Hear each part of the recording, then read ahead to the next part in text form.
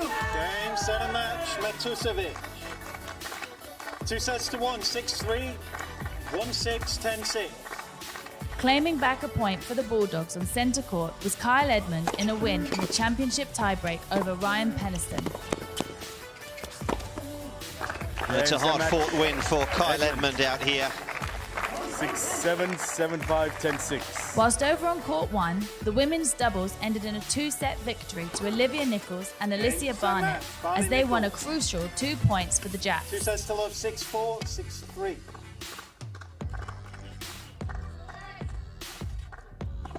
With the backdrop of a setting sun, Jamie Murray and Heather Watson were unstoppable as they took the final points of the day to put the Jacks within reaching distance of the British Bulldogs.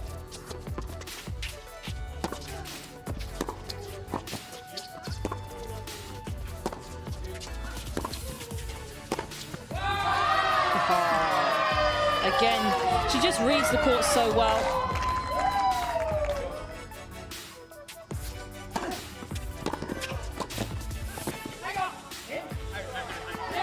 The Union Jacks back the 3 points. A huge victory in the grand scheme of things. And the water balloons come raining down. Of course they do.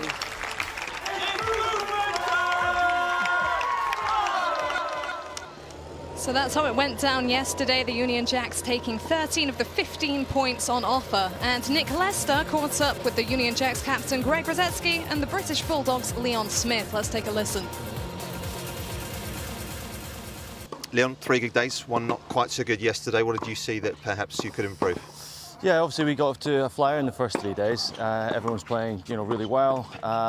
Look, in this sort of format, you're allowed 1 day of a bit of a lull, and that happened to us yesterday. The Jacks came out really strong, played well.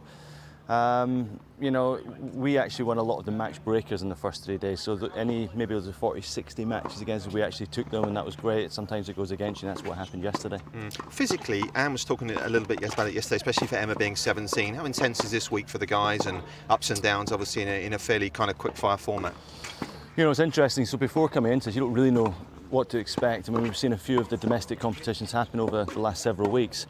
And being here and being courtside, this is very intense. I mean, okay, you see a lot of the fun around the side of the court, of course, there's all that, but actually when it comes to the matches, they are going at it. They really are taking this absolutely seriously, and so they should, because this is going to help them so much as the international tour resumes again. So, it takes a lot, and you've got to manage this, playing 7 days in a row. We've got the heat as well to contend with. That number of matches, 60 matches to get through a week. You've got to do a bit of managing of who can play what throughout the week as well. Plenty of good ones today. The men's singles probably stands out with Kyle and Dan. From Kyle's perspective, having taken a couple of defeats to Dan, what sort of frame of mind do you think he's in, and perhaps what can he do to change it around? Well, I think he's, that's the last couple that Dan's got the better of him, but, there's not that much in it, and he's just got to tighten up a few of the areas of the game and execute. He plays such a high tempo, Kyle, and obviously what Dan does well is he defends extremely well, so one more ball comes back.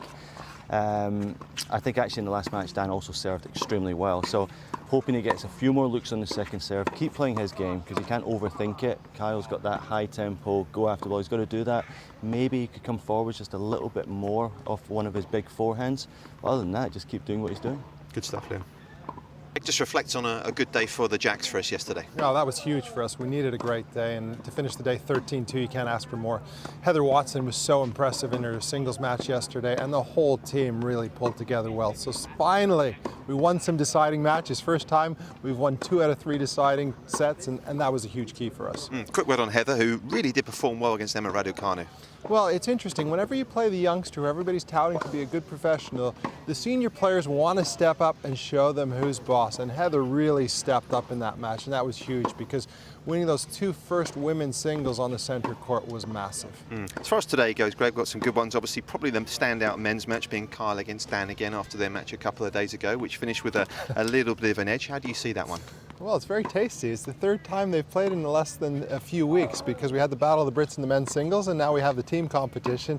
So, I still feel like Dan's got a little bit of edge because the conditions, it's hot, it's steamy, it's warm, it's a little bit blustery, and that favors Dan with his variety because Ketters likes it when it's a little bit cooler. So I'm edging my man to find a way to win that one. Let's have a look at today's order of play. Naomi Brody looking to rediscover her singles form against Eden Silva. Ryan Penniston pushed Kyle Edmund close yesterday. Good prep for his clash with Cam Norrie. Lloyd Glasspool dominating on the doubles court, teaming up with Katie Bolter to take on Liam Brody and Harriet Dart. 3 points there is huge. Centre court, Jodie Burridge looking to launch yet another day with victory as she faces Beth Gray.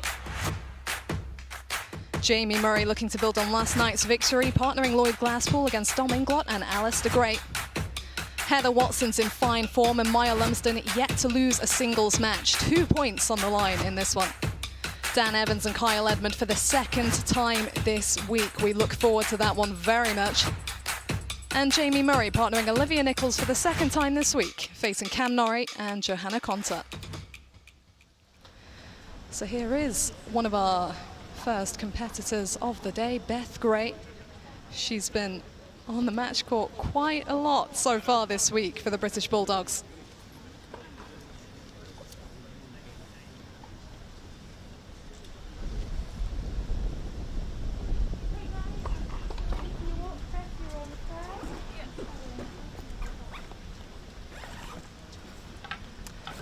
And at the corner of your screen, Jodie Burridge looking for another victory.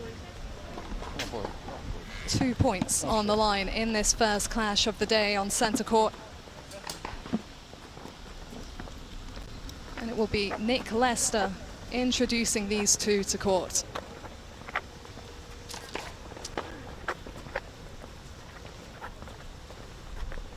It's day 5 of the Battle of the Brits team tennis. First on to court for the Bulldogs, it's Beth Gray.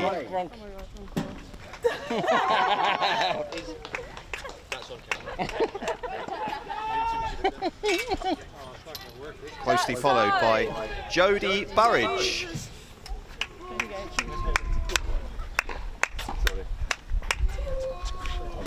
We'll pick up on that. Yeah, for sure. That was hilarious. Beth Gray so used to playing on court number 1 that she started to enter the wrong arena. And then she's come to this bed. She hasn't played on this one. No. This is your court. Oh, that's one way to start the day. So here we go to launch day 5 on centre court, a clash between two of the most match-tight and often used players in the competition. And Jodie Burridge showed gritty determination to get the Union Jacks their second match tiebreak victory of the event yesterday. And Beth Gray is competing in her 6th match for the British Bulldogs. Beth, all the best, Thanks. Thank you. Go on, miss, you can do this, Yeah. You really can. It's Abigail Johnson here to take you through this one, and alongside me, Naomi Cavaday. Hello, Abby. How are you? Good. Yeah. It's definitely going to get hot and steamy today. It was fairly warm yesterday, but it should be jumping up a little bit in temperature. But some really interesting matches. Haven't seen this matchup so far this week. An interesting challenge for Burridge in taking on a lefty. So there's going to be some difficult or some different things for her to look at in this sort of match. Yeah, should be peaking at 33 degrees today, so these two might be pleased to get on court a little bit earlier in the day. They've got a little bit of breeze as well. No, thank you. Have we got ice towels? They're going to be coming, they're not here yet. I'll get on to that. Is there anything you need? No. Water's going to be at my chair. You don't have coolers, is there? That's all right, yeah. So it's the same as it's been every day. Just keep playing till you hit the ball, and you can sit down like a normal man. There's no, Oh, really? yeah, because it's so hot. It'll And be is it silly still to- 60 seconds though? Yes, yeah. 60 seconds, 3 minutes warm. Yeah. So heads, tails. Tails, please. Tails. Tails. Receive.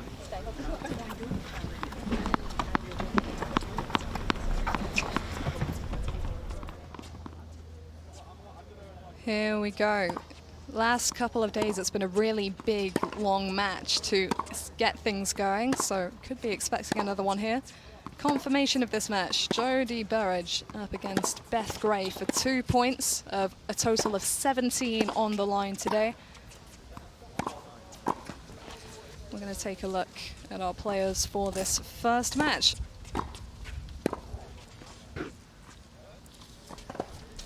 Jodie Burridge on the near side here. She's contesting her 5th match of the week for the Union Jacks. She's won 2, lost 2 so far. Won 2 of her 3 singles, more importantly. 21 years old, ranking at the moment of 289 with a career high of 233.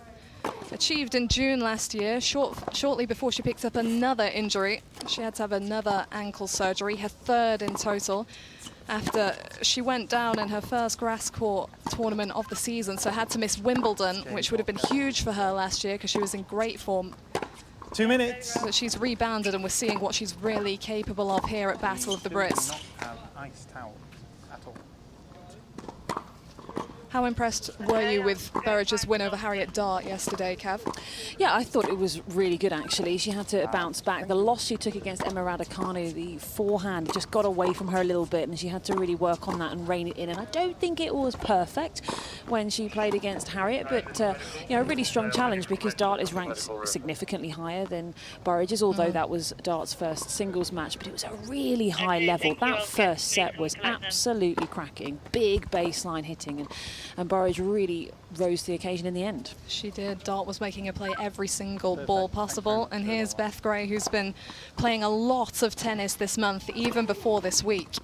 She was competing hard over at St George's Hill. I think she'd played about 20+ matches coming into this one. A lefty, as we've said, which could add an interesting look to this match. And ranked quite a bit lower than Burridge at number 607, but when you're that match tight, it kind of cancels out the ranking a little bit, right?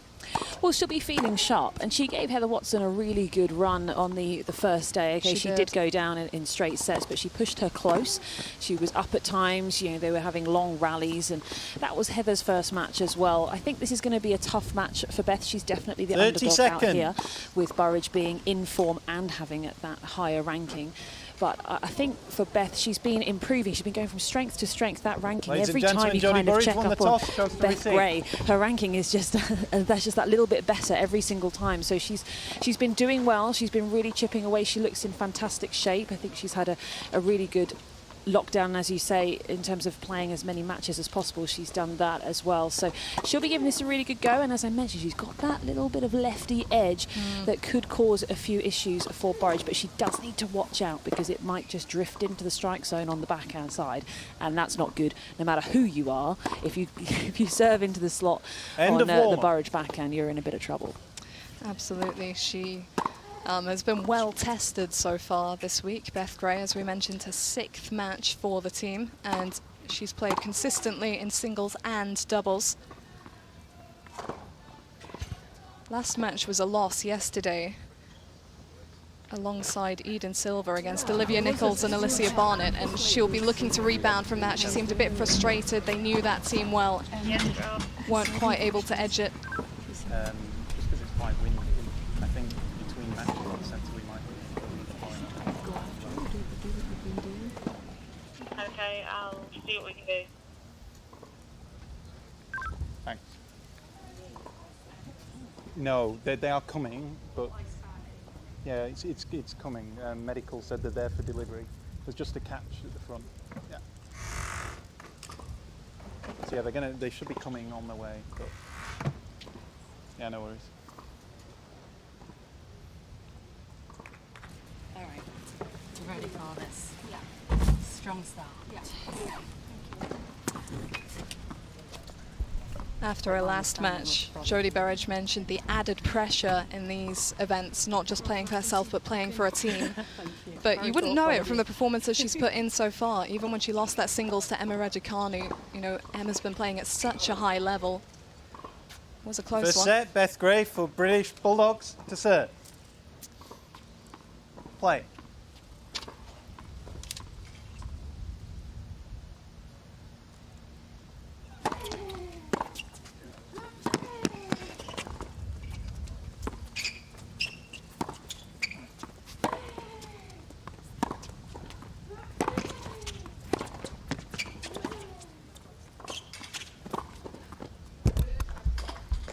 Well, you can already see that Love 15.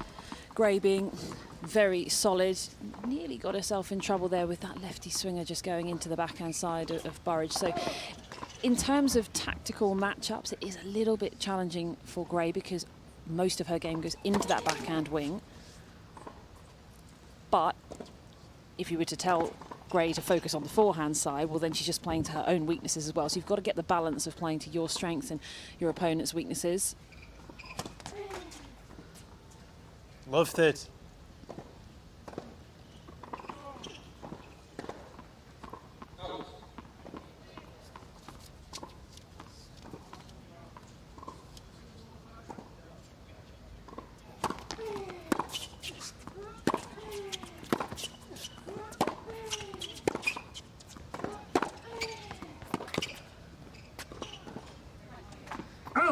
Good positioning for Gray. Played the whole of that rally up on top of the baseline and eventually drew the short ball that she was looking for.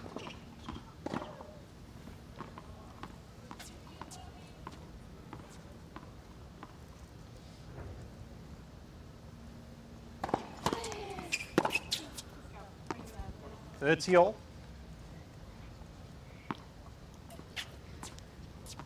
It's always a little bit quieter on the benches right at the beginning of the day, but throughout the first match, they gradually fill up.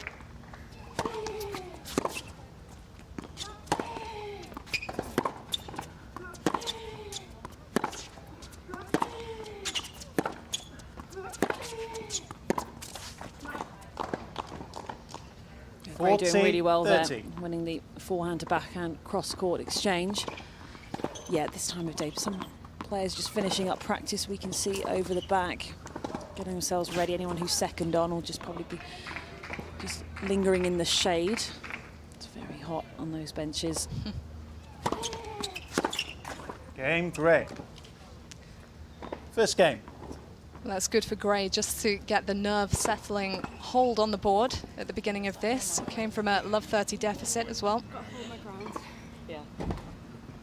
When she goes deep, but I mean, you need to push back the urgency with the legs. Then straight back up the court again, yeah? It's not really working, I'm not doing it. Here we go, come on.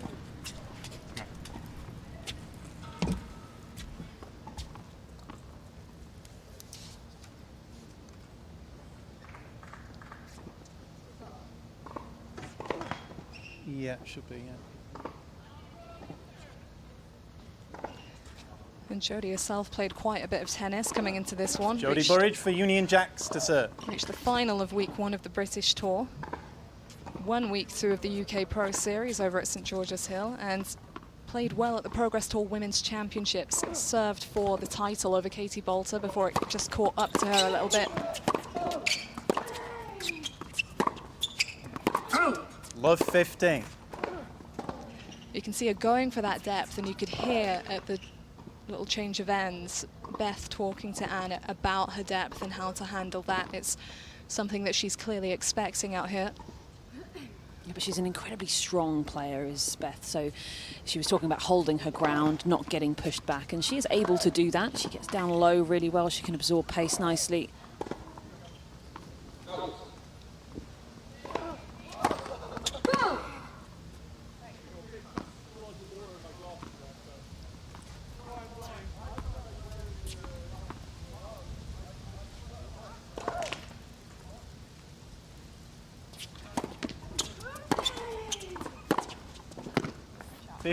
Oh, that's huge stuff off the backhand.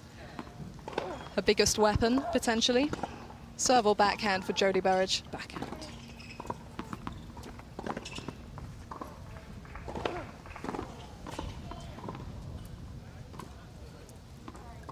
Wait, please.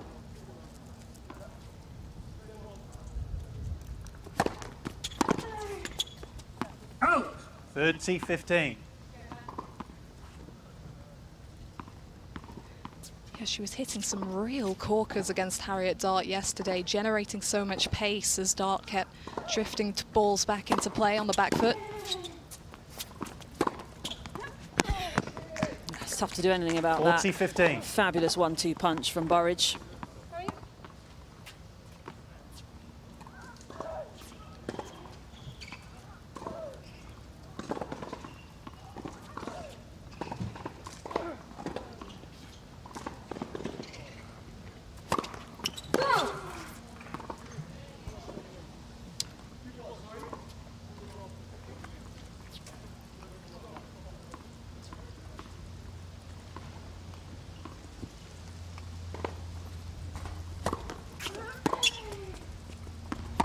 Game, Burridge. Smart serving from Jodie Burridge One game to all. get on the board here. Now, it's interesting. I spoke to Lissy Barnett and Liv Nichols after they got their win on court 1 yesterday. I said, what do you think's made the difference for the Union Jacks today? Because obviously they were so far behind and they got the momentum going. And Liv said straight away, Jodie's win, beginning of the day. You know, she was down in the match tiebreak. She lost the first set. And they said her ability to come through really got the team going. So she did a big job yesterday, Burridge.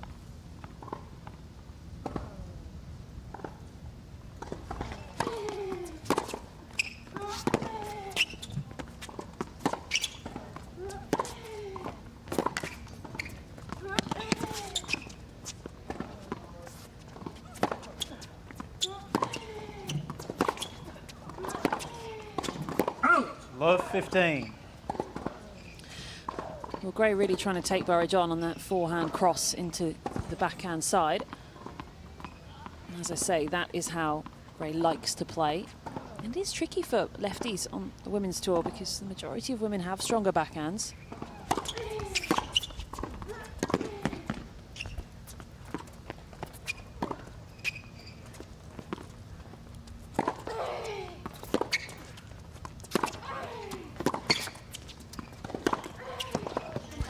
Exactly what she was talking about, holding her ground 15 there. all.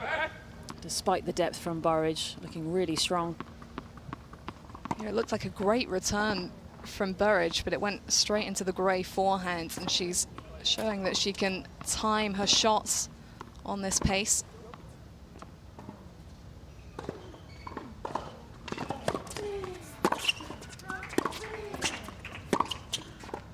Out. 30-15.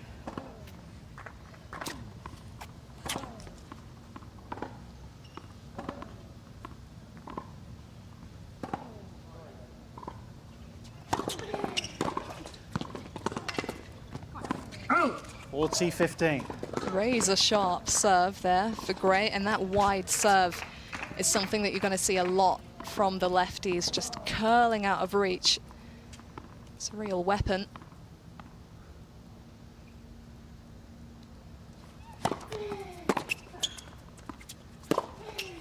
Out. 40-30.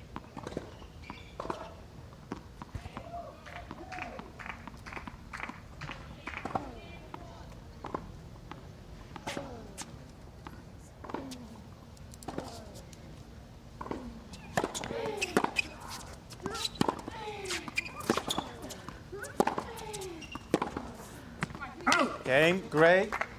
Gray leads 2-1. Well, that's a good game from Beth Gray. She's made all but one of her first serves, and it's paying off.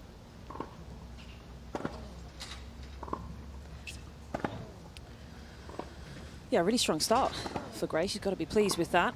Really matching Burridge for pace, and Burridge looks a little bit concerned, I think, in the early stages. Yeah, it's interesting that she was love 15 up, Burridge, and she treated it almost as if she had break points already and seemed really frustrated there when she didn't get the breakthrough. She's just chucking it up in the air whenever she's out of position. The good thing is you managed to get her in position, so you can take a few chances, unless it's too high.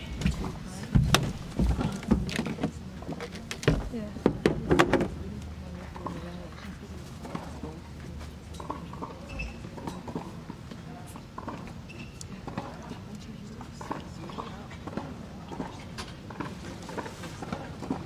Time.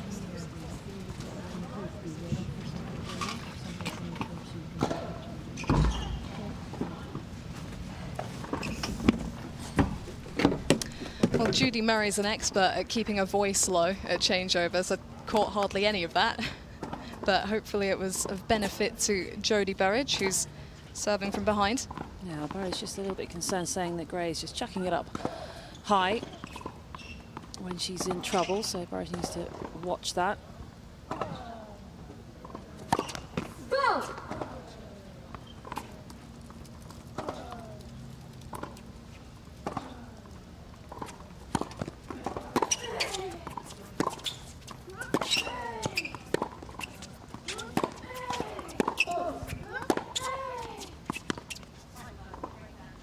Love 15.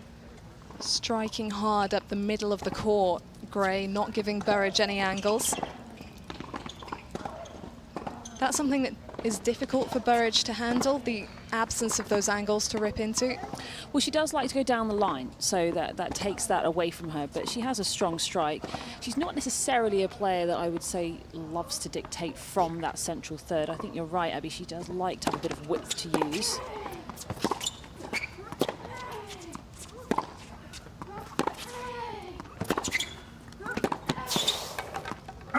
Just like that backhand. There. 4 marks for effort from Beth Gray. Showing us the split. She did say in her little bio that her alternatives career she would have been a gymnast, so... Nice spot. Oh, wow. There we go. Proper flexibility. I think she could do that anyway. Do both at the same time.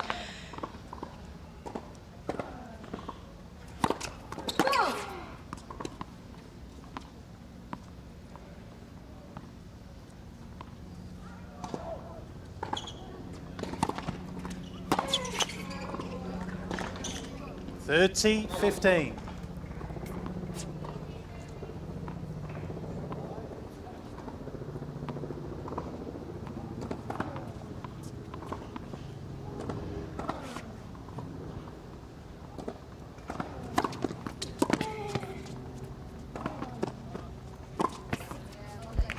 That was a really well-placed serve from Burridge. Lots of pace injected into it.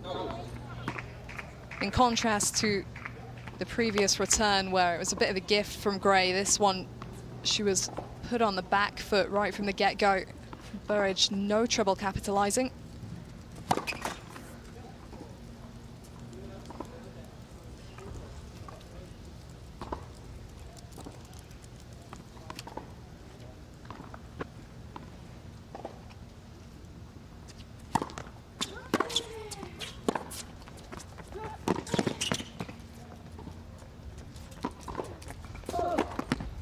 Game, Burridge. Oh, she controlled that return Two well. games all. Came quick to her feet, but Gray's efforts backfired on her there because of just how well Burridge was able to handle that one.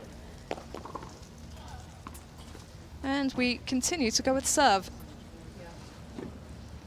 Yeah, just to give a little bit of context in the background for Beth Gray, her highest win, her biggest win, was in 2018. She beat Isabella Shinikova 4-6. She was ranked 270 at the time, Shinikova.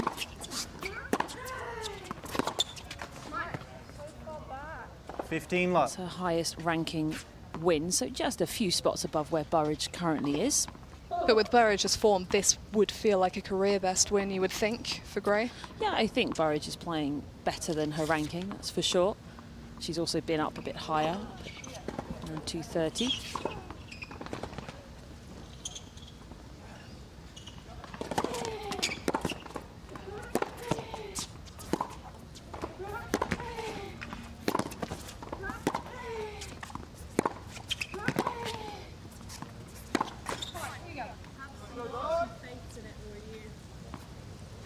$30 left.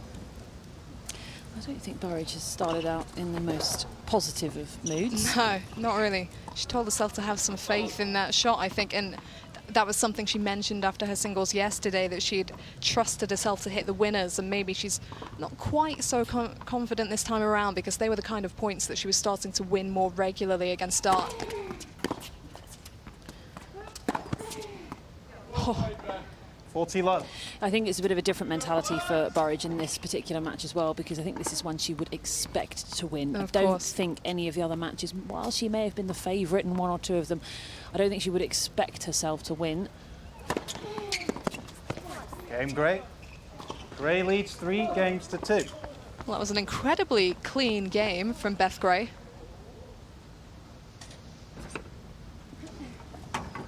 Feel all right? Use the ice towel. It's hot.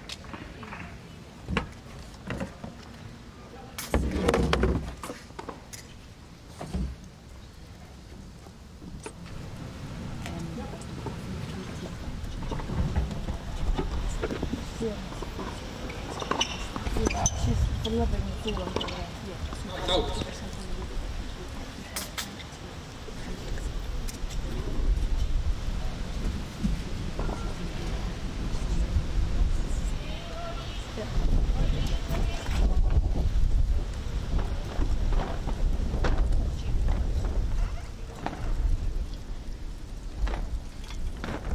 See the ice towels out for both players. Unsurprising in these conditions. Time. Bit of light relief. How did you find playing in the heat, Cav? Do you know what? Weirdly, it was actually okay. And I say that, and I know that the viewers at home can't see me, but I'm rather fair when it comes to it. I'm not built for the heat. I do quite enjoy a grey drizzle, I must say. Feel very British in that. Yeah. But, you know, I mean, we've played in extreme conditions out in the States. And I remember one time playing the Australian Open and I had to change my pair of shoes because my shoes had started melting onto the court. Oh, my word. The rubber on the sole felt like I was sticking in gum. I was walking in gum the whole time. Wow. But it is it's something that you do just kind of get used to. The first time you're in it, you think there's just no way. There's just no way this is going to happen. This is impossible. But you just start the match, you get going, and you do find a way. You have to be so diligent, though, with the preparations, with the hydration. You need to go onto court a little over-hydrated.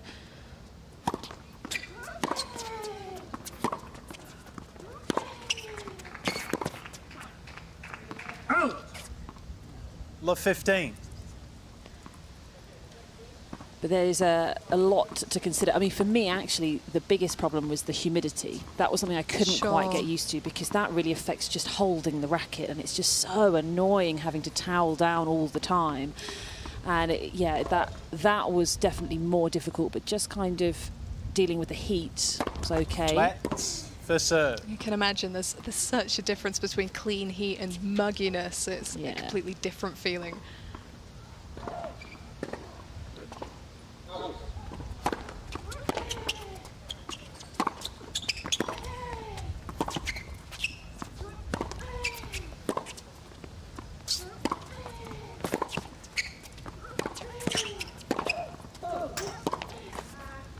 It's a good level, though, from Gray. You can see exactly what she's trying to do.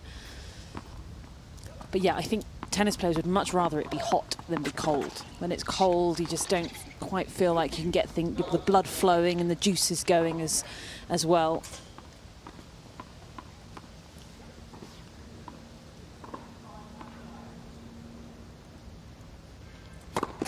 Let's for serve.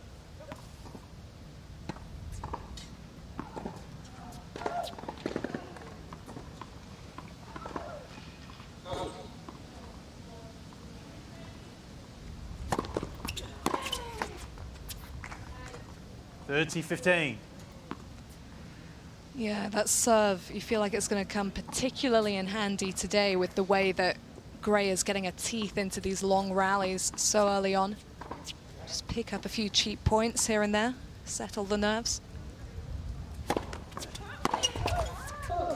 40-15.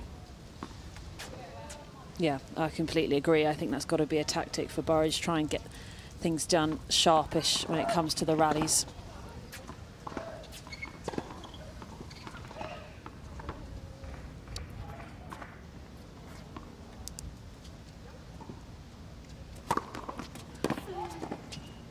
Game, Burridge.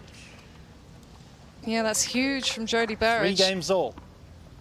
Beth Gray only landing 60% of her returns, so not even giving Burridge a ball back in play a lot of the time. And if that continues throughout this set, it could come back to bite her in the business end. That said, she looks really impressive in the rallies early on. Really confident and strong.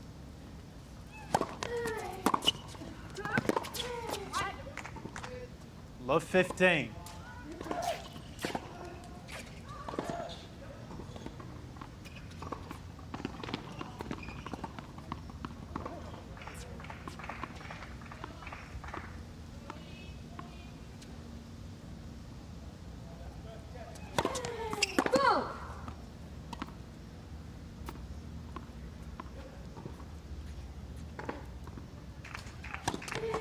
Let, second serve.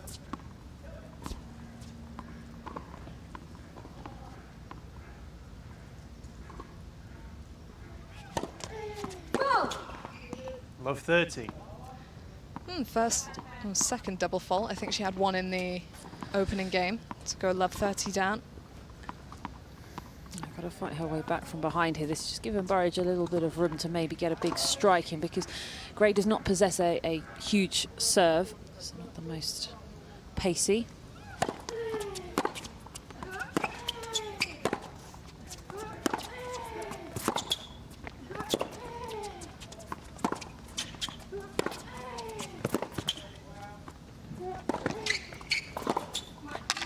Oh, key point for her to win that. 15-30. Yeah, that's the sort of point that Gray will be enjoying, keeping those rallies long and just getting herself up inside the court. The difference actually in first serve pace on average at the moment is 10 miles per hour. Burridge has got a bit more juice on her first serve. I do think Burridge might be able to step up and really go for those returns a little more, especially in a position something like love 30.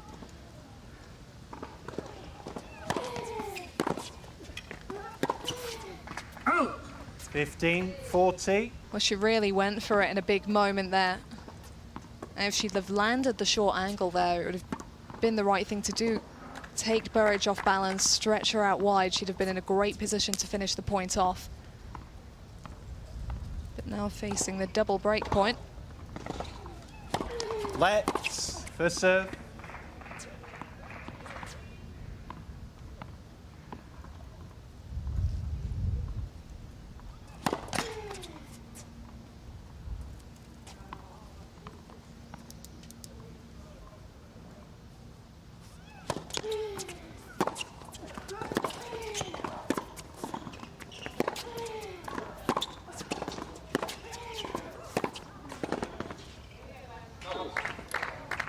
$30-40. Bit of a chance missed for Burridge. It was a big return. Got her teeth into things early. Gray, though, handling that depth once again. Strength in the legs, taking it on.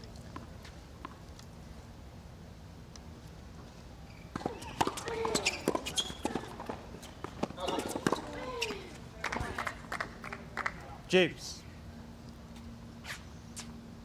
Not the first 1-2 winner we've seen from Gray off the forehand wing.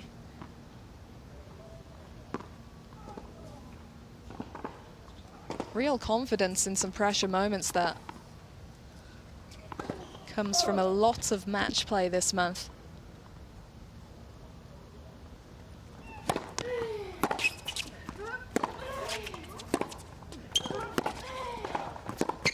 Advantage, Burridge.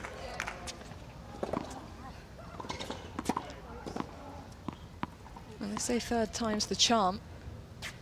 Burridge has looked frustrated out here early on. See if she can find the composure to get this one on the board.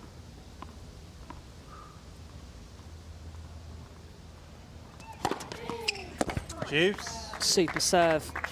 Nice switch up down the tee, because on the previous point from that advantage side, she had gone with that swinger and it had worked to great effect.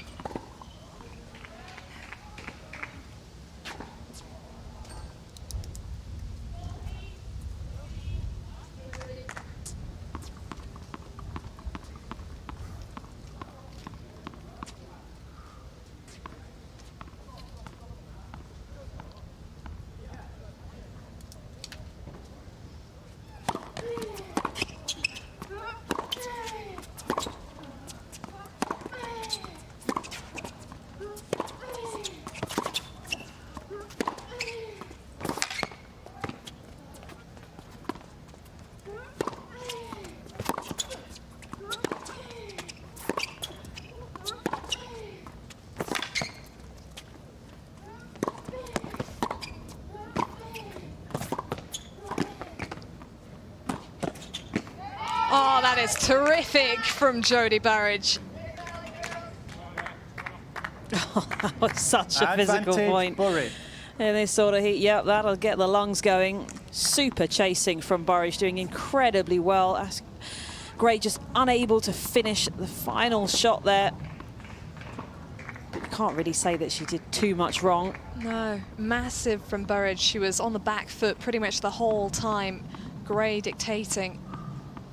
I think Burridge has just got to be a little bit careful, because if we're assessing the 6 games or so that we've seen so far, I'd be saying that Gray's being the more aggressive, and that is not the way Burridge would like things to be.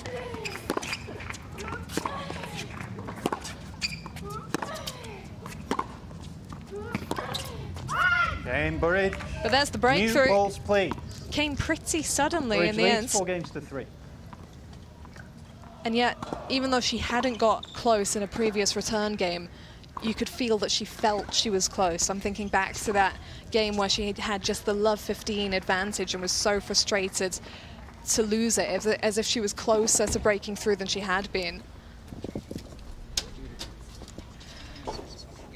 Hello, Jodie. How are we feeling about the opening stages here?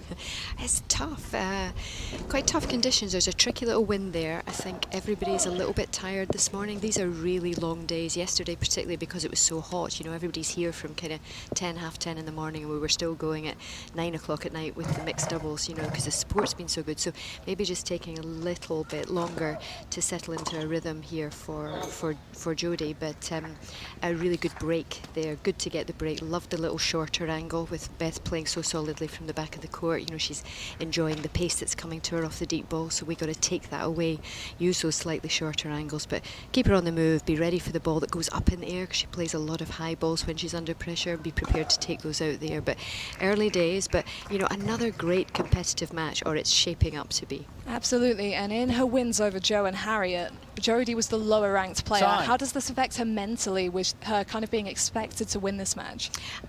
I think that's what we have to make sure that they don't think about that. This is about playing the ball. It's not playing the ranking or the score or the player. This is about playing the ball and getting the point for the team.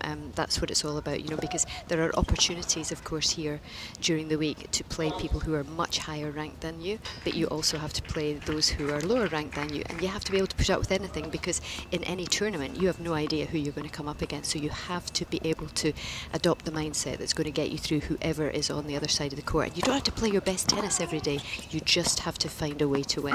Thanks, Jodie. 15 love. Insightful as ever from the Union Jacks captain.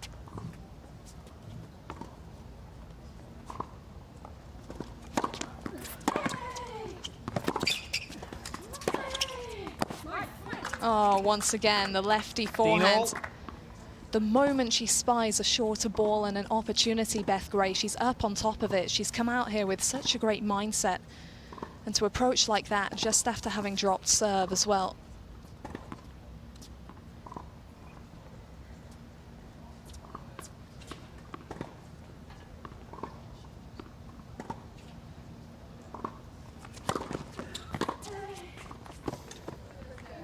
Oh, 30-15. Huge out wide. A lefty would be proud of that one.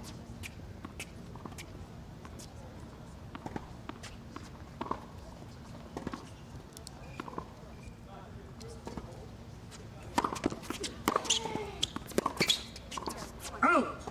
30 all. And Gray's return of serve down to 56% in play now. And there you get an idea as to why, because she's looking to take advantage from the first shot. She's looking to drive these returns, put the pressure on early, and therefore there are fine margins.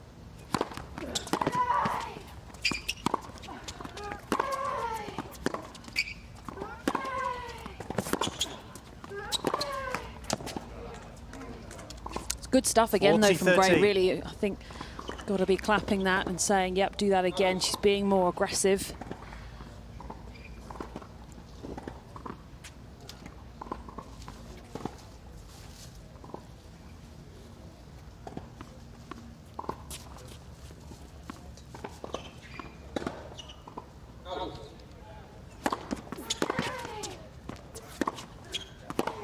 Juice.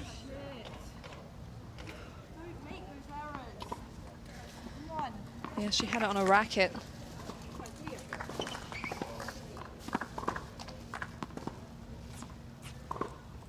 Backhand's better.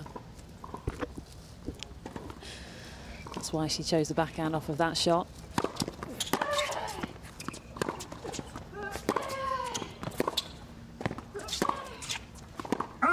Advantage, Burridge.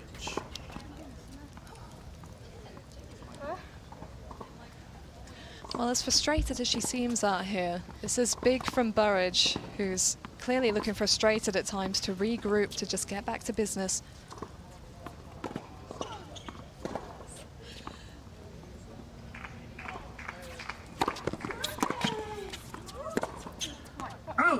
Juice.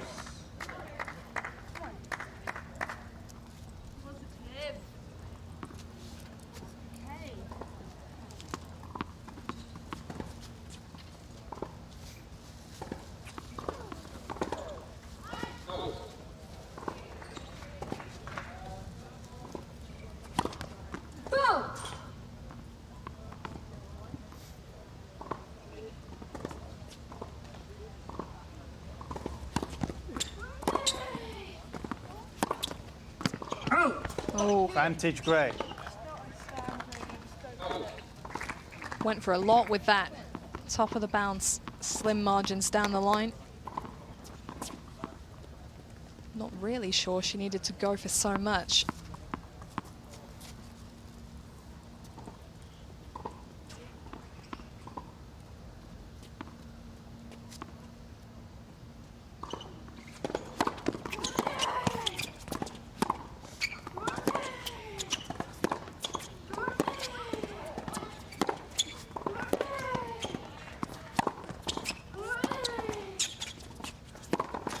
Game Gray. Well, you've got to applaud Beth Gray's attitude out here. 4 games all. Got broken, having been doing all the right things, just making a few too many errors. And she just keeps doing what's been working to get back level. And that's really going to wind Jodie Burridge up, because there were some moments that she could have closed things out there and she was just too erratic. Yeah, she'll be frustrated there because she had done such good work. I mean, to get that break, it was so tough. It was really hard fought, and then the break for Beth just kind of came a little bit easier.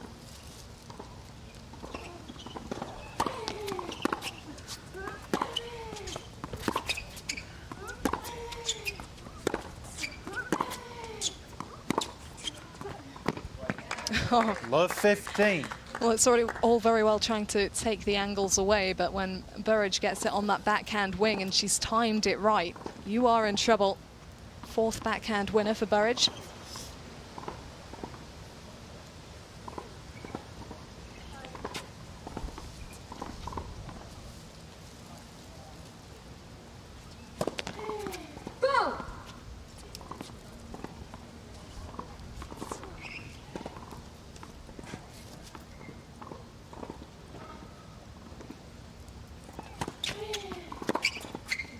Oh! 15 all.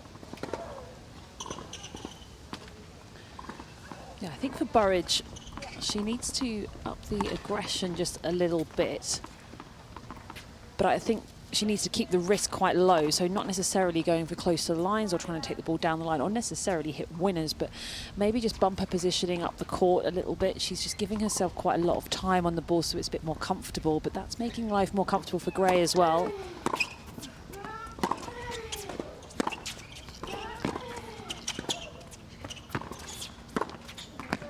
Yeah, that's much better. You could see there just getting the feet up to the baseline. It just gave her so much more 30. angle to play with.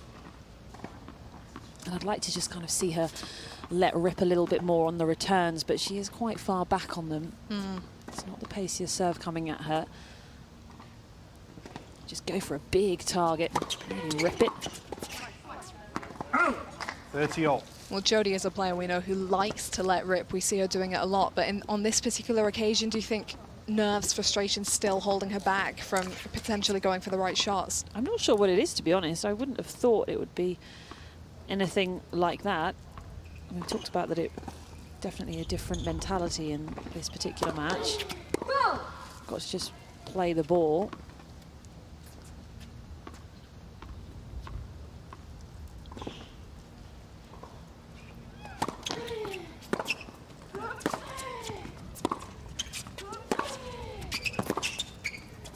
Oh! 40-30. Yeah, there's a difference, isn't there, between just striking with depth and then actually doing something with that depth. I mean, if Burridge is just rallying consistently out here, great depth or not, Gray is going toe-to-toe, and as being the more proactive, it feels, in the rallies.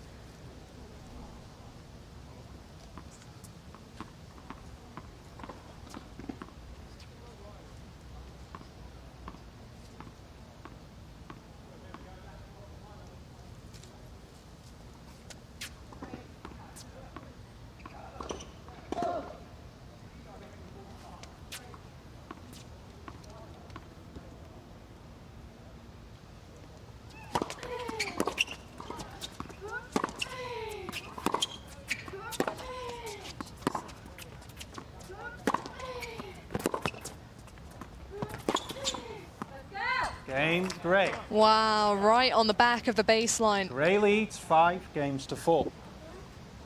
Well, you've got to hand it to Beth Gray. She's stepping up and going for her shots. All that confidence she's picked up this month with a lot of match play, a lot of match wins, showing itself in this particular clash. Yeah, you can see with the Gray game that she really is so solid. You just see there, Burridge got to be a bit careful there. She slapped the ball away. Nearly got Gray. Wasn't on the full, so I don't think would have hurt that much. But so a little bit of a tricky breeze. The new balls as well. So you need to kind of back a lot on the net. I think you've played some really great points where you've served very wide turn on the back end, and you've pulled a really wide with your forehand, and then you've created a space to go into. So I think you can get a good finish and build it to her backhand, step up, go faster to forehand when you get the chance, be ready if she pops it up. You've got to be lively with these. Time. You've got to be really positive up here. You've got to really fight for every point. She's not going to give you very much. You're going to have to work for it. You're going to have to be patient. You can do it. You can do it. You're better than she is. Well, you've got more. You've got so much more than that. that's exactly what you need to hear from a captain. Just a reminder, come on, you've got to up your level here. You've got it in the locker. Gray presenting a really strong challenge at the moment. But as we can see from the level that she's been playing, she's got great strikes, really nice movement, a fabulous attitude on the court. Really, it is excellent. But just lacking in that finishing power that maybe Jodie Burridge has. You know, there has to be a reason why there is such a difference in rankings, and I'd be putting it down to that, just that raw power just to finish off the points.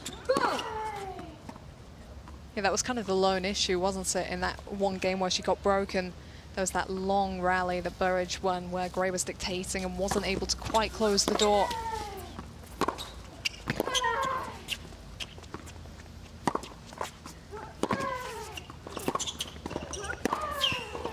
Oh! 15, look. A really important game here for Burridge, and some strong stuff from Jodie Murray at the changeover. She just needs it straight at this point, Jodie, I think, to cut through all the negative thoughts that are probably floating around her head.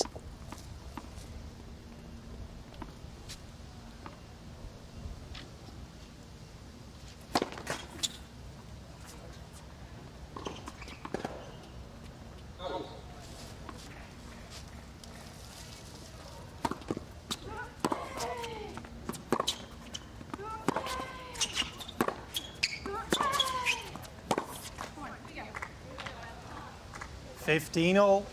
I think something Jodie said with our chat with her at one of the previous changeovers is quite key for Jodie here. She said, you're not going to play your best every match, but you have to find a way to win anyway. And we've seen a lot of Jodie Burridge playing her best or close to her best recently. This is a match where she's not been able to quite find that level, and so she has to think through this one a bit more.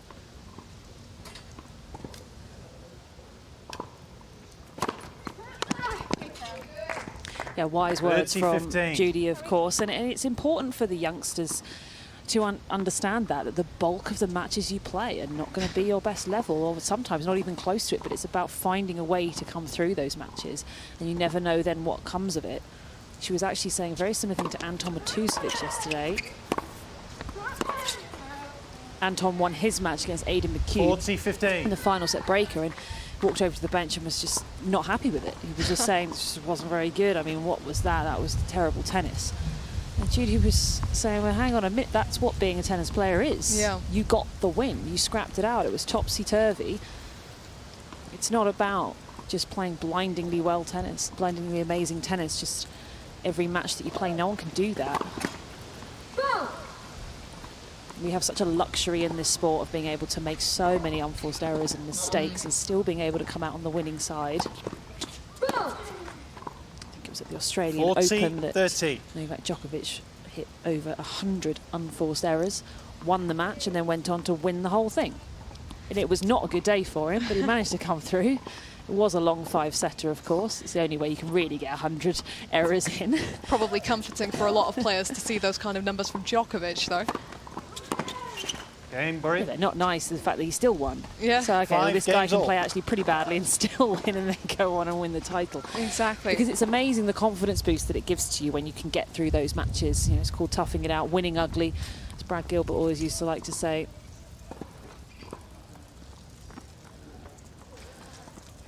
But it is something that it's quite a common theme with the youngsters and with the less experienced players, that they are always searching to play well. And actually, before they go on court, they say things like, I just want to play well. And actually, that's a really high standard to hold yourself to, because also as a coach, you then need to say, well, how are you going to make yourself do that? You've got to talk about sort of the content and actually the steps to get there. It doesn't just happen.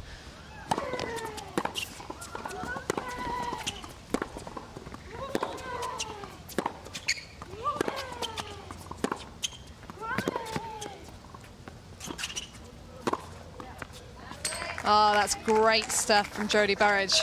Love 15. But the problem is that occasionally it does just happen. You walk onto court and you just could swing the racket, and the ball just go exactly where you want it to every single time, and you feel totally unstoppable. And sometimes there's that search, a never-ending search for that level again, and it's actually, that's the unrealistic. You just got to take that and say, okay, that was great, played a blinder, and then we move on to the next one. To expect that every time or to look for it can really get you in difficult spots.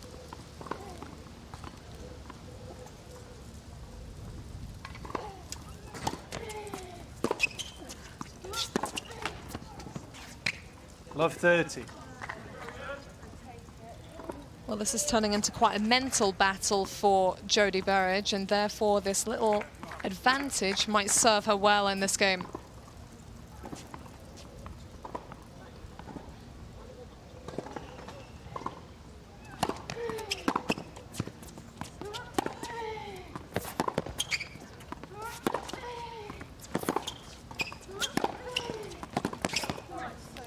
Oh. 15-30. She's getting pushed around here, Burridge. Don't think she's enjoying it. She's still in a strong position, as I say, 5-all and a little bit up in this game, but I don't think she's having things her own way.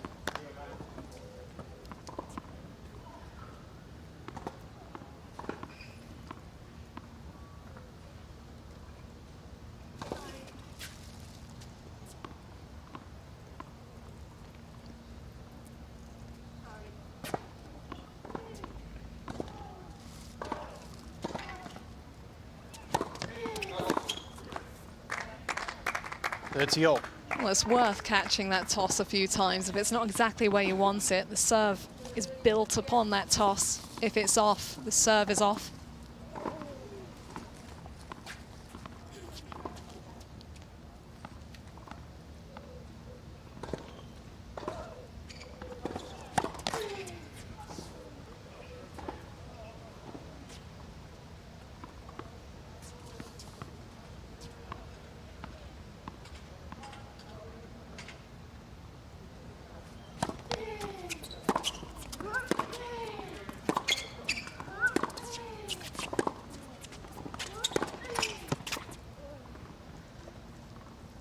$30-40. I thought that was really well handled by Burridge, those balls coming so deep in the court and giving Gray a little bit of a taste of her own medicine on that occasion. Yeah, again, another great point from Gray, just the finishing. Setting herself up really nicely.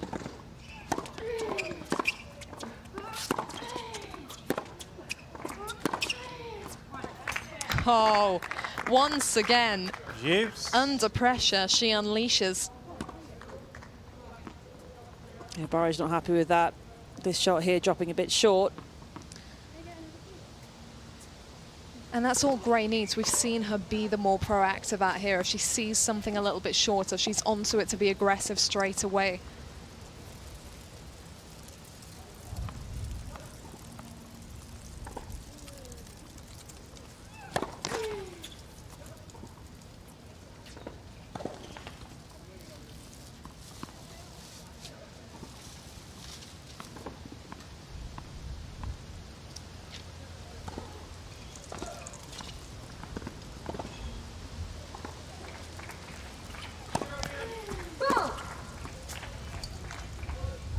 Advantage, Burridge.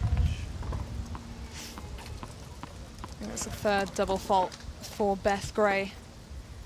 And that one could turn out to be the most costly. Burridge needs to lock in here.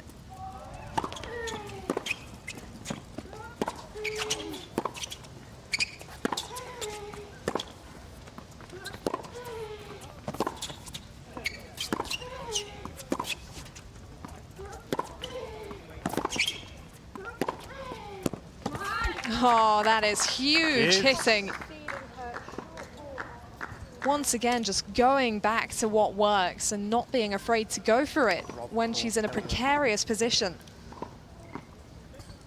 Yeah, and Burridge is not really committing through the shot here. You just hear her muttering to herself, saying you're just feeding her short ball after short ball. And whilst I think that's a little bit harsh, they are coming in, and every time Gray is capitalising brilliantly.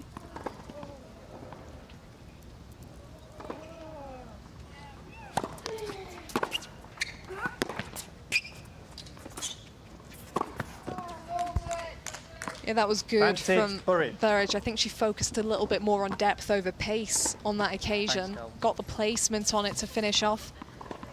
And showing the difference there, the potency in her finish as opposed to Gray's.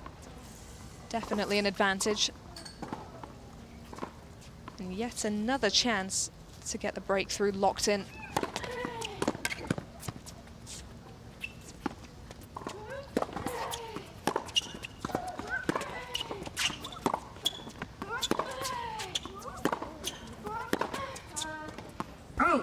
Game Burridge.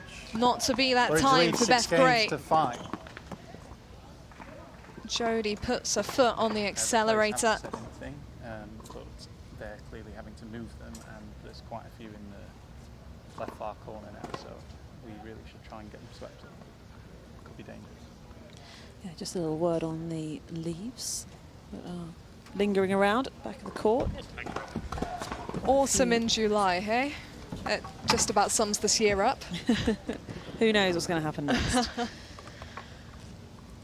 But yeah, the problem is that if you just happen to slam the brakes on when you go out wide and are on one of those leaves, you will slip.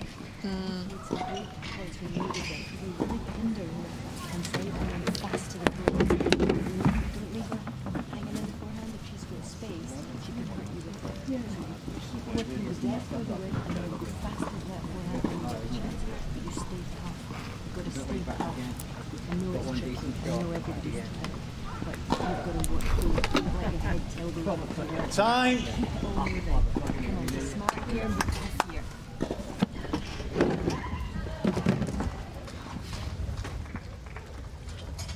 Jodie with a bit of sympathy there for Jodie, saying, I know it's difficult, I know people are tired, but you've just got to keep going.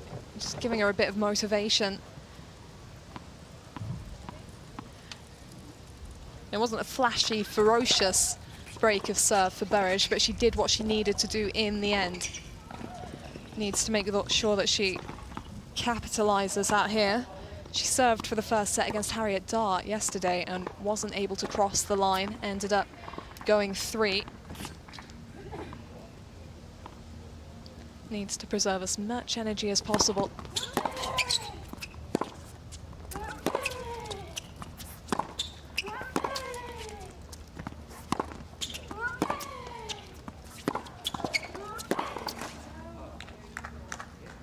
$15, love. Well, that's a confidence boost of a point to win at the beginning of a huge game.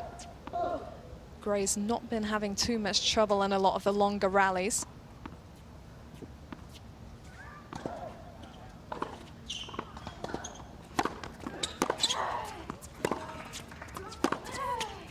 Oh. 30 love.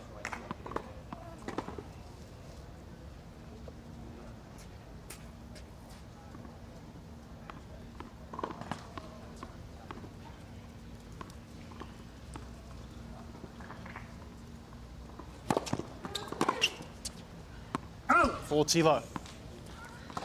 Well, she's changing it up out here, Jodie Burridge. Her reward, triple set points.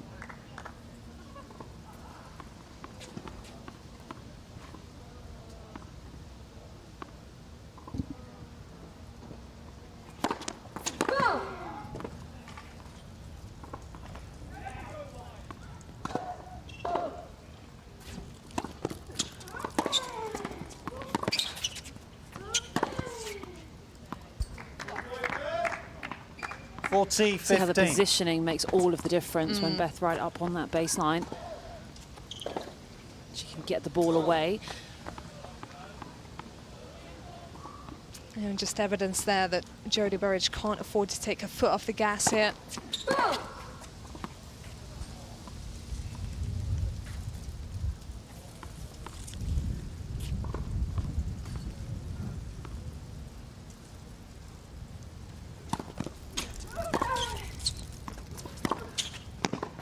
Game in first set. It was a long, Burridge, grueling 7 set, games to 5. 52 minutes in length, but she got the job done.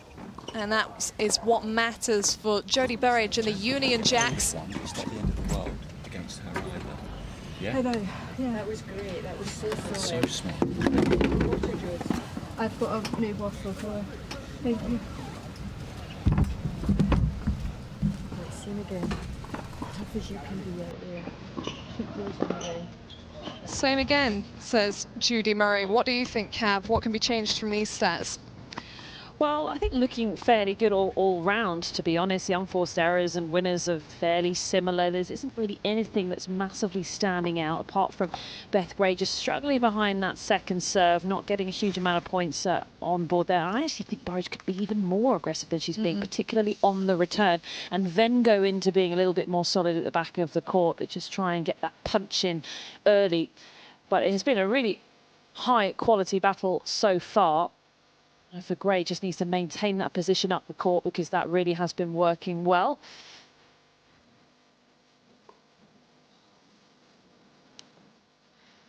Yeah, Burridge will be pretty relieved, I think, to get that one in the bag.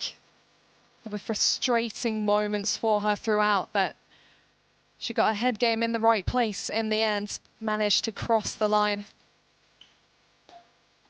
Still a way to go. If Beth Gray can keep at it and get this next set, we'll be headed for a match tiebreak. So all to play for out here on centre court.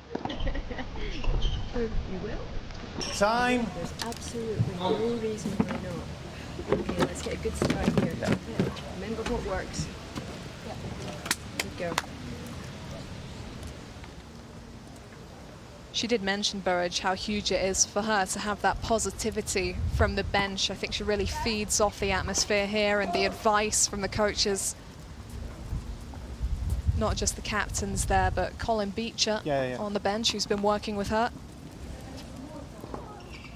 Yeah, I think it's just the big ones. I think that's all we have. Oh, right, thanks.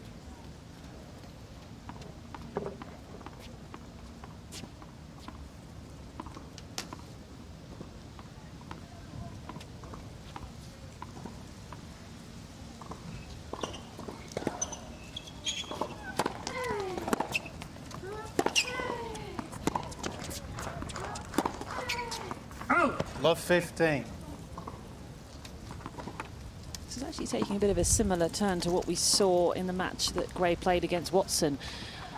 Definitely showing that she can have the effect, but just the consistency of producing it over and over and over again against these higher ranked players causing a problem.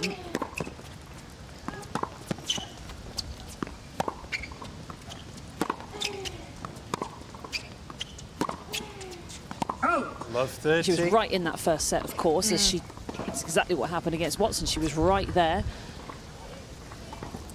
So for Gray, in terms of the next stage of her tennis, she's got so much about her game, which is great. And as I say, it can impact the likes of Burridge and Watson. And it's just about tying it together.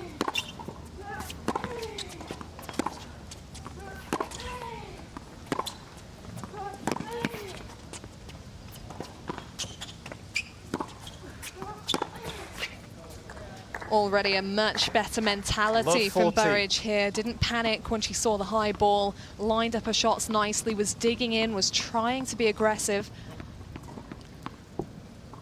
Get a good start here, said Jodie Murray at the break after the first set, and this could be a huge start. Triple break point.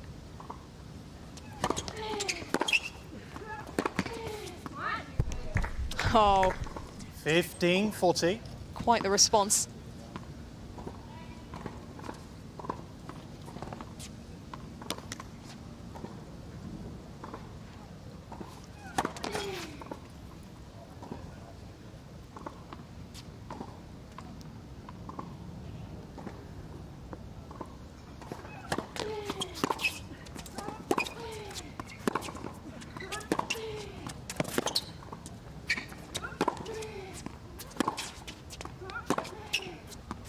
Game buried. There it is. First game, second set. And that's changed the feeling of the match a little bit, because all the way along the wire in that first set, it was so close. Every break was a battle. A lot of the holds were really close. And now Burridge breaking through pretty straightforwardly, really, to open the second. Good tee.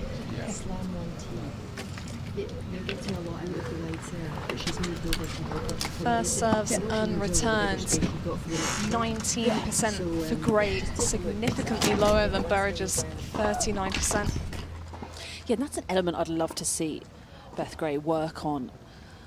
As I mentioned, the base level of the game is really, really strong. The movement's looking good, so solid off both sides. The technique's lovely. She's got that nice lefty swinger as well on the serve. But if she could get more pop on that flatter serve down the tee, because she does go tee, but it still has quite a lot of cut on it. So it drifts into the returner, so they don't have as far to try and get it. And it also means you lose a lot of pace off of the ball as well. And if you can complement the lefty swinger with a big flat pop down the tee, I think that would make her service games and life in her service games so much easier. 15 low. Well, that's exactly what I was talking about, Jodie, but I wasn't talking about you. Something like that. Clearly she heard. Maybe just freeing up a bit more now, Jodie, because she wasn't getting too many free points off that serve as we went further into the first set.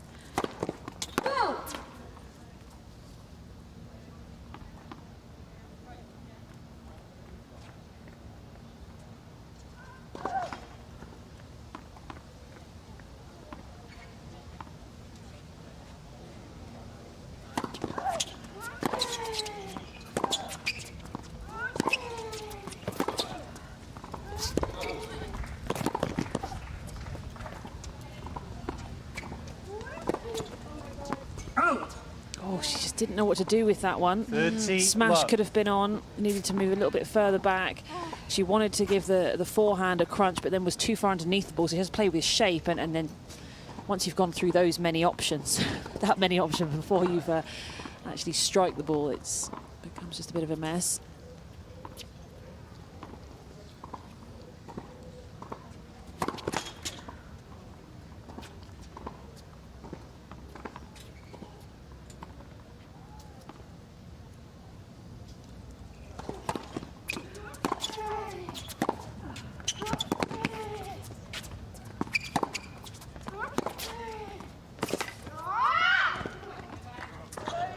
Used her momentum on that shot down the line. I was just thinking, Gray, obviously a really good doubles player. Are you surprised that we haven't seen her move into the net a bit more during this match, or do you think the depth of shot has just been holding her back a bit? It's a combination that it is pretty tricky to do it against Burridge. It's a relatively flat strike and pretty deep. She's getting herself in a good position because she's up the court, so she might be able to make a charge. But she would have to really choose the right shot, and she would have to go some. It has to be a full sprint forward, not just kind of the nice cruise in and look for the knock-off volley. Well, she's only come to the net 3 times.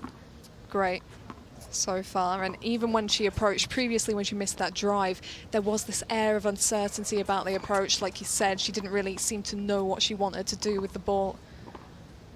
Has to fully commit if she's moving to the forecourt. Oh, the brutal backhand. 40-30. At the biggest moment. Yeah, we're just starting to see Burridge a little further up the court more often. She's throwing in fewer short balls than she was in the first set. Game buried. Well, that was an emphatic close to a game that started to look a little iffy for Burridge. Seemed that she'd open the door, but she does slam it shut again. That's a third ace, sealing the game in style and consolidating the break in the process.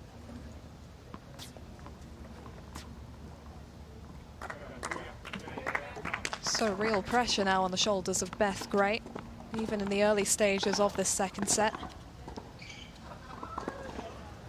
Key game to stop the momentum.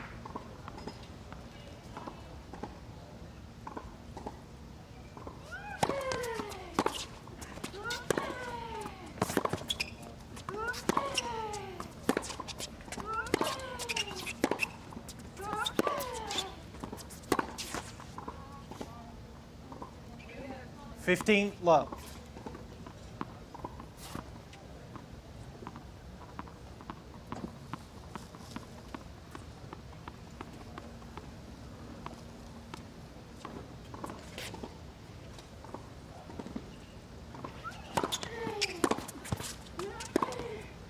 Oh. 15 all. Just rushed that one a little. Could see what she was trying to do, though.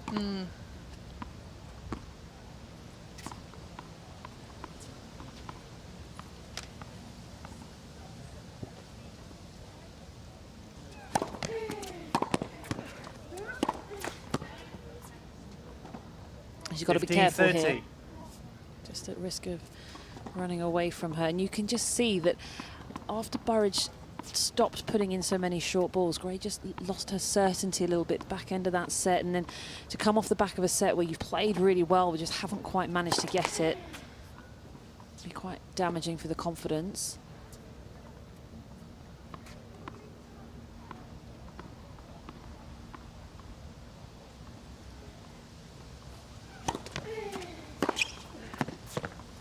Oh, well, she's been trying to avoid 15-40. that backhand, Beth Gray, and that shot tells you exactly why.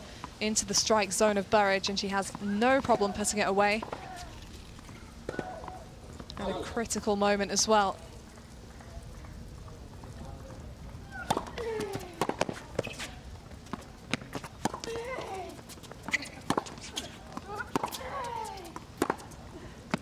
Oh. 30-40. Just had the depth there. If she's going to go to the Burridge backhand, she needs to get her right behind the baseline with it so that she doesn't have the opportunity to dictate or to line up in the way she wants to.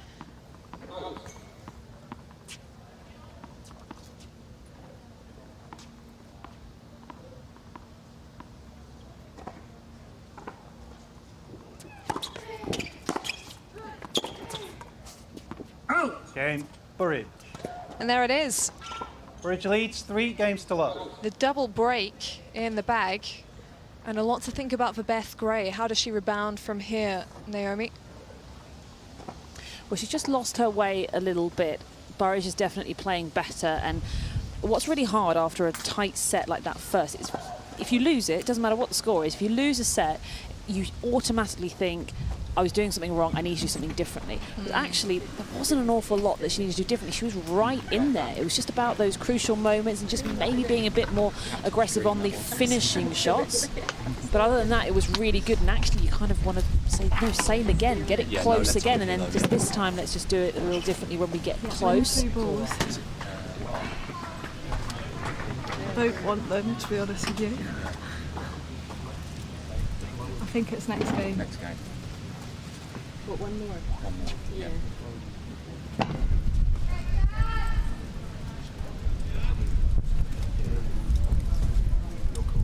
Low letter.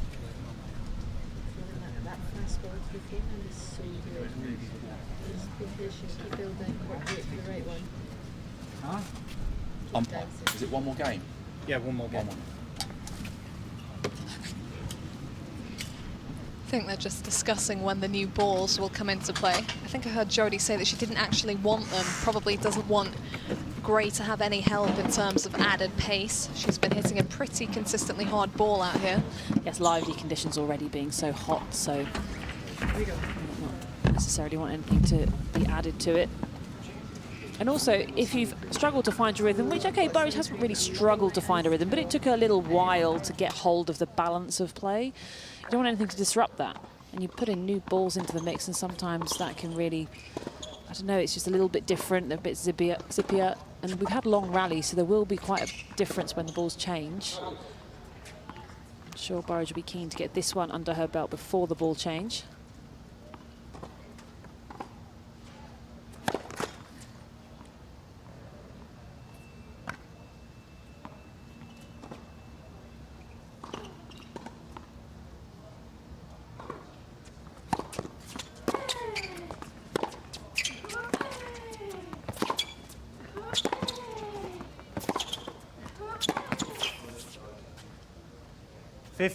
Much better court position from Burridge.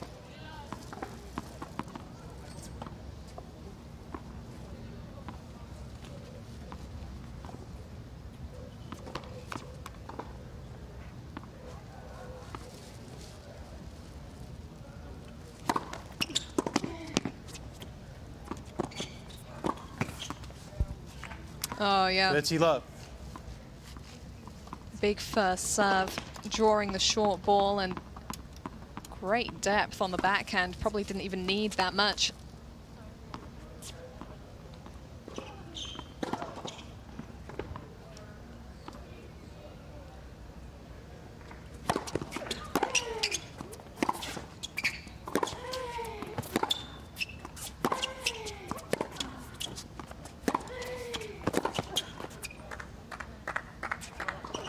$30-15.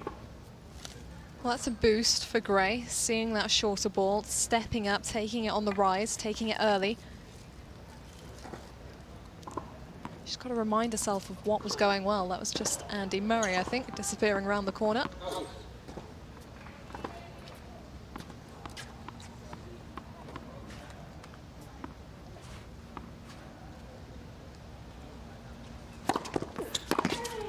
What now? 40-15.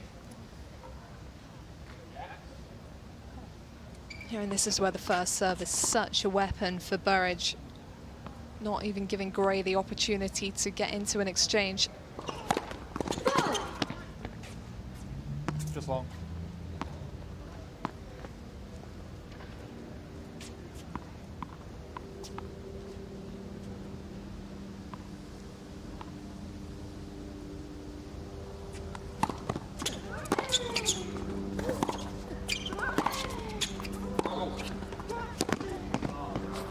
Oh, she got down so low to drive that backhand. Like you say, great positioning. Yeah, she just looks like she knows what she's doing now. It wasn't like it was bad at the beginning at all. It was a very good level, and she was having to work incredibly hard because Beth was being so solid. But she's just tidied up that just extra 10%. The targets are looking pretty much perfect. Positioning's much better. The pace is a little juicier as well. You add all of that together and suddenly you're just a much better player on the court. And Gray needs to try and find a way to disrupt this rhythm now because it feels like it's flowing from Burridge. Maybe time to look at the net approaches.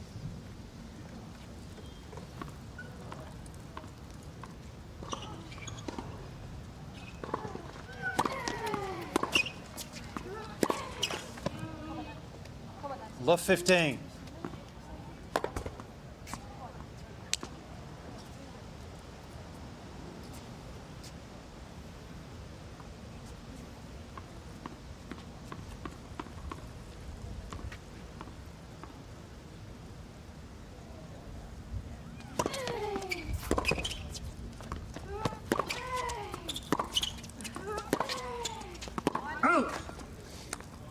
Love 30. Well, it's just running away from her a bit now, Beth Gray. Comfortable stuff for Jodie Burridge. Once she got that double break in the bag, she started to produce her best tennis of the day. Got to do something quickly here.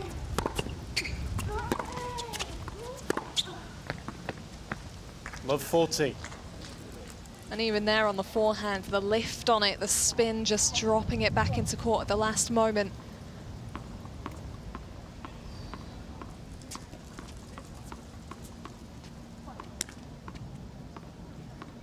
Dangerous times for the British Bulldogs.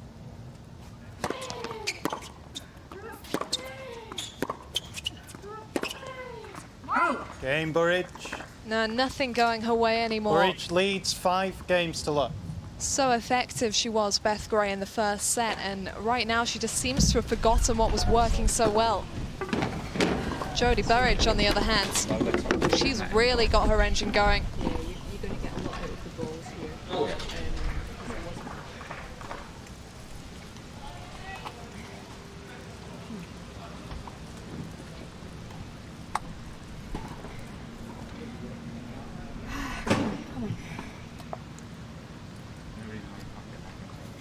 Such a difficult task to pump yourself up at 5 love down.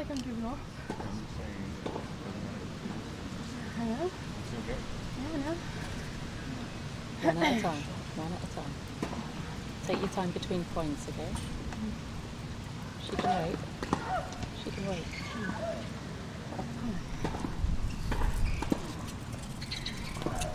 Well, it's great to see that from Beth Gray.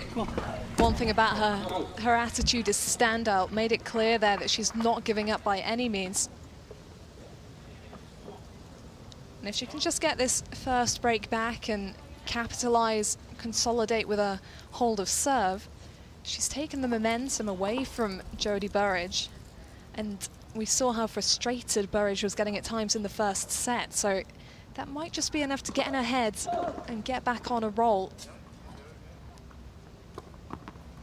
But here is Jodie Burridge serving for the match. It's now or never for Beth Gray.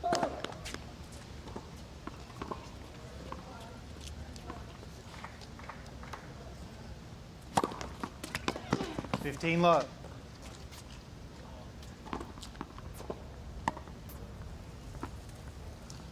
And that is huge for the opening point. You all right with that big leaf there, Jodie?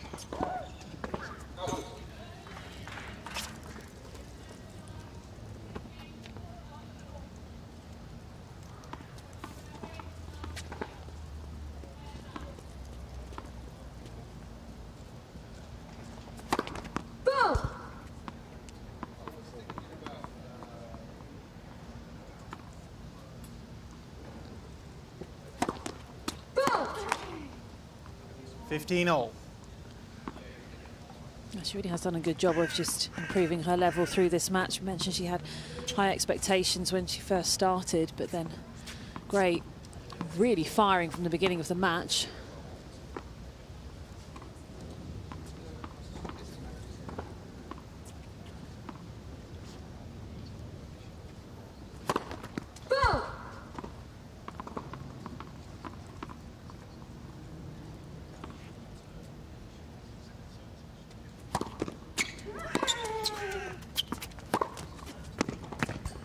Oh, big 30, stuff up the 15. line from Burridge. Off the forehand as well. That will give her a confidence boost.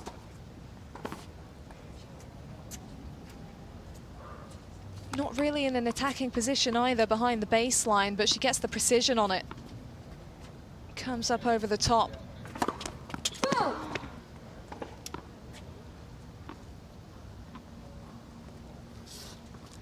They've split sets on court one. Eden Silver and Naomi Brody going to a match tiebreak.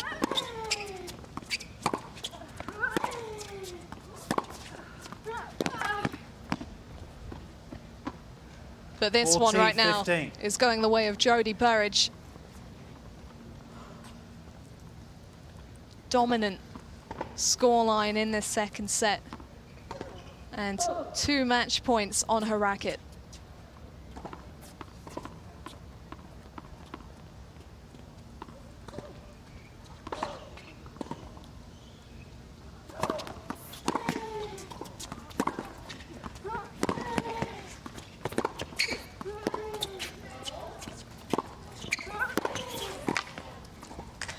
Well, the momentum is firmly with the Union Two Jacks. sets still up, 7-5, 6 low. And at the back end of that match, it was firmly with Jodie Burridge. She really had to scrap out that opening set, had to fight, had to think her way through.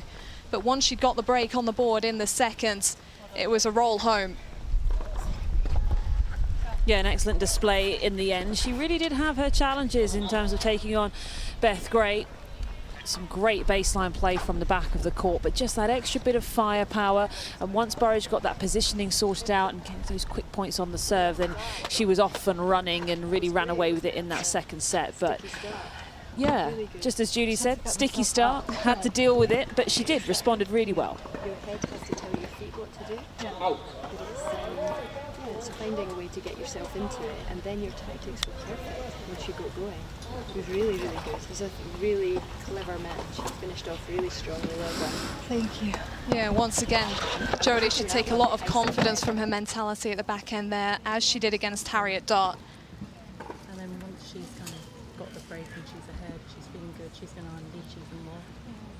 Yeah, growing in confidence there in the match. In the first set, just a few points. Well, I'm sure disappointment for Beth Gray, but on the whole, she really did give it a good go in that second set. She just couldn't find a way to stop that momentum when the match continued.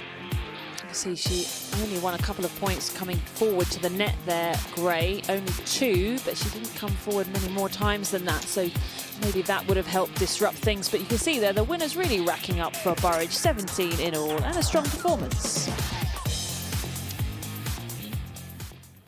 Jodie, great job. How big was getting through that opening set? Yeah, I did well to stick with her. I was a little slow at the start, but then once I got my game on court and started to pick where I was going to hit the ball and got my feet going a little bit better, I'm glad I was able to close out that first set because it was good level. Slightly different pressure today. You've perhaps come in as an underdog in a couple of matches, but not so today. How does that play from a mindset perspective? Yeah, I mean, it's definitely different. The last few matches, I haven't really had any pressure on me, so I'm glad I was able to take that pressure on my shoulders today and get through the match. Good and bad times that it was. I know you've played tons of matches, we've talked about that, but how difficult is it to come in, day out, get yourself up again, especially when your first match on? Is it motivationally, is it a little bit of a challenge? I mean, it's long days here and you're supporting the team all day, so it does take a lot out of you, which people might not understand. But to be fair, I like being first on actually this time because then I can relax the rest of the day and I know I've got all my work done, and then I can support the rest of the team for the rest of the day. But we've got really good energy in our team and good team spirit, so that's definitely carrying us through. Good stuff. Well done, Jodie. Thank you. Thanks, Jodie.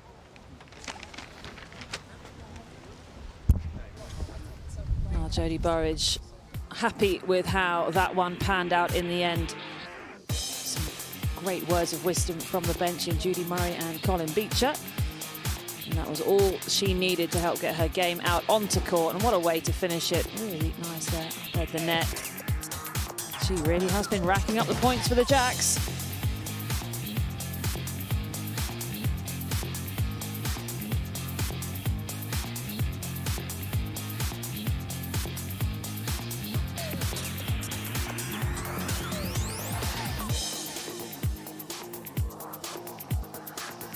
So, one much down here on centre court, but we have plenty more action still to come. And the next match for you, look at that. Jamie Murray and Lloyd Glasspool taking on Dominic Inglot and Alistair Gray. Now, Inglot and Gray had a run out yesterday, and they actually did play very well, but they went down to Lloyd Glasspool. But that time he was partnering Andy Murray. So a different Murray on the court, but we will have that for you very shortly.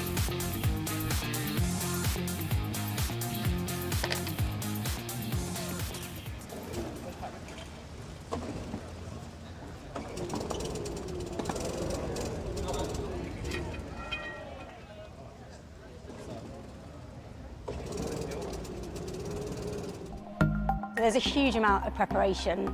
As the NTC is an LTA site, this preparation has been going on since the beginning of lockdown.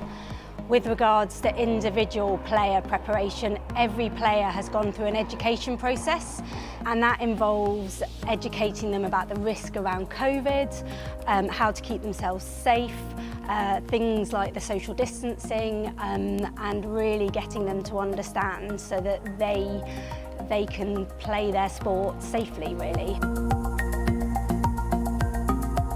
We're essentially expecting everyone to remain vigilant, so that education process has not only happened for every player, but it's happened for every member of staff that walks on site.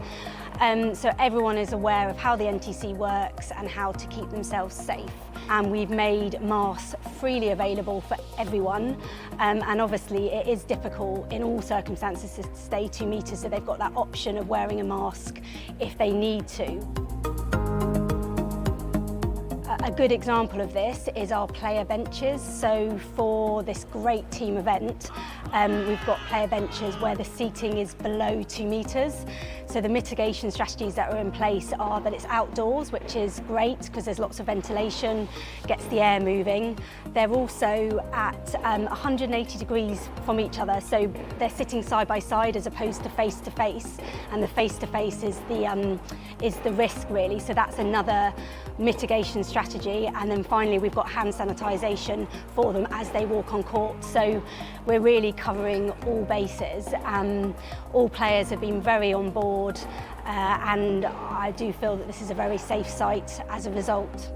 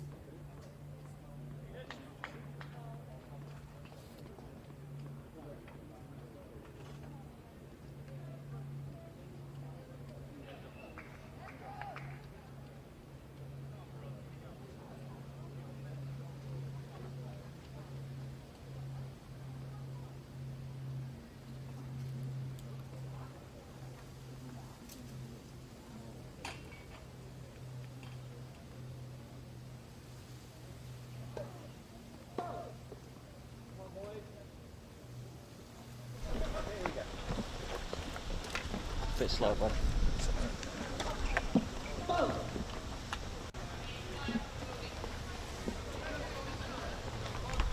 Here we go, bro. It's time for the first doubles clash of the day. First up for the British Bulldogs, it's Alistair Gray and Dom Inglot.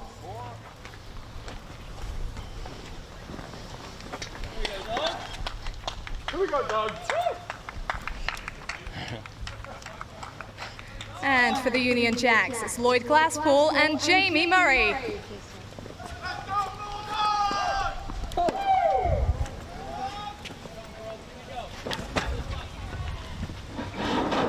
And good afternoon to you once more from the National Tennis Centre here, where the action continues at the Battle of Brits team event, with the mercury rising and continuing to rise here this afternoon. We have a men's doubles match in store, this one worth a couple of points.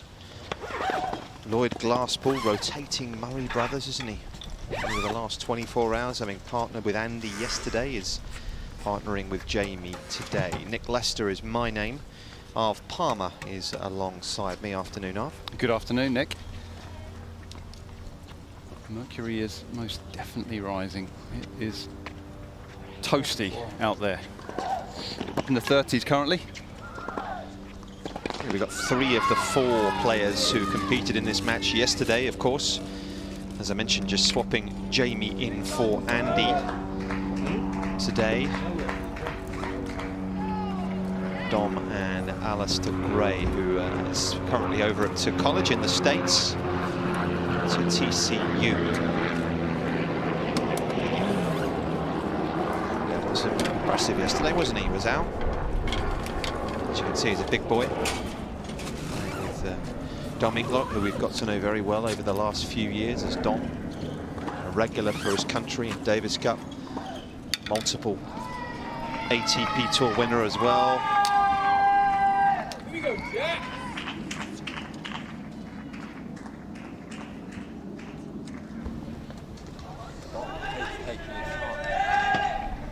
Match has just finished. You probably could hear that from where we are. I think it was a win for the Union Jacks as well, so they really are flying right now. We all know what we're doing. I don't think I need to tell anything else. Any questions? No. That's okay. Let's push. Heads. Heads. Or receive. Receive. Okay. That's good.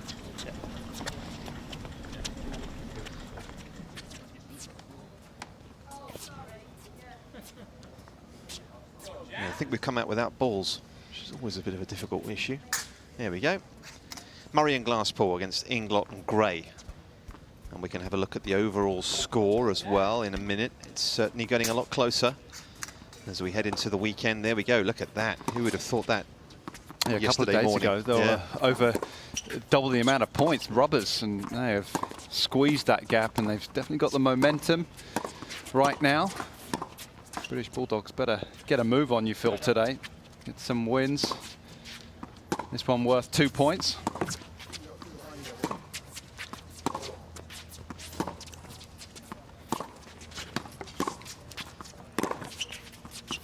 I think we've been impressed with Lloyd Glasspool's tennis, haven't we, here in the initial battle of the Brits won, and now, of course, he's been able to showcase himself here, 26 years of age. Going to be going to Loughborough, actually, in September, but we're told it's more just to sort of keep the tennis ticking along as well, isn't it? Yeah, and I think doing a little bit of education as well. Going to complete a course of some kind, so he's going to combine the two. He's going to be focusing in on his doubles as well. Started to win a few matches this year in doubles. Won a tournament, made a further final as well. And as you say, Nick's played really well this week. I've been impressed with the adjustments he's made to his game, the way he's been serving, the way he's been using that chip forehand return as well to get himself into points. Yeah, just off a career high, Lloyd Glasspool in doubles, 179 in the world. It's been a good year or so for him, partnering alongside the tournament director, if you like, impresario, the man who has put a lot of work in over the last few weeks to get this event on. Jamie Murray, 34 years of age now, that ranking at 26. Going to be partnering Neil again, isn't he? I think when all this is said and done. That is my understanding. Yep, Neil Skupski who's been playing world team tennis the last couple of weeks or so. They will be teaming up in the States. That is, as far as I know.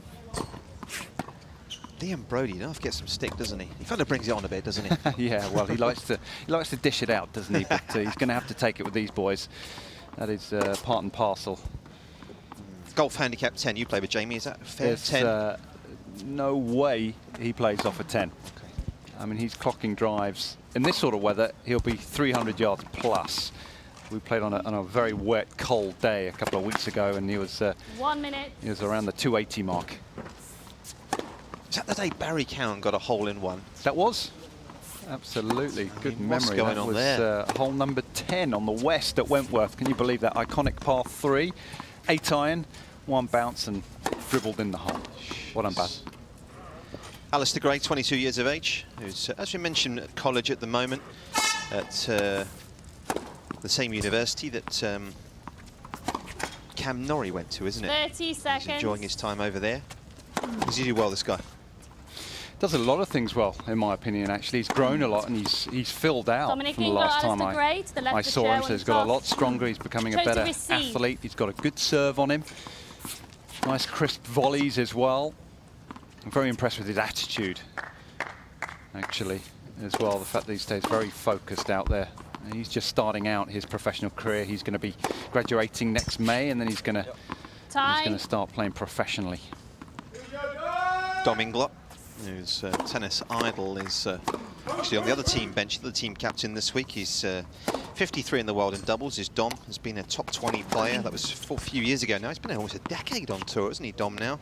Having graduated from the America University over there, was at Virginia. Established himself at the top of the sport for quite a while. There's Dom Inglot, a really good career. And Andy Murray, who came in here about an hour or so ago, is in charge of that particular piece of equipment by the look of it.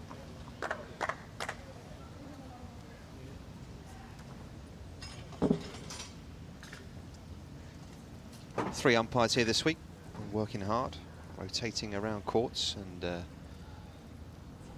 it's Kelly Thompson that'll be in charge of this match. This pair benefiting maybe from playing together yesterday, Harvey, you would have thought? Yeah, absolutely. I think combining well as partners always crucial. They haven't played before this week, probably practiced together a fair bit, but actually playing matches is slightly different, so the advantage of playing 2 days in a row together, that's going to help.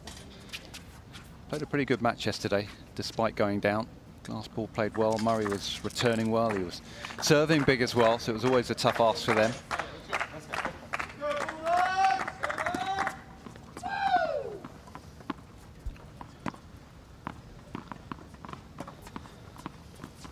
Leon Smith, Davis Cup captain, wandering in. And, dishing out the awards last night, wasn't he? The annual awards ceremony. Been a busy man. Jamie Murray for the Union Jacks to serve. Play.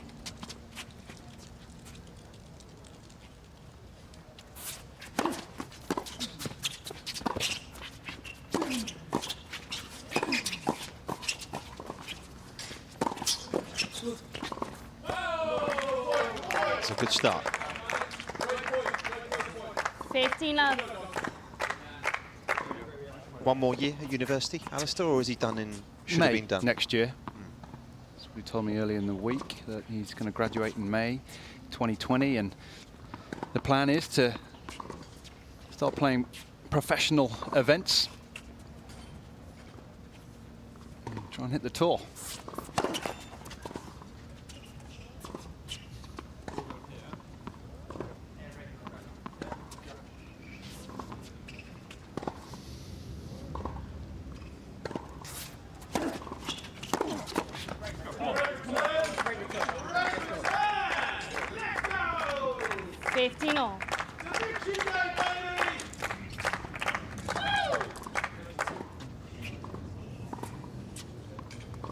Singles match actually just getting underway as well. We'll keep you well up to date with that one. Cam Norrie's playing Ryan Penniston, who was really good yesterday, was Ryan. Only just came second best to Kyle Edmund in his singles.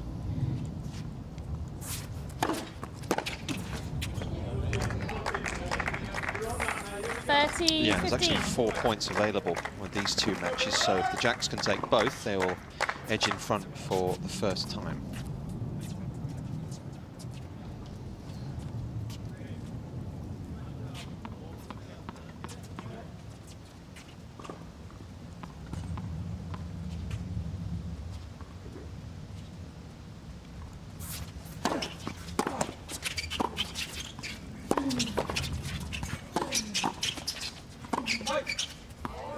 That's a good shout for Murray. 40, It's easy 50. to want to snatch at a volley like that. The adrenaline's pumping.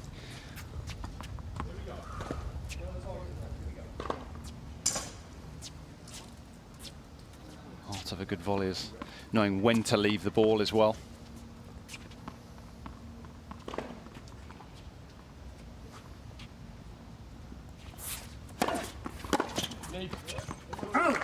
Game.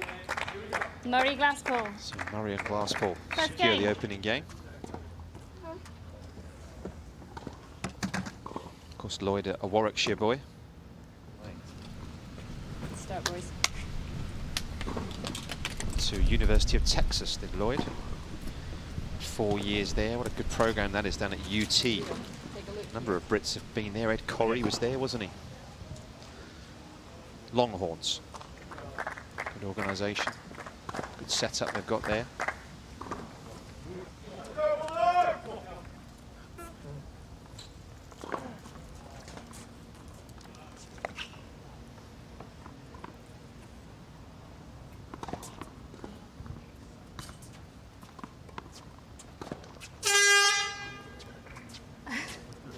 Alistair Gray to serve for the Bulldogs.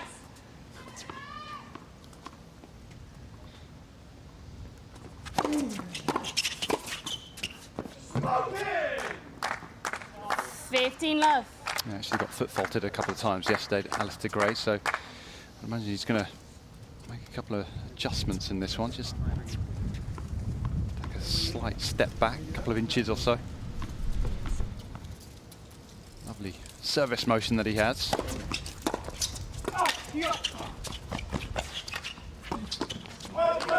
That's very well done. Good stretch initially from Inglot. Control the backhand. Full stretch he was.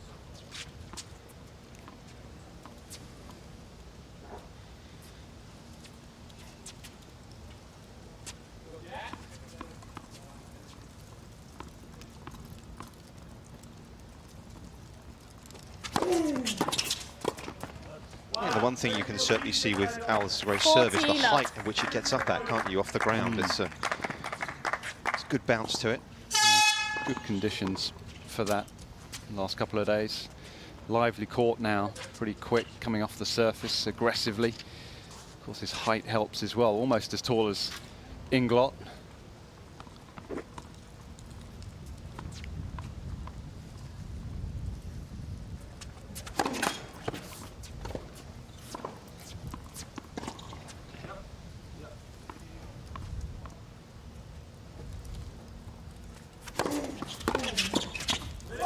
Good move.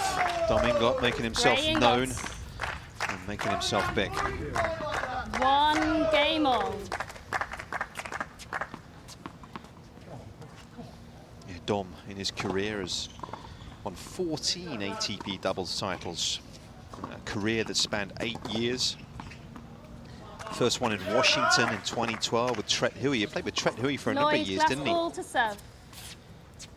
And a lefty.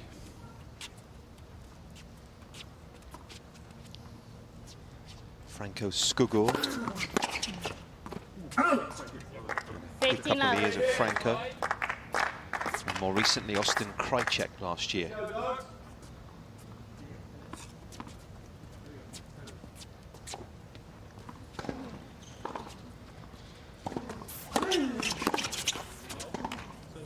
Love.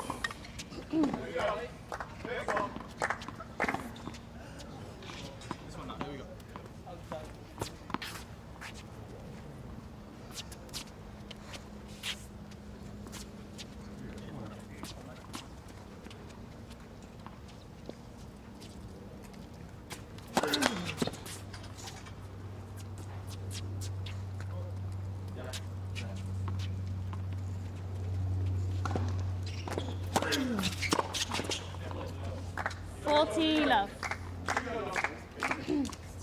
Served well yesterday, did Lloyd.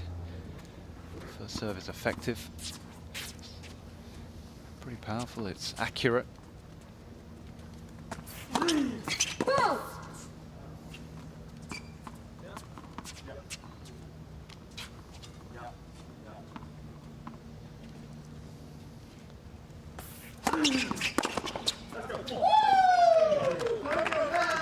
Well, he can be flashy on the return. 15. Go a couple of games without making too many, but all of a sudden he connects on a few. That was sweet. Moved on to that one really nicely.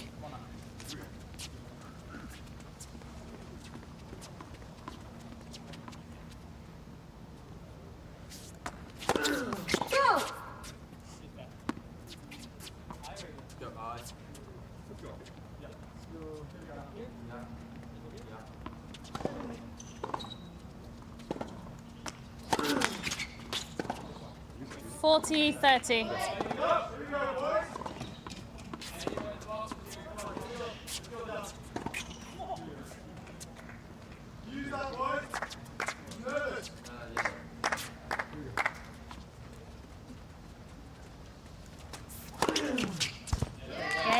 It's quality serving from Lloyd Murray Glasspool.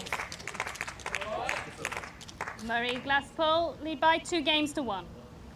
So 3 games and 3 holds to begin this doubles.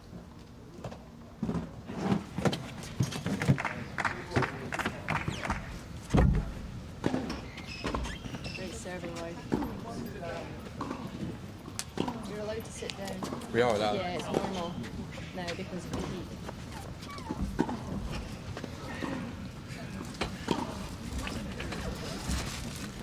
Great serving, buddy.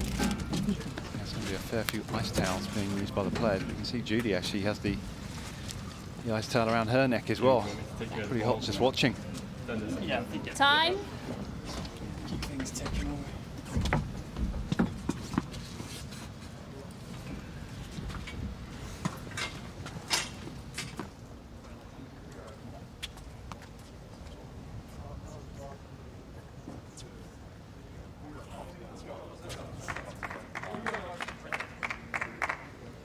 Dominglot to serve. Dominglot, just the 1 win so far this week. That came on the opening day against Evans and Glasspool.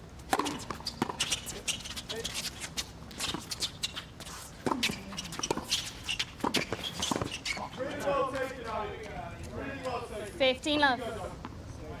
Bit of hesitation, not easy from that end, is it, with the sun directly into the face?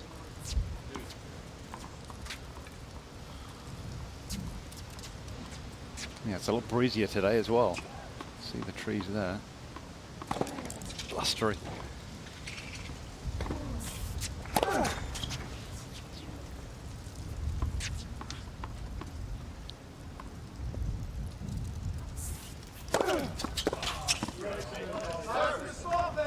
That's super length. There's one went under the chair.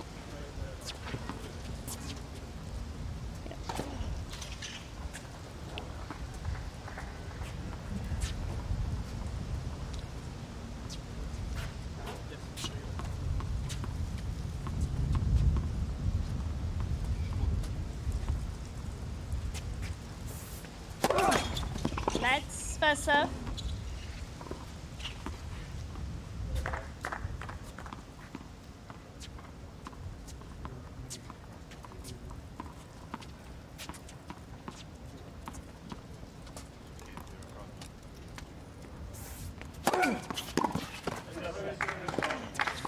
A lot of purchase out of the serve as Dom. Always been his biggest part of his game.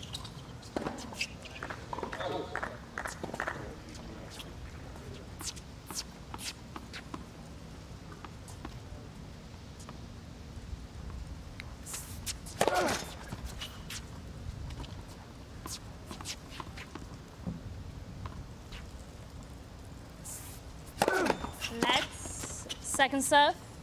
There's very little pace differential, is there, between the first and the second serve for England. Doesn't hold back.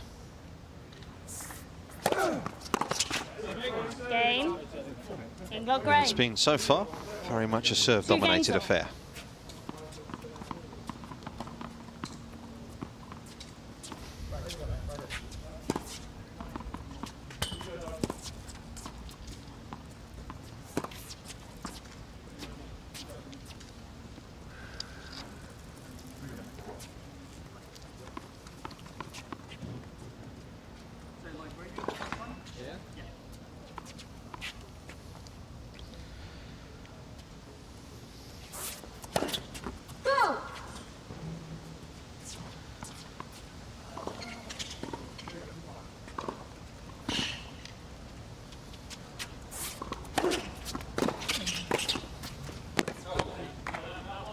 Up and out of that position, that low position very quickly there, Lloyd. Moving forward as well.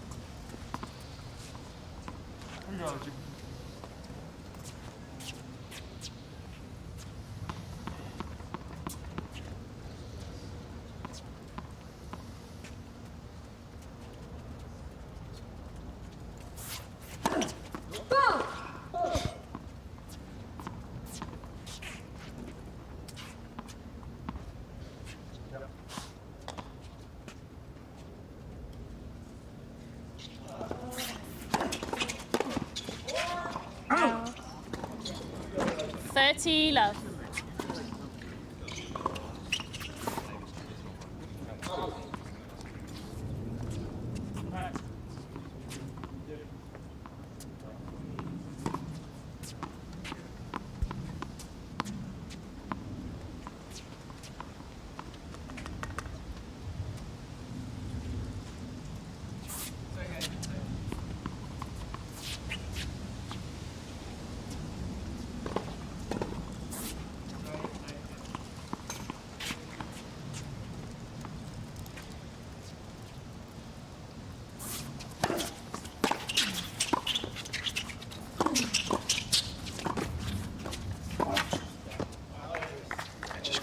The initial forehand low enough, Alistair Gray there.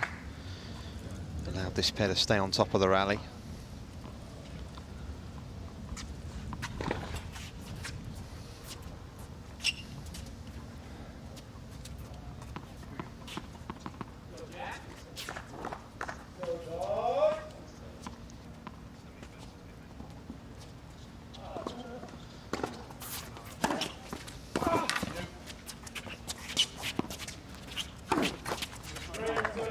First time he's lost a point when he's made the first serve. 15.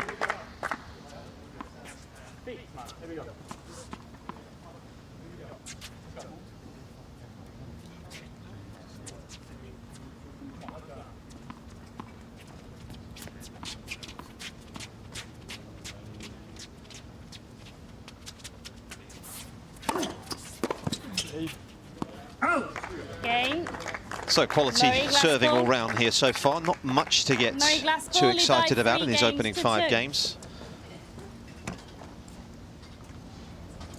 It's a 3-2 in this first set here. Can you not put that so that you're in the shade?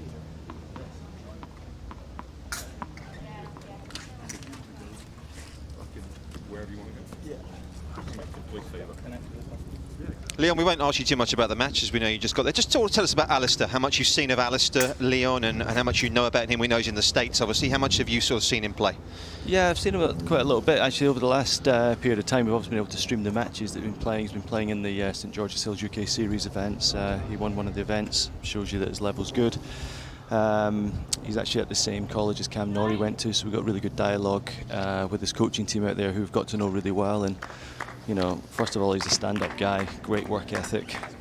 You know, he can play singles, doubles, you've seen that.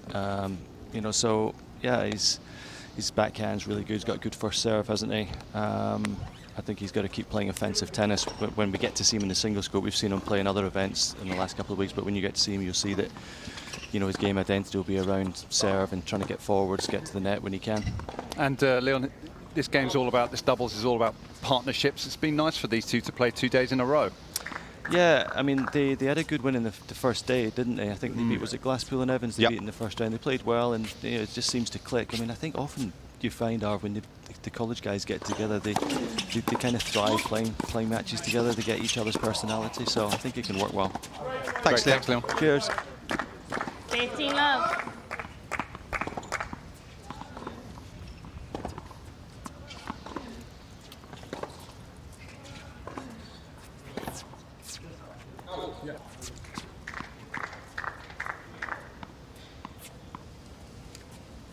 Cam Norrie's got a break. Talking of Cam, over on Ryan Penniston.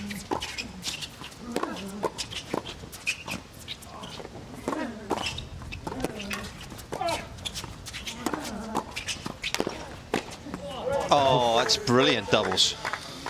No way through there. 30 Wow, love. wall position very impressive. Slight miss hit there on that smash from Greg, but he really attacked it. Some snap to it. Just trying to keep those volleys out in front of you. Good stretch from Inglot, not overplaying the backhand smash. And that was the opportunity to really go after the smash. Did it. 10 from 10 on serve so far, Inglot and Gray.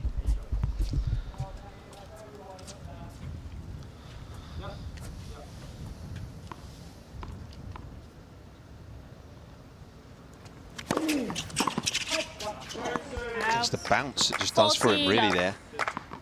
You see where Jamie's making contact with that one, almost head height.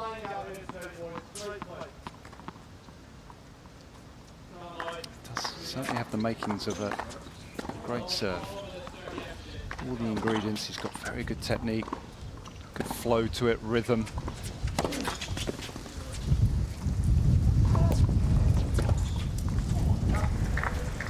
He's 6'2", but I get the feeling he's a little taller than that. That's what it's down on his official profile, but I think he's a good 1 or 2 inches taller than that.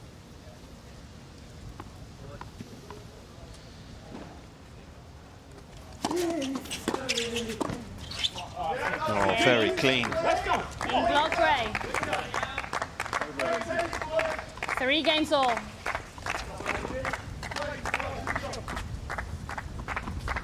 Just a little tougher, isn't it, as well, when the ball, you're returning a ball from that height to actually drag it down. It's easy just to kind of, you know, came in at a nice height that for Al, that first volley.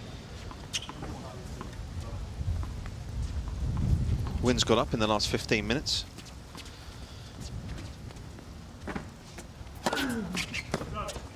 Love.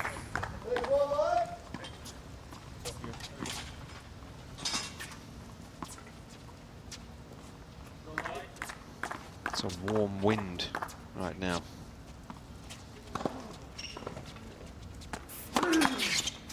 Go!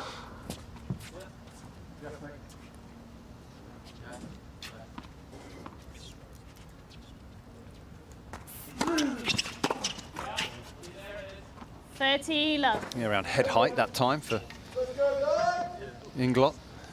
Tough for a single-hander. Certainly Al feels like over the last 10 to 15 years that more British players have kind of focused on doubles earlier. Is that a fair assumption compared to when you were playing? They've specialised a little earlier, yep. I think they've realised perhaps their best chance of making a good living out this game is to play doubles. And the fact that the prize money in doubles has increased hugely over the years as well. You can pick up some big money. A lot of the doubles players coming from American University as well, so they're used to that team environment, like playing with a partner. New balls, please. Murray Glasspool lead by 4 games to 3.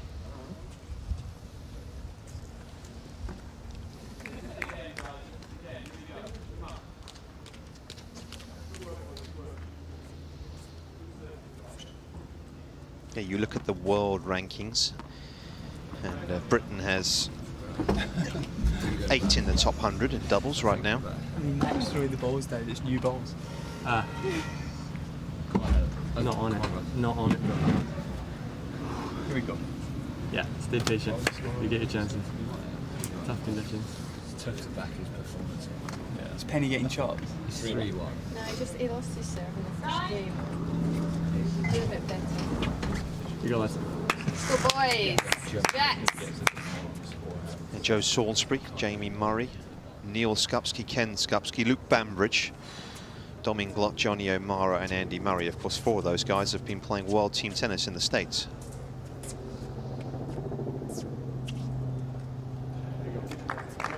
And I think also the fact that Jamie Murray's done so well, has had such a stellar career, I think he's inspired a lot of players to take up doubles as well and really focus in on that after all the success he's had. New balls.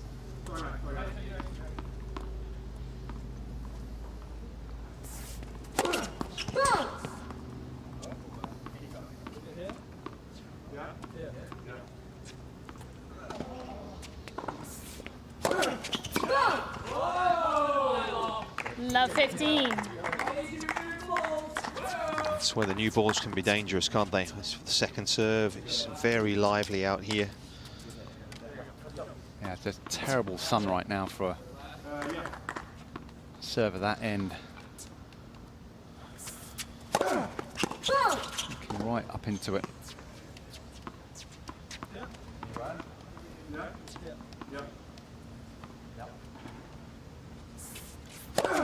Let's second serve.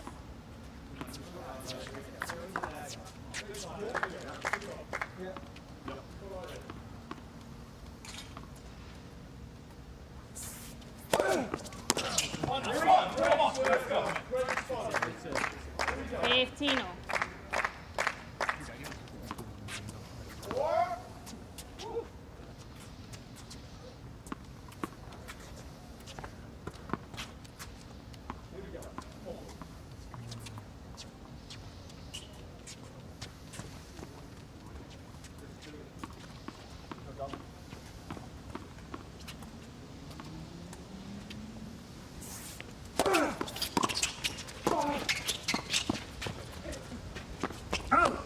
It's unlucky. It was a good play. 15.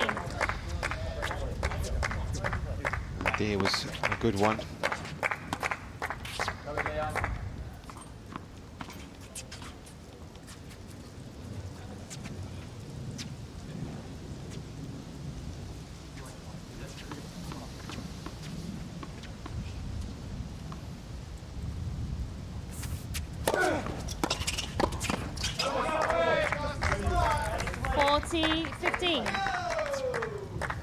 Dom's brother, let's not forget, plays a very important role, doesn't he, in terms of the ATP Board of Directors. Currently the player representative is Alex Inglot, elected a couple of years ago now.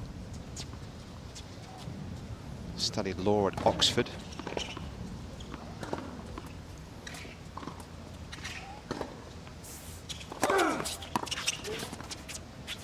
Come on now. Game. Inglot Gray. 4 Not games been the all. easiest of year for Andrea Gaudenzi, has it? Oh, wow. Baptism of fire, really. It's been his worst nightmare, I think, having to steer the ship, so to speak. Tough decisions that the tour has had to make.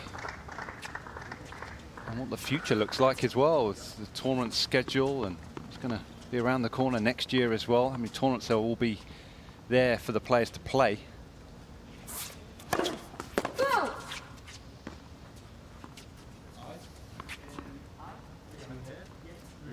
Right, Jamie, is that one okay?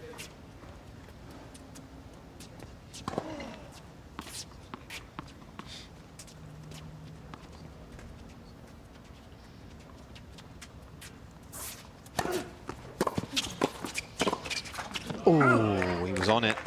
15 love. Just almost swung a little early at it.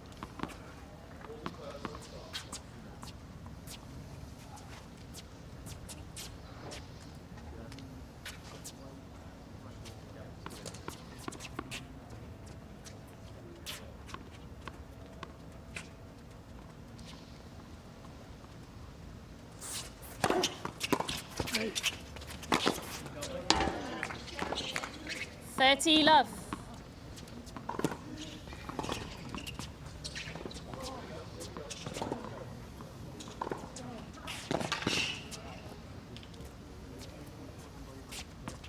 Jamie, is it okay?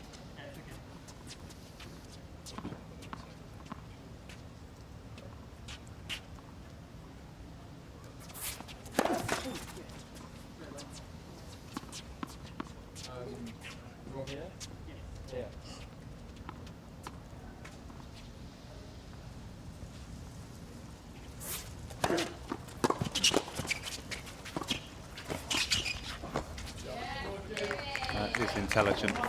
40 love. Just keeping it low, and he's so good at volleying into spaces, not always just going through his opponent with power. See, Inglot was just charging forward. They had a fair amount of ground to have to cover, so just dink it across him.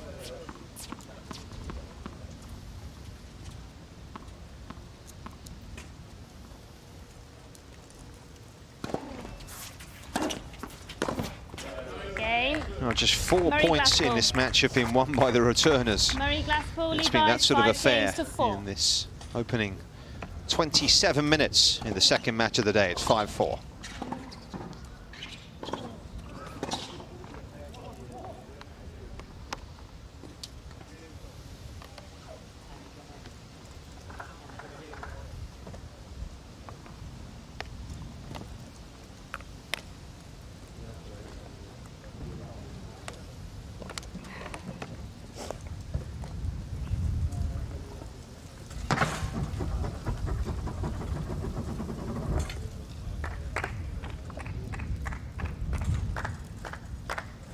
Time.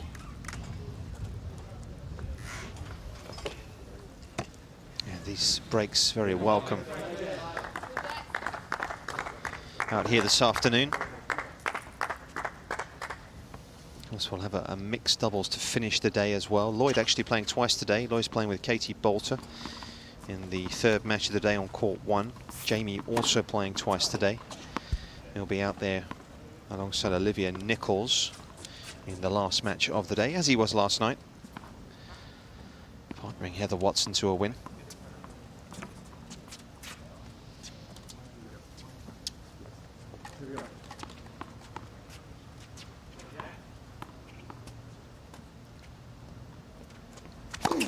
Go!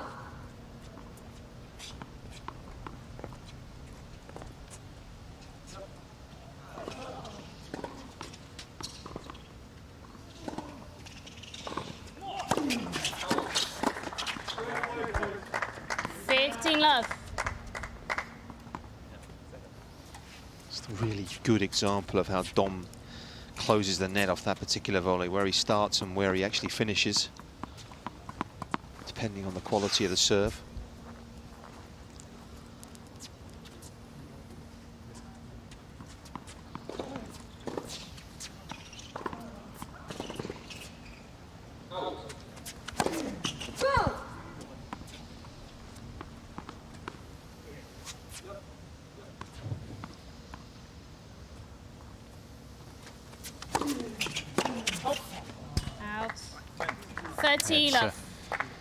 It's an interesting one when you listen to Louis Kaya, who's worked with so many of the British doubles players, and his philosophy, and it's all about movement and disguising that movement. That kind of first move from Dom is executed as soon as he hears that ball off grey strings. He'll move and he'll be driving forward. That's the disguise, and then you move across to wherever you need to be. Up out of that position late and you're just moving across without any sort of disguise, you're going to be in trouble. 40 love. Maybe a little telegraphed, and the opponents can see that. Yeah, Louis runs a lot of the coach education courses here now these days.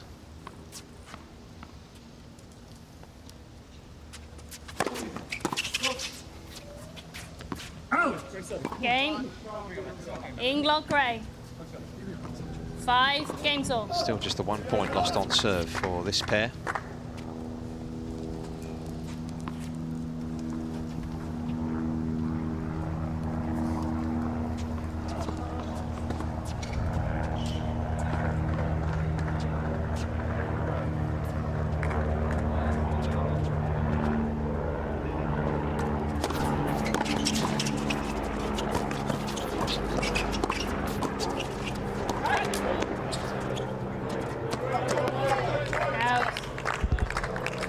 Love.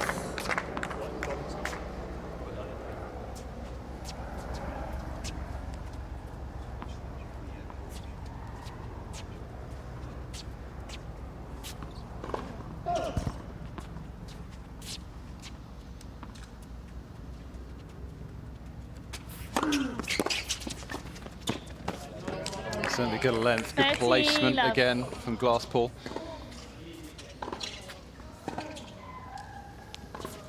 Around the 120 mark, but close to the lines.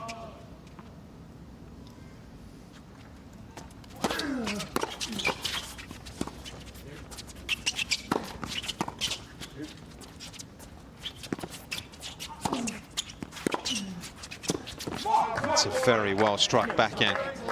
Found some space. 30-15. Well, with Murray coming forward there, had to be good. It had to be kept low. Always love to be at the net, Murray, so he's charging forward here. It's very awkward for him behind the service line when he made contact. Go!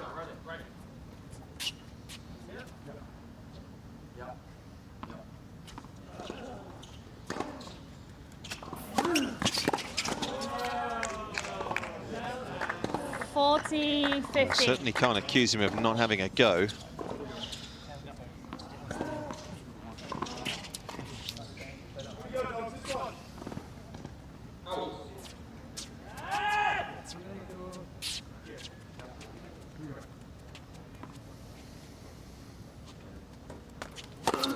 Go!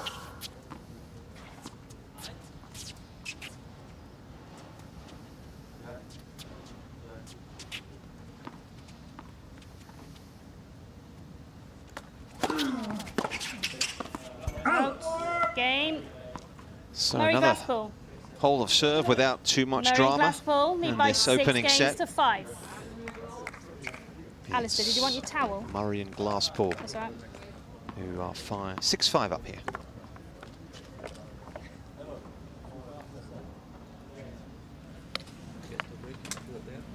Remember, correction is not there on contact, there on contact. Yeah? Go afterwards. Yeah? Okay? You can take it early on, don't need to hit pace on the ball, you know, because it's already in the ball. But you know that, yeah? It's not like that, you know, that. Yeah? Go there.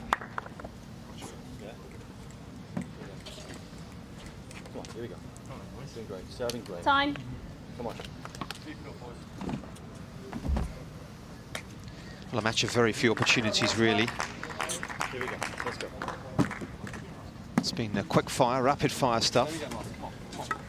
Here we go, mate. Right there. Let's go.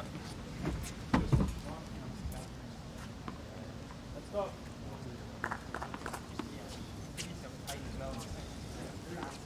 The centre court here at the National Tennis Centre in Roehampton.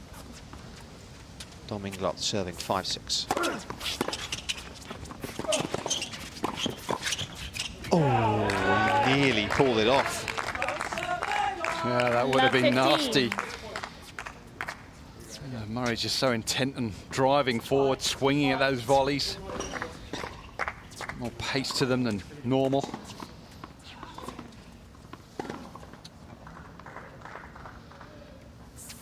Go!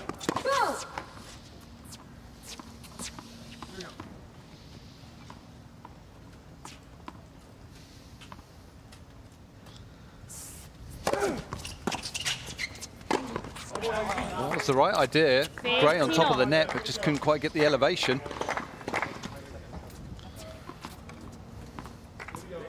Good athleticism from Gray here to get back for that one.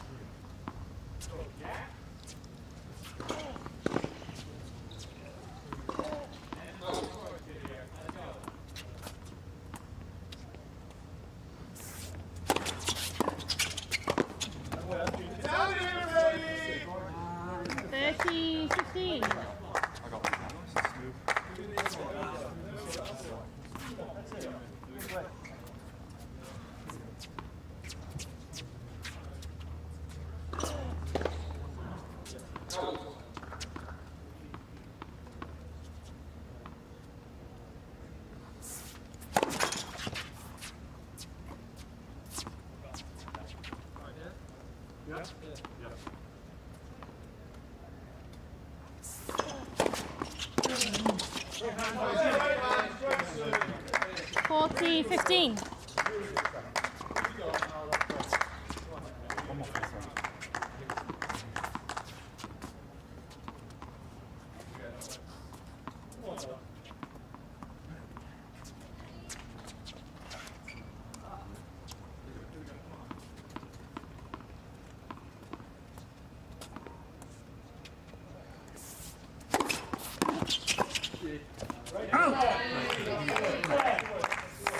20-30. Can be just a little tougher to control those forehand volleys with that right hip. Can be caught by surprise as well.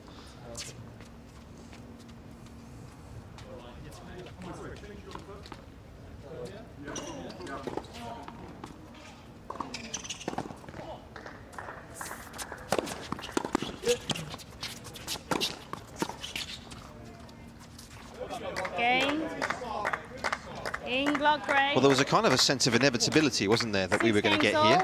Tie break. The way this match has panned out so far. And that's where we're heading, to a tie break.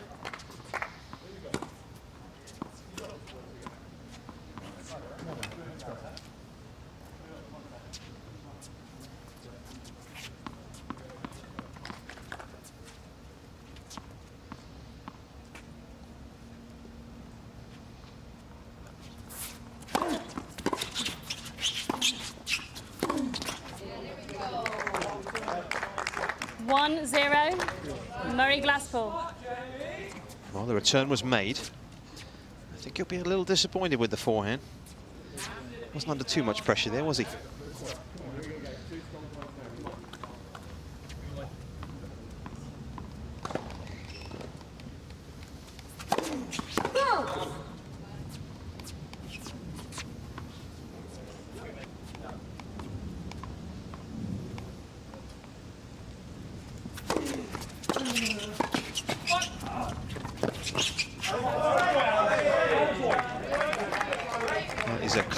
First volley just made it difficult, pushing forwards as well. Didn't give Glasspool much to work with.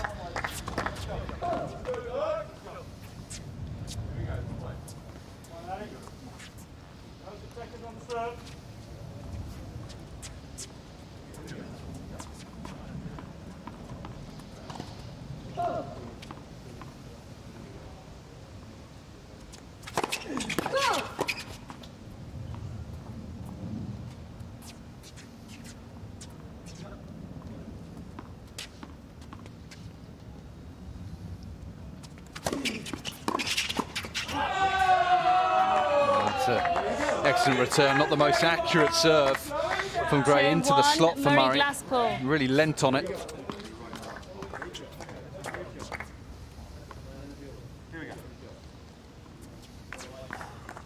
World number one, former world number one, taking some shade. Won't be seeing Andy today. I suspect hopefully we'll see him over the weekend in some doubles.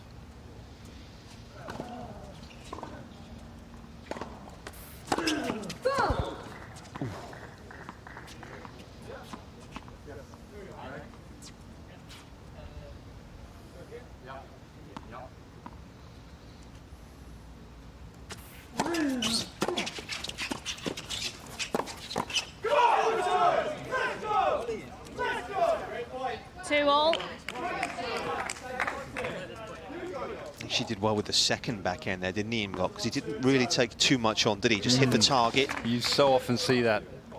Second shot, you're trying to hit the cover off the ball. Just make it. Force your opponent to play another volley. Critically kept it low.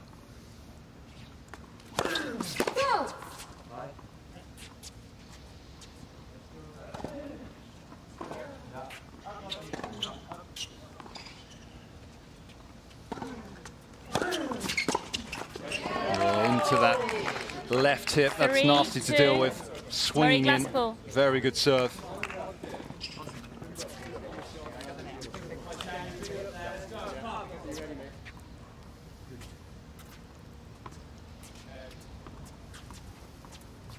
One of the next two will do, I'm sure. Glasspool and Murray.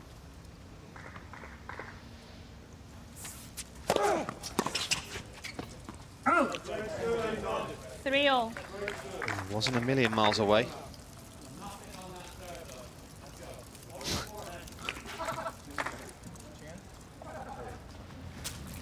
Come on, Glass. Good stuff, Andy's given out the... great hit. Like that return. Come on. Get ready up there, boys. Come on.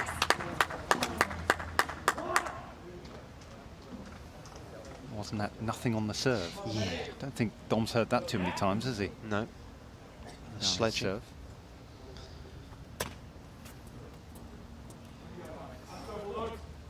Who's ahead on the sledging front this week? Do we think the Bulldogs or the Jacks? I think the Jacks have been a league above, actually, to tell you the truth. Evans dishing it out. Yeah. Brodie's been pretty good, though, for the Bulldogs. He's been captain, hasn't he, the sledging? Yeah. Overall, I think the Jacks they've got it.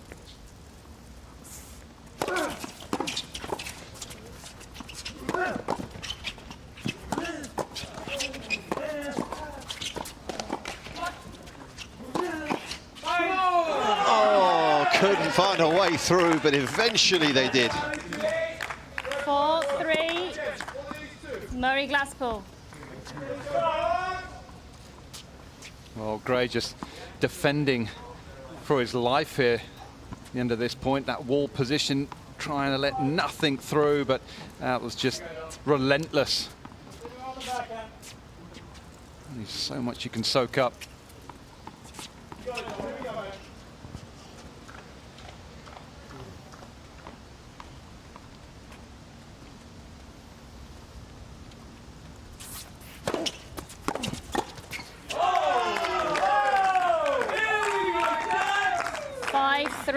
Murray Glasspool.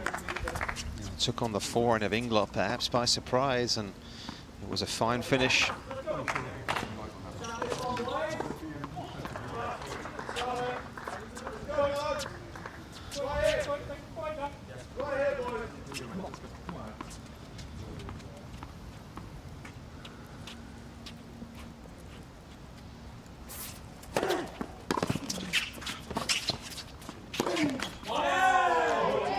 Such a measured second ball there for Murray. Murray Glasspool. Making sure he got good length on it and then good position at the net himself. Backing himself at the net there.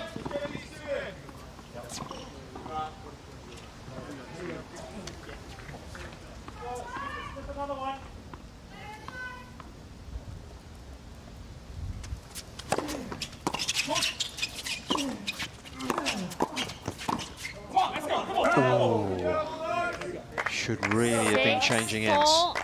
Murray Glasspool. Wasn't to be for Jamie Murray. Here we go. Atta boy, mate. Come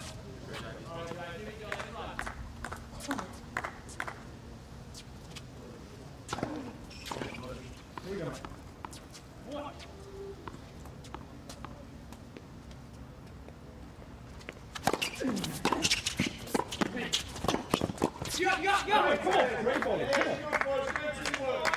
6-5, Murray Glasspool.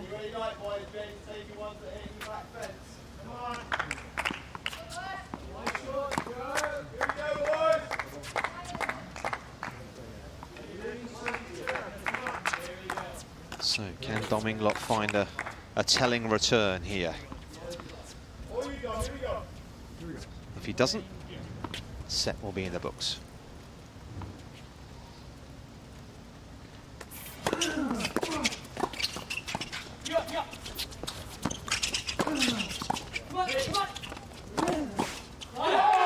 Well played, Lloyd Glasspool. He stepped up there. It was not an easy situation, but he kept his cool nicely. And the Union Jacks are rolling here. They've taken the first set on the breaker. Yeah, super court coverage there. Being pushed back and having to deal with that forehand and then being pulled forward as well to play that low forehand. Not easy with his extreme grip as well on that forehand wing. Pressure seriously mounted there towards the end. Excellent effort for Murray and Glasspool. Really was not a whole lot between the two. First serve percentage for Murray Glasspool just a little bit better overall than Inglot and Gray. Certainly did better behind that first serve when they made it. Second serve points won.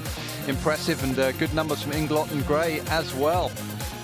Neither team had break point opportunities.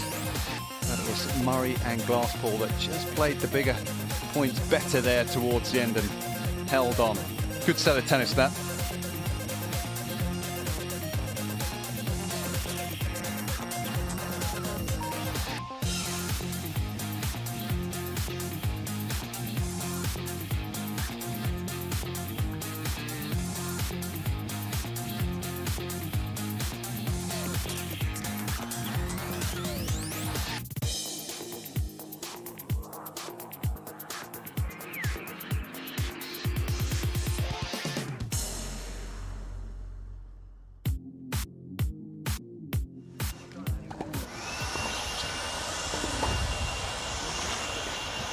What's going on here? We've got the DIY experts here. Someone being a home base. We've got a leaf blower going on here. Just yeah, there we go. Just removing some of the debris. Windy day today. Ah, that's what it was. Everything in order for the players this week. Second set, Inglot to serve.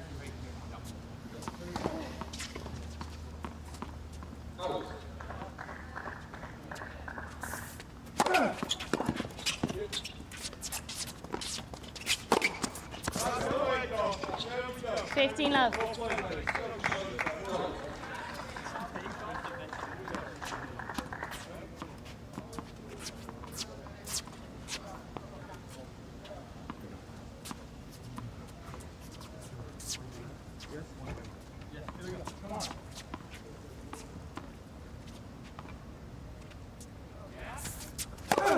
Go!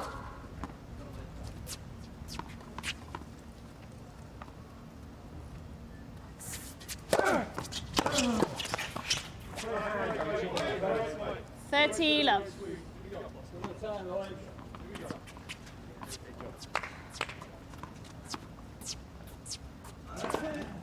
Furry ones there, mate. Yeah, the furry ones have a bullet.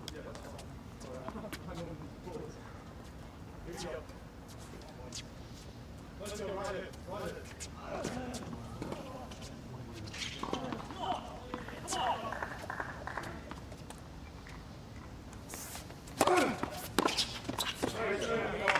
40 love. He was actually chatting to Alan McDonald this morning, and he said to me he sort of feels like this event's got like a sort of county week feel, doesn't it? You know, two teams, players sort of turning up in the morning, hitting a few balls, very much like sort of county week, isn't it? Yeah, definitely the environment and the atmosphere and the team support.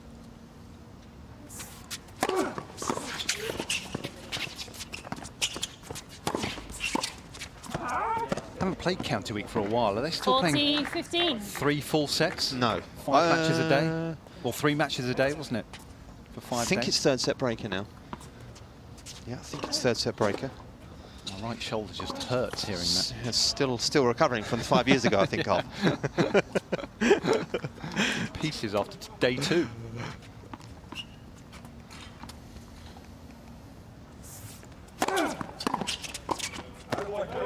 Again.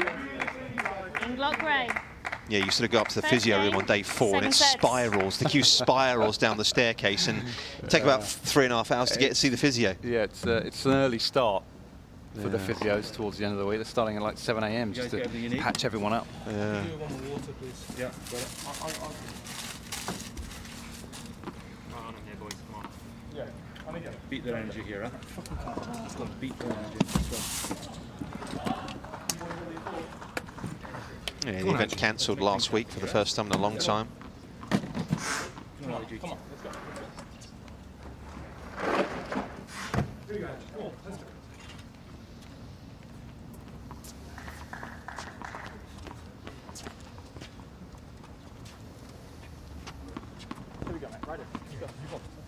Jamie, of course, played for the north of Scotland on a few occasions.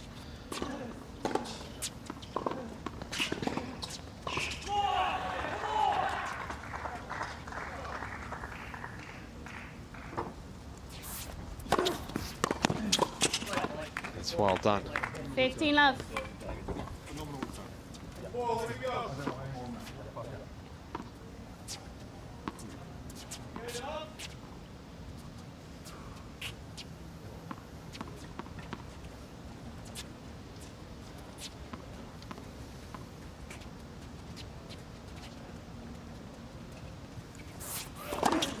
Go!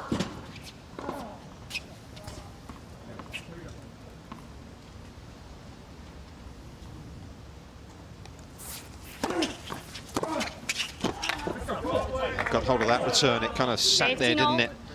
And got able to get over it.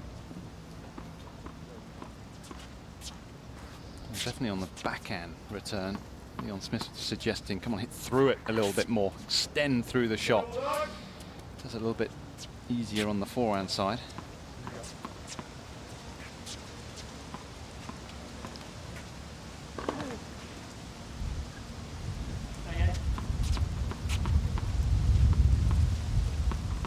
picking up again here. Not quite like it was on Tuesday, where it was very challenging.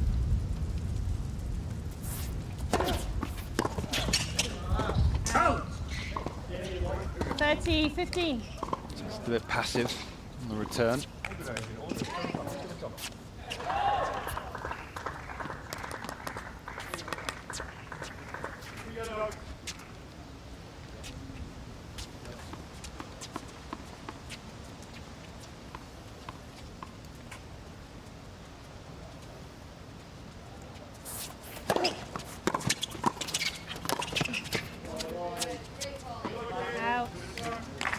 There's the depth that really caught Alistair Gray out there. He's been good, hasn't he, Lloyd Glasspool? When required, been solid. Played really well all week. Just the one loss.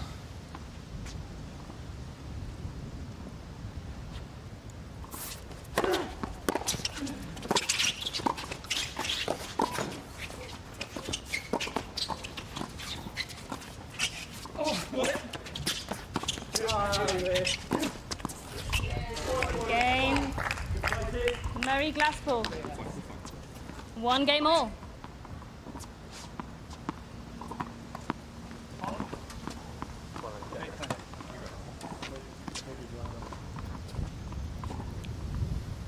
Just didn't get hold of the lob. Be disappointed, really, because some time on the ball there.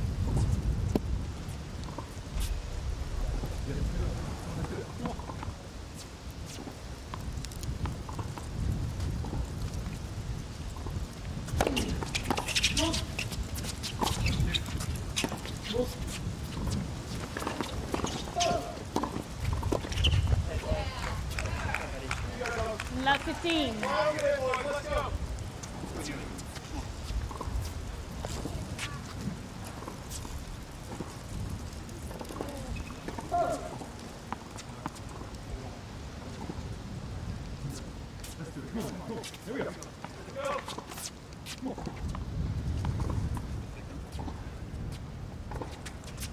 Foot faults.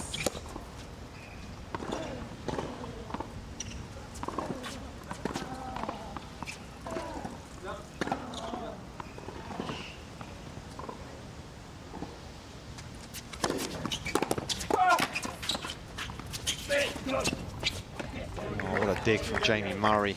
Love 30. Tremendous balance he kept there.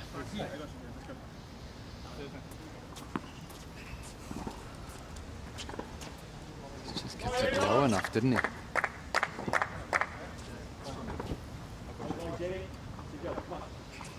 Really had any kind of openings in terms of a break here, but one might be brewing.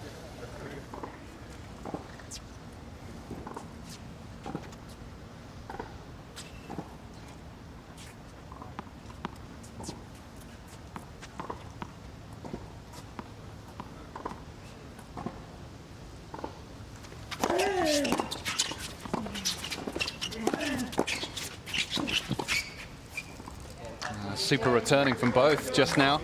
Love 40. Taking charge of the point.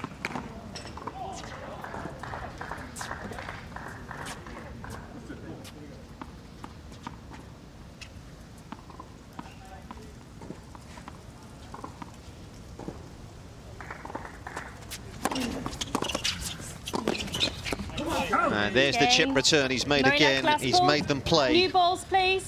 Yeah, the first Murray break Glasspool, comes by to 2 love games to 1. out of nowhere. It's looking good here for the Union Jacks up a set and a break now.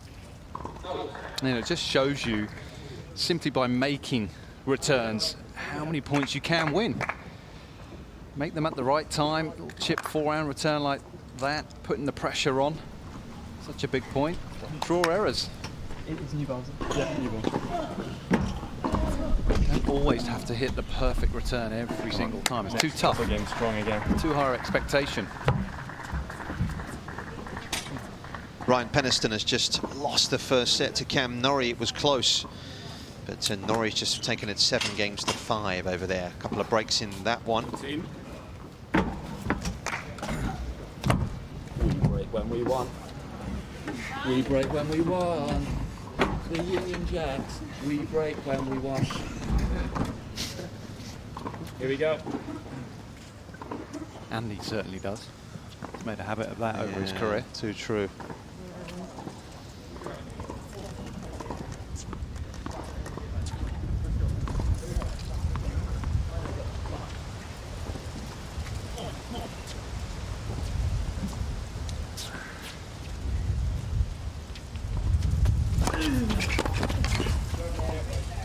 Love.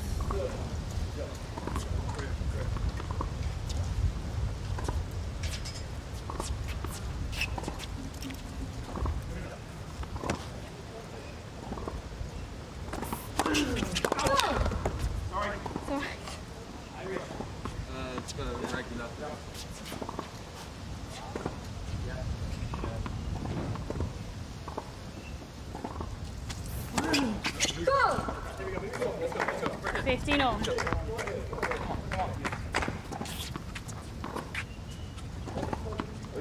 New ball.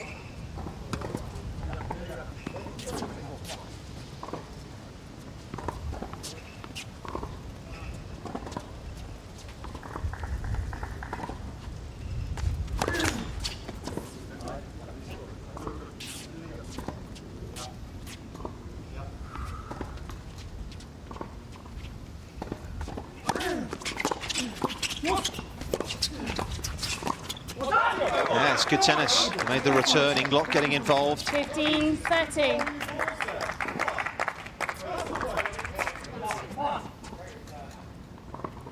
Yeah, to be able to keep that backhand as low as he did, Gray, that was exceptional. That just allowed Inglot to spring into action.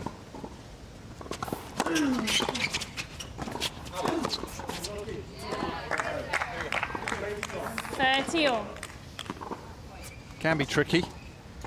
Well watched. Lustery conditions.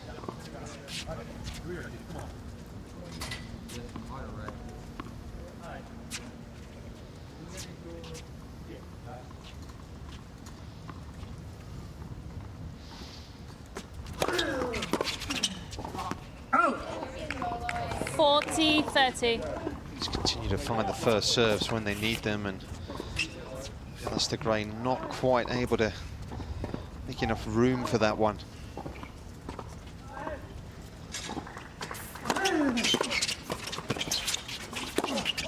Oh, that is wild. He missed the opportunity. Murray Glasspool. Murray Eyes lit up there, didn't they? 3 games to 1.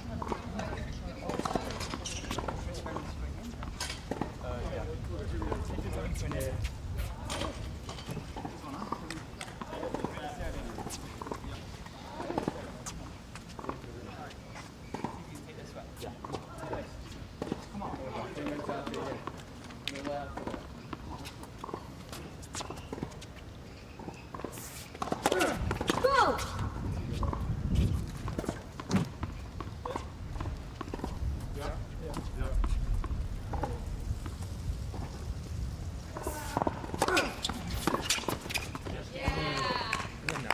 Love 15.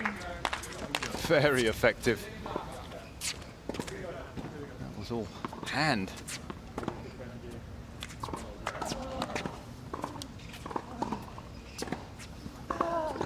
Sky hooked that one, didn't he?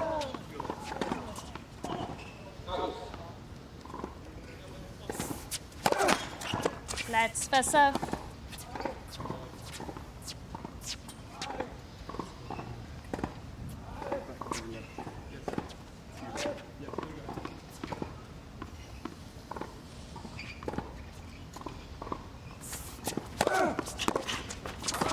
Oh, that's magic. Love 30. I mean, really struggled to make returns in the first set, but anything but in the second. Choosing to move around the forehand to take on the backhand. Often see that, but he's comfortable off that wing. He does say, talked about a couple of days ago, there's a little tell for him in Inglot's serve. That's why he's been able to have so much success against him this week. Won't let on what it is, though, until the week's done.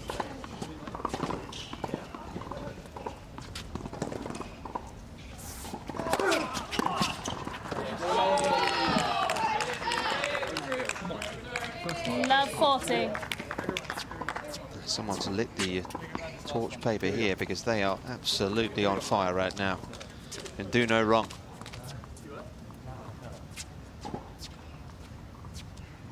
Yes, come on, come on.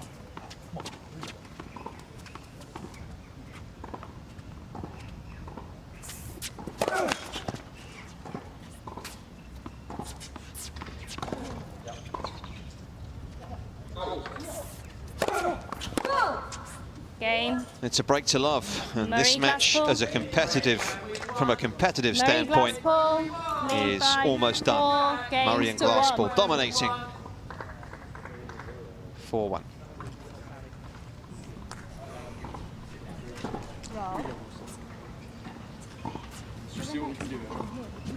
Let's have a quick chat with Jodie. Jodie? Yeah, I'm here.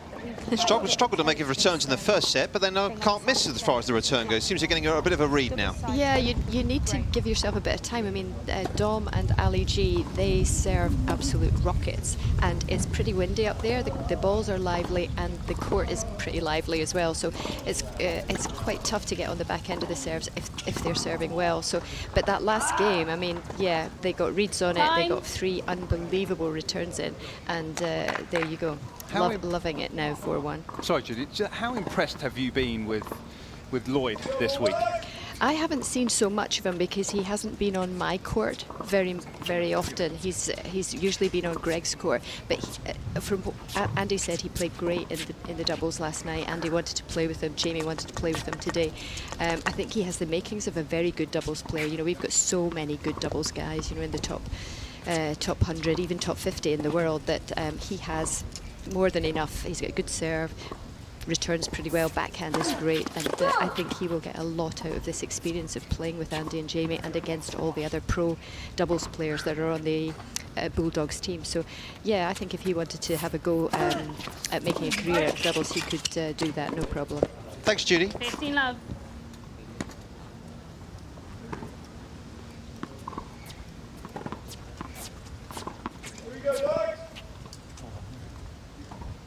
What a run of points they're on here.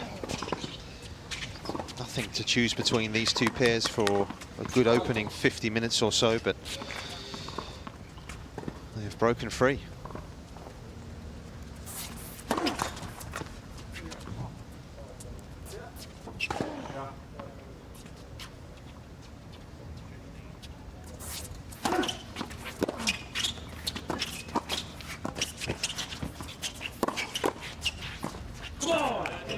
Good dig from Glasspool again. It was hit with pace. 30 love. Just got a racket on it.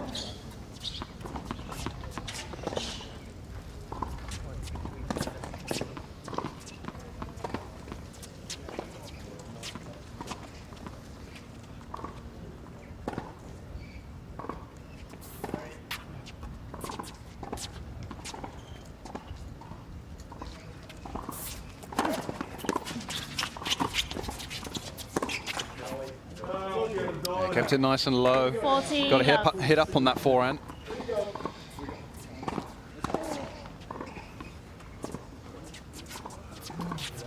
And they've limited Inglot and Gray to just 7 points in this set. That's how much of a one-sided affair it's been.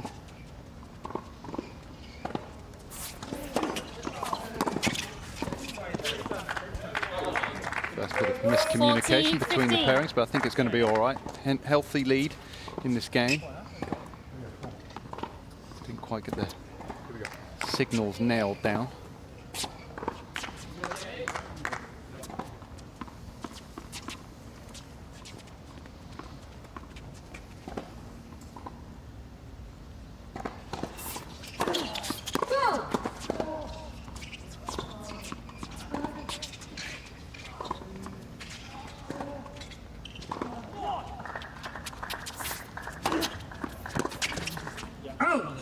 Game. Murray Glasspool. Murray Glasspool. So just a game away from another couple of points on the board for the Union Jacks. And who knows, in half an hour or so, they may well be in the lead for the first time.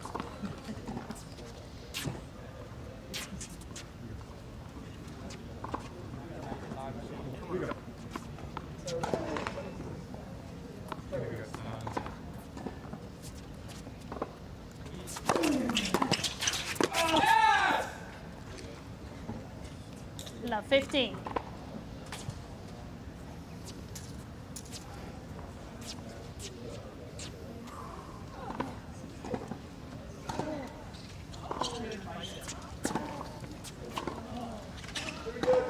Might have gone all the way over there. There's two just under this camera as well. Here we go.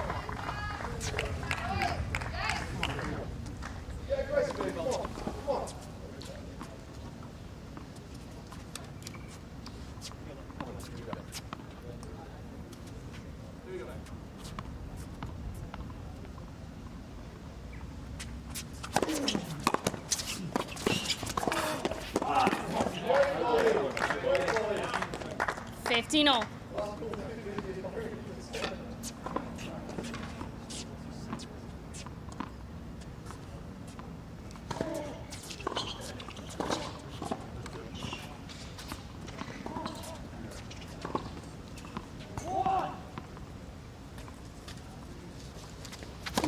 Let's first serve. Cam Norrie, I can tell you, has got an early break in the second on Ryan Penniston. All going swimmingly right now. Of course, that is would be a win for the British Bulldogs.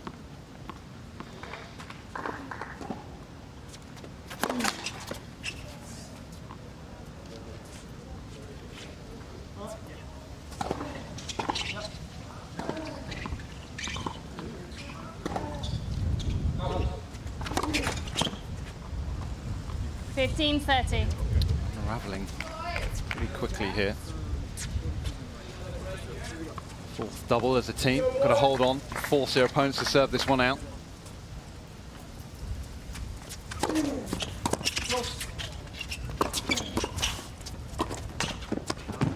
Oh, Jamie Murray thinking that was wide. 30 all.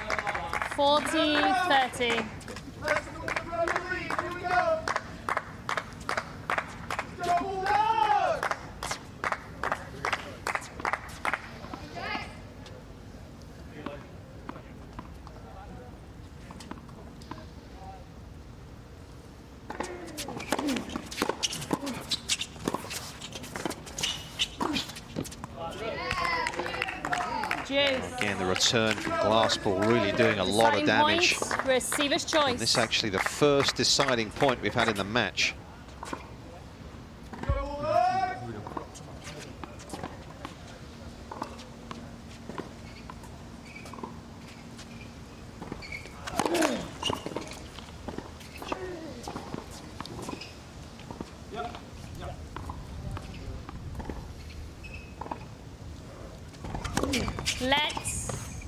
Second serve.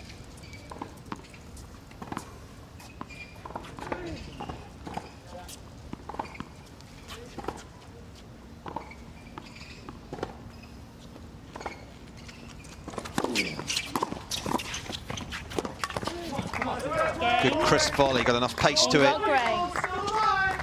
On this quick court. Murray Glassball lead by 5 games It's this pair to 2. that are hanging in, just about. Much amusement all round caused by Liam Brodie. 5-2.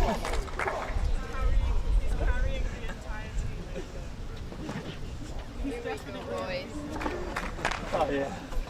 Yes, yes, the tournament right there. Why are you not sticking that one back up in the air? What? The last one. I couldn't get to it. Just any ball in that game up in there is funny. There, come on. Let's get. Let's get.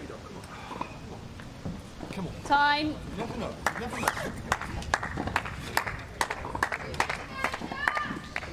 Well, he's been a focal figure. Come on, mate. Instrumental in getting behind his team, Liam Brodie this week.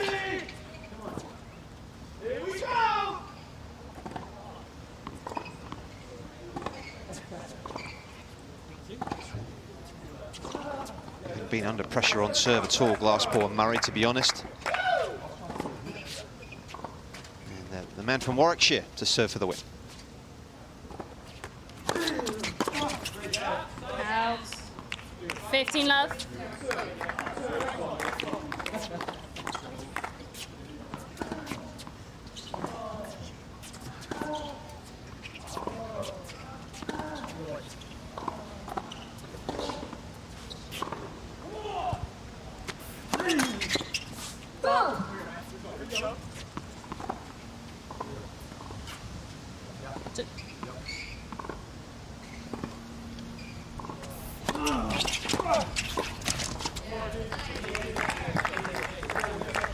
Again, just the fact the ball's climbing so much, so difficult for the returner off the backhand to drag it down. Can't really chip it back into play. Not going to get enough pace on it to trouble the net player.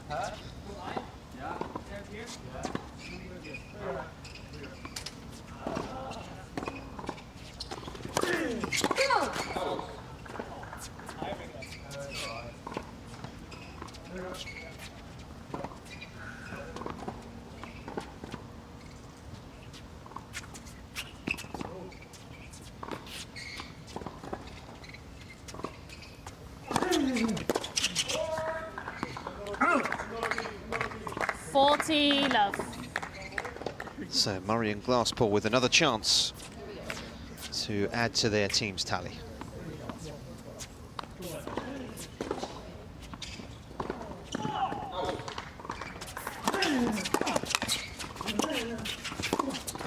And that'll do it. Two very contrasting sets. The tie-break proved to be crucial. Proved to be somewhat of a watershed as well for Murray and Glasspool, who get 2 more points for the Jacks, who win 7-6, 6-2. Yeah, I think overall they'll be delighted with their performance this afternoon. That was top stuff, especially in that second set, making plenty of returns, piling on the pressure, and they have closed the gap to 1 now. Now things have turned around for them. A good day yesterday, and the makings of another excellent day today for them. It's okay. You're going to pick it up. You're going to go undefeated from here on out. What's Naz's score? We'll have a look at the numbers before we hear from the players. Yeah, you can sneak that one. Yeah, pretty happy reading for Murray Glasspool. If you're going to be hypercritical, perhaps that first serve percentage, they would have liked that just to be a little bit higher, but they're winning so many points behind that first serve when they're making it. Second serve was working nicely as well, and they really did play the big points well, certainly in that second set. Tiebreak was good in the first set, but 2 breaks in the second set. Signed, sealed and delivered. Let's go and hear from them. Abby Johnson's asking the questions. Guys, well done on another great win. Lloyd, you faced this exact pairing yesterday. Did that make this easier or more difficult coming into this? I'm probably, I know what I'm expecting, but I've just beaten them, so it's almost like the pressure's on me to do it again. But I got partnered with a better brother today, so there's a lot of weight off my shoulders. Strong words. Jamie, you had a very good win last night. Did you feel some momentum from that coming into this one? Well, yes, it was a big day for us. We were 17 points down. We managed to finish the day only 6 back. We've had a good start again today.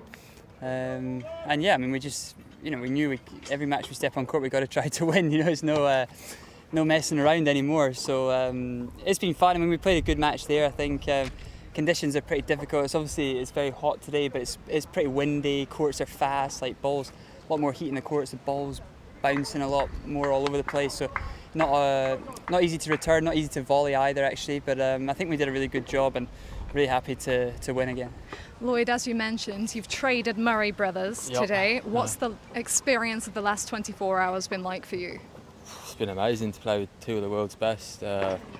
Not many people in this world or country will get that chance to do that. Yeah, I'm just really grateful for the opportunity, and it's been amazing. And Jamie, now that you're 1 point away from the British Bulldogs, you can let us know, was there a moment a day or two ago where you were really worried that you were going to get thrashed in this one?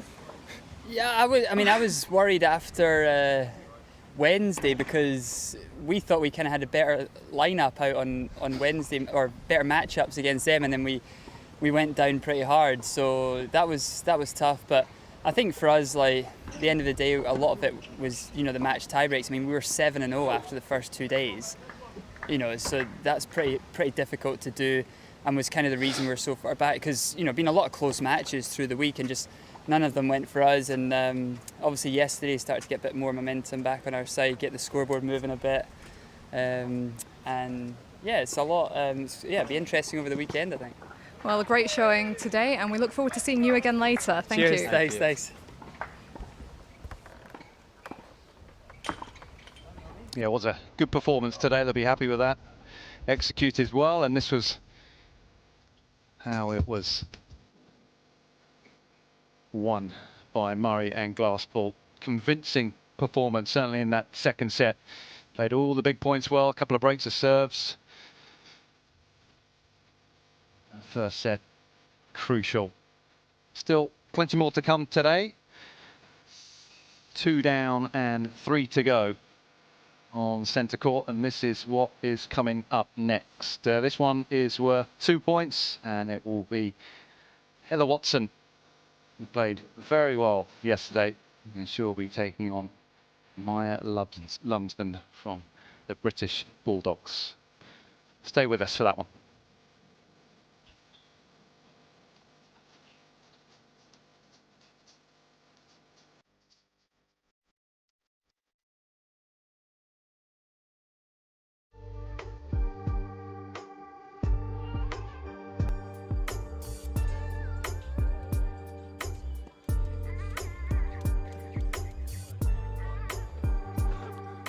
Today's consolidating. We're just moving right into their house and just sitting ourselves down.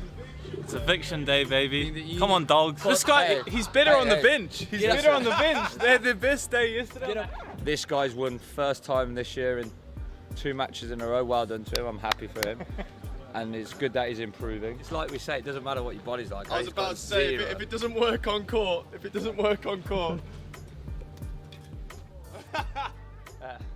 A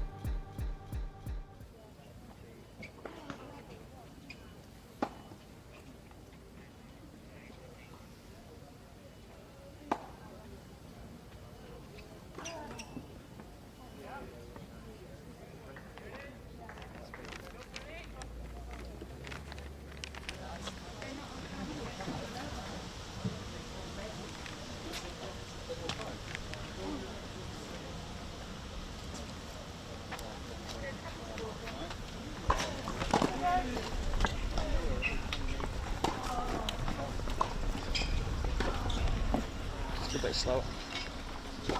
Thank you.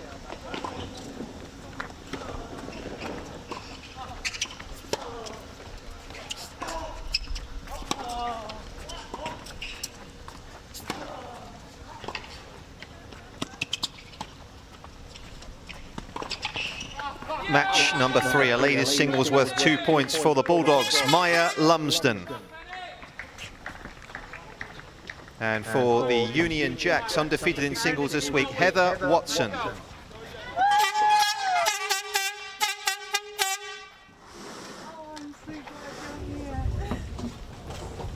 I'll definitely use that.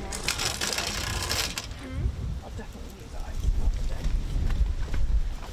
Welcome back to centre court. Quick turnarounds today, and we're looking forward to this one. Heather Watson, terrific form yesterday, named by Anne Kyothevong and Jamie Murray as player of the day. She is taking on Maya Lumsden, also undefeated in singles matches here at the Battle of the Brits team tennis event this week.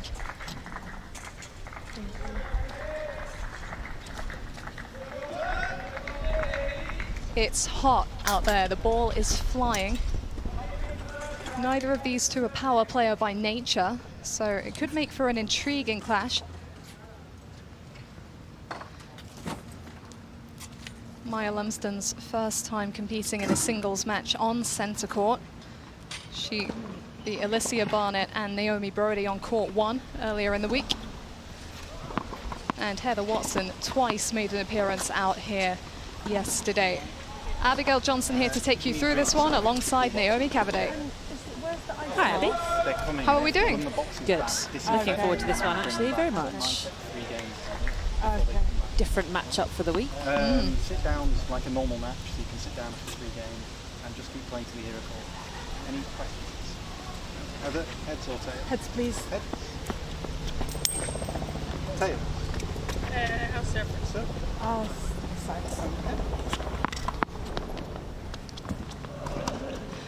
Lumsden chooses to serve, Watson chooses the side of the court, and we're ready to go. Temperature mounting out here at the NTC, and here's confirmation of this one. Watson versus Lumsden for the 2 points. And if you've been keeping track of the scoreboard, you'll see that the Union Jacks are now just 1 point shy of leveling with the British Bulldogs, so it's really all on the line in this one. The British Bulldogs, of course, had a healthy lead for the first day or two. And the Union Jacks managed to get their momentum going yesterday. Moving day, as Dan Evans so often called it. And they've continued that momentum so far on Friday. And here's a woman that will be looking to continue her own personal momentum as well. Heather Watson, who beat Emma Raducanu twice yesterday, once in singles. 6-2, 6-4, and then again in the mixed doubles alongside Jamie Murray. Raducanu was partnering Salisbury, and it was a 6-4, 6-4 victory. She was really pleased with her level yesterday, Heather. Yeah, it really was fantastic. I mean, all starting out with the return, but every area of her game, particularly in the singles, it did just carry on in the doubles. It was clean striking. She was right up the court. She was playing just like she would, I think, expect at the best of times. And considering it was only her 3rd singles match out, it was a really tremendous performance. And actually, I have to say that just chatting to people post-match and even just my own sort of thoughts going into that match, did not expect that. She really upped her game. She spoke about the conditions and how she enjoyed it. She enjoyed the pace that Raducanu was feeding her in the singles, and that's not something she's necessarily going to get from Maya Lumsden, who is a lot more about the craft and using her variety on the court. She'll have to get some good timing on the ball to generate some real power. Here is Maya Lumsden. Now, Heather Watson, the current world number 50, but Lumsden a good deal lower at the moment. She's the current world number 368 with a career high of number 250, which she achieved at the back end of last year, actually just before she was sidelined for a period of about 6 months. She had a hand injury that set her out for a good 3 months, and then she had mumps and she was completely drained and wasn't able to compete for a good long while. So she really hadn't competed at all until earlier this month, when she competed in the British Tour and actually won the 2nd week of that event. You were here during the Progress Tour Women's Championship. She had a little bit of a rough time there, didn't she? Yeah, I think for Lumsden it's been difficult, hasn't it, for her, with the injury then followed on by the illness and then lockdown coming in. So it just has been a really long time. So in terms of the expectations, we wouldn't necessarily expect, her to be at her absolute best tennis, but we've seen a lot of good stuff from her this week. She's had this bit of a shoulder niggle that's been hanging around, but I think on the whole this week she's had that under control, and she's off and away and has played some really good stuff, got some wins as well. It's going to be a tough ask against Watson. If Watson plays anything like she did against Raducanu, I can't see how Lumsden's going to be able to win this match, quite frankly. But she might not. She might be a couple of levels below, and Lumsden will be able to get a look in. Well, she needs to come out here with the mindset that she is the underdog, because I know she even mentioned that during the Progress Tour it was a bit of an issue for her because she was expecting so much of herself so soon off the back of coming back. She lost to Alicia Barnett and Freya Christie in close ones, and she did say her frustration got the better of her because her expectations were kind of too high for the level that she was able to produce at the time. So if she comes into this one swinging a bit, just not putting any kind of pressure on her shoulders, ladies and that's the way she's going to have a shot here. To the left of the chair, won the toss and chose to serve. Naomi Brody watching on. Knows a lot about both these players. She's competed against Maya a few times recently and is very good friends with Heather Watson.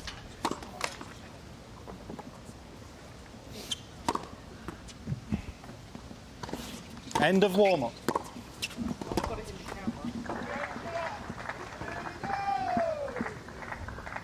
She did mention, Heather Watson, that she's nervous before every match that she plays. And here's another one where she is the heavy favourite to come through. So how do you think she is mentally coming into this one? I think she's going to feel a lot better after playing how she did against Raducanu. Don't think she'll be putting so much pressure on herself. And she does get nervous. And I was chatting to her as well coming into this week, and she was just saying that when you haven't played many matches, it's just really hard. You just don't know what sort of level you're going to produce. It could be amazing, it could be terrible, it could be something in between, it could change in between, in the middle of a match.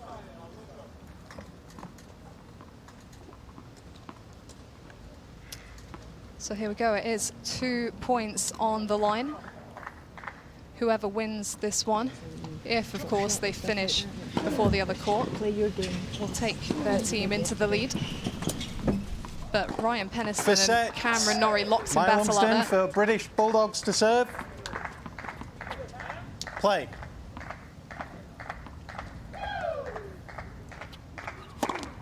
Go!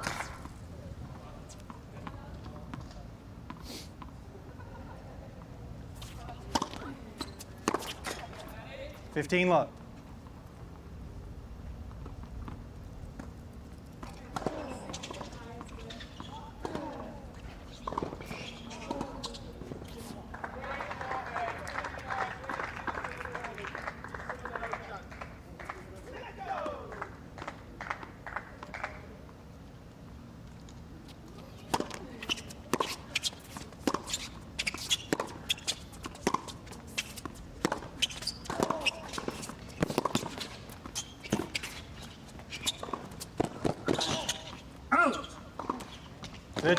Two things in that rally. You're going to see a lot from Maya Lumsden. The backhand and the drop shot. Her two money shots, particularly the backhand up the line. So she'll be looking for some angles from Watson.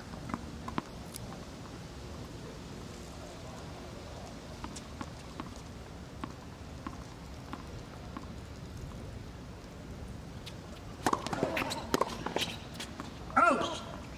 40 low. Yeah, Watson really did well, I think, with the counter-punching against Raducanu. For me, it was a counter-punching masterclass. It was absolutely brilliant to watch. Tight to the baseline, contacts out in front, compact swings, and just using the pace to hurt Raducanu.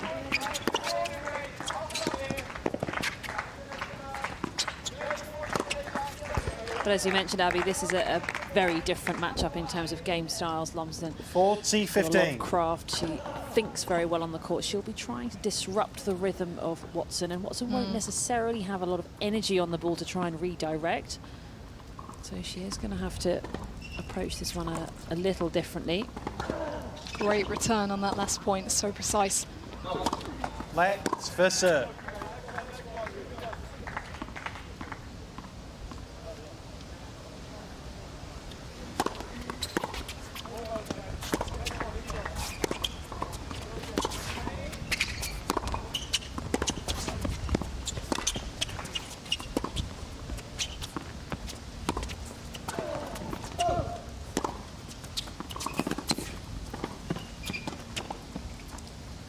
Oh, that'll settle her into this one nicely. Pretty straightforward opening hold for Lumsden. Some long rallies, though, a little bit of a flavour of what to expect in this particular matchup. Yeah, this isn't necessarily a big baseline hitting sort of match. I think we would anticipate Watson to be more aggressive in terms of the strike, but Lumsden can be aggressive in terms of her positioning on the court, and we'll see there, if she gets up the court, she's able to really use those hand skills to great effect.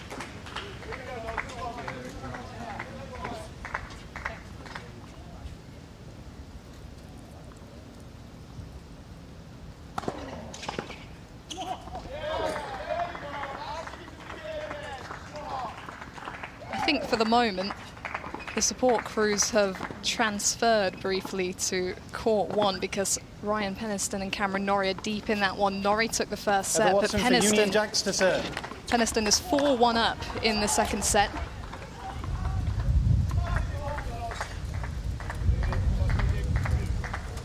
So that one looks headed for a match tiebreak, but early stages here.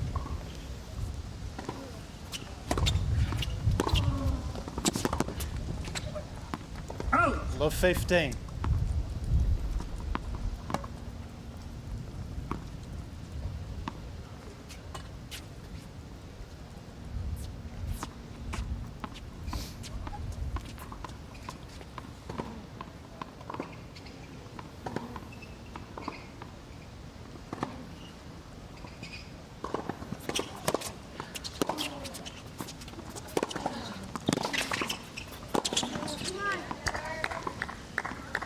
All. You can see in those 2 points how important depth of shot is for Lumsden. Even first point, really deep return to Watson that she couldn't handle, and there just sat up in the court for her to get on top of it. A good aggressive play from Watson, really pushing Lumsden around.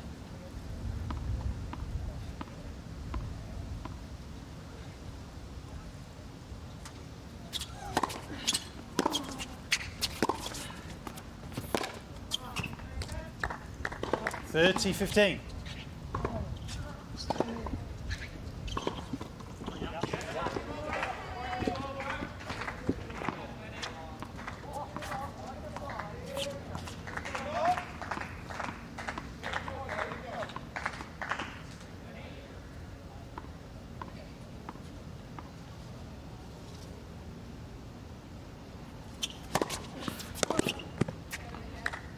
$40-15. And that's something she did really well last night, Heather Watson, when she'd played her singles and was really in form for the doubles.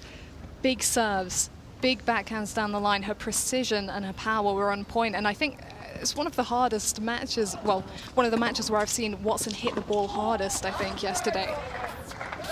Yeah, I think she knew she had to up it a level or two, but she absolutely managed to, and that's what happens with experience. She knows the tennis is in her. Game, Watson. 1 game all. I don't think in this match she needs to force the issue as much, because there's no huge strike to, I suppose, be scared of, that the point could just be over. Okay, yes, you've got the drop shot, but Watson is fairly good, actually. If she's up the court, she's pretty good at chasing those down. She's fairly quick.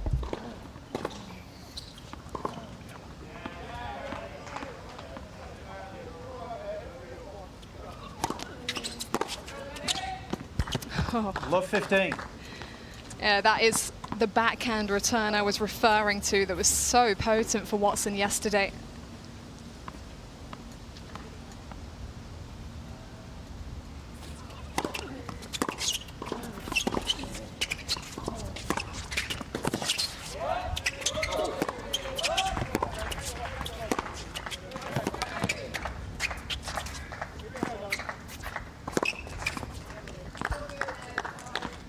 Love 30. Terrific control, and Lumsden, you can see already, is just going to have to use all her slicing, dicing powers to try and unsettle Watson. And the key is, as you mentioned, I think earlier, move her out of position, because when she's in position, whether she's having to rally long or whether it's a short point, she's, you know, very difficult to contend with.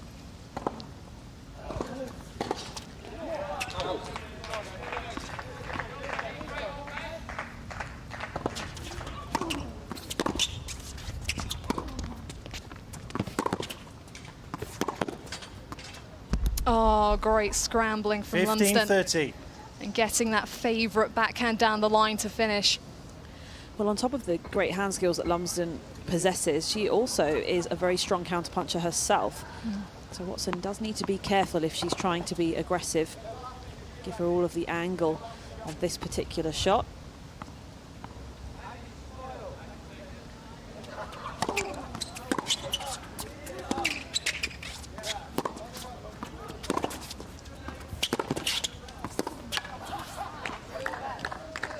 $15-40.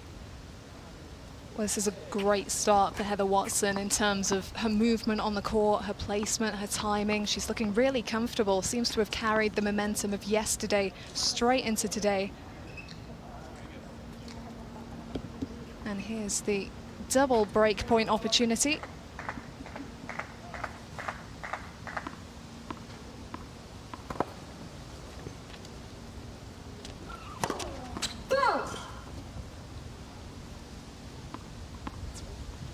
Wait, please, Maya.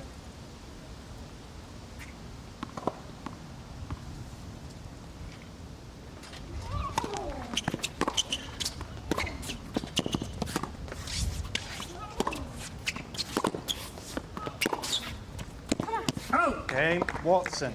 There it is, in the bag Watson early on. leads 2-1. And a lot less pressure on Watson than when she stepped out for her last singles match. The Union Jacks, as you can see at the top of your screen, really gaining so close now to the British Bulldogs. And after yesterday, Watson is a player they'll feel they can really rely on.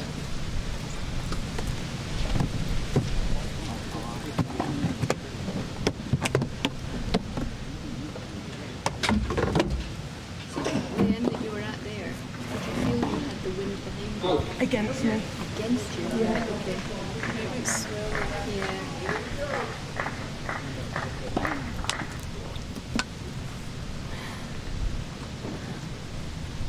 Against me going that way. Yeah, it's going that way, isn't it? Basically like that.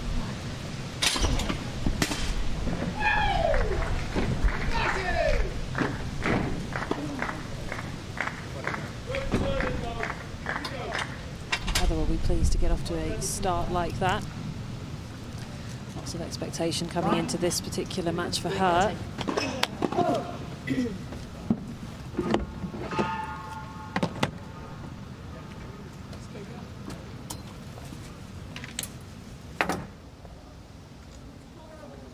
I'm all right, thank you.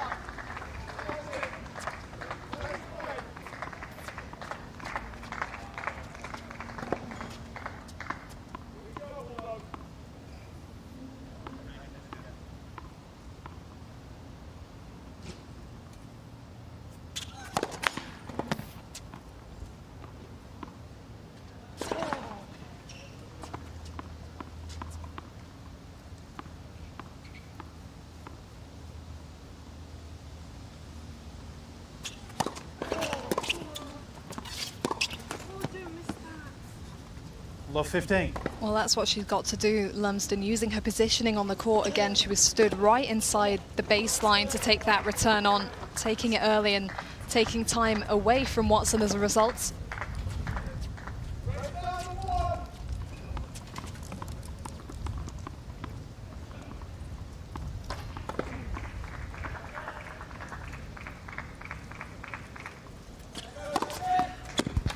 All.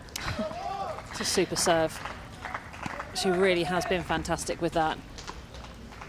And on such key moments as well. We've seen plenty of aces from Watson through the week. Yeah, that tee serve is heating up with the weather.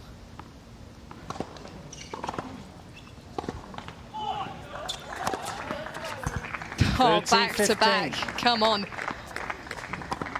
In her match against Raducanu, she hit 29 winners. Did Watson. Vast majority coming off the forehand wing. Plenty of forehand down the line when she was pushed into that corner, using that counter-punching ability.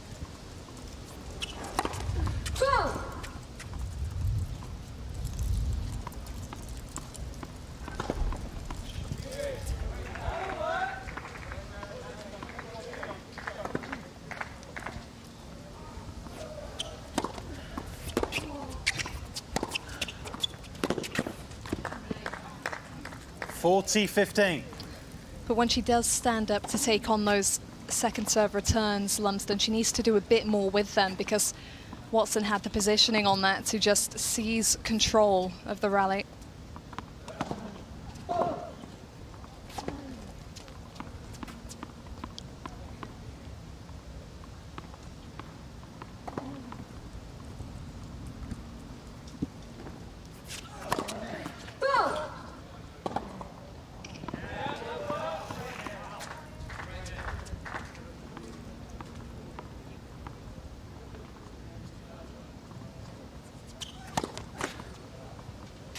$40-30.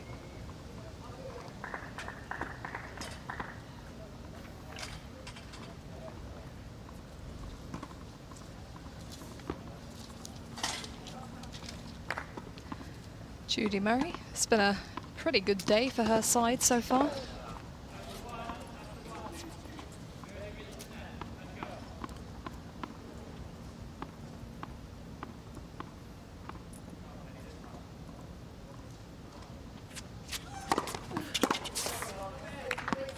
Game, Watson. Yeah, really strong serving Watson there leads from 3 Watson. games to 1. Having Jodie Murray in her corner, I mean, she's used to that from Fed Cup a few years ago when Jodie was the captain. Heather was part of that team. They do gel so well. Jodie Murray's such a positive voice in the corner. She could also tell you what's what when you need it. Don't get anywhere without that. So much of what I've heard from Jodie Murray through this week has been her telling the players, especially the younger players, that even if you don't feel like you played well, it's all about the other elements. It's about how you compete and how you hold yourself, what you're actually putting out onto the court, not necessarily the end result.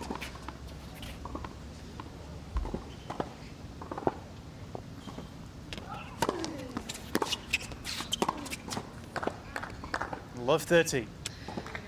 Yeah, she can't afford to be giving away too many points like that, Lumsden. Watson obviously ranked so much higher with so many more years of experience. Yeah, and it just looked a little rushed on that last shot. Watson suffocating her for time.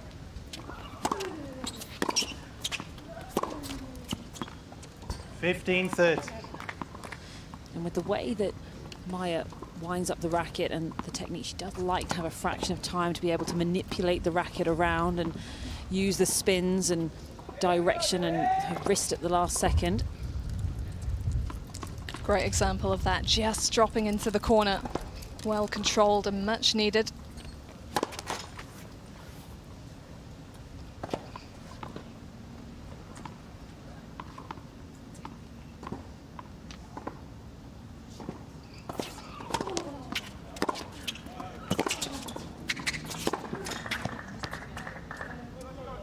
(30-all).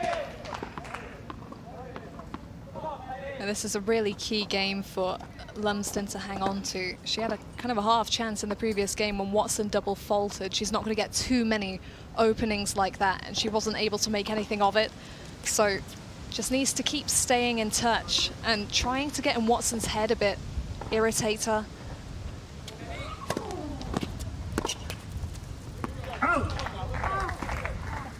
40-30. And Kyothawong in the corner for Lumsden. It should just be worth noting that it is a bit swirly out there.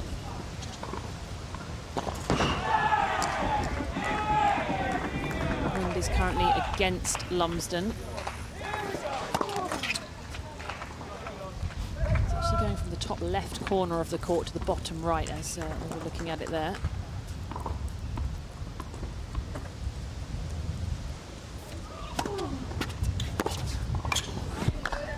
Oh, nailed on. She's just so warmed up on that particular shot. Yeah, I just love watching Watson when she's in the zone like this because it's so effortless. It's not brute force. It's not super intense through the shot. It's just careful, it's precise, and it's just done brilliantly well.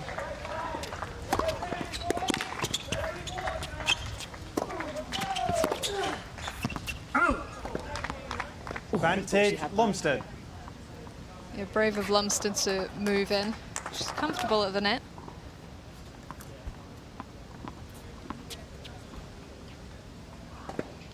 And don't be deceived, these two both at the smaller end of the scale, but they can do some damage with the serve.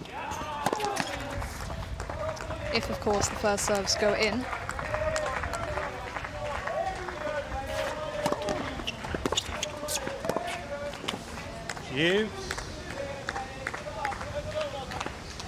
Depth to the body, that's just so difficult to contend with, particularly when Watson is striking as cleanly as she is right now. And yeah, the depth is going to be really difficult for Lumsden. If Watson can maintain that, then it means that she's not up the court, so she doesn't have the angles to play with. She'll be pushed for time, so she won't be able to get the racket around the ball as she would like and get those spins involved. She'll have to just try and counter-punch.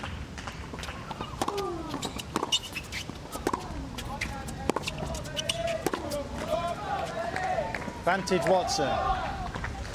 Rob for Dave. It's difficult because she's not going to win this one by out-hitting Watson, but at the same time, if she gives her too many slices and Watson's in position, she's just going to get on top of them.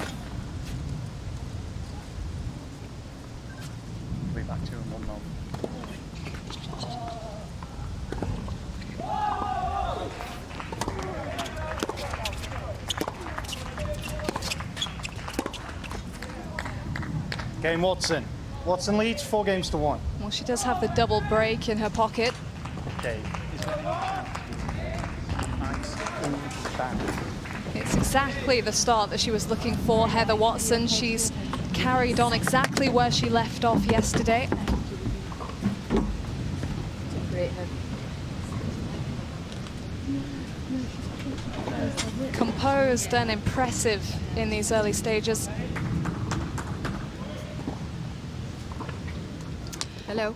Jodie, Heather's carried on right where she left off yesterday. How pleased are you with these opening games?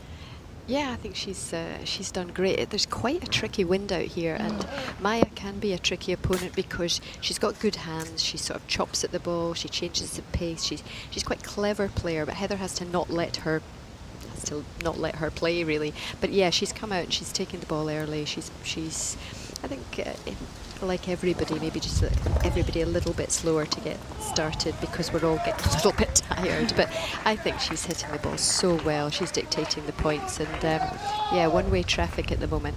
Well, she's looked impressive early on. That's the double break already. Is there a danger now of a little bit of complacency because it's come so quickly? No, absolutely not. I think that is absolutely my job. And Naomi, who's sitting beside me, who's a very good support and great pal of Heather's, we will keep on her, make sure she keeps moving her feet and that she doesn't let up. Thank you, Jodie. Yeah, they're going to try and bring some. So real confidence from the Union Jacks corner. Yeah. They're going to try and get some and bring it. Hopefully Anki Ottervong had some strong words of advice for Maya Lumsden, who's not just competing with Heather Watson, but also the NTC's famous breeze at the moment. Yeah, it definitely has picked up as the afternoon has progressed, making life a little difficult. But when Heather is in this sort of mood and she's playing well, striking the ball cleanly, really precise with her footwork around the ball, I don't think that really phases her. She's not somebody that is susceptible to that, and actually that's kind of bad news for Lumsden as well, because she's also not a player that struggles with a low slice particularly. She can get down and play them pretty well.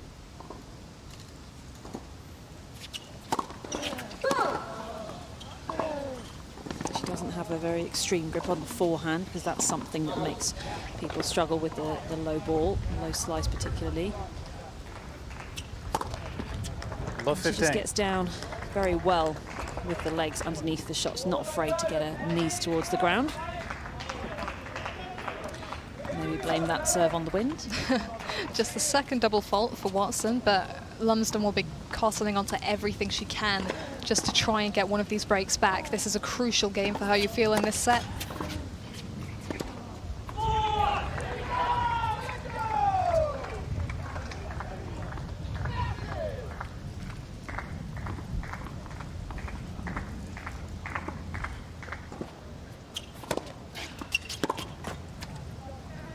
$15-all. You could see what she was trying to do with that return, getting on top of it, trying to eject some pace, just give Watson a bit more to deal with. But there's that fine line between hitting a big return and just making sure that Watson actually has to play the points out.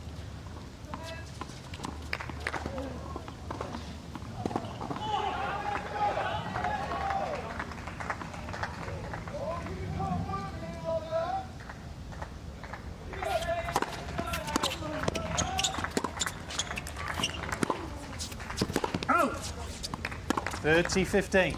Lumsden's just struggling to find a way to control the points at the moment. We aren't seeing her use her crafty skills that much, but even with the great craft and slice and drop shot that she's got, you have to add that to the top of a base game. So she just needs to improve that level from the back of the court, try and match Watson a little bit, and then she can bring in those extra skills.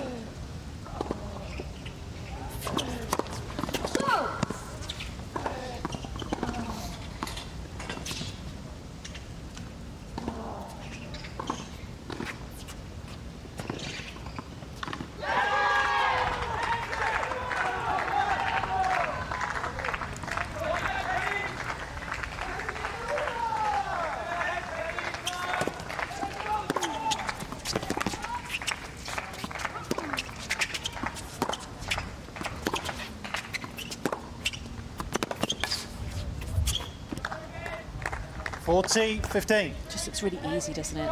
Just off the front foot, clean hitting there, corner to corner, finding her targets well.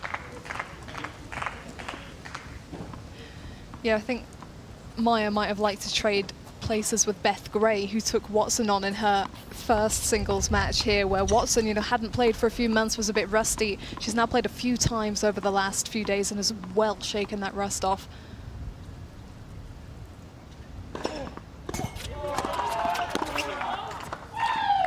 Game Watson. So cool Watson and leads composed. 5-1. Deeply impressive from Heather Watson. And a couple of little chinks in the armour, the occasional double fault. Lumsden just hasn't been able to think her way through it and capitalise on it. It's really difficult to see a way through Watson at the moment.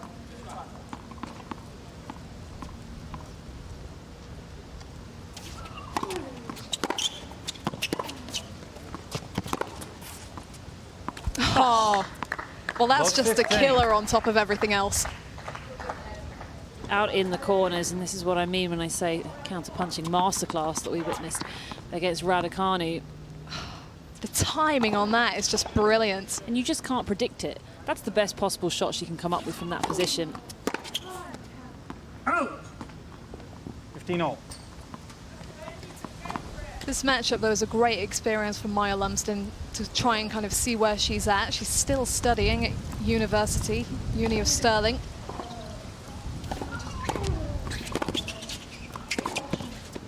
Oh! 15-30. Great Britain now regarded as one of the leading countries for university tennis in the world. Obviously, a lot of people still hop across the pond to the USA. But in 2017, the GB Uni tennis team won the world's biggest annual tennis team competition for the first time, and Maya Lumsden was on that team alongside Johnny O'Mara, another student from Stirling in times past.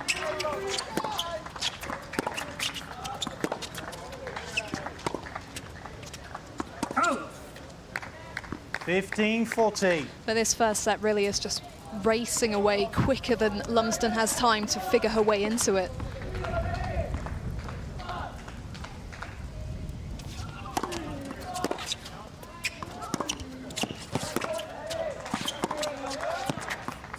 Game and first set, Watson. Well, Heather Watson picks up where she left off. New balls, please. Looking in real control out here on centre court, feeling the ball well off all wings.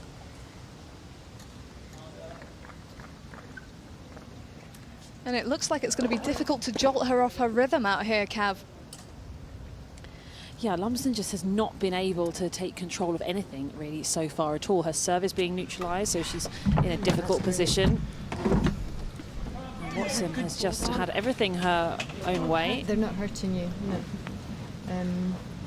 Yeah, more of the same. And as Jodie was mentioning there, the shots just aren't hurting Watson right now, so a lot of work for Lumsden to do. You can see there good percentages when it comes to the first serve, high on that 76%, but only converting 42% of them. That's pretty low, and quite low down on the second serve as well. So it just shows Watson has been returning so well throughout this week. It is a very difficult situation for Lumsden to overcome, but she's got to try and find a way to maybe get some more spin on it, maybe jam her up a little bit, try and get more width, anything that she can do to try and make Watson uncomfortable, because at the moment she looks like she is very comfortable indeed. Just too many unforced errors there for Maya Lumsden as well. She's not a player in this kind of matchup that would be looking to hit a load of winners, but her own game not completely tidy, so there's some work to be done.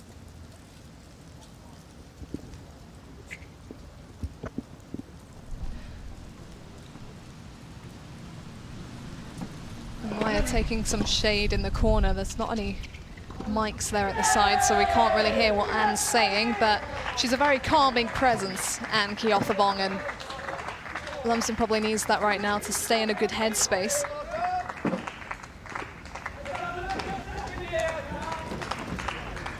She only won 10 points on serve in that set.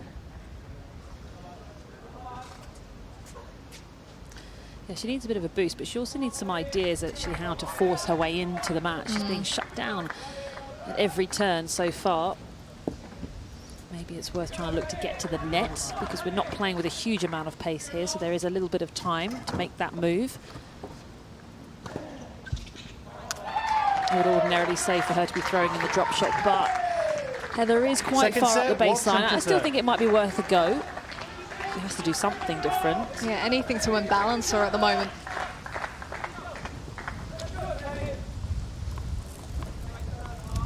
And that wind's still picking up.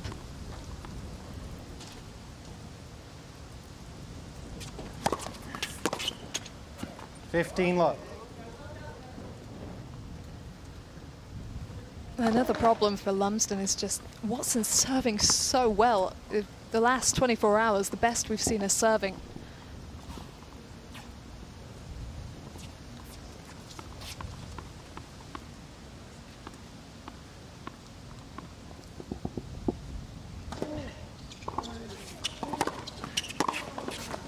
Love.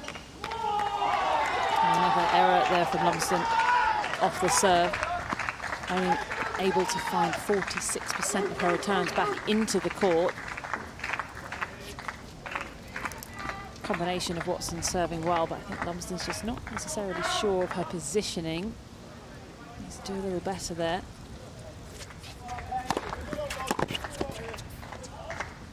Nothing you can do about that though. 40 love. See Lumsden's tries to take a few steps back, give herself a bit more room at the baseline for the return.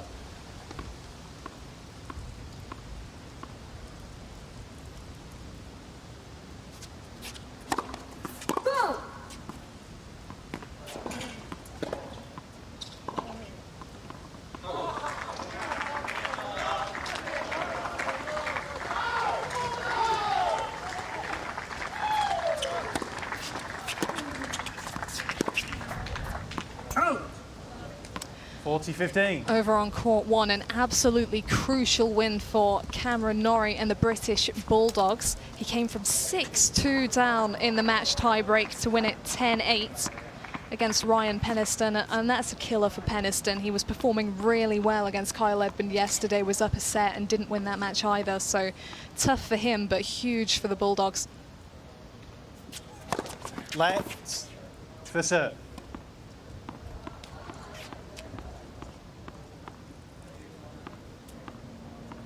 Their first points of the day.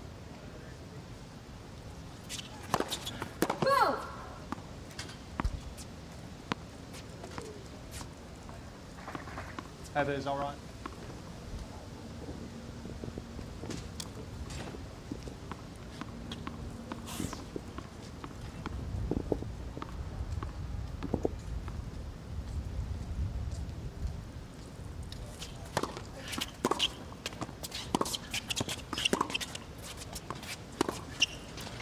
Out.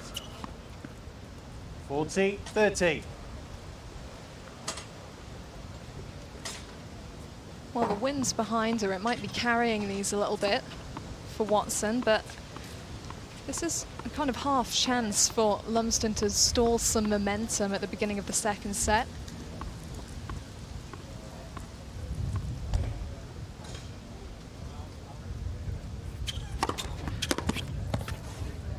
Okay, And down rains Watson. the bomb.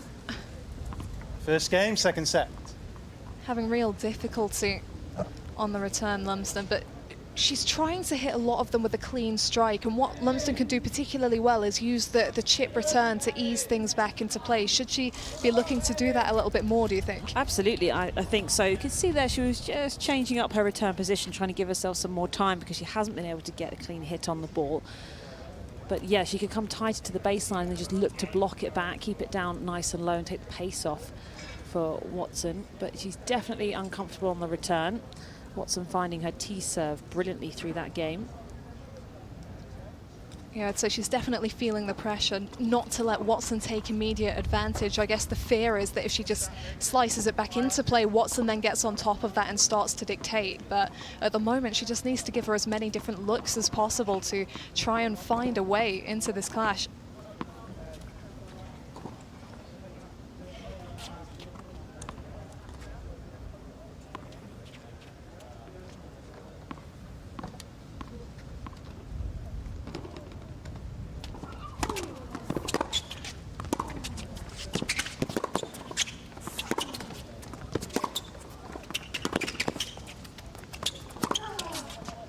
Watson just looking really comfortable for time there. 15. You could see just moving so well and just always getting to the ball in perfect time.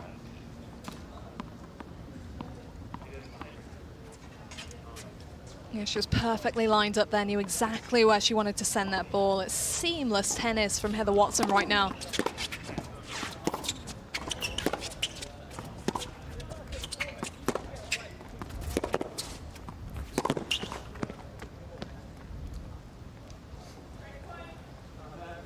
all.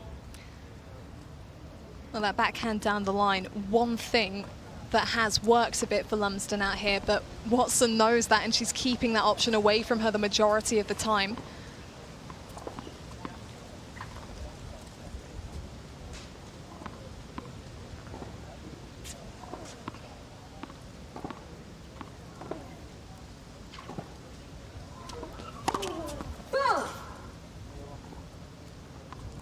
Wait, please, Mike.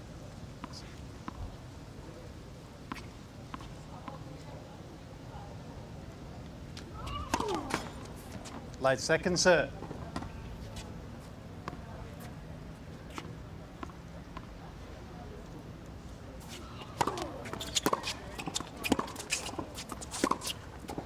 Out. 30-15.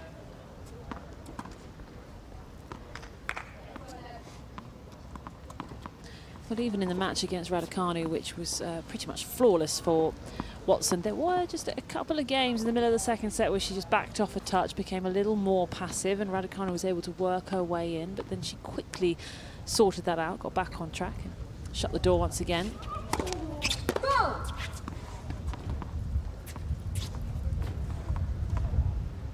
Yeah, the good news for Lumsden here is that she doesn't need to win 2 full sets to get back into this. If she can somehow find a way to edge the second, it's a match tiebreak. Out. 30-all. I think the whole scoreboard situation might just be getting to her a bit, because that's not a shot she would usually miss. You know, she's low over the ball, the space is there next to Watson. Yeah, there's no doubt Lumsden's not performing as she would like right now. It's a combination of Watson playing very well and not allowing her much rhythm and much time to get into the points and into the match, and also just her level being a little bit down.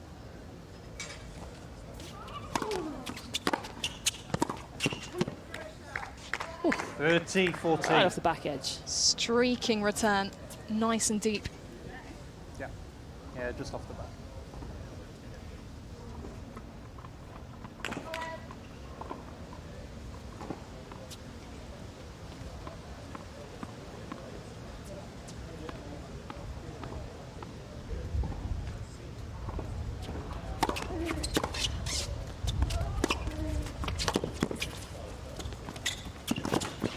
Game, Watson. Oh, even there, she had it on a racket. Watson leads, 2 games still up.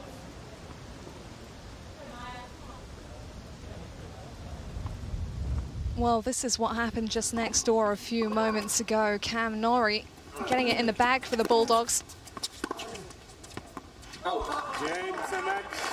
And there it is, just the pump of the fist after coming back from 6-2 down in that match tiebreak. Getting his team back on track. They were well out in front.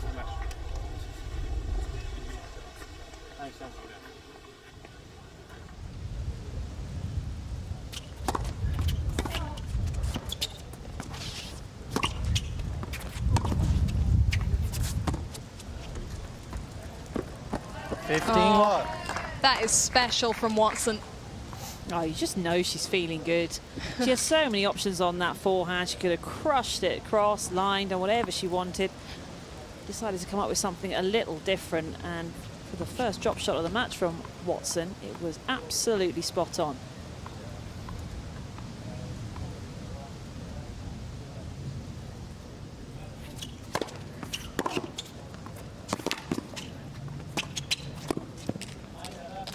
Love. And it's in this kind of situation where Lumsden's lack of firepower is kind of exposed, because the usual things, I mean, she's not trying some of the usual things at the moment, but, you know, taking the pace off, using the height, the slice, it's not really doing Watson any damage, and she doesn't have that other option of trying to hit her off the court.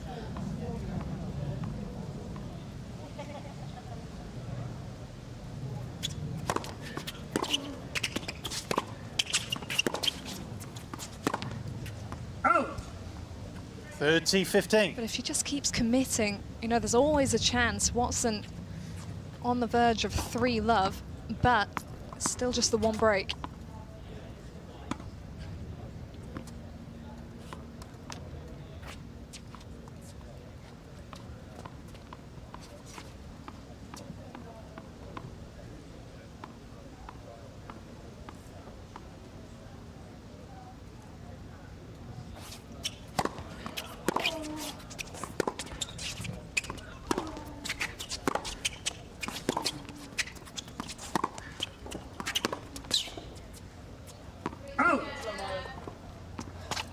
Didn't quite get the depth there, Lumsden, so it meant that Watson could shuffle up and get on the front foot and get the depth of her own. Gives her real penetration.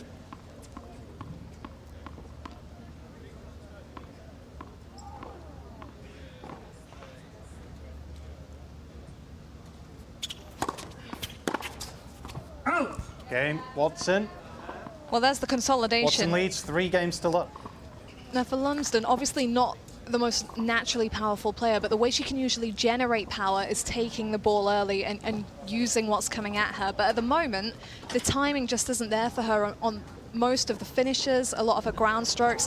Is that a frustration thing? Is that just not focusing on each point at a time? What's going on here? I'm not sure entirely as to why the Lumsden game is a little bit off, but she is facing quite a lot of depth, which is hard for her.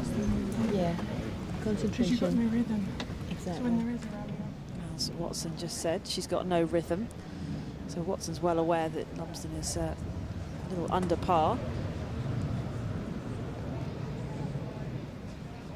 Well, it's a big occasion for Maya Lumsden. I mean, she knows what she's capable of. Watson is so much higher ranked, but at the same time, you know, the scoreboard had got close again.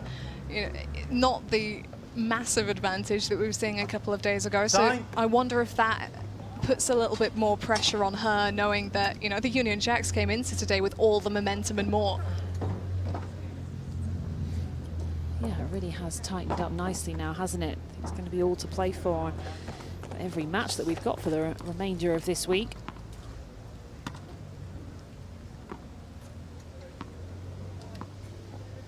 Interestingly, this is a matchup we actually should have seen the other week on this very court. These two were drawn into the same group for the Progress Tour Women's Championships, but then obviously Heather Watson had a foot injury, had to withdraw.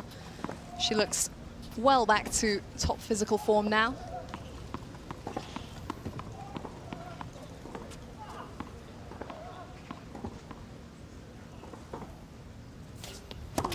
Let's for serve.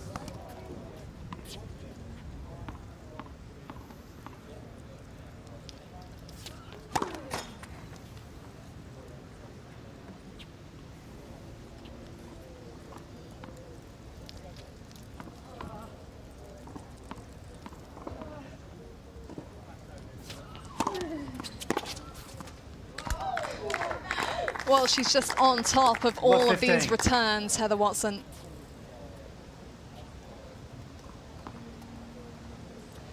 Straight over the top, whipped down the line, inside the baseline. Not much you can do about that. Let's for serve.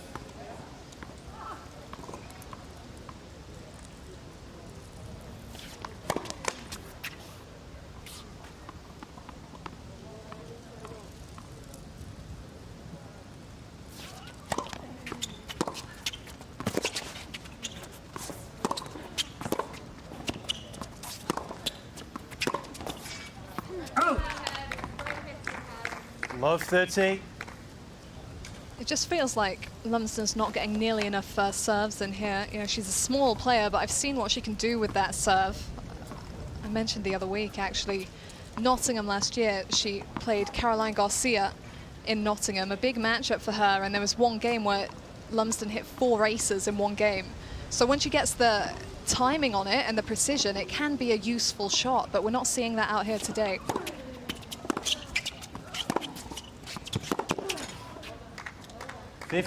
Well, really, it is the difference between kind of timing that is a bit off in the Lumsden game and timing that is absolutely perfect from Heather Watson. It has just been so good since that singles match yesterday. Carried it on in the doubles.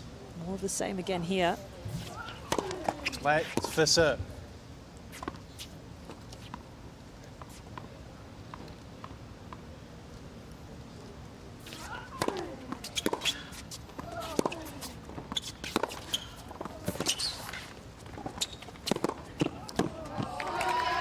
And even if she changes it up, Heather Watson right on top of it. 15-40.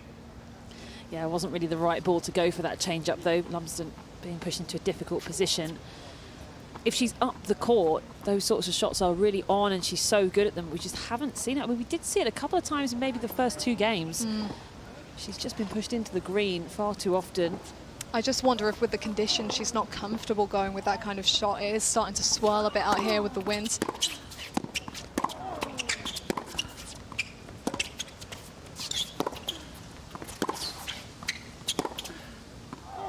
But that's more like it. With that slice, it forced Watson into an angle and it took some of the dictation away from her.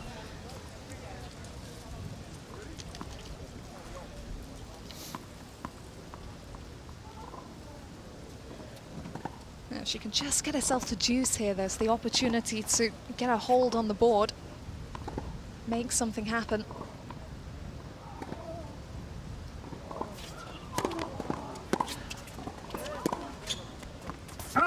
Game Watson.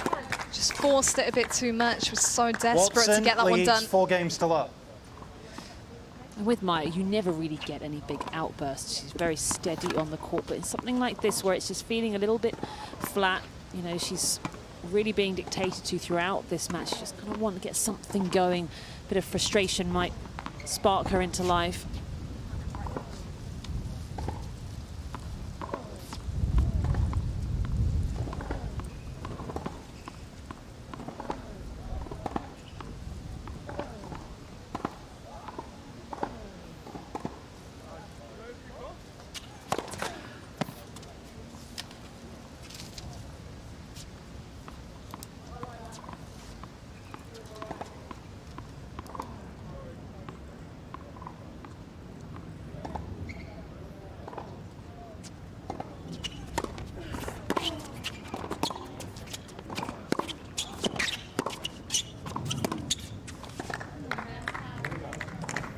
$15 love.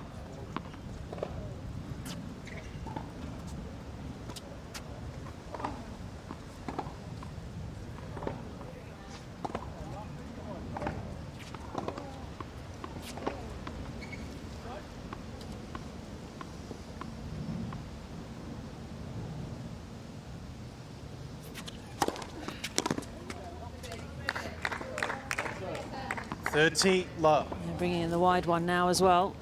Just hitting her spots so well. She talks about Lumsden not giving her any rhythm, but she hasn't seemed to need it out here. She's just found her groove, focused on her own side of the net.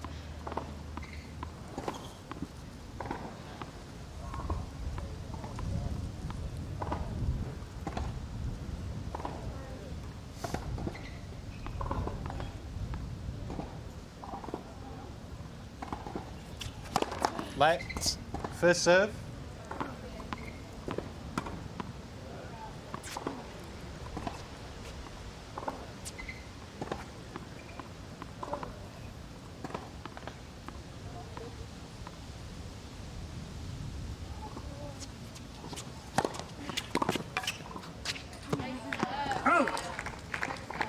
$40 love. Well, she's nailing every mark on the court, Heather Watson.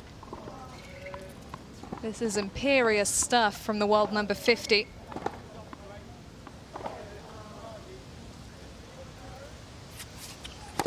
Let's first serve.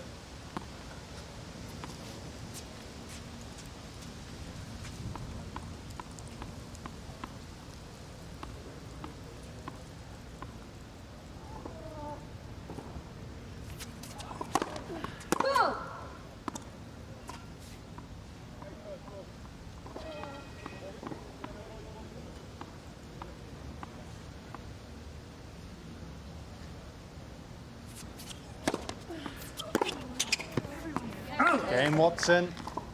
Just no timing Watson for leads Maya 5 Lumsden. games to love. She's really struggling to find the sweet spot out here. Difficult conditions and a very difficult opponent in Heather Watson.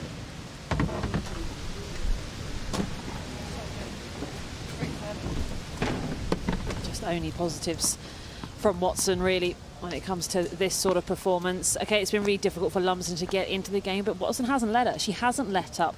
Said yesterday, Raducanu couldn't really get into the game well against her yesterday, but there were just a couple of games where she let up a little bit and Raducanu was able to turn things around slightly, but then she shut that door very, very quickly again. And really, I mean, Watson is playing today and yesterday. She has been playing like the top 50 player she is. Absolutely, top form, and she hasn't even had to mix it up too much. I mean, it's difficult watching from this match alone to, well, it's difficult to remember that she has her own set of crafty skills as well. One of my most vivid memories when someone mentions Heather Watson is that match she had against Serena Williams at Wimbledon in 2015, and she got so close to that victory because she crafted, she drop-shotted, she pulled Serena Williams out of position, and she unleashed a whole repertoire there. She hasn't needed to today, she's just hit her marks.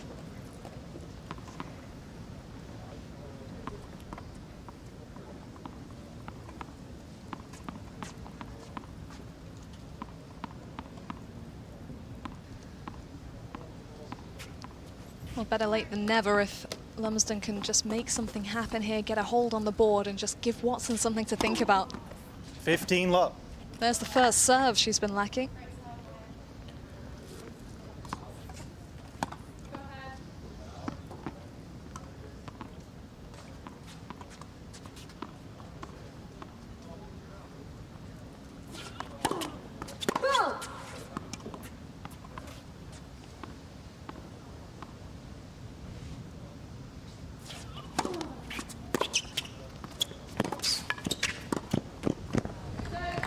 Such good control.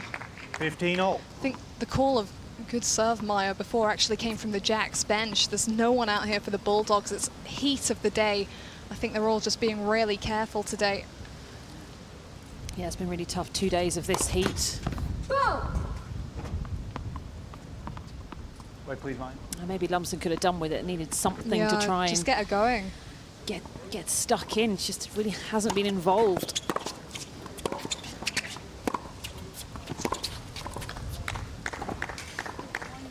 15-30.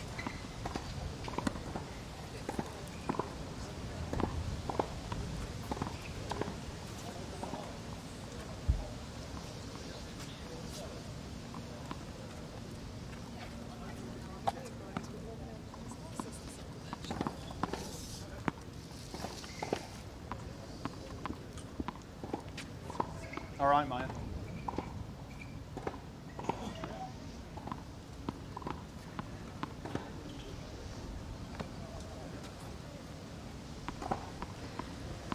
She really just has to focus on shot by shot at this stage.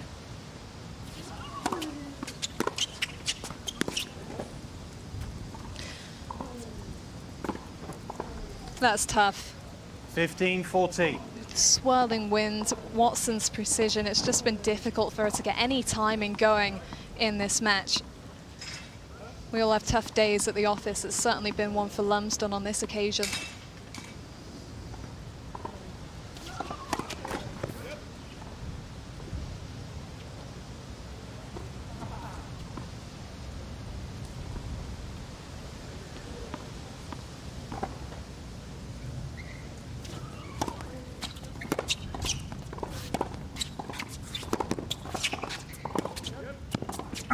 Game, centre match. Heather Watson keeps it rolling. 2 sets to love, 6-1, 6-love. Extreme momentum from the world number 50. 2 wins yesterday, another win today. And there's no stopping this woman right now. Centre court match is complete. Really impressive, Cav. Oh, such a great performance. I mean, she's smiling. She's gone strength to strength. This week could not have worked out any better for Watson. Just working her way in with some tough matches. Another real challenge there. She had to battle the wind, the heat, of course, but she knows she was playing really well and she was just dominant. Absolutely, really tough conditions for both players. Suffocating heat, difficult winds, tough day for Maya Lumsden, but she'll take a lot from it. You know, it's a big learning experience and she'll be back Yeah, absolutely. And if you take a look at the stats, unsurprising with a 1-on-love result. They're a little one-sided. 11 winners for Watson, just the 3 for Lumsden, and those unforced errors getting out of control. Just could not get any rhythm on the ball. She looked a bit late, a little off balance a lot of the time, whereas Watson just looked so keyed in. And as she said at the end of that match, it wasn't easy, that's for sure, but she just dealt with everything thrown at her so well. Yeah, big stuff from Heather Watson yet again. She can be really pleased with that result.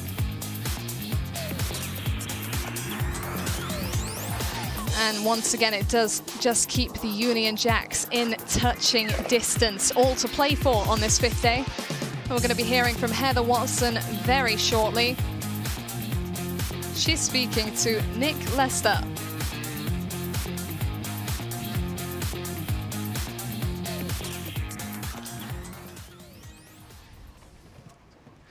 Heather, well done. Things clicking very nicely for you the last couple of days. Yeah, another great day for me, for the Jacks. We've got momentum going. I thought I played very well again today, continued my form from yesterday. It was tough conditions, it was super hot, but also quite windy. So at the far end of the court with the sun and the wind, I was struggling a bit to serve, but I mean, I'm so happy with how I played today. You feel like you're getting better match by match? I think it's 4 singles matches now this week. Yeah, absolutely. That's what this week is so great for, getting loads of matches in, and that's definitely what I've got.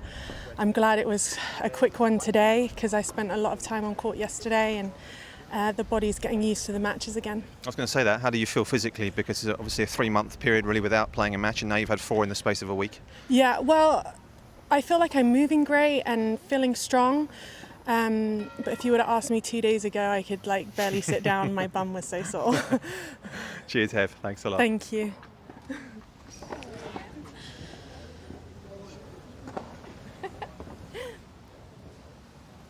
Good to go.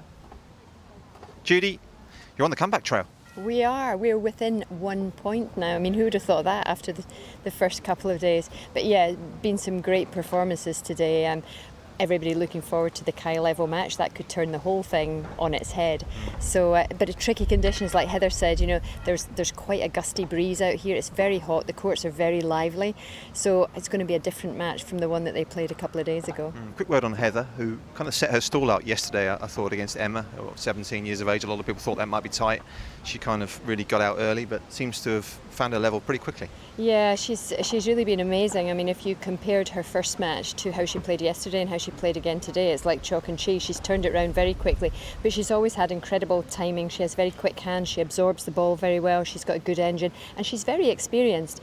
So, I mean, yesterday was as well as I've ever seen her play, and after a 3 to 4 month layoff, it's quite uncanny. But I think winning the matches in whatever way you do, even at the start of the week when she wasn't playing her best, gives you the confidence, it gives you a bit of momentum, and that all helps, you know, the whole belief thing. So yeah, she was tremendous today, and like she said, great to get a quick match because it's so hot, and she was off court at 9 o'clock last night, so tough for her. And as far as your team goes, your team cheerleader from a player perspective, Dan's about to come out here again, and obviously he's had his number over Kyle a couple of times. What are you expecting this afternoon?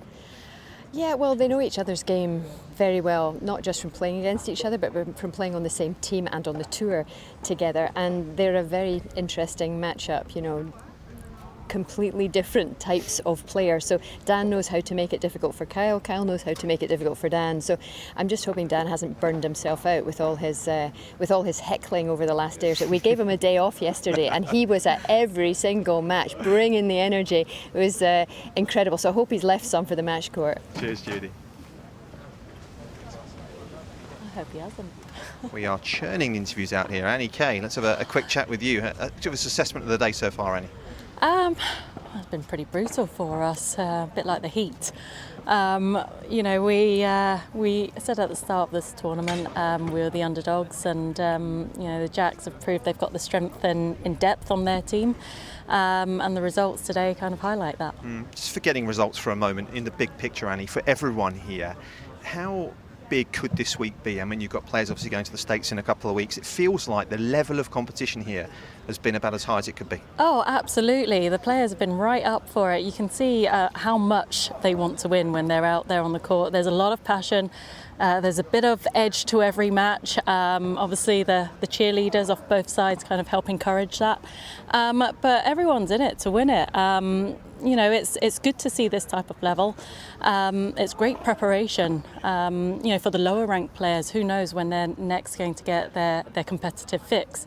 You know, schedule for those guys isn't as clear as it is for the higher ranked players. So, you know, when they are given the opportunity to compete, they've got to come out here with the right attitude and, you know, practice everything that they've been, use everything that they've been practicing over the last 4 months. Thanks, Annie. Thanks. Thanks, Annie. Appreciate it.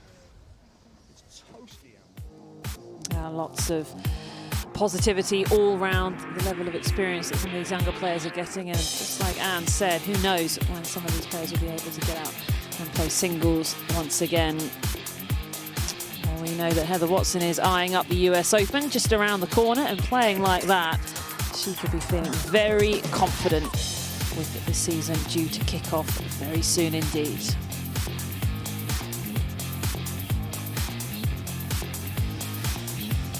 So, 3 matches down, a couple left to go. Dan Evans against Kyle Edmund, the rematch, of course, not before 20 past 4. After that, we have a mixed doubles with Jamie Murray, Olivia Nichols against Cameron Norrie. And Johanna Konta will be back on court. Haven't seen her for a couple of days, and she will be partnering Cam for that 3-point mixed doubles match. Plenty still to come here. 33-32 the score. Who knows which way it will be sitting at the end of the day.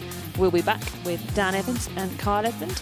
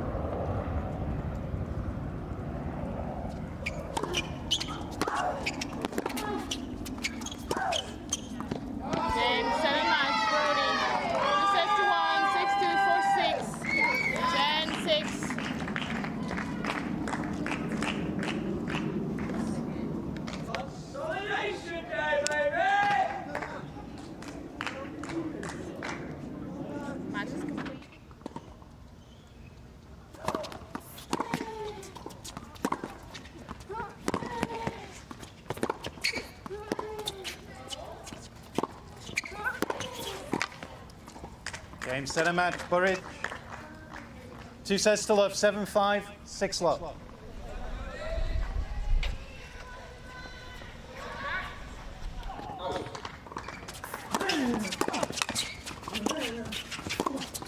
Game, set match, Murray Glasgow. 2 sets to love, 7-6, 6-2.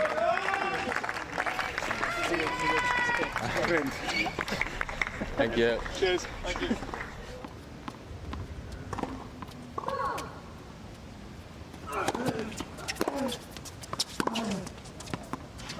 Game, set match, Norrie. 7-5, 3-6, 10-8.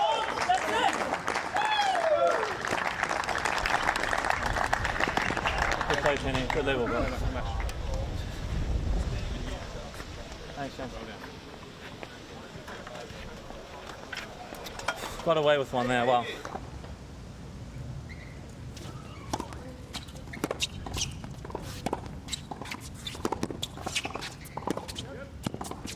Game, set and match, Watson.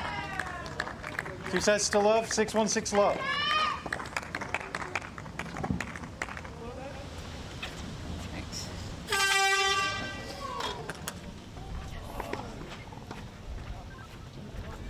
Centre court match is complete. Watson wins. I needed it quick today.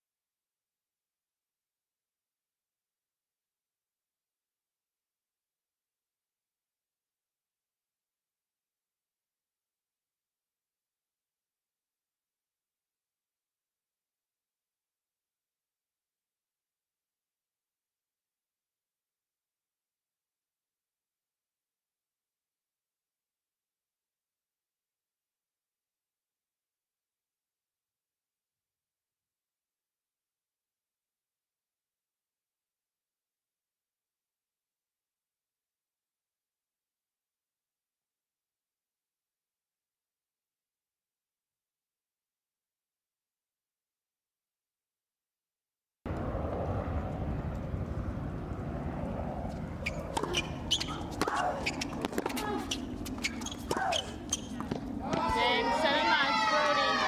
2 sets to 10-6.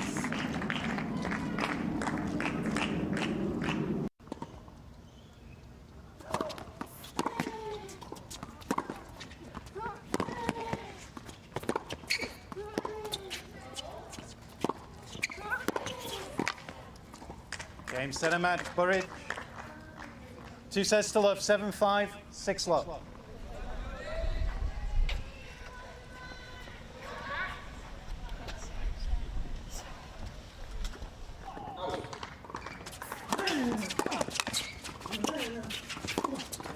Game, set match, Murray Glasgow. 2 sets to love, 7-6, 6-2.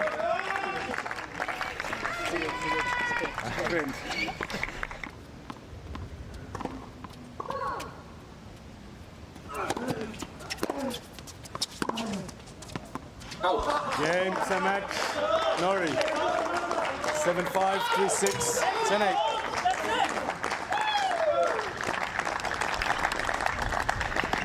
Good play, Kenny. Good level, bro. Thanks, James. Got away with one there. Wow.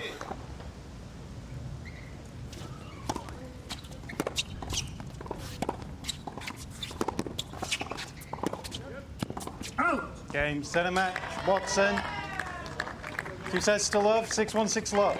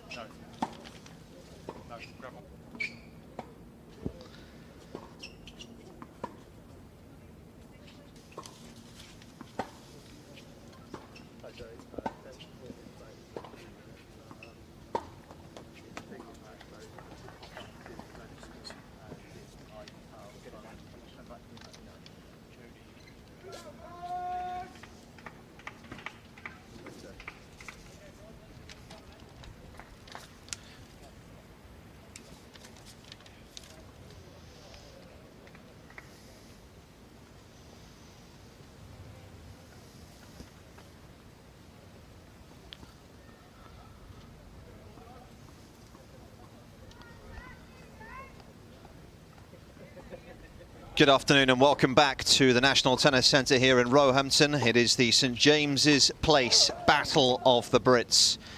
And we have a busy afternoon, early evening in store for you. As you can see there, things are a whole lot tighter than they were a couple of days ago. And this is how today has unfolded.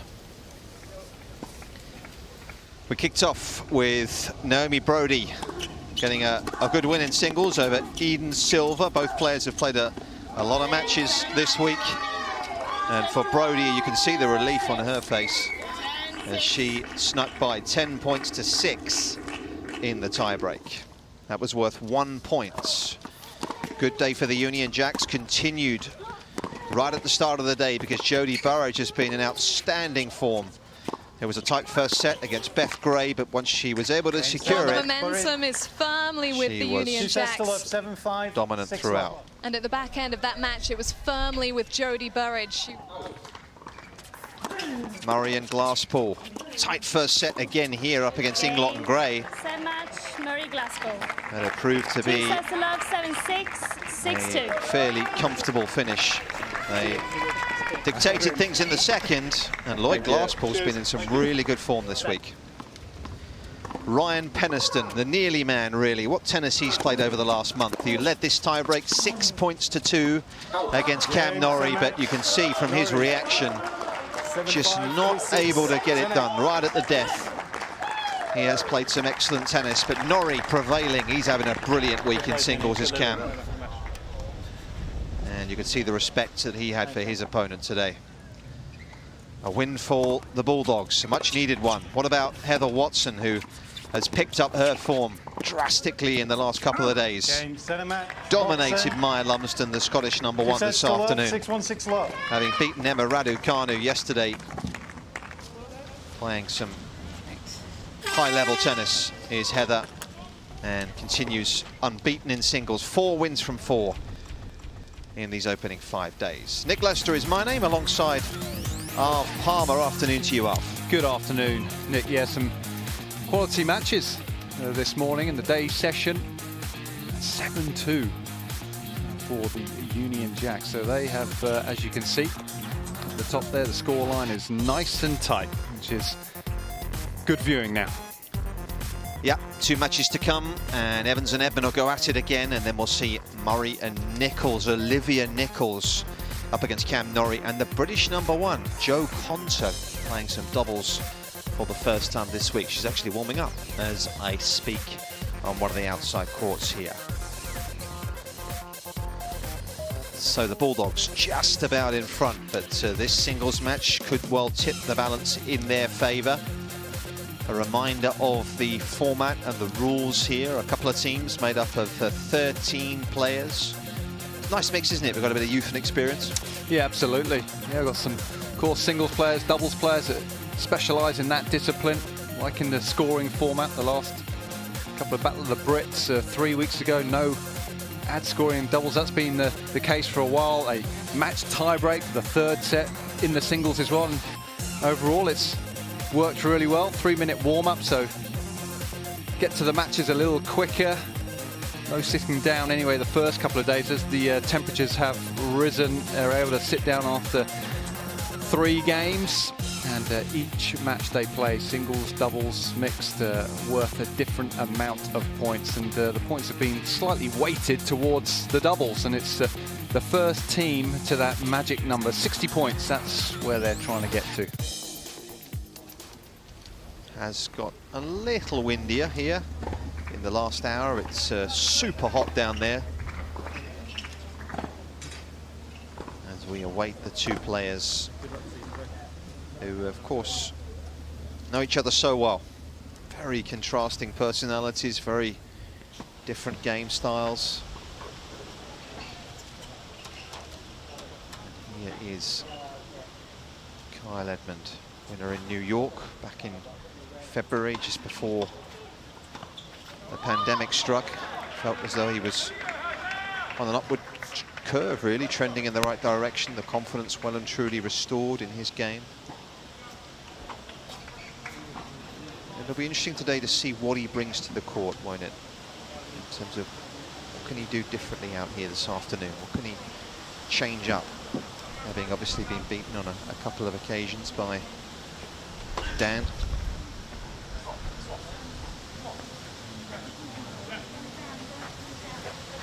You can see the doubles that's going on right now. It's Liam Brodie and Harriet Dart in action over there. Lloyd Glassball and Katie Bolter in the first set. I'll give you a score update in a moment.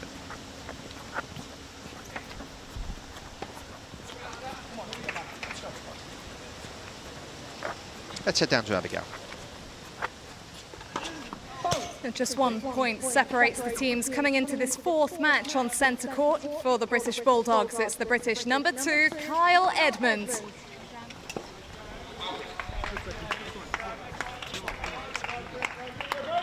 And for the Union Jacks, British number 1, Dan Evans.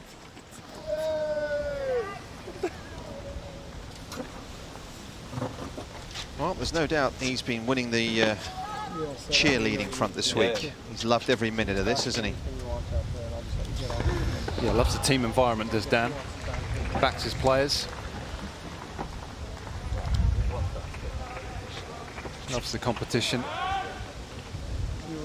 Whether it be a match for real or whether in practice, has to have something on it. Same on the golf course? I think so, yeah. Well, that tash is due to a lost bet. So that was what was on it that day, to grow a tash. And if you lost, you had to wear it for the week. Carl tested yesterday, wasn't he? Uh-huh. Yeah, it was a match where he had to dig deep in tough conditions. Yeah. Ryan Penniston, who's been a little unlucky this week, as you mentioned. He has played some good stuff as Ryan. Excellent. Sounds good. Where would you scale him on headspace today, 1 through 10?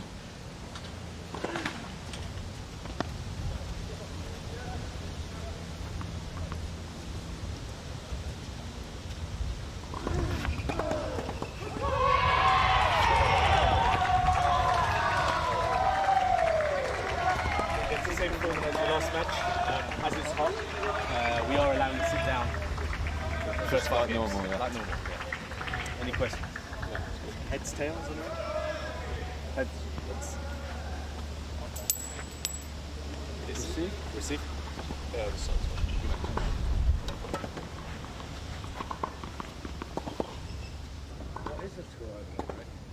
So the National Tennis Centre in Roehampton once again providing a host here. A lot has been put in place to ensure that everyone's working in a safe environment as well.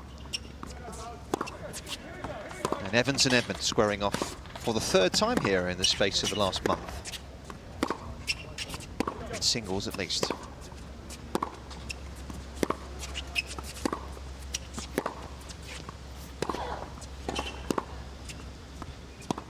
Day off yesterday from the tennis, so the cheerleading took centre stage for Dan, who's turned 30 years of age now, at 28 in the world, playing without doubt the best tennis of his life at the start of the season. How have you seen the evolution of his game? We talked about his personality a lot. We know he's had ups and downs, but how has his game evolved? Yeah, I think he's put more meat on the bones, to tell you the truth. He's starting to try and perfect his game when coming forward.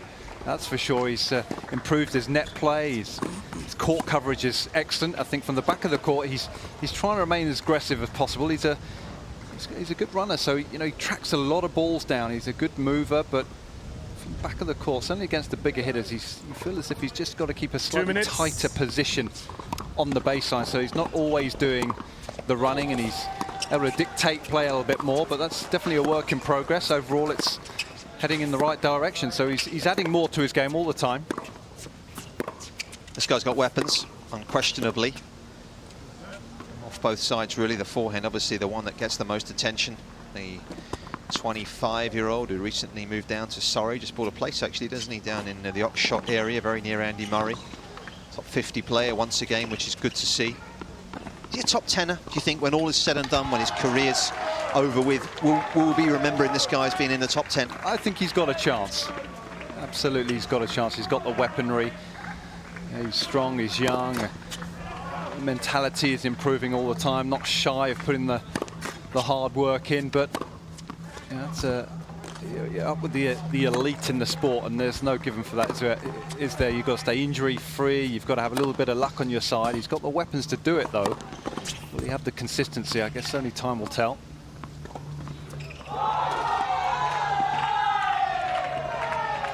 It's very loud next door. Liam Brodie is starting to play some good tennis, and that's where the noise is coming from. 1 minute.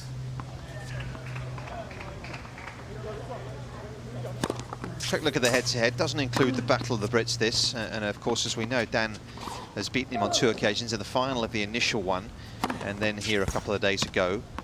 What do you want to see better? What do you want to see from Carl today? What do you want to see him change up in order to try and turn the tide here? Well, he's got to try and keep Evans back, because Evans plays with such a variety. He was coming forward a lot, so anything short, Evans is going to be on top of those shorter balls. We were looking at some of the numbers and just some of his patterns of play. We noticed that on the second serve return, just not enough on those second serve returns. Needs to take a little bit more risks. So if Evans just a little low on the percentage on the first serve, I'd like him to step up and just crunch a few early returns, move around a couple and get that forehand into play as well. But he's going to be looking to try and look to dictate a lot of the points from the back of the court. He's got to serve well.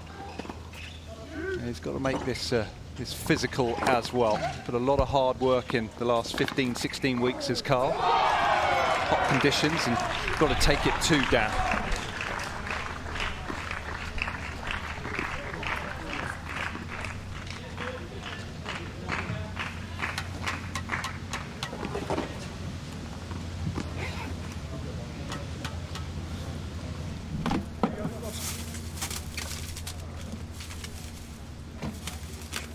Actually feels a little stormy overhead. There's a few dark clouds around us here, but whether the weather will break or not, time will tell.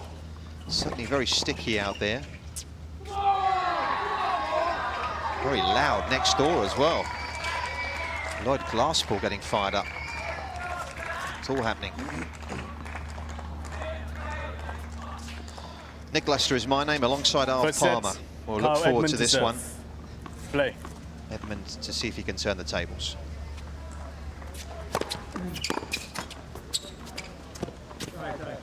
Love 15.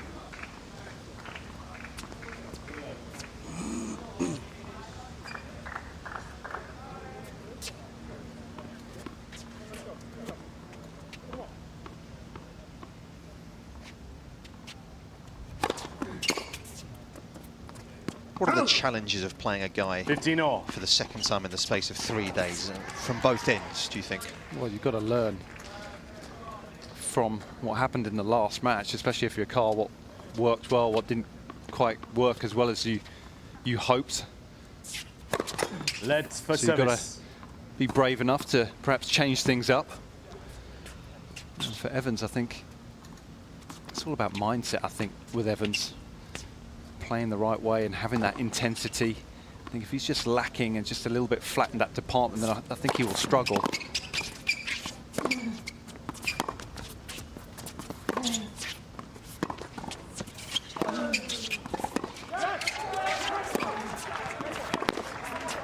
He's got to really get himself up for this one again. 15.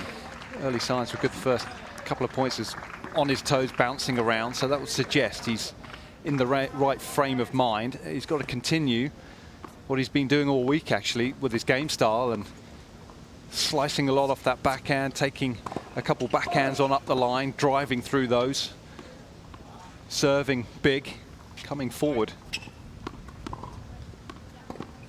Keeping that consistent level nice and high. Actually, his serve +1 on the forehand in the match a couple of days ago was actually very good. He was able to get the forehand into play a lot, was Kyle, but just couldn't make it pay.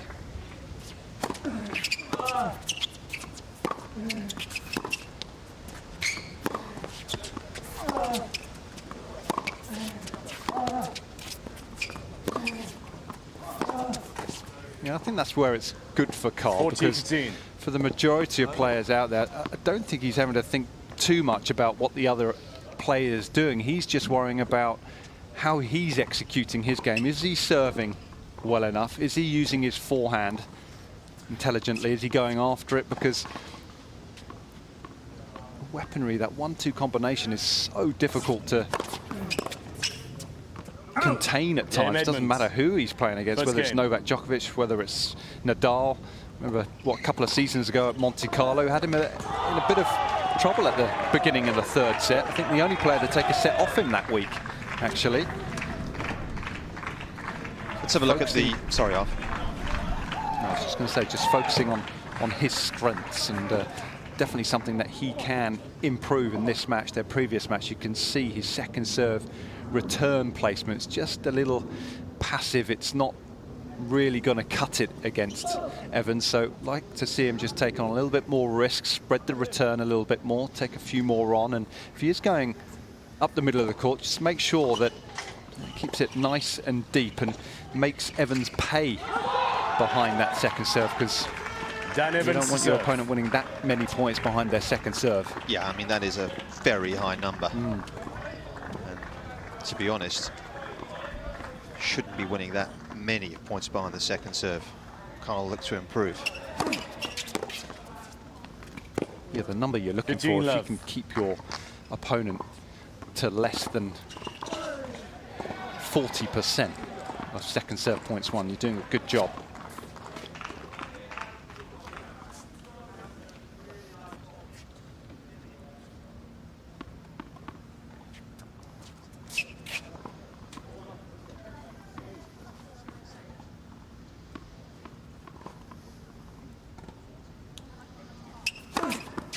Dirty love.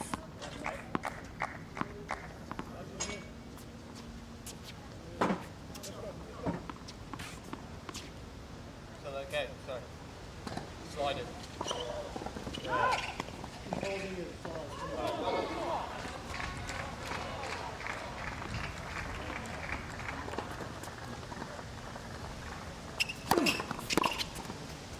Oh. 40 love.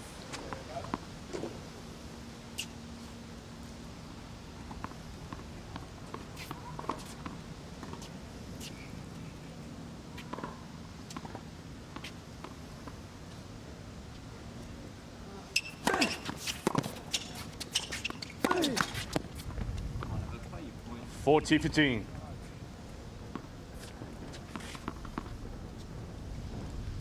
Stan's taken a couple of defeats this week to Cam Norrie. A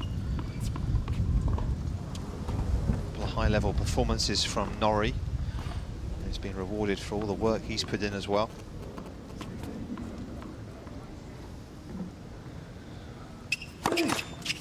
Through. Through.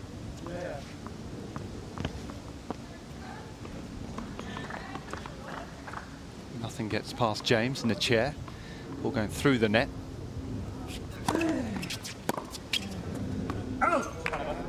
Game Evans.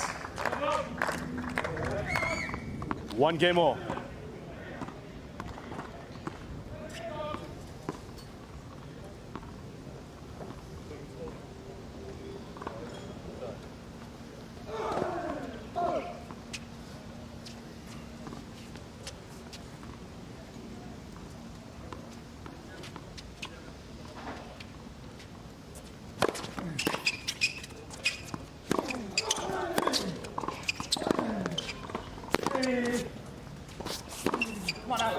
It's a good neutralising backhand, isn't it? Love 15. 30 off the returner serve, bunting it nice and deep, and that penultimate shot from Evans, just floating it in there nice and deep.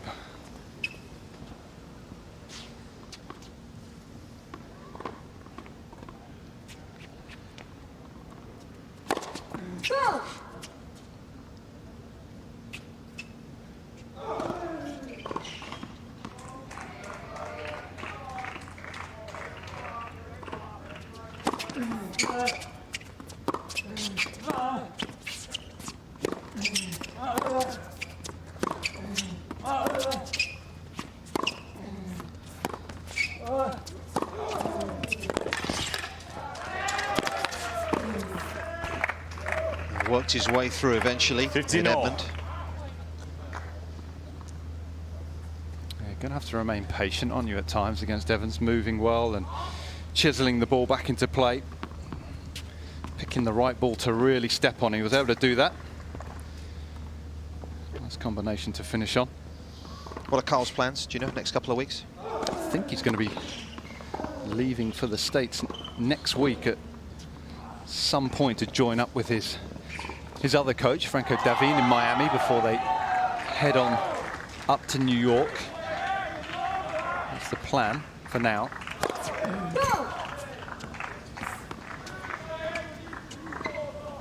Similar sort of deal for Evans as well, I think. Head out to the States at some point next week.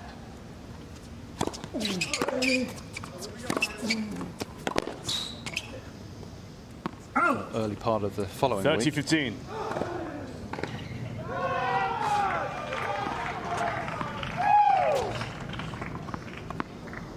There's a lady who should go to the States feeling pretty good, considering how well she's played the last couple of matches. Slightly slow start, but she has been, especially yesterday, really sharp.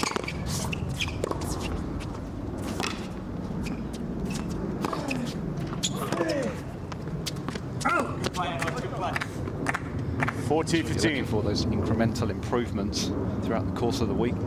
Hadn't played since March, since winning Acapulco. So it's a long time to compete. To shake off some early nerves in the first couple of matches.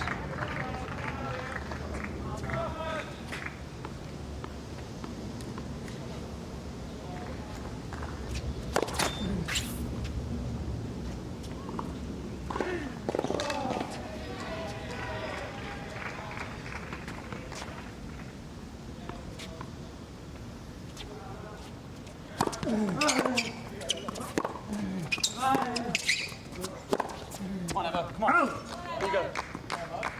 40-30.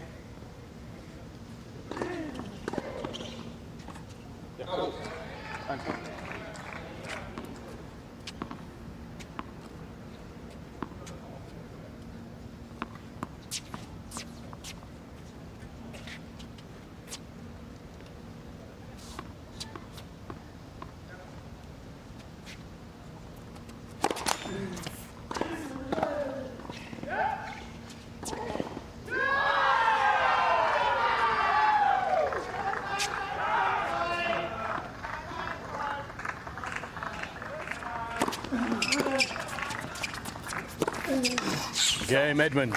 Nicely done. Jumped all over that one. Edmund leads by 2-1. Yep, he's come out with an aggressive mindset here. There's Edmund. And he's jumped out to an early lead. On serve, 2-1.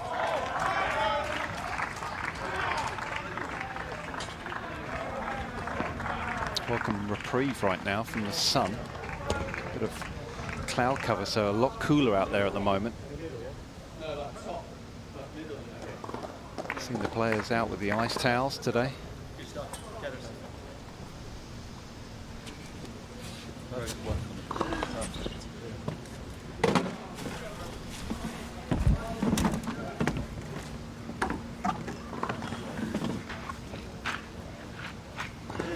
about trying to keep that core temperature nice and low.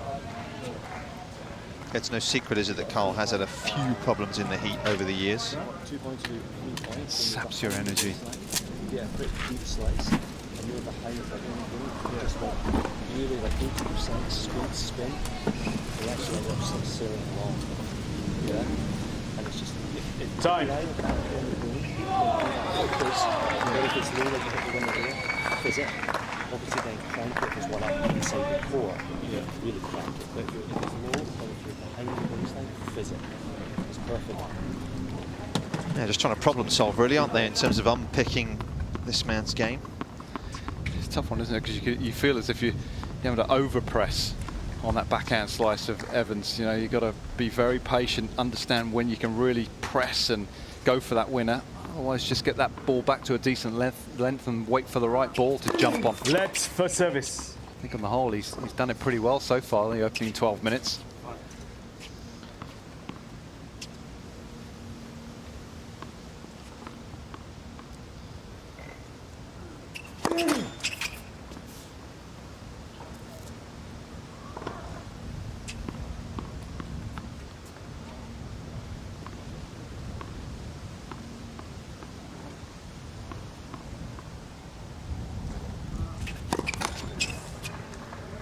Love 15.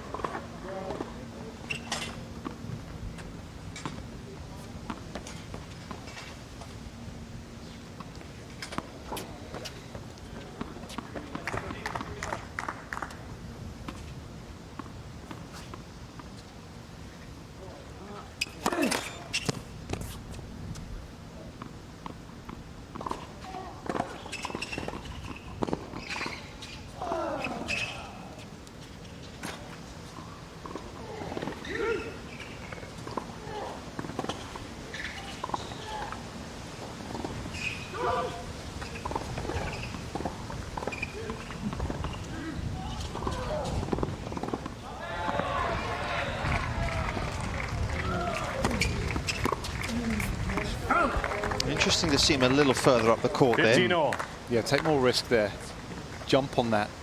Be braver. You might miss a couple, but it's unsettling if you're Evans. Quite sure what's coming your way. Quite so natural for Carl. Likes to just a little bit more time on the return. Definitely off the forehand wing.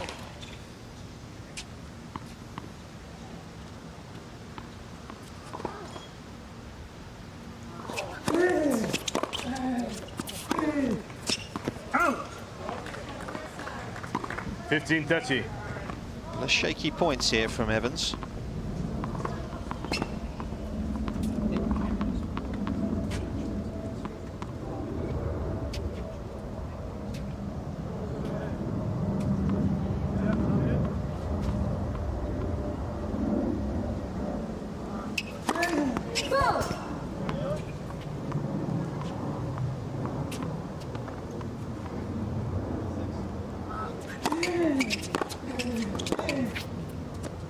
That is the return we're talking about. Yeah, 15-40. Pretty central, but it's deep and it's hard.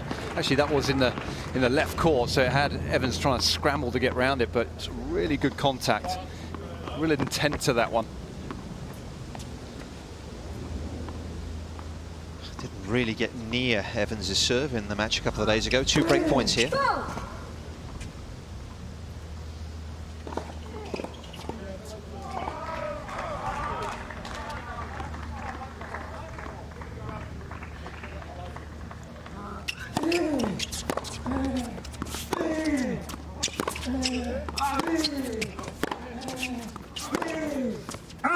And he's missed it. And Edmund has got off to the perfect start here. Edmund leads by 3 games to 1.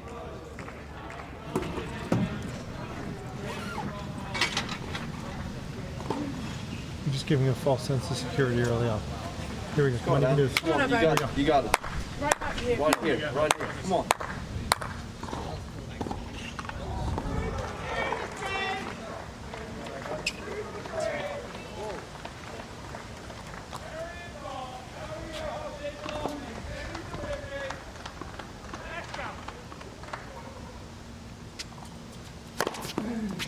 Love.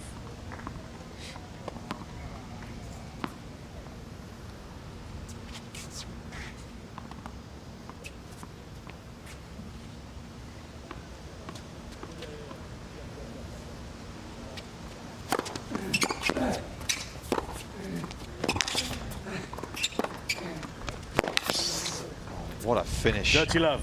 Was brilliant two-hander. He was on those very quickly. There's the power angle initially, just opens up the court for himself. He's got a fair bit of court to work with there.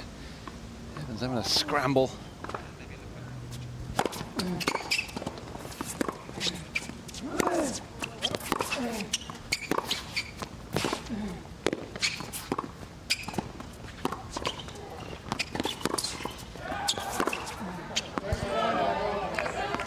Good hustle. 30-15. Using his speed, his movement around the baseline, Evans. He's good when he's stretched out wide, Evans. Excellent racket head skills. We can manipulate forehands and slice backhands.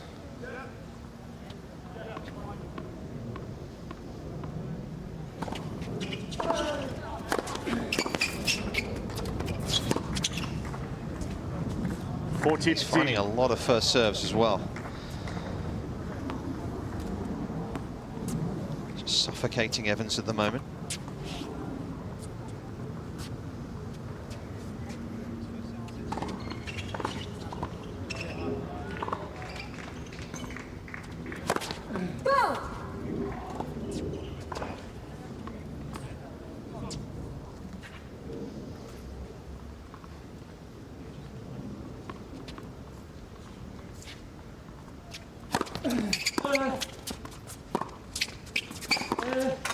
Game Edmund. So Kyle Edmund out to an Edmund excellent leads start 4 here. games to 1. As he wins 4 of the opening 5 games.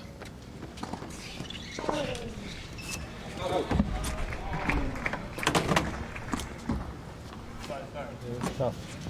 If you get the first serve, then you get the first hit, and if you get your percentage back up, you know what I'm saying?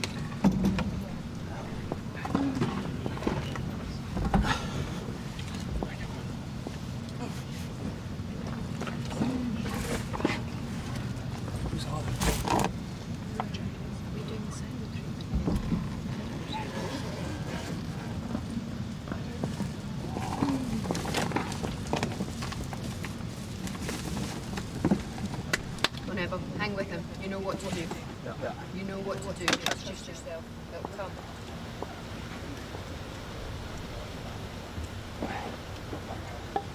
Time. Come on, Evo. Well, he's been vociferously supporting his teammates over the course of the week. He might need them here right now to give him a little bit of noise.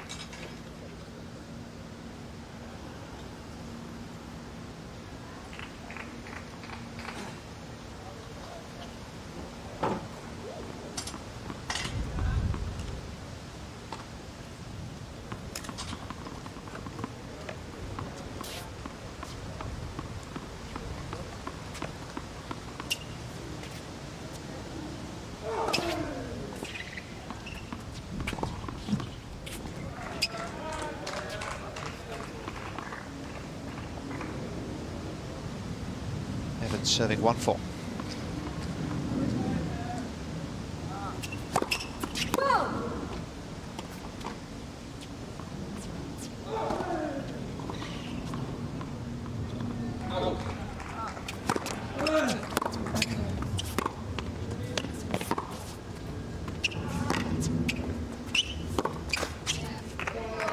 He's only serving at 33% first serves right now, Evans, which is certainly one of the issues he's having. First serves, that is.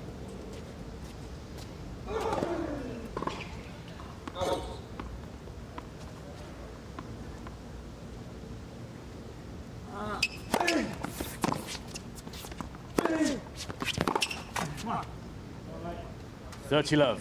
Just making sure the first serve that time just took a little bit off it. All about placement.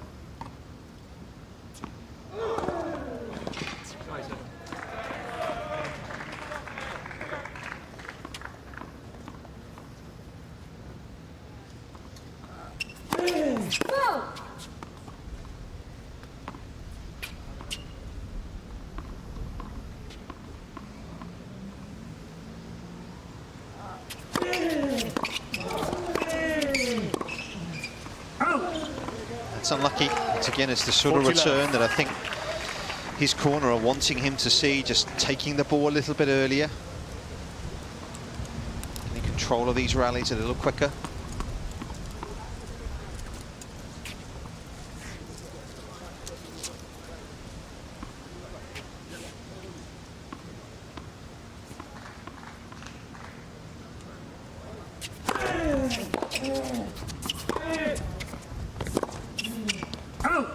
Game Evans. Bit of love hold for the British number 1. Maybe that'll just be a boost that he needs.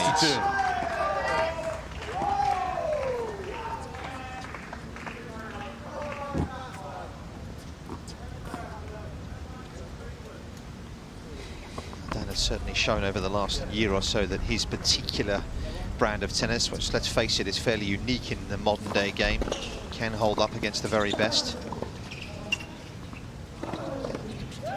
Certainly the consensus being that obviously the slowing down of conditions have really made life a lot tougher for players like Dan. Do you feel that's the case, or do you feel that perhaps players just aren't being taught that way quite so much anymore? Probably a combination of both the things. I think coming forward consistently and having true success is tough these days on the tour due to how well players move, how well they return and pass. Some of that has to be down to the ball and the surface being a lot slower, absolutely. A lot of careers have been hurt because of the change in pace of the courts. They're very much uniform these days, whether you're playing on a hard court or the second week of Wimbledon on a grass court. There's high bouncing now at Wimbledon's second week. The results just show you that, the way tennis is being played.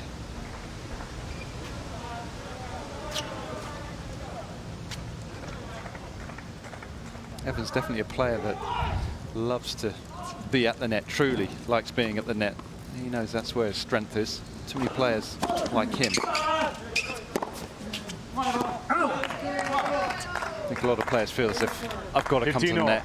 Coach is telling me I've got to come to the net. I've got to finish more points off with a winning volley. And they don't sometimes truly believe in that.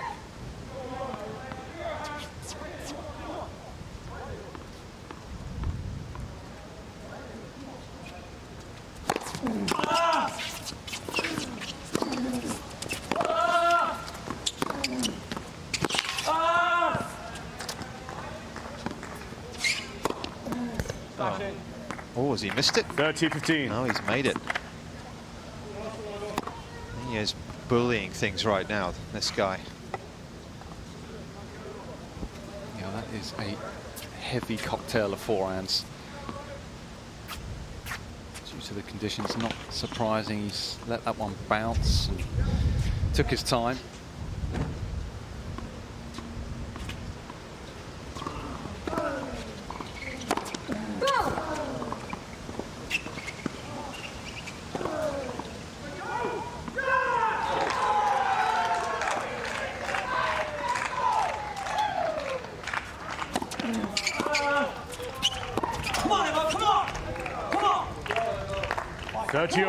First time we've heard that from Evans, getting fired up.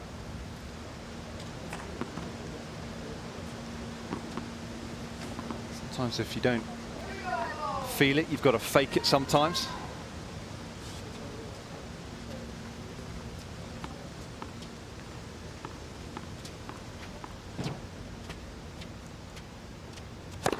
Let's first service. First service.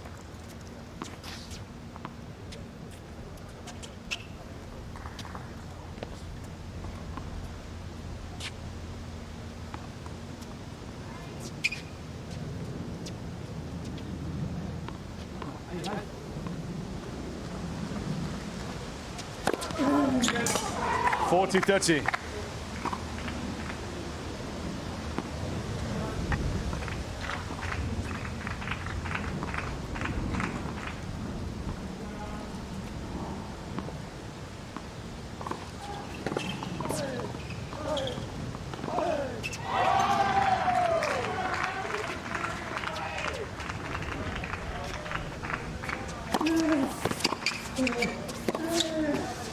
That is super tennis, so well thought out. New balls, please. From Kyle Edmund, who has made a strong start. Looking for a spot of revenge on the British #1. He's up 5-2. He's not giving him a whole lot right now. It's Kyle. He's found the perfect balance thus far.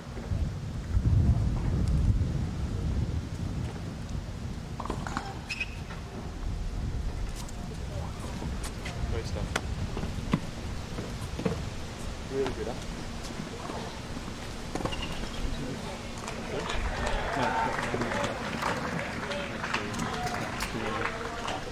Great point. Yeah. Luckily I was 15 off 15. When I made that error, it was like suspect. Be a bit more relentless. Yeah. Yeah. Like when he uses that, like no pace slice, just whip it back across, with the big court to go to going to the whole court. Because when you go line on that one, it's not to get enough speed on it to get what you want out of it anyway. Yeah. So just rip it across. Maybe when he runs around and he hits all forehands into your backhand, it's a nicer height for you to switch hands. He's left the space because he's worked around his forehand. Yeah. You know, he's got there and you'll get the height that you want to switch around on. Yeah. But if it's slice, unless it's something that you really have a big space, just rip it across. Yeah. And look for your forehand. Time. Doing great. Really good. One here though, yeah. The match has just come to a conclusion, as you probably guessed, next door to us here. And I think it was a win for Liam Brodie and Harry at dart.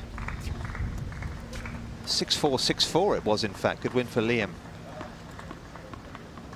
And you can see the Bulldogs extending their lead. Go!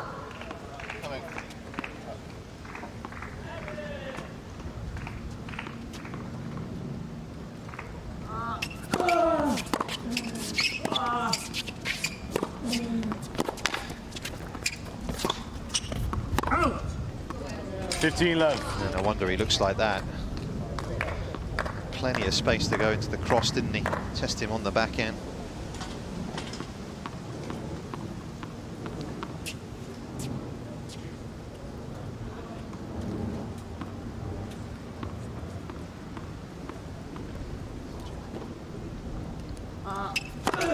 Go! Alright.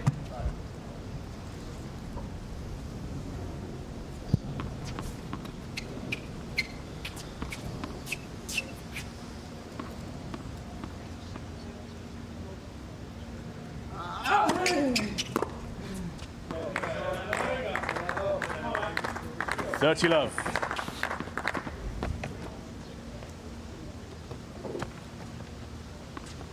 Can't really fault Edmund, even though it was a wild miss. There's swirling around a bit. That's something he's looking to do differently today compared to a couple of days ago. 40 love.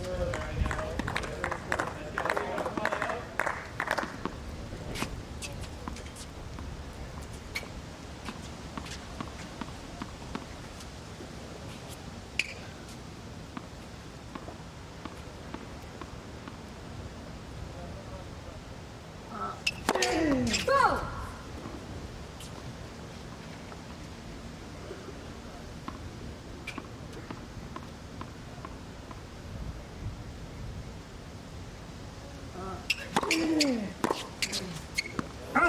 Game Evans. So, that one sailing long. Edmund leads by 5 games to 3.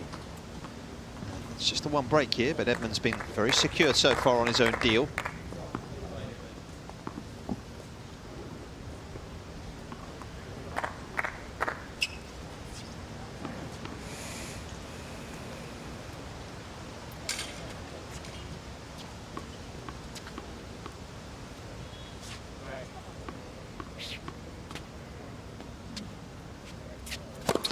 Go!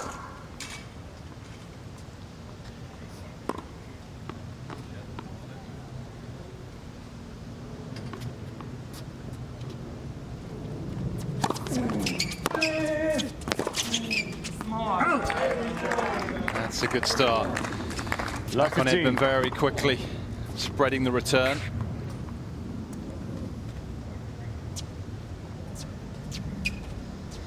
Carl actually has good variety in the seconds of the deuce side, not quite so much in the ad. Tends to be a little more predictable with just a kicker out wide.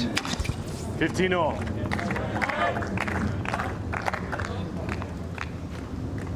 Third ace for Kyle Edmund.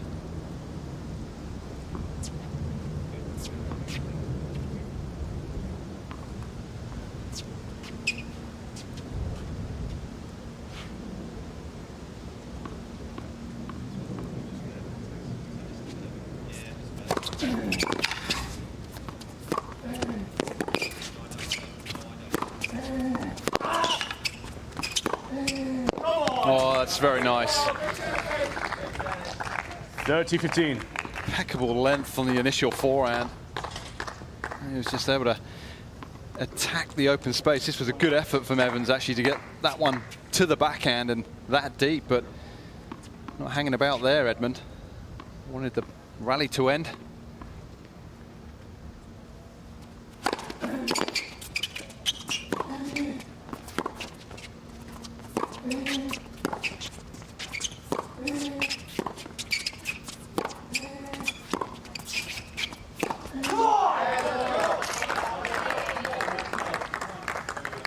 All. Evans is just hanging in for the majority of the rally. This forever, come on, aye.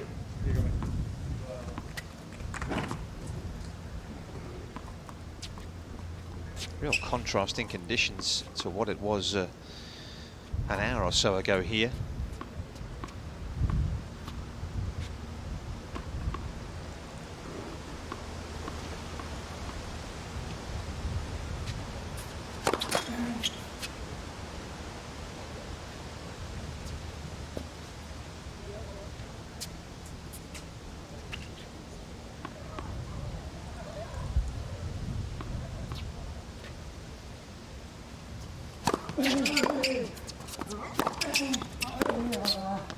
Out. 40-30.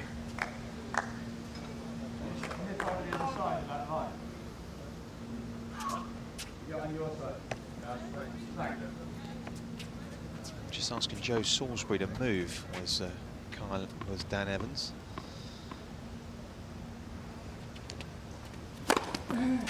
Game. First set. Well, that was tight, but Kyle Edmonds played a really good set of tennis. He's taken a couple of beatings at the hands of this man this week.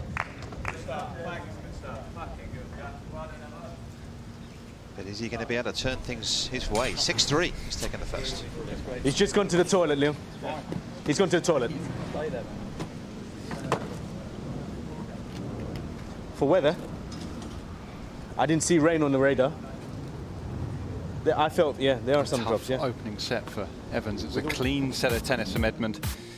Start to finish, looked incredibly solid from the back of the court.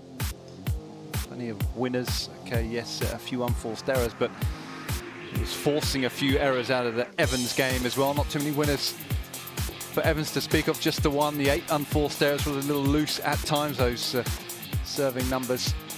Pretty good for Edmund. Decent first serve percentage. I do like that just a little bit higher, but doing very well behind his second serve as well, and returning well today as well. Good mix of placement and pace. 1 from 1 on the break points. Good job.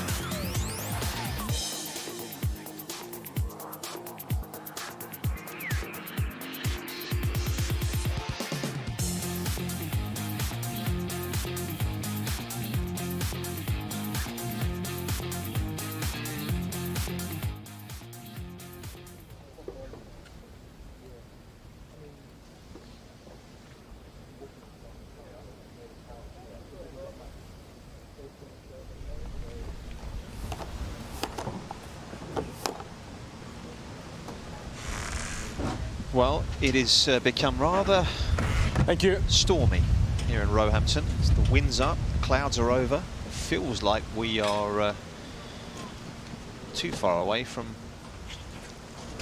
the weather breaking. Kyle Edmund trying to break this man's hold that he had on him over the last month here. Time.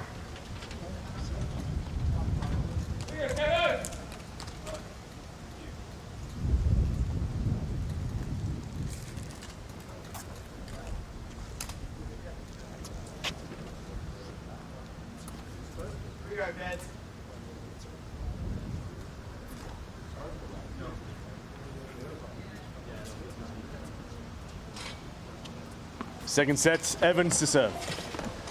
Was bossed about for a portion of that opening 37 minutes. Let's see if he can reply.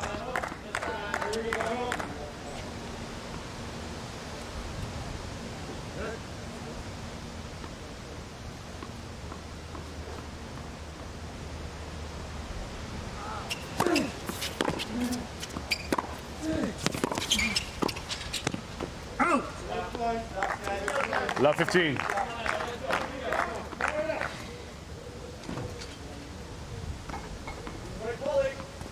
Very out of character, that miss. It's really food and drink for him.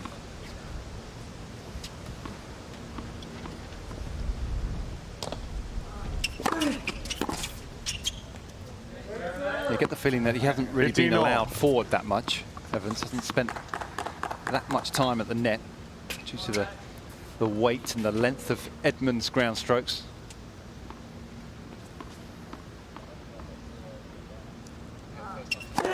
Let's first service.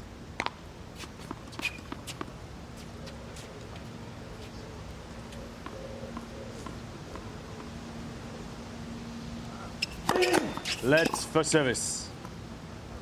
Yeah, we're actually told that was the first time he'd come forwards of. Yeah, a little surprising that, but if you think about it, yeah, I can't think of a time in that opening set where he was at the net. Very really unusual. coming forward.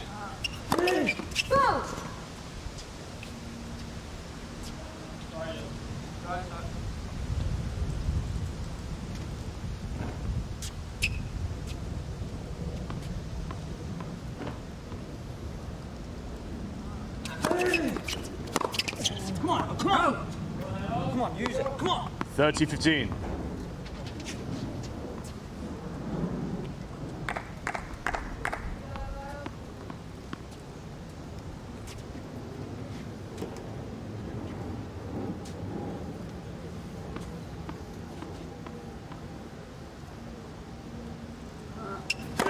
Come on, mate.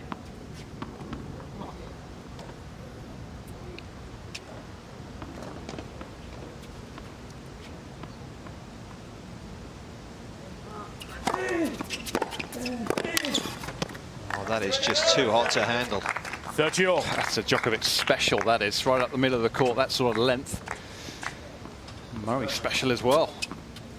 Nice that return, incredibly safe, but effective at the same time.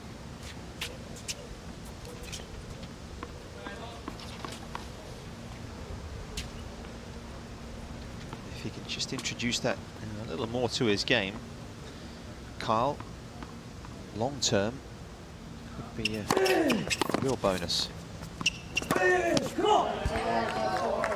important time to make your 40-30. first serve. Good follow-up as well. Get something going here in this second set. Important opening game here. Taking his time, picking his spot. Really attacking it.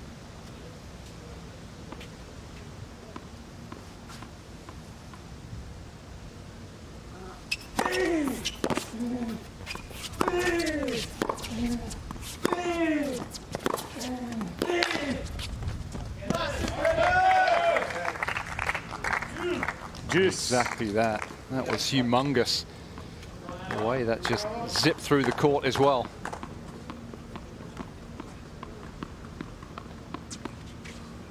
Good strength, balance from Carl on that backhand there, and then strong base to hit from on that forehand.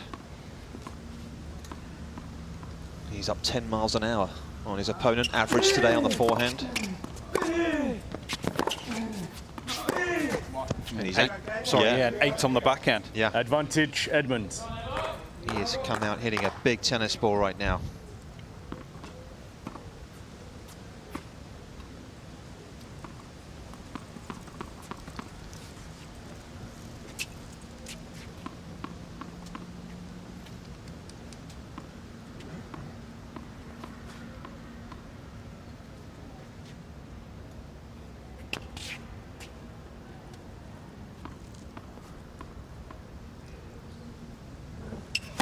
Let's first service.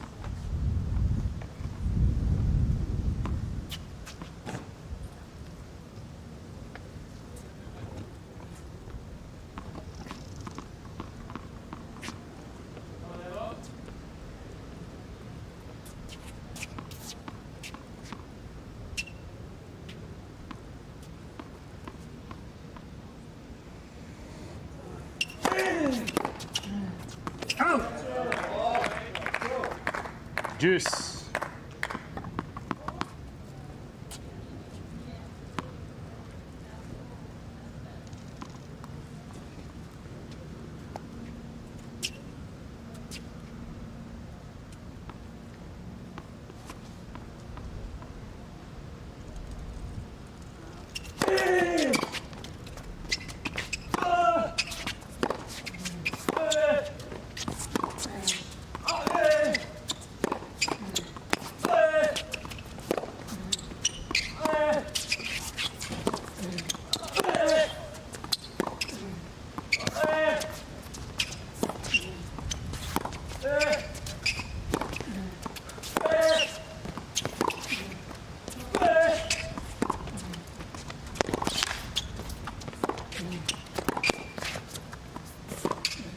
Oh, that's tremendous tennis from Kyle Edmund. What an impressive performance this is so far.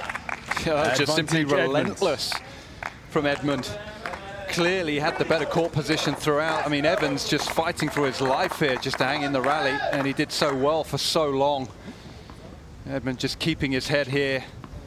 Aggressive, but kept it away from the lines there. Rally of the match.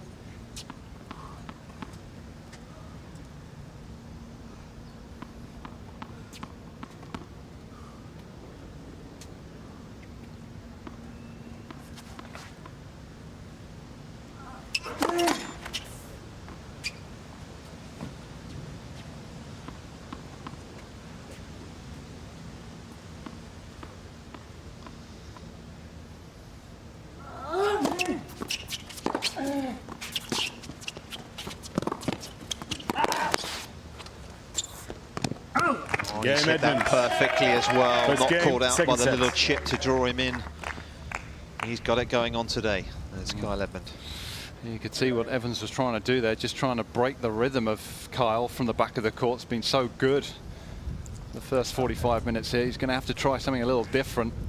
Kyle has been bossing it from the back of the court. He's been the more aggressive. You can see how he's spent a lot of time inside the baseline. A lot of those balls in the backhand corner of his graphic are forehands. He's dictating off that wing, and the tables have been turned because in their previous match it was Evans that spent 35% of his time inside the baseline. He's having to scramble a lot more now. Here we go. Let's go. Come on. Every point. Straight foul. 41% of the time, 2 meters further back currently.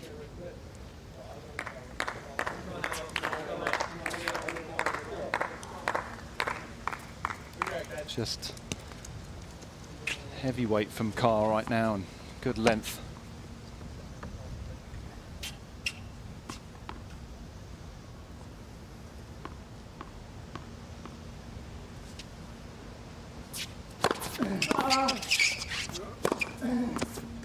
Love. And again, anything middle or just off middle, it's a forehand.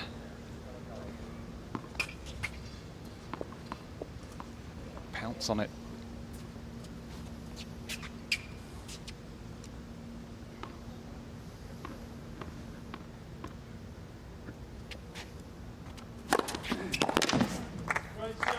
Dirty Love.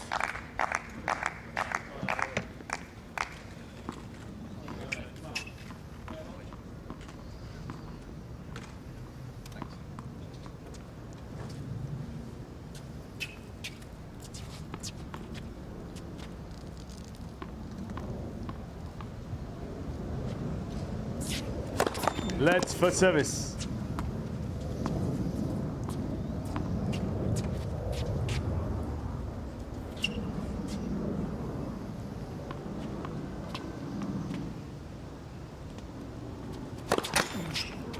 First service.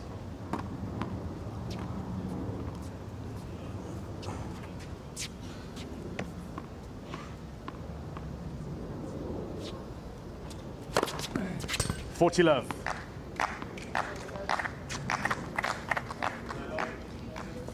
He is getting a lot of free points. Fifth ace.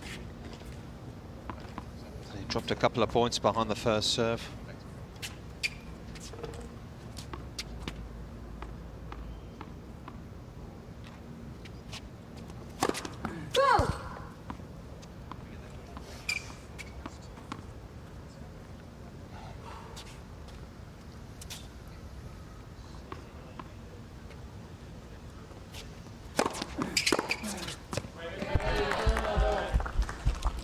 40-15. Come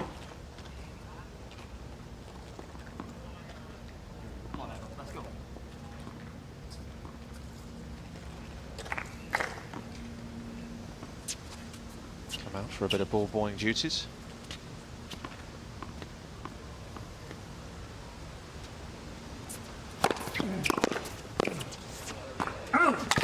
Game Edmonds. Edmonds boiling over here. Edmond leads by 2 games to love. He's just not getting a look in. Some big serving, winning plenty of points behind that first serve when he's making it for Edmund, and it's frustrating him. You can understand. And that's how good the forehand has been from Edmund. Very accurate. Spread in the court nicely. He's kept good length as well, used angle. And as we said, taking time away from Dan today, isn't he?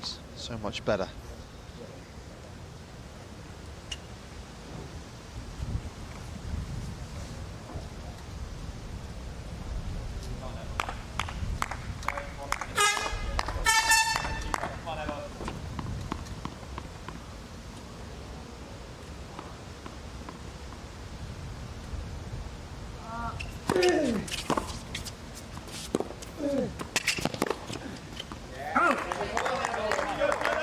Love.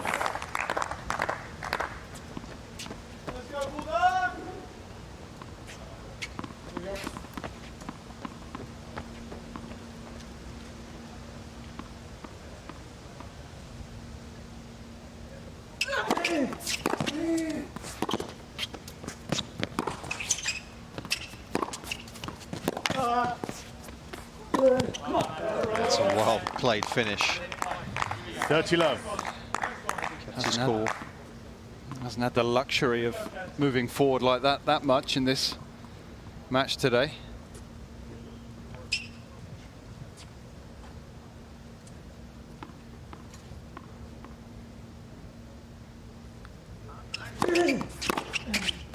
Oh.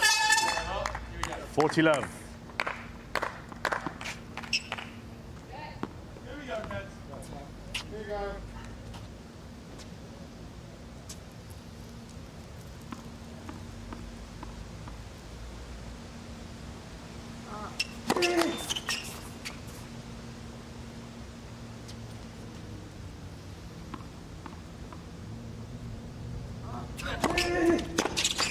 Game Evans. So a love hole for Dan Evans. Haven't been too many of those. Edmund leads by 2 games to 1. As he looks to try and plot a way back into this one. He's been under the cosh. 2-1.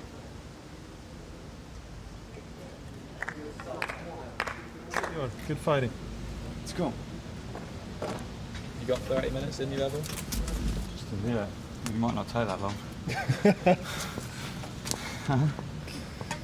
Well, you never know. You get 30 minutes of big energy, you get back in this. Well, you're right. It might not It'll take give you you a 5 chance. games to win this set, and then the tiebreak could be less than 30 minutes. You're right. Come on, you can do this. You can have your chances.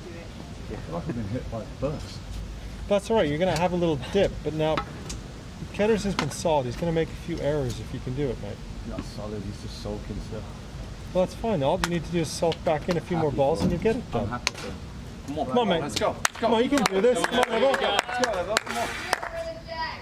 Come on, man.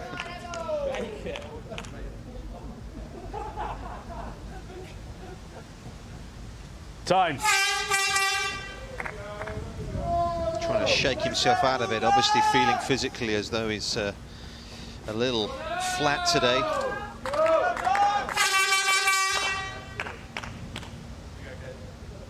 To be fair, he's not been had a whole lot to work with, has he? I think up till now, Carl has played such a good match. He's just not let him play his game. He's kept him far behind that baseline. He's barely been allowed to come forward. He's really dealt with that slice backhand well today, as well as Kyle. A lot of ticks in the right boxes for Edmund.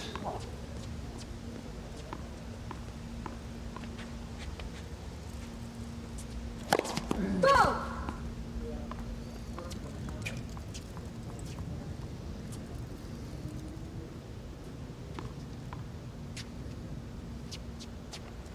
It's always interesting to hear Andy's thoughts as well there, you know, how he would approach this situation. It was a case of like, give me 30 minutes of energy here, high energy, and you're back in this one.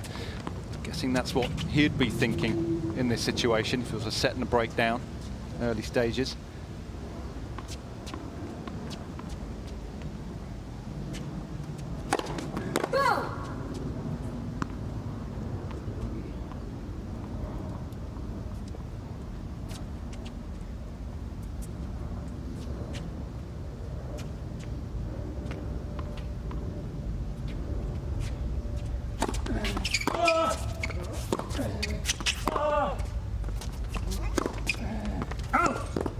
Here might be his chance. Love 13.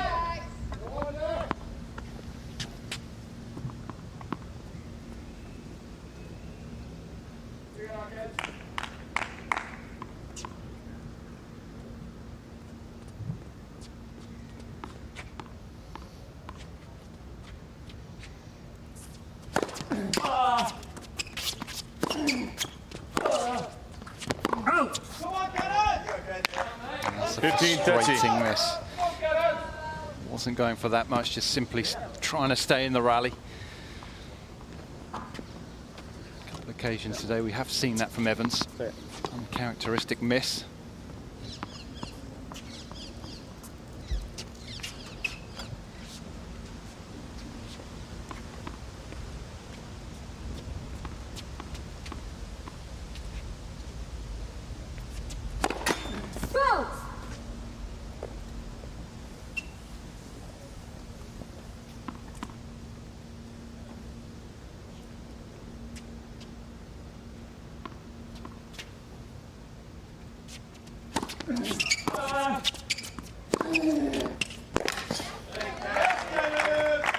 Just not quite doing enough with the return. It's too much air to it. Yeah, not a player that minds adding pace to a ball. Carl didn't have a whole lot to work with there. Fast hand, but he has acceleration.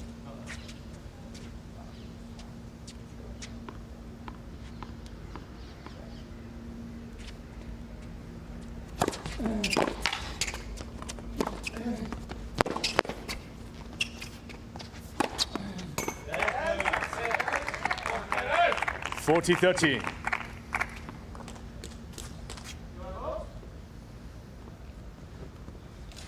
Yeah.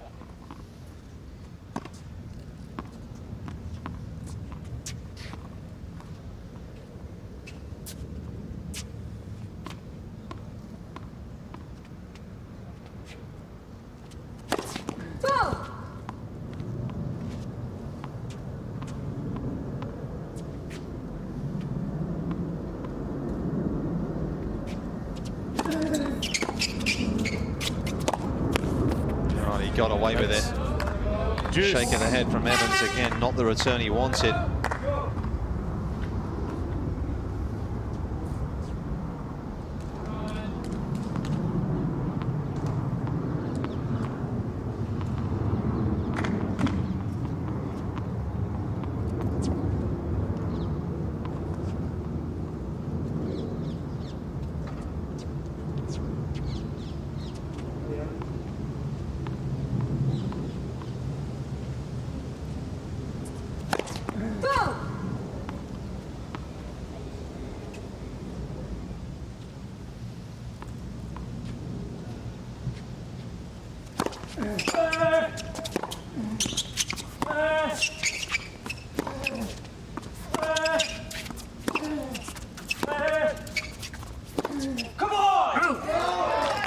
Well, he dug in. He didn't have a whole lot of say in the rally, did he? Advantage Evans.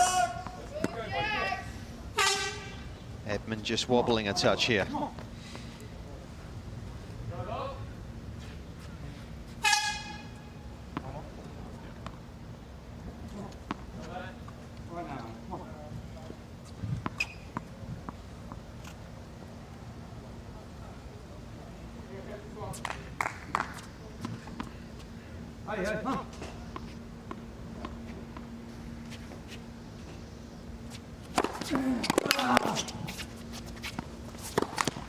Game Evans. Would you believe it?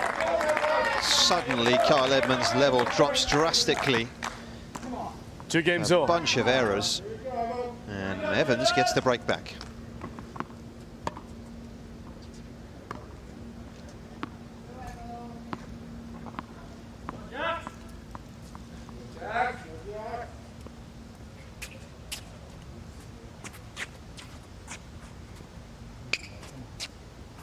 Never know, you never know.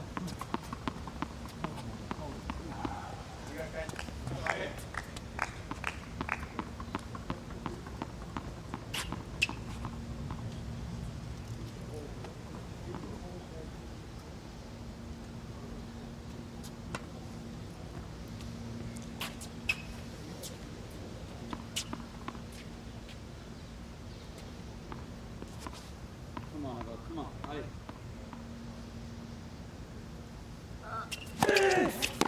Come on now, come on! Oh, come on, use it! Come 15 on. love.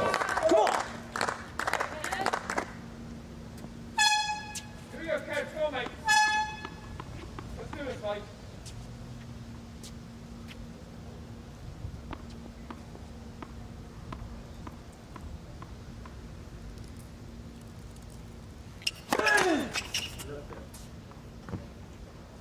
It's alright, that's fine, that's fine.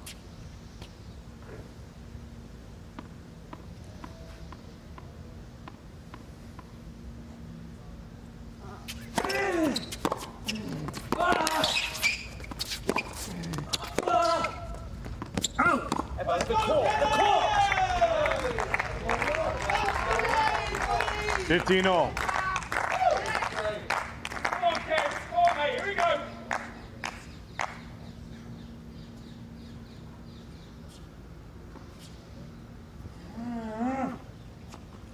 Just wrestling with himself, isn't he? You can sense the frustration he has with him, that he's just not been able to produce his best out here today.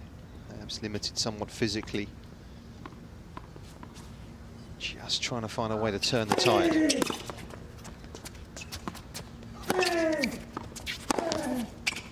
No, no. He's been 30, given a 15. few presents here.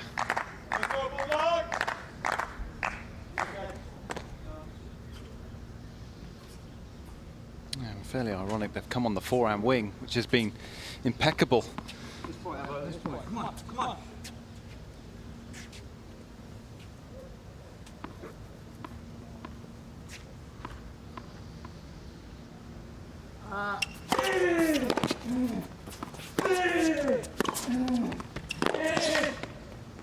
Well, he was going to be in trouble there, going inside in, or not getting the width to the forehand, left the open court for Edmund to attack into.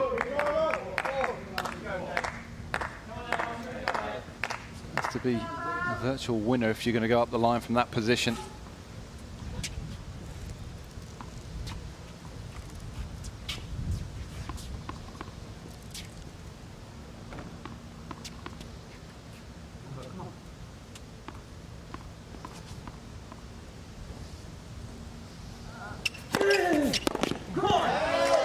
Just a little bit more purchase on the serve now.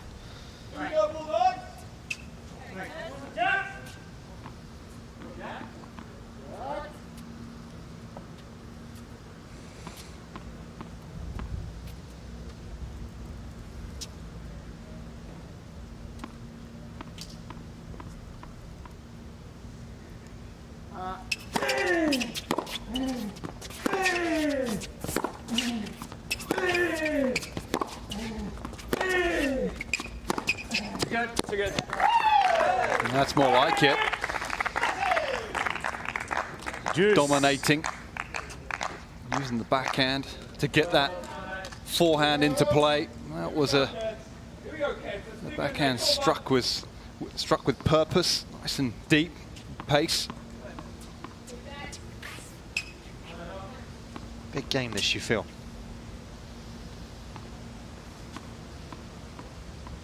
Edmund looking about straight back.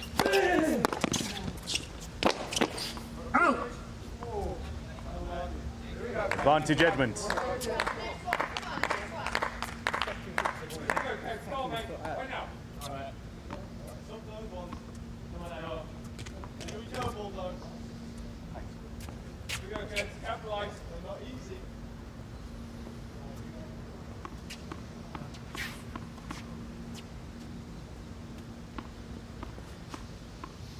Break point for the British number 2.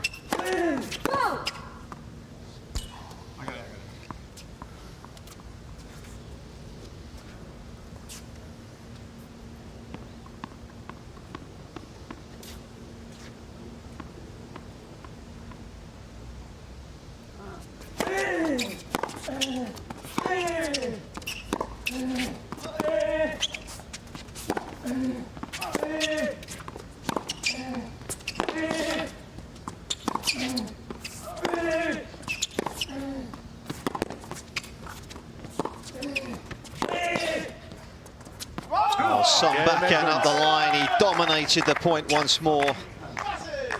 And Edmund does get the break back immediately here to stay in front by a set and 3-2.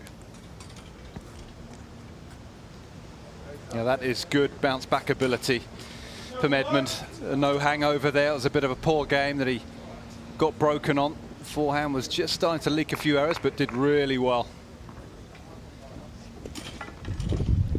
Hi. Let's go downstairs. Quick chat with Leon. Hi Leon, there, guys. Thoughts on what you've seen out here so far? Yeah, I mean, I think Ked's come out with a really good mindset.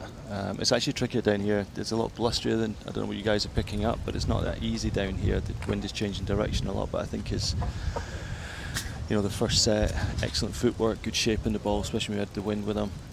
Pinning Evo back. Yeah, he's doing a good job with it. Just one little blip, obviously a couple of loose errors on previous service game, but responded well there to get the break.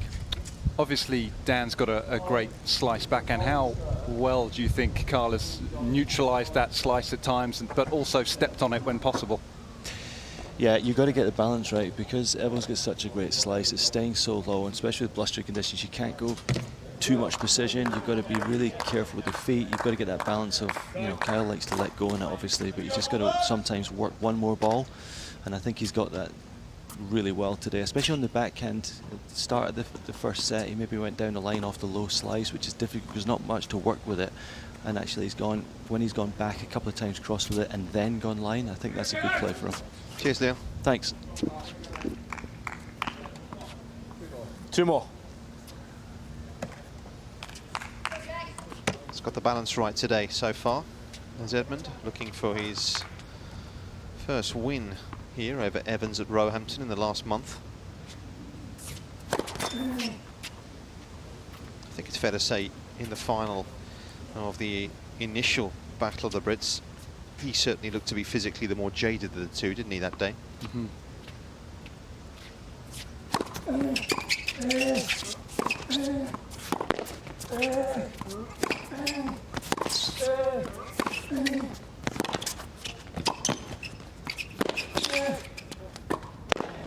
That is a magnificent first volley.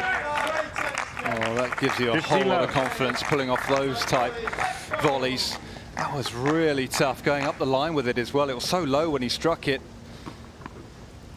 Finding that sort of length, and it had pace to it too. Work still wasn't done though. These are tough. Watched it well. Good pop.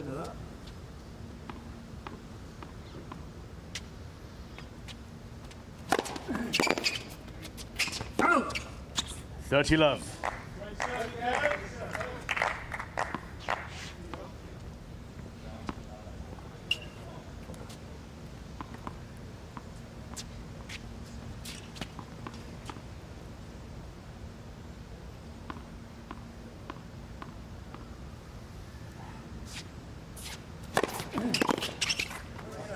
So 40 love. Fair amount into the backhand of Evans today. Over 70% of his first serves have gone into that backhand wing of Dan's. He's the juice court. Peppering away at it, isn't he?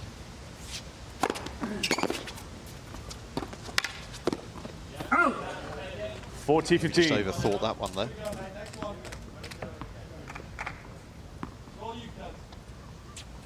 Correct, Liam, it is. You're right.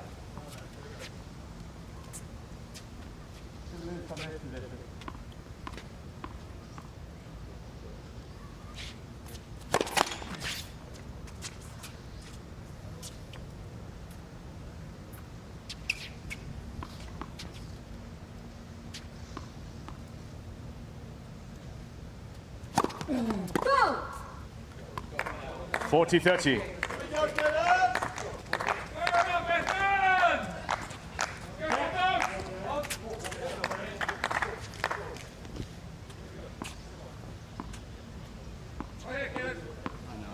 I've seen it, mate.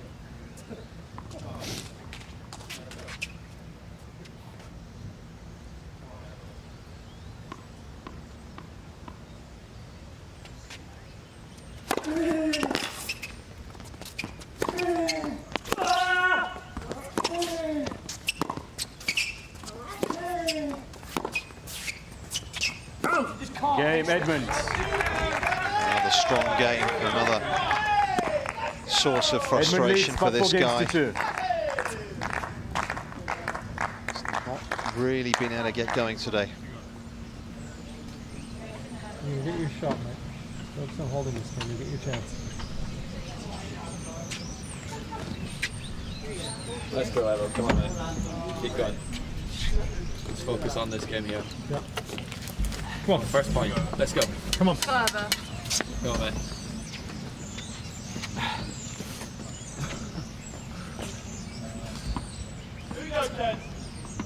And emotionally, he's put a lot into this week, isn't he? Let alone on the tennis side. Yeah, there's just no half measures when he's out there. It's going to take its toll. A lot of tennis this week, high intensity.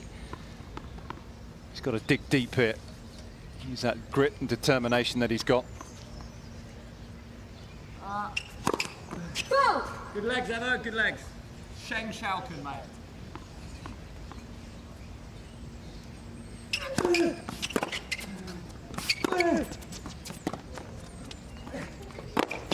Oh, well, he may not have the legs, but he somehow found them there. 15 love. Yeah,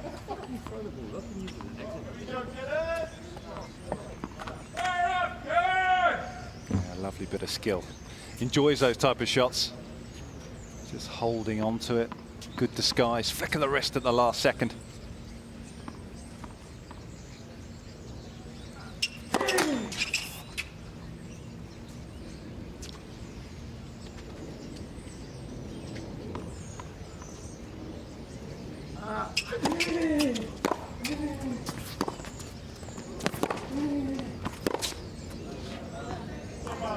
$15 all.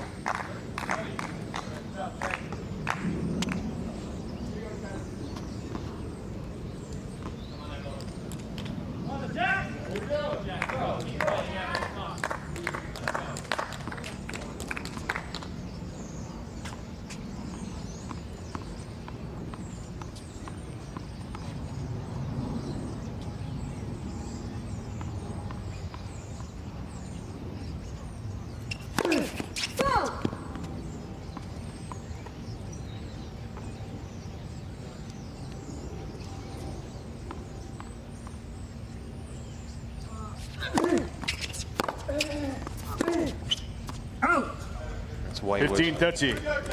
It's not a typical shot for him to take on. Certainly not as early in the rally as that.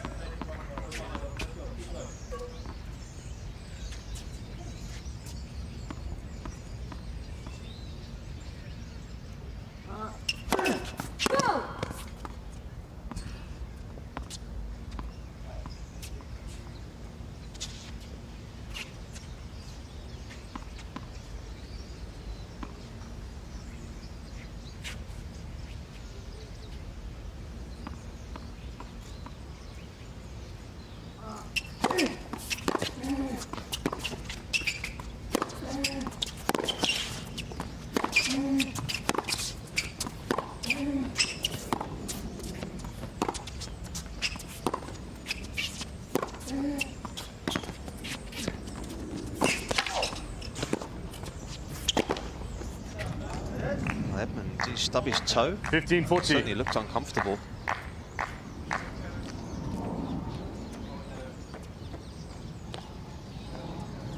Definitely pulled up after this one.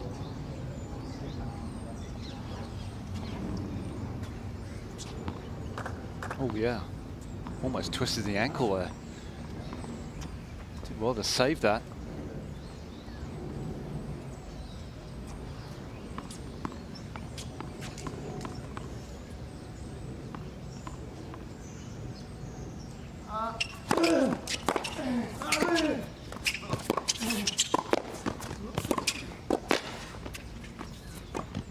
Game Edmonds. It's been all Kyle Edmund out here this afternoon. You balls, please. As he looks for a spot of revenge on Dan Evans. It's coming shortly. It's 5-2.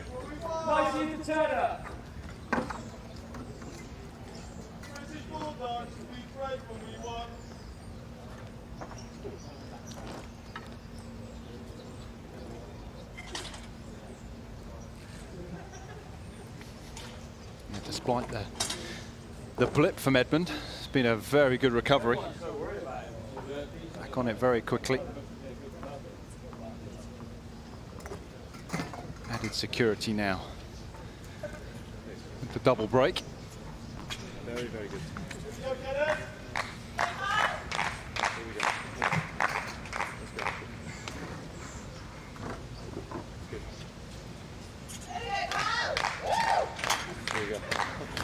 This has been a good effort. It's not easy when you lost to a guy twice in the space of a couple of weeks.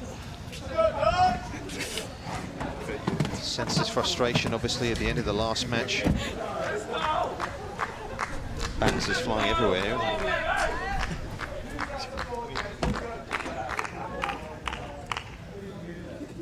It seems to kind of ramp up about 6 o'clock, doesn't it, in this place? Get the second win. They, the last match fast approaching. Caged animals all of a sudden.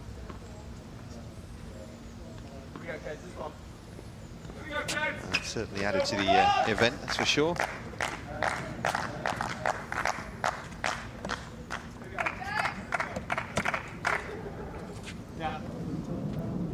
a bit of mixed doubles to finish the evening once again.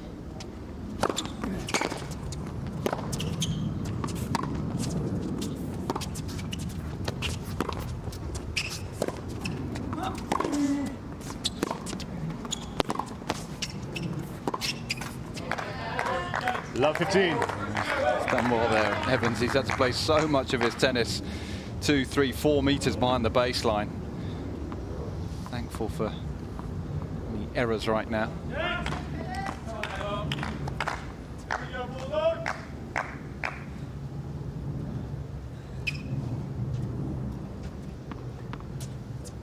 Great plan as well.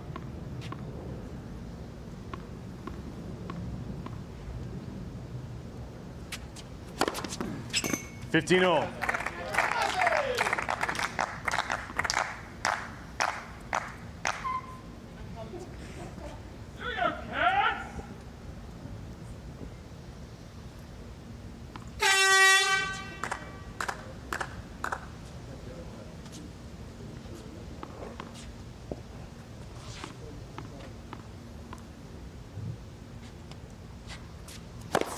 Go!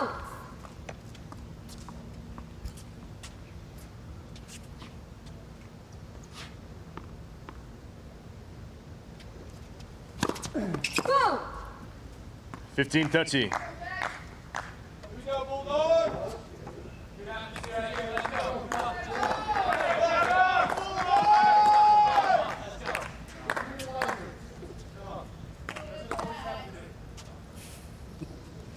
Your other player brought a good one 5 minutes ago. Oh, she's gone again.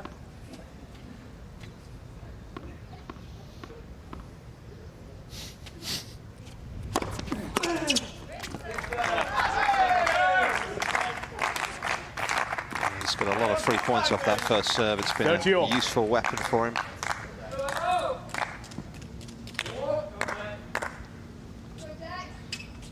It's a somewhat fatigued Dan Evans you sense out here this evening.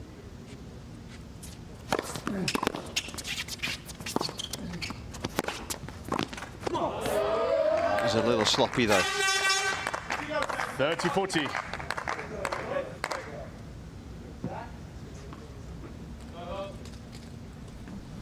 Bit of chicken left.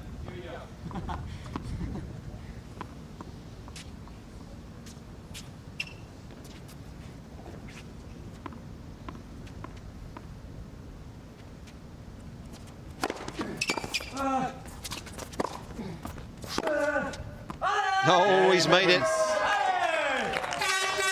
And is he giving himself maybe just a lifeline Edmund here? leads by 5 games to 3.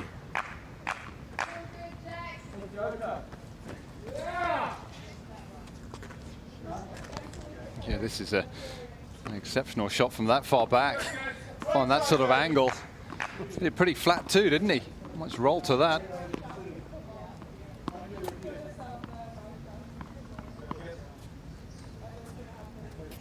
You never know.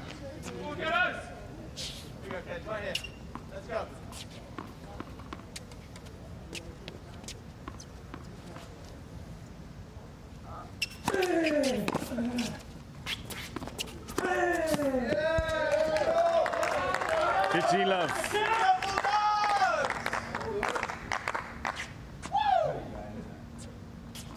Come on.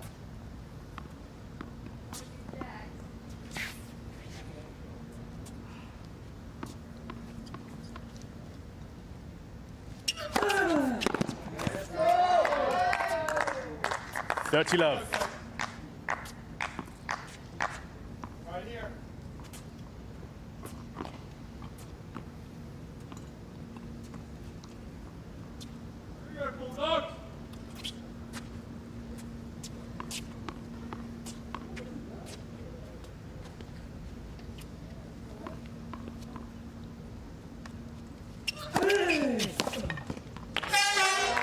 Wow, he's got a little good period of play going on here as Evans.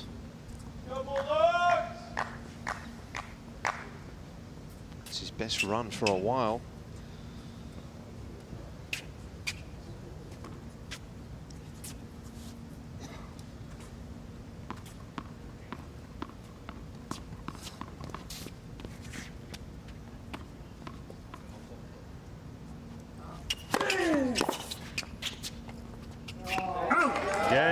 Game for Evans.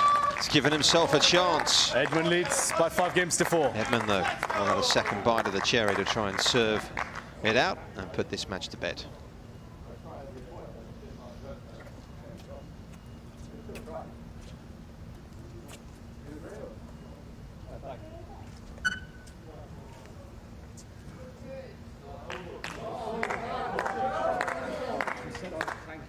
I've not tanked this. It's the thing he's, I don't know, the guy with the shocker of a fear hand. I don't know, there's a few of them on that team. If you said bad backhand, I would have known. No, this mixed is going to get. This is going to get. And then Smethy as well, and I mean, come on. Mate. You're still in this. Come on. Yeah, but come on. Let's just pretend it's done, right? Let's just pretend it's done. So tired. I am. Come on. Well, the Dan Evans show's been very watchable this week, isn't it? On and off court, when he's been around the grounds. And it's continuing in his corner.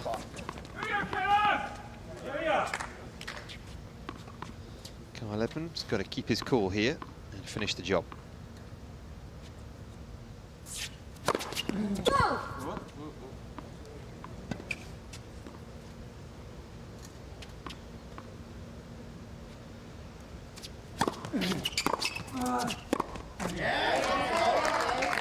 He's in need of some first serves right now. Edmund's been lacking.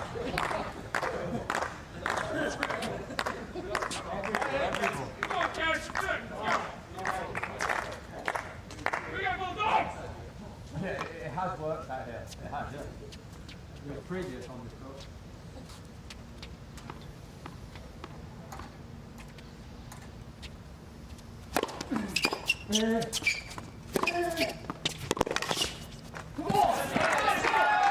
Carl, you can sense the urgency within him now. 15-all. Got to get back on track.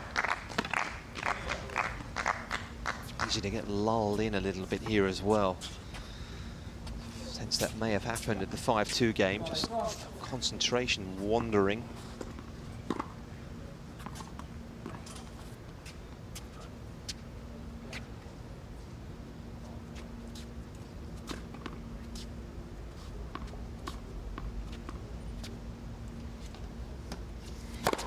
Go!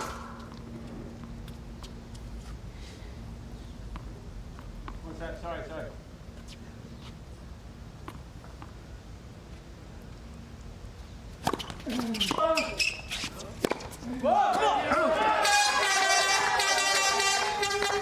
He's just been tightening up a bit here as well. A couple of doubts creeping in.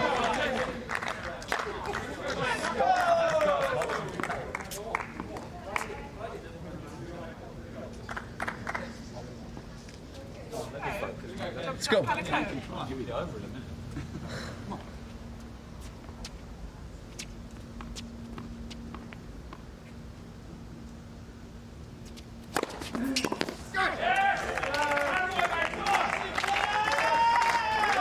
How did he need that? 30-all.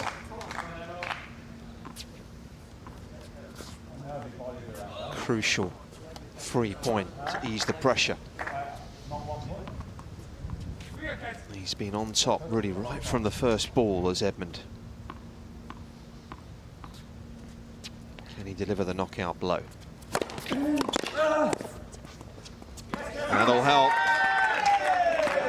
40-30.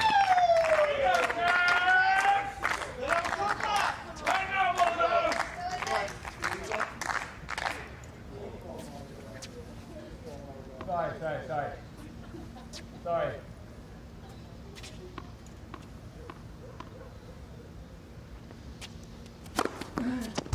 Game 7. Kyle Edmund gets his revenge on Dan Evans here at the National Tennis Centre.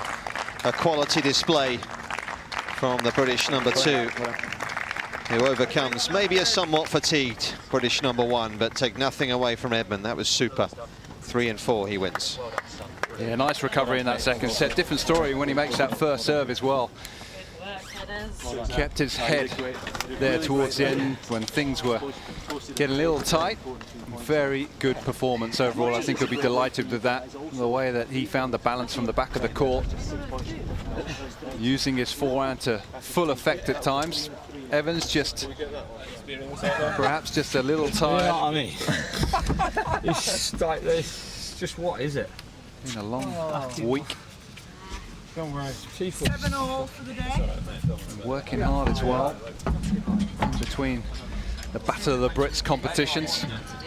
That's true. Andy, you did ask for a 10-7. Yeah, plenty of success behind that first serve when he was making it. Did pretty well behind his second serve as well. Evans not allowed to get to the net anywhere near as much as he did a couple of days ago. Did convert a couple of break points, but it was Edmund that had the 4 breaks a serve. 16 winners and more unforced errors than winners for Evans. Edmund was very good this evening. Abby Johnson is downstairs with the winner. Kyle, well done on the win. You faced Dan already this week. What were you particularly looking to improve on from that performance?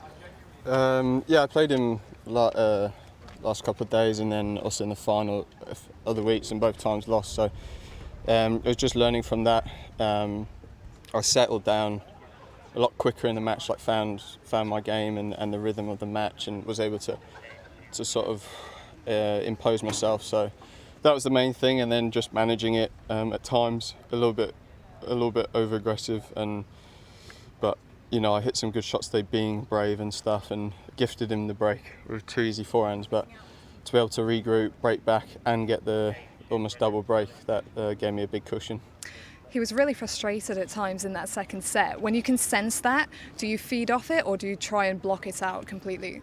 Well, sometimes Dan can get like that. He can get annoyed, but can get him going as well. So uses that uses in both favours for him. But it was also the environment, like 5-2, it kind of felt like it had a sense of it was over, and then there was a lot going on, people laughing, so it probably threw me off my concentration a little bit, because I went down love 15, 30-15, then lost it on the break, so I needed to really regroup, especially going love 15 down that last game, and I was pleased I found my serve at some crucial moments there. Yeah, he pegged you back a couple of times in the second set. When he was breaking back, what was your thought process at that moment? Like nothing really. There's no like overthinking. It's just like simple, like right, let's go again. So I guess the thought process is just to keep going. Don't worry you. I was in that position for a reason. I was doing things well, but it's almost like there's no thinking. It's just like right, let's keep going. Don't dwell on it. And just a quick word on having the captains and your coach courtside. Does that make much of a difference, or are you very much focused on what you're doing on the court? Yeah, a lot of focus is on the court. I'd say it's a little bit more sort of intense, like at Davis Cup with Leon, but it's still, it's still like we're trying to get the job done and stuff. So there's so many matches that it's tough to be intense every match, but it's little pockets of information here and there at key times is where it helps. And today was like a good example, because I lost and then used the information from losing to him to put it right today.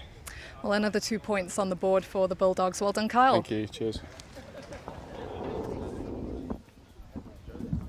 Yeah, super stuff from Kyle today. Did well to close that one out. Things got a little shaky there towards the end, but he held his nerve and thoroughly deserved the victory this evening. A little bit of revenge from a couple of days ago for Edmund.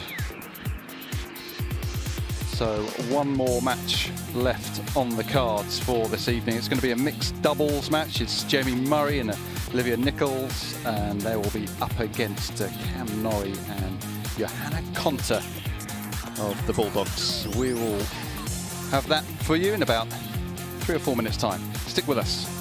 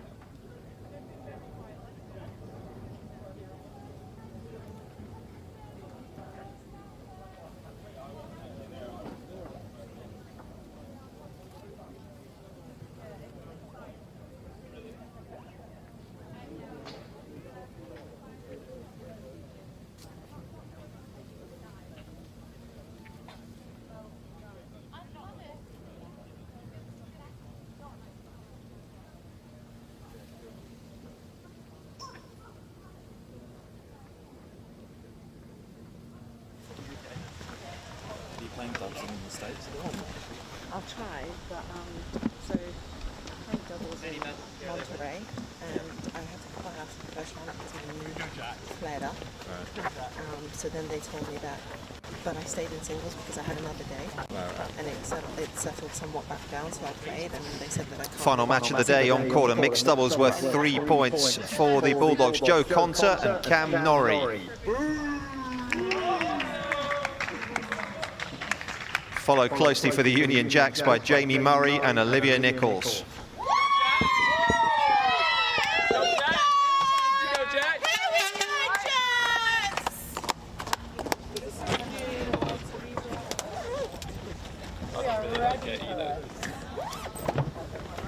I've never been so confident. Welcome back to centre court for this final match of the day. 3 points on the line in this mixed doubles. And the tournament director is back on court. Jamie Murray partnering Olivia Nichols for the second time this week. And they're up against Cameron Norrie and Johanna Konta, who we haven't seen for a couple of days. Abigail Johnson here, and alongside me, Jamie Murray's coach. Aren't we honoured? Alan McDonald. Good to have you back, Alan. Thanks, Abigail. Nice to be here. There's the confirmation, 3 points on the line for this mixed doubles. And it's much needed for the Union Jacks. They'd regained some ground, but the British Bulldogs, with the last couple of matches, have just edged out their lead again.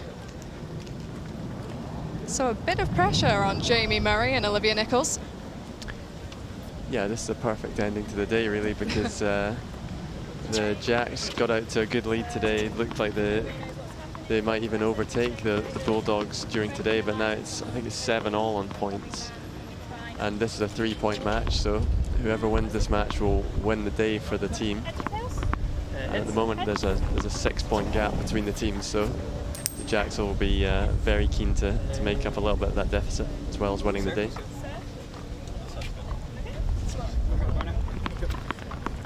Yeah, it's just about staying in touch at the moment, isn't it?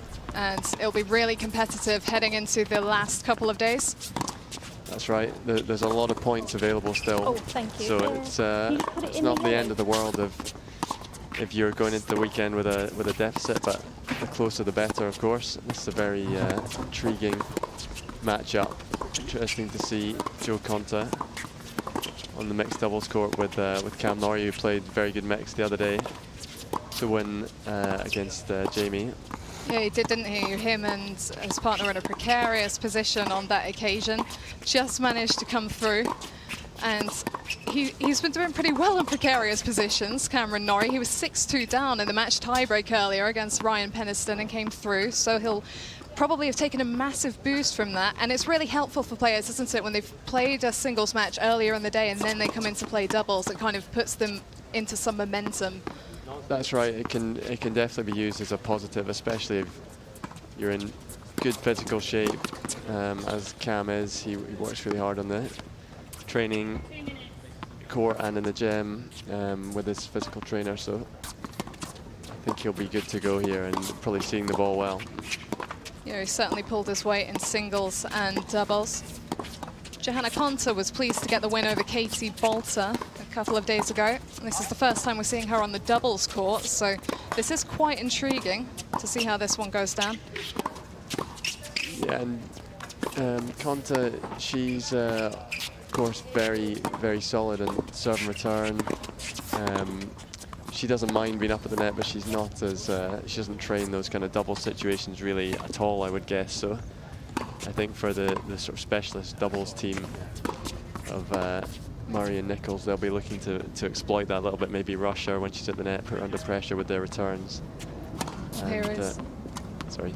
No, it's okay. Jamie Murray just up on our screen. The reason this tournament has come together, Battle of the Brits team tennis, was his brainchild. And he'll be pleased with his win alongside Heather Watson last night, because if we think back to day one of the event, he and Heather were in a dominant position in that match tiebreak against Harriet Dart and Jo Salisbury, lost 8 straight points to go down in that match. And Jamie had a bit of a rough time of it since at this event, but he and Heather looking in superb form last night. Were you impressed? I was very impressed. I mean, Jamie played a solid match, but I thought Heather was excellent.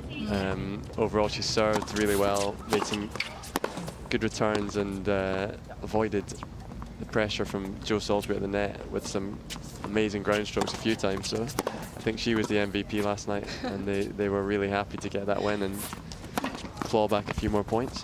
Yeah, Jamie gave her a lot of credit, but his serve was firing as well last night. That lefty serve can be damaging. 2 lefties on courts in Jamie and Cam. This is Olivia Nichols, a right-hander. She's obviously already played with Jamie. They got the win together earlier this week.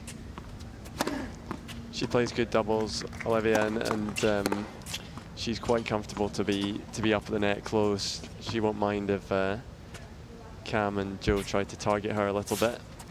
But that's kind of the battle here, is probably whether doubles team can exploit some of the singles teams slightly.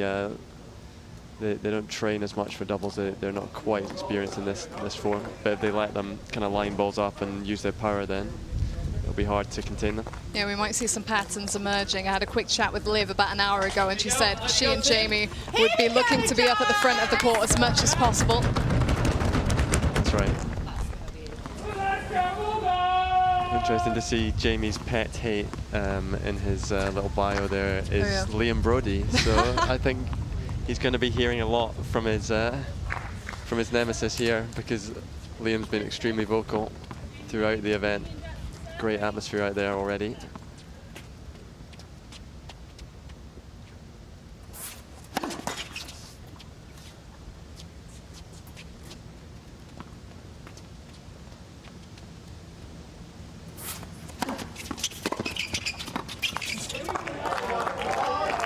So they have to look to be clever with their returns, right? If they know that Jamie and Liv are going to be moving in, keep them short, get them to the feet. That's right. I think Liv will probably mix up serving and volleying and staying back after a serve, but Jamie will be coming in on everything, so that was a good start from Cam.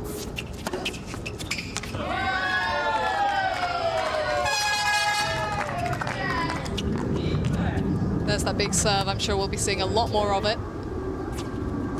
Really found his range on that shot last night. That's right. When he's serving well, he's going to be using different kinds of spin, like you saw there, trying to change speed, slice, kick, a lot of variety.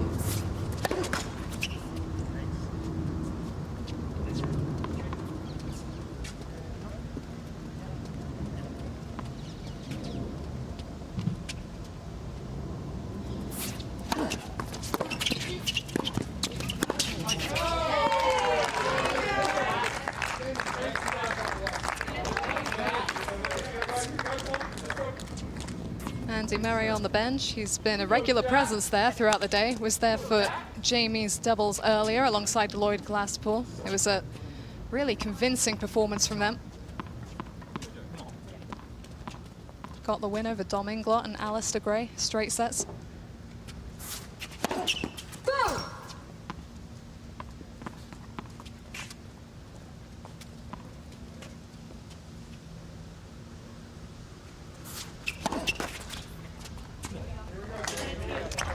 Speaking about Jamie's serve, he's not really started with the rhythm that he likes to feel. Not quite as explosive as he would like. A few serves in the net already, so he'll be looking to refocus and try and get that feel back. Could do with a good first serve here to Cam to get his confidence going.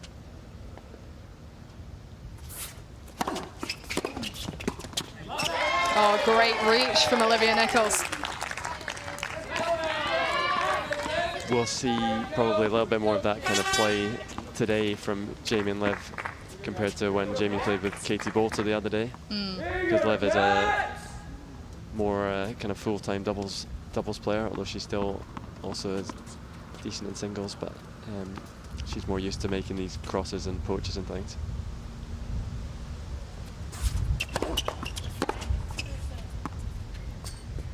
Yeah, Liv's been out injured much of the past year prior to lockdown, but she's hoping to restart her singles career when things get back to normal, whenever that might be.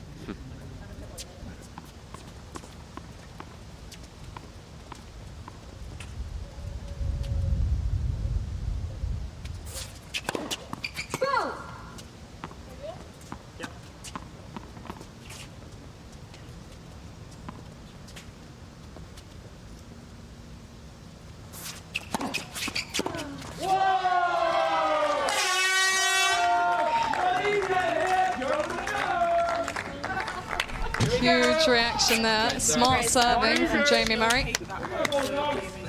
Okay. Great start, well done. Didn't take long for Dan Evans to turn around from his singles to get back out to his natural environment for this week. On the bench, making noise. I think he's been spurred on by Johanna Conter. Nice to see you got a full team out here for one tonight. There you go. She was giving Kyle Edmonds a little bit of support at the back end of that singles match, and Evo wasn't really having it, so I'm sure he'll be looking to get his own back out here. Go, Jacks!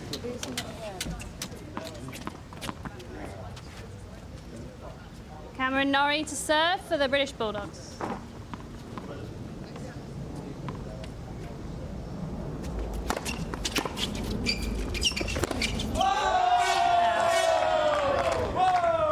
Love 15.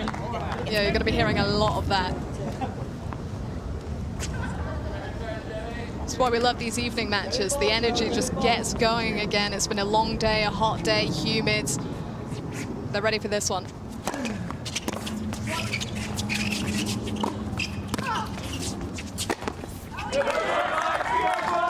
And the scheduling's been quite smart in that usually the final match has just been a single match, no other action on the second court. So yep. The entire remainder of the team can come and support for the final match. Yeah, great move.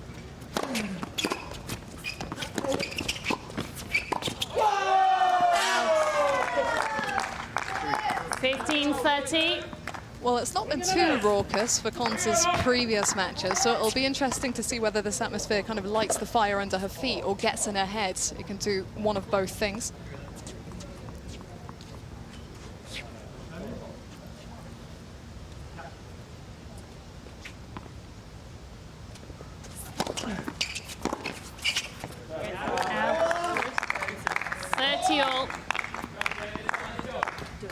Her experience, I'm sure she's played in a few interesting atmospheres in her time. This one's maybe even a bit more unique, but I'm backing her to relish it rather than shrink from it.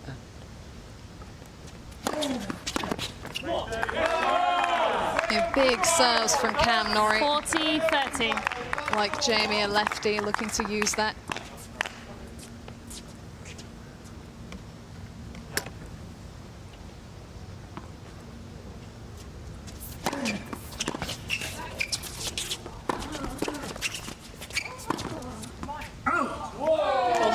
Did Jamie take that slight smash even? Deciding points. He did well there, yeah. Just made her play one more overhead. A little bit windy.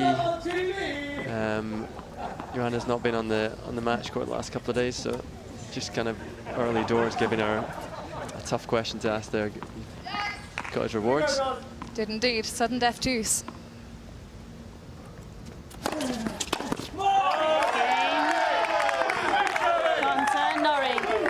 Well, we've seen Norrie come big under pressure many times so far this week. That's right. He's looking very very match tight. Olivia Nichols to serve. His mentality is really good. He knuckled down extremely well to, as you said earlier, to get to that match tiebreak decider against Ryan Peniston earlier, who was playing very good tennis.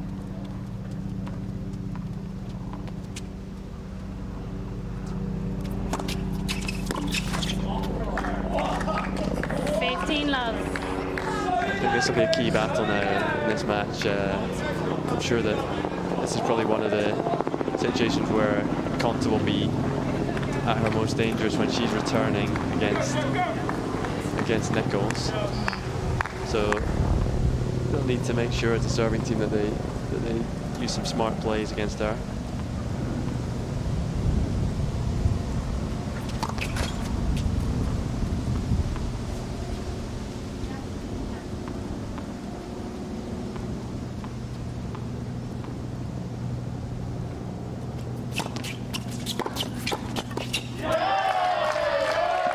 Great reach.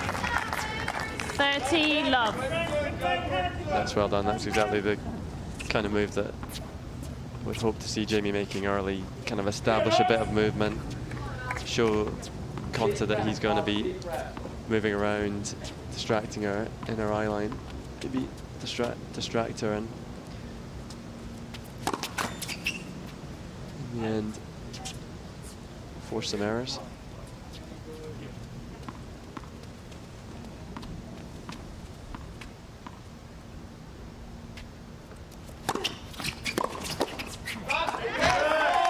And that's the mark of a singles player, isn't it? Drilling that return. 30-15. That's right. And for Norrie and Compton, knowing that Jamie's going to be moving around. There's one of the antidotes to that, is just to go hard at him.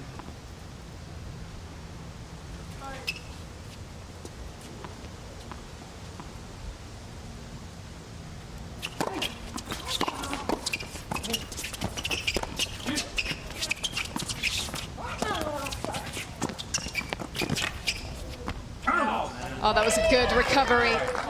Some miscommunication there on the Murray-Nichols side with Jamie missing the volley, but Nichols, 40. The high ball actually 50. kind of played into her favour because it gave them a bit more time to recover. I'm going to say maybe a bit uncharitably that Jamie almost messed that point up 3 times, but he got away with it and Olivia covered him well.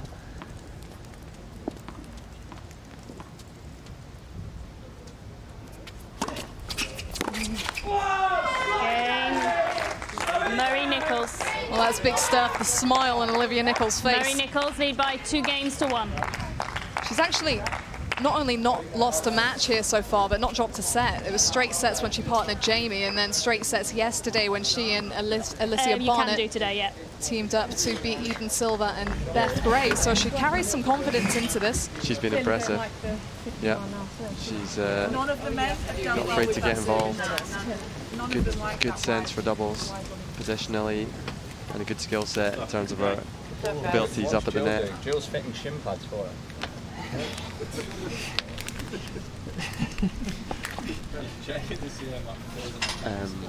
Jo Konta's wearing, Time. I think it's kind of the ankle version of the catapult vest Yeah. on her ankles, which I think that her team can get a lot of data from in terms of how much she's loading and the way she's moving during the match. I think sounds like maybe the comedy banter team will Joanna have something to Conte say to her about that during the match. Nice insight on that. I wasn't aware.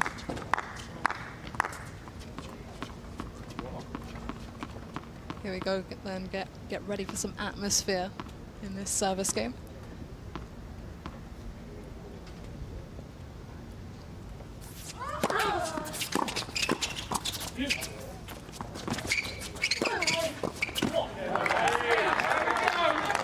Well, they did well to stay in that point, Nichols and Murray. Liv had to flick that one off her hip, pretty much, the volley. Excellent reaction.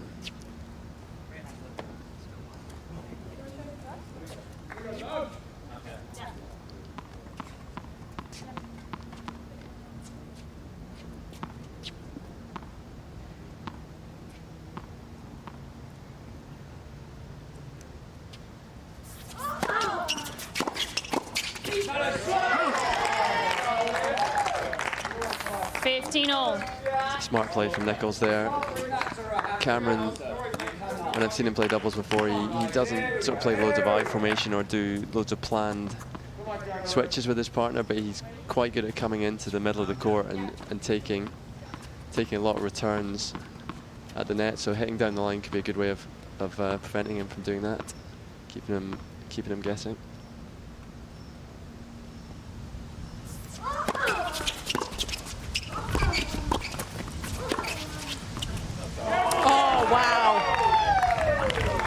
That was a slim margin shot. 30-15. Superb from Conte. That's what she's going to bring to the table. She's rock solid from the baseline, both sides. And she does have a good serve as well, so it's going to be interesting seeing how they try and put pressure on her serve and get the breaks against her.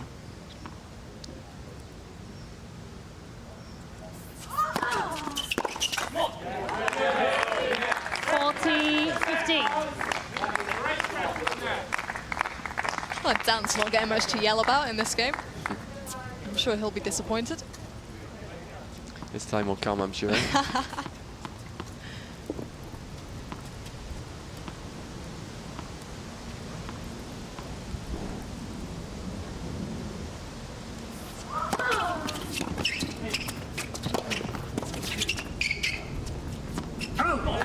I've got to say, Norrie. That's really big stuff from Jo Konta. Didn't miss a single first serve in that game.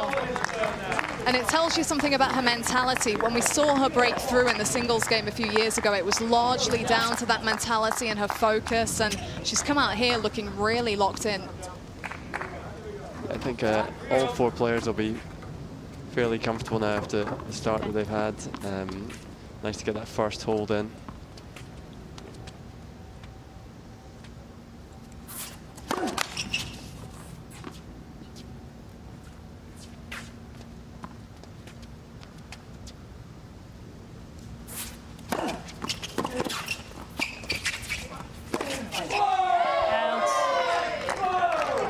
Jamie's still battling a little bit with his first serve, but he backs it up so well with his kind of defensive volleys. There, tough shot, that half volley right down at his feet. Well, if you were going to pick any player to execute a half volley for you, it would probably be Jamie Murray. Great hands.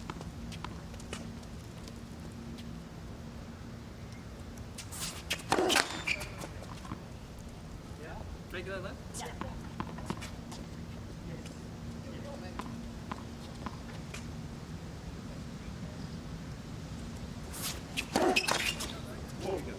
15-all.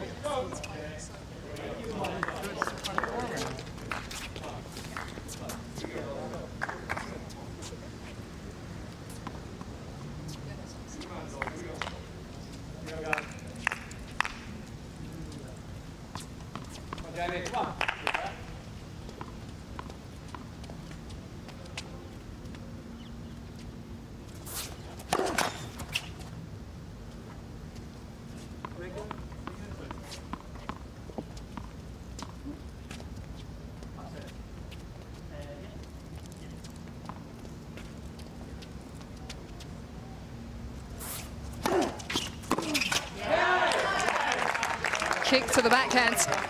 It's a better serve. One of the cues that Jamie will use to try and refocus here on his serve, he's hitting the net, he's not really coordinating his legs and going up well. He likes to just think of accelerating with his racket as he touches the ball.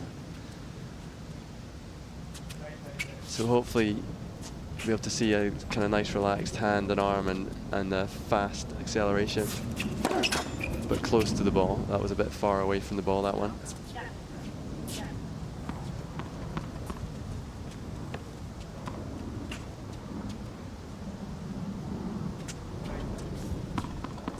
His toss is blowing away from him a little as well.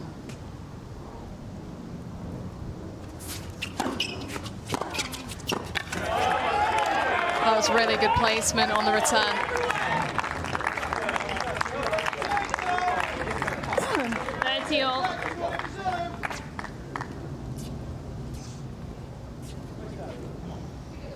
So low, stretching him out. Yeah, I don't think if he plays the whole match, giving them this many looks at second serves, that it's going to be a very comfortable evening for him. So we need to sort this.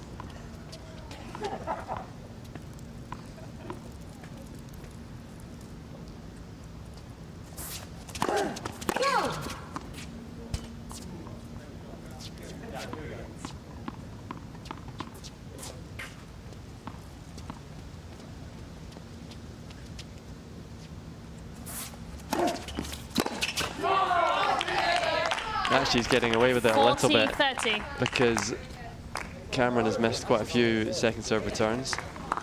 Yeah, it's funny, we've seen him unbalanced a bit by shorter balls throughout this week, and there I think he just expected it maybe to travel a bit further before he hit it. Possibly, yeah, it didn't time it well, that's for sure.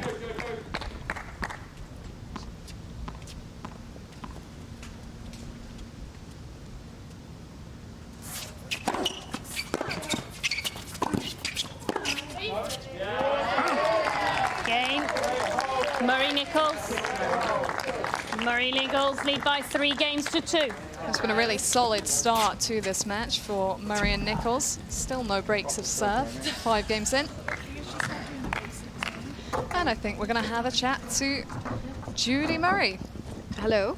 Hi, Jodie. You can hear us? Yes, I can hear you, yeah. Well, the Union Jacks have been mounting their comeback, and your boys have played a big part over the last couple of days. How pleased are you with what you're seeing in these early stages here?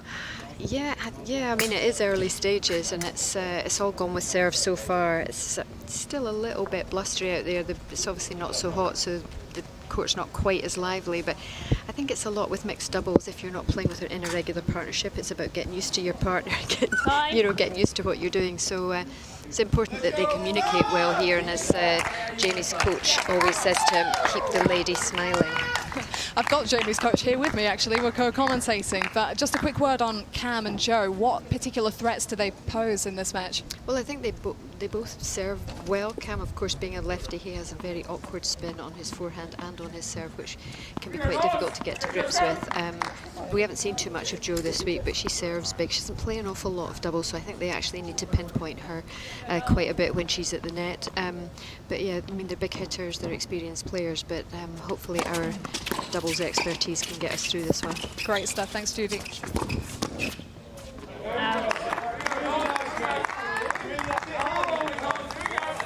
15 love. Oh, your advice must be pretty good if Jodie Murray is quoting it, Alan. Yeah, I think we're on the same wavelength there. It's nice to hear. And you can see there, Konta the first point wasn't a particularly strong return from Jamie, and she did okay, but she didn't finish the point straight away as many doubles players would have done.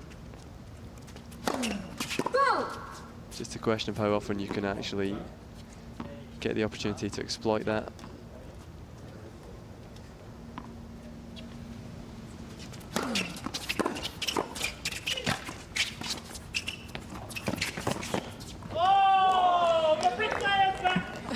Exhibition stuff. 30-15. So good with that touch around the net, Jamie. And actually, you could see there as a sort of doubles team, Jamie and Liv both knew that he was going to hit that down the line at Konta, and that's why, as Jamie hit, Olivia jumped to her right into the middle of the court to try and have a chance to play the next ball.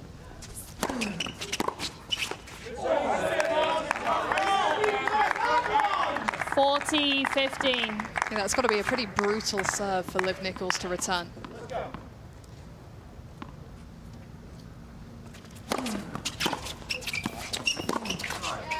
Yeah, we've said it earlier in the week, and I'll say it again, nobody likes lefties. Even other lefties don't like lefties, so.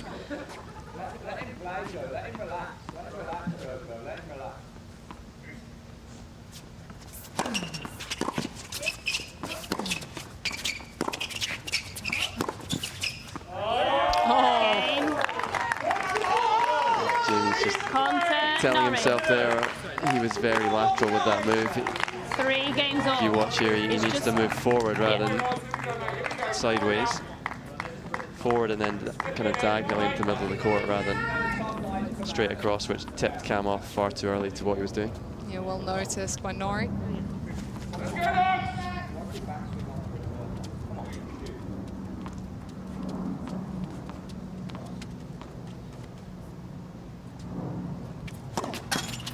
Let Beth.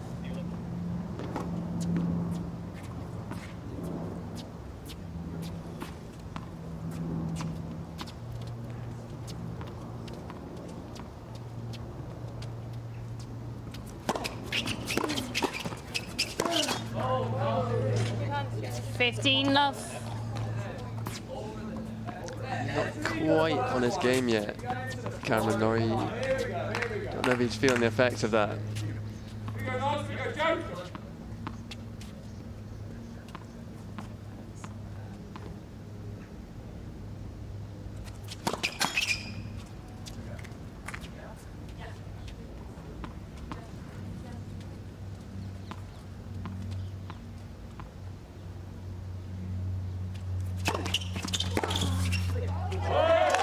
Again, saw the open space.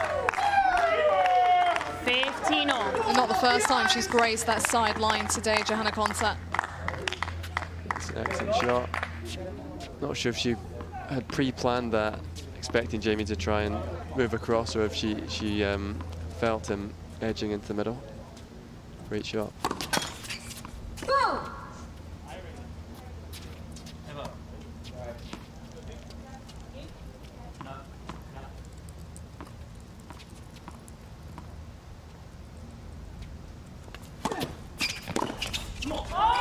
Oh, my word. Here they go. 15-30.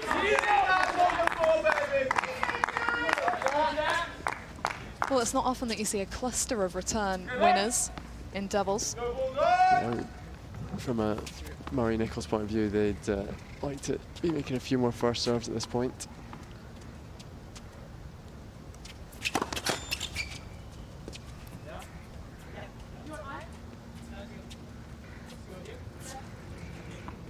Just 33% of first serves in play. It's a really key statistic at the moment.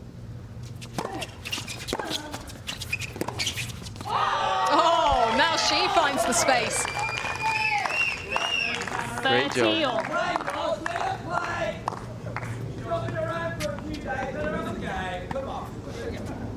Yeah, Dan's got going. Yeah, Cameron Norrie caught out this time, and great skills from Nichols to notice that, see that out of the corner of her eye. He's pleased with that one. Proud of it. Proud of that witticism.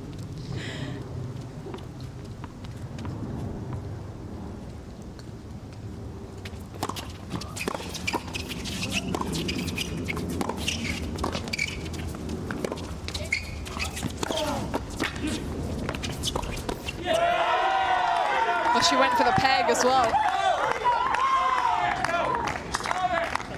Joe Conser means business out here. It's good teamwork. Cameron setting her up with heavy forehand. Just didn't hold back there. This would be a good time to up your first serve percentage. Facing double break point with the scoring system. Go!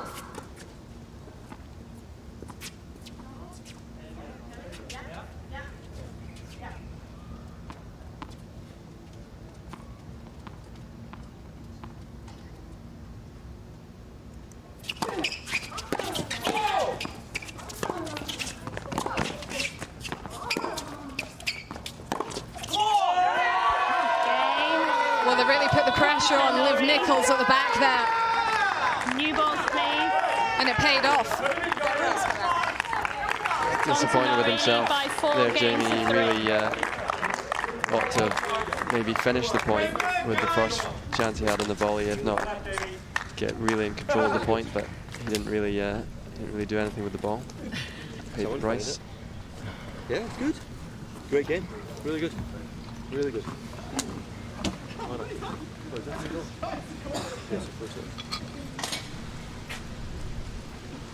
Well, Leon Smith doesn't really have much to add there. Great game, really good. And I mean, what would you say to these two at the moment, Alan? Anything need to change that much? I don't think so. I think they've got a clear idea of what they're trying to do. They know what their strengths are, and they're aware of what the more double specialist players will try and do against them. So I think they've made a decent percentage of first serve. They've been aggressive from the baseline and on return when they've had the chance. Hit down Jamie's line quite a lot to keep him as quiet as possible.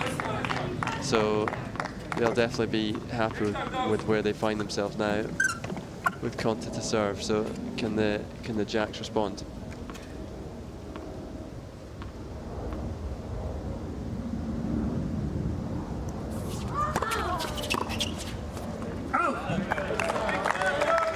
Love.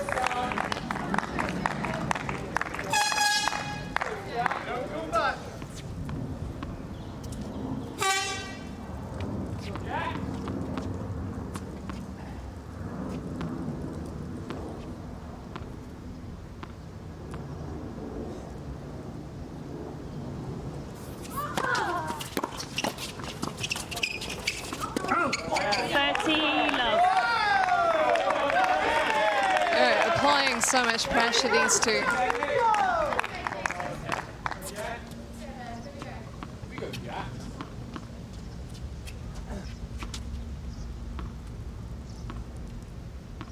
90% of first serves in play as a team, Conter and Norrie. 40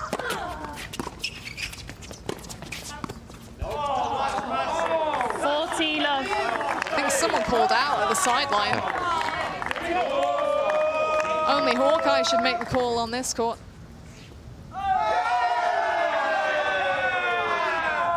That was in by a splinter.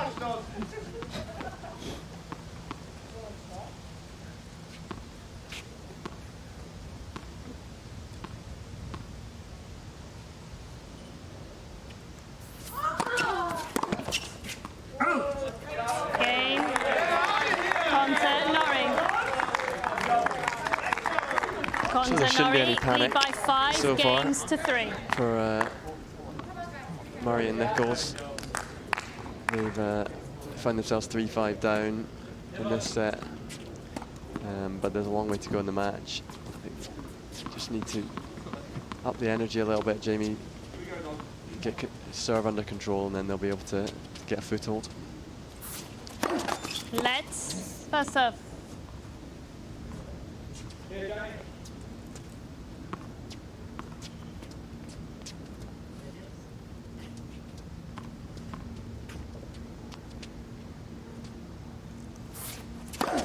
Let's first serve.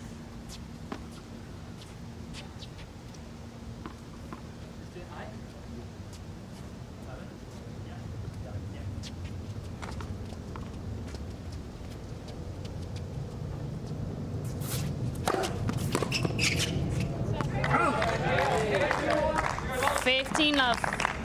Yeah, they could do with a few cheap points. It wasn't ideal for Conter to get that hold on the board to Love. They didn't really get into many exchanges. And as we said before, the first serve is going to be key. I think they may not have lost a point on first serve, but they haven't been making enough.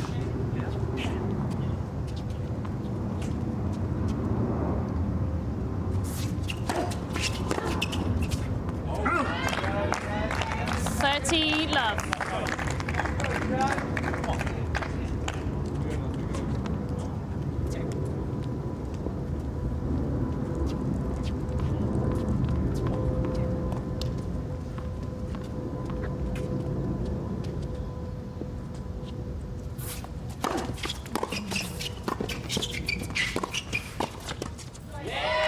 Oh, very nicely controlled.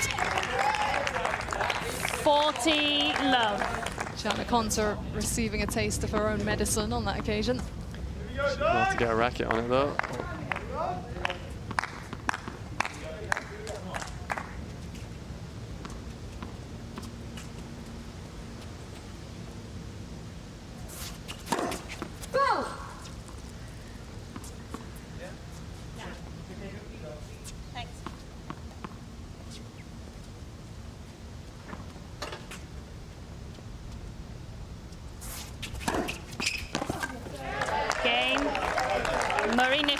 Well, that was really big on serve from Jamie Murray. Conter Norrie lead by 5 games to 4. He does it his bit, just throws it over to the other side. I mean, this event will bring out the best of serving.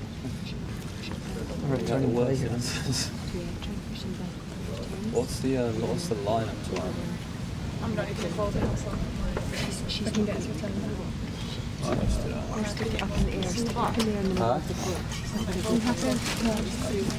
better to give them something to miss than to give them the point. He's fine, that. You can do this one. Come on.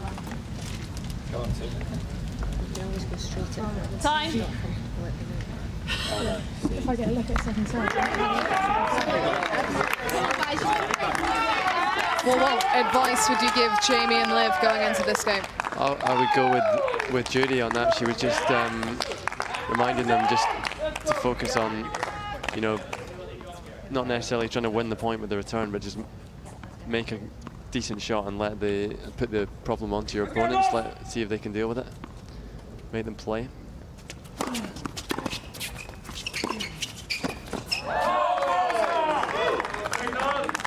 15 love.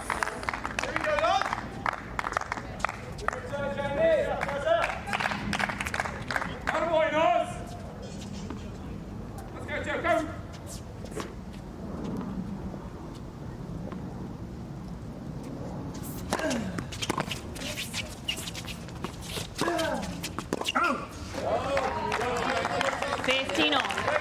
be happy with that, because Liv didn't exactly hit an attacking shot in return, but she put the ball in the court and gave Cam the chance to miss, which she did.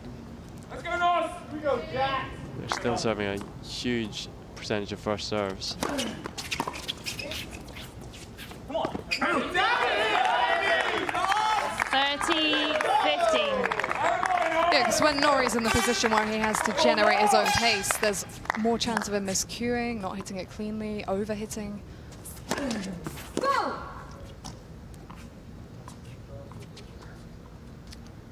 Only the third first serve they've missed all set, that one. You can tell which department they've been strong in. No mistakes that time. 40-15. Even with the opponents blocking the net, he wasn't distracted from that shot.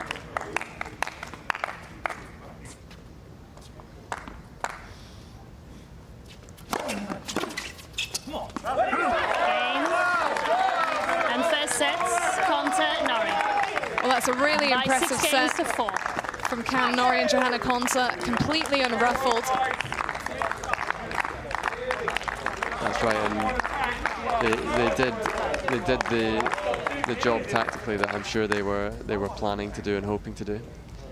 Make a lot of first serves, take advantage of any chances they get to attack second serves. Leon's happy. Here are the stats then. Anything that particularly stands out there, Alan? Do we have first serve percentage there? Yeah, we do. So 37% first serves in for Jamie and Olivia is far lower than the kind of norm that they would be aiming for. Really anything under 65%, you can start to struggle. In the 60s, you can work with, and above 70 is very good. So 89% for Norrie and Konta really limited the opportunities that we were talking about earlier for the kind of double skills to come to the fore.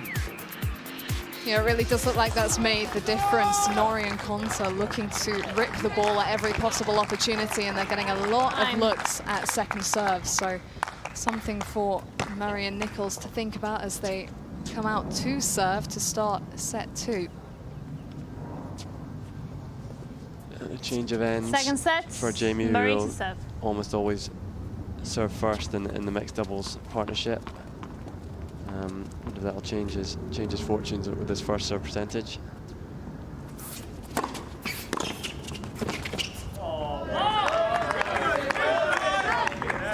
Love 15.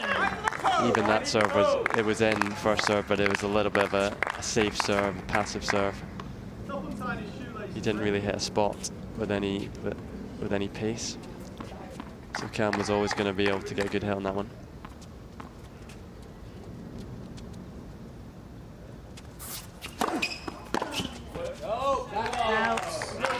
I think that kind of mentality might work a little bit better against Konta, who's clearly struggling a little bit with Jamie's lefty spin.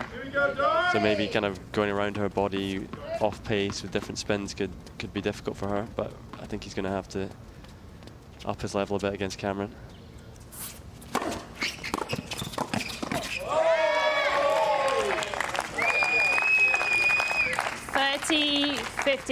And they're so comfortable in the forecourt, Liv Nichols. That was very, very well done. Good combination there to give Cameron a backhand body serve. It's hard for him to redirect that one down the line, and so they called the cross with Poach, and Liv did a good job.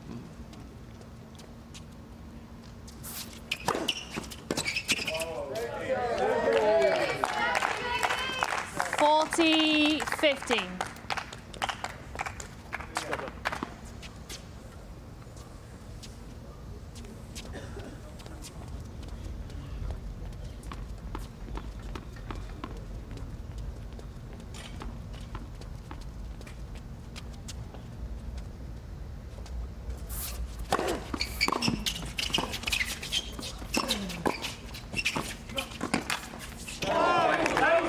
So close. It was a great pickup from Jamie on the way in. 40-30. That's right, and it looks like they've at least identified themselves the need to get a lot of first serves in play in this set compared to the last set. It's 5 out of 5 in this game for Jamie.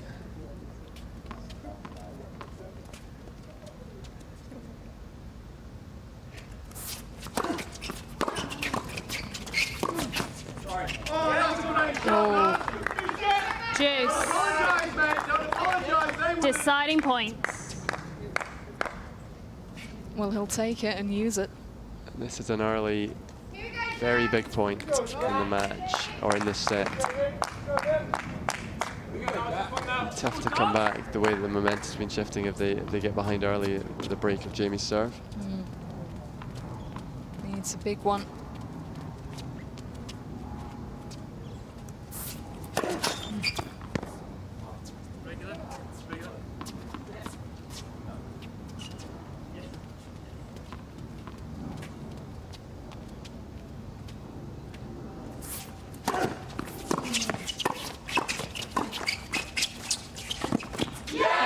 Oh, wow.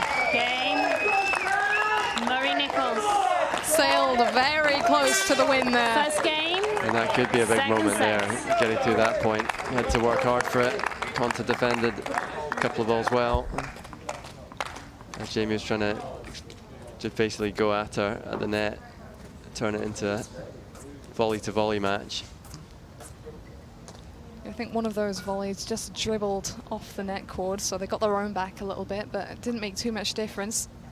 Well up to that net, Jamie Murray.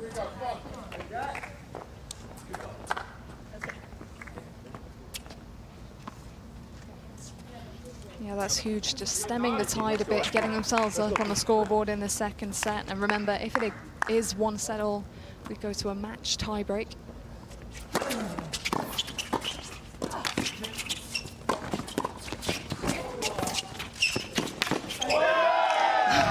Oh, wow. Well, they worked hard, Murray and Nichols, but these two were just too strong in the end. That's right. Very good point from everyone. It's an amazing get from Jamie. Ridiculous. Better signs in terms of their energy and their intent at the start of this set.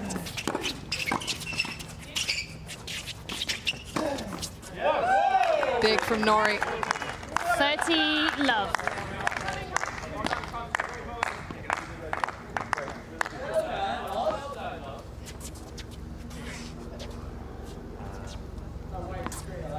They're looking pretty secure, these two, in terms of mentality and execution.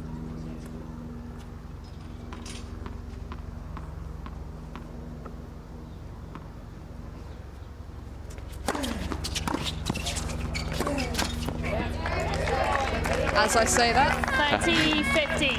And I think it's important to kind of remember in these kind of situations that, you know, you're always going to be able to give yourself a route into the match if you just stay calm and patient. At least give yourself a chance. As soon as you start panicking or feel like it's not your day, then it's very hard to turn things around.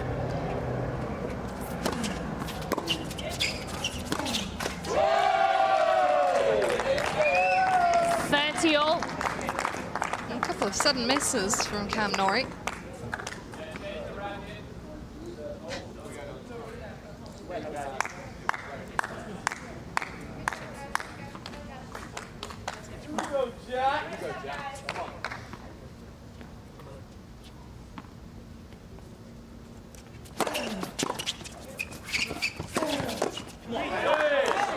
Good use of the body serve. 40-30. Getting slower return back, doing the job with it. It's a tough situation to defend there for Olivia. Cameron's forehand has a lot of work on it, a lot of spin. Out game. Konta Norrie. Heavily spinning, dipping ball can often be harder to volley than just pure pace, because it's moving kind of up and down in the air a lot more.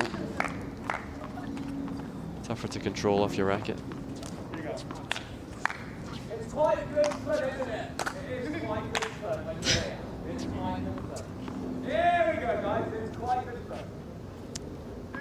Back in his happy place. Got a little bit frustrated during the singles earlier. Lost to Kyle.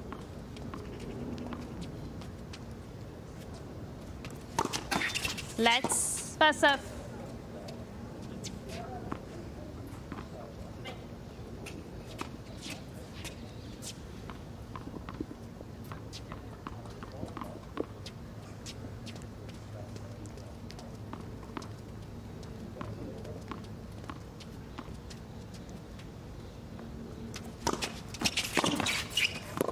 Out. 15 love.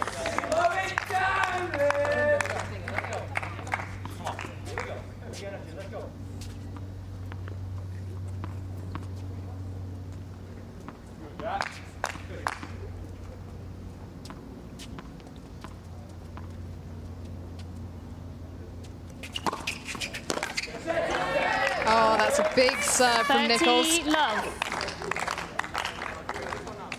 That's well done. Both players immediately at the start of the second set, starting with a lot better rhythm on first serve. A wide serve as well for Nichols, the best option just to stretch the opponents out. Jamie quick up to put that one away off the back of it. And for the Union Jacks team here, you kind of feel like they're just waiting for the moment in this set that can really spark them and their supporters into life.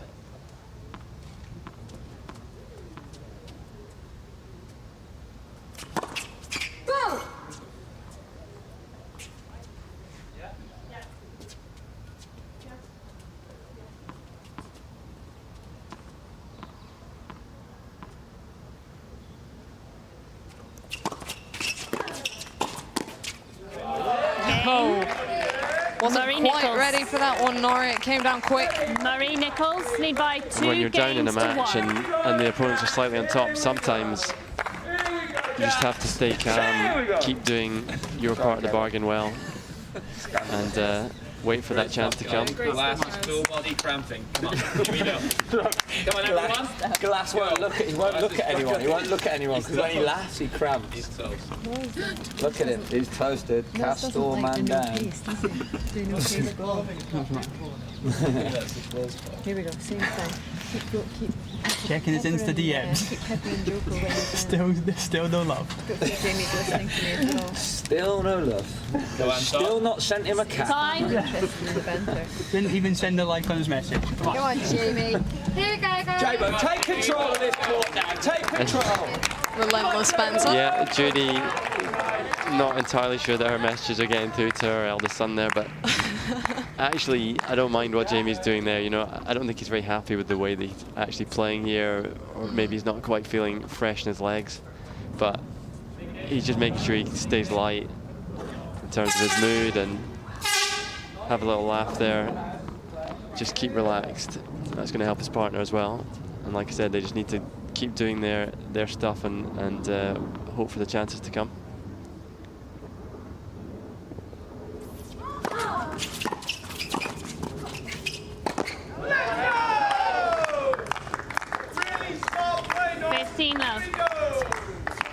Yeah, we mentioned this the other day, the scoring system here, the sudden death deuce, the match tiebreaker, only really takes a couple, 2 or 3 good points to really turn things around, and they do have the advantage here serving first, having settled into a bit more of a rhythm out here, Murray and Nichols.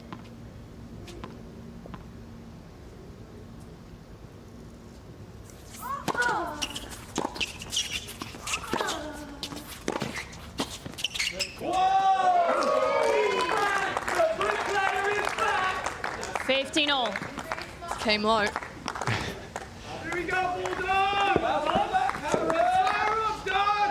That was a good shot from Olivia there. I think Evo has been a bit uncharitable towards Cam with his opinion on his bowling ability, but it's the trash talk, isn't it? It's all tactics. Yeah, got it nicely down low to his backhand volley there, which isn't his stronger side for the volleys.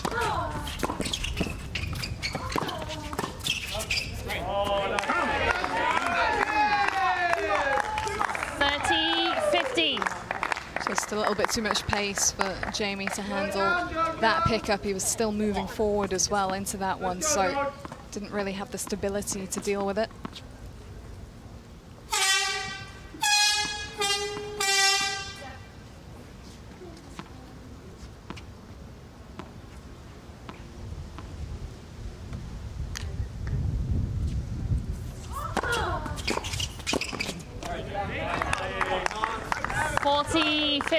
And they're still, the Bulldogs, doing a very good job of just giving the Jacks nothing to work with on return. If they're going to break them, they're going to have to break them. Playing against first serve, it seems. Much harder proposition.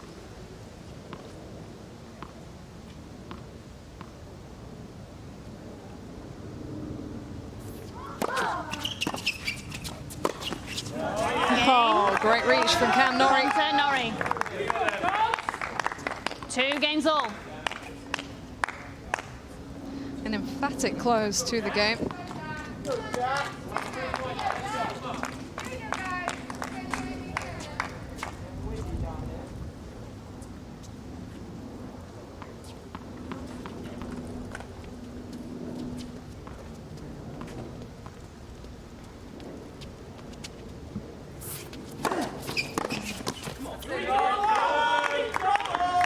Love 15. A bit surprising, given the first serve percentage for these two in the opening set, that there have only been 2 sudden death deuce games so far in this match. Service games have been a little bit one-sided at times.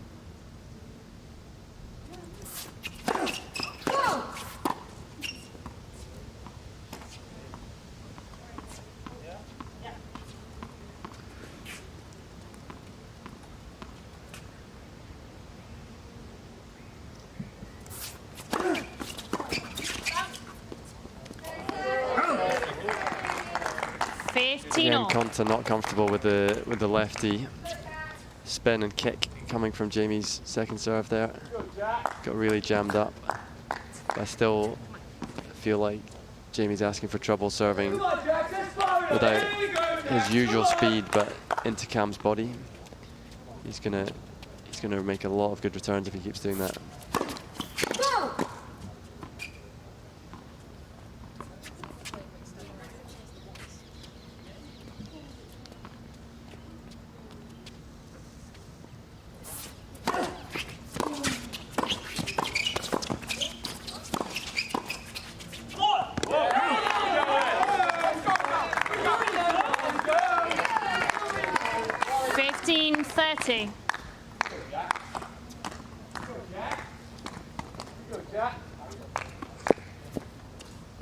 Well, here's a little bit of pressure now, after Murray and Nichols seem to settle into things a bit.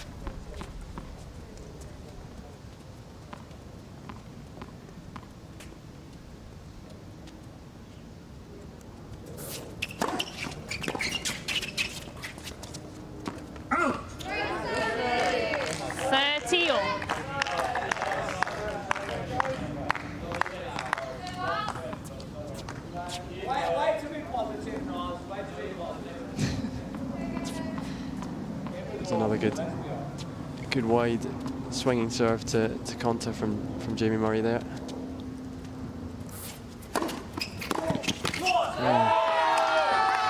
Sorry, I just had a sigh of frustration myself there. It's just happened a few too many times, hasn't it, that the space being left open? I think it's frustrating Jamie as well. He's probably just not feeling his serve the way that he was earlier, and you can't really serve this way to a player of Cam's ability.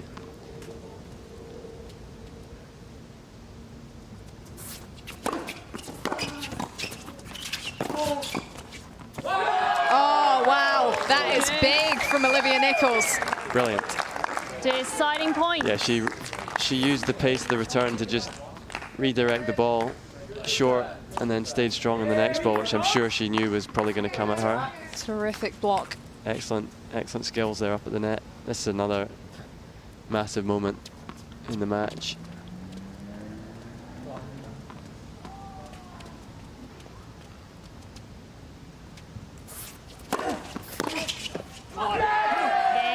A much much better Marie serve Nichols. there. More purpose, faster. Marie Nichols, lead by He got 3 after that one. games That's probably to his 2. best serve of the match, actually. To Cam, anyway. And under some serious pressure as well. That's big stuff from both of those two.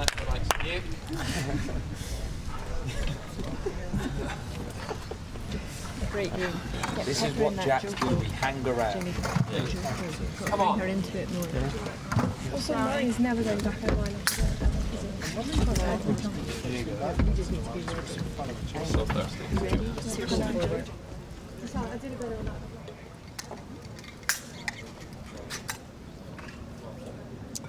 Hey, Leon, can you hear us? Yeah, got you now. What are we thinking of this match so far? Yeah, I mean, I think Cam and Joe scratch pair. Obviously, both have it. I mean, it's like, I think they've done everything really well. I think key thing, obviously, in this is subbing well. You know, Joe's percentage, you'll probably have the stats extremely high in first serve. She's doing a great job with that. Chance, obviously, in the last game could have made a big difference, but Olivia came out actually with a great reflex volley to save break point there. Do you think they're closer to the win here than the scoreboard suggests? It feels like we're in control, like as a team. I think we've had the opportunities. I think we're playing a little bit better than them right now, but we've seen time and time again it can change so quickly. Thanks, Leon. Cheers.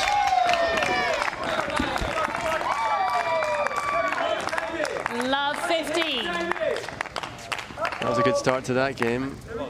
From the Union Jacks, they managed to hit 2 or 3 balls at Conta there. She did okay with her volleys, but eventually broke down, and Liv Nichols was able to finish the point.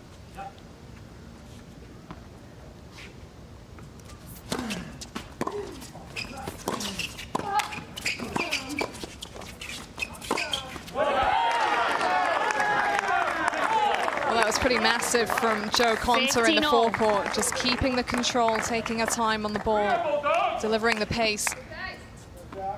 And I think that Jodie at the change of ends was just reminding them to, when they had the chance to go at her at the net, that was something they could do more often. They're definitely doing that at the start of this game, but she's doing fine so far.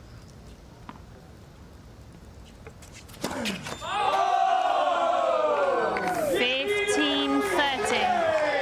Maybe he is feeling it a bit. Maybe. It's interesting what Leon said, because when I asked him that question, I was kind of feeling that these two, you know, it's going with serve, but they have carried momentum into this set. But this is...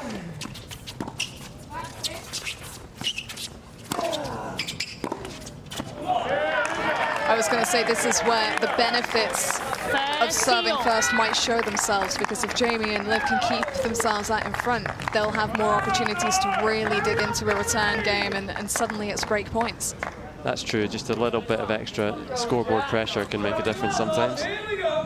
And they'll be hoping, the Jacks, that this is that moment I was talking about where maybe they can turn things around.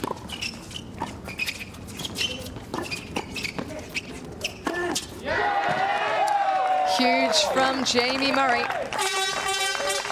In what could be a crucial moment in this second set. They've just been hanging on each step of the way so far, and now they've earned themselves a clean opportunity. And the support crew sense it as well. This could be the moment to turn the match around.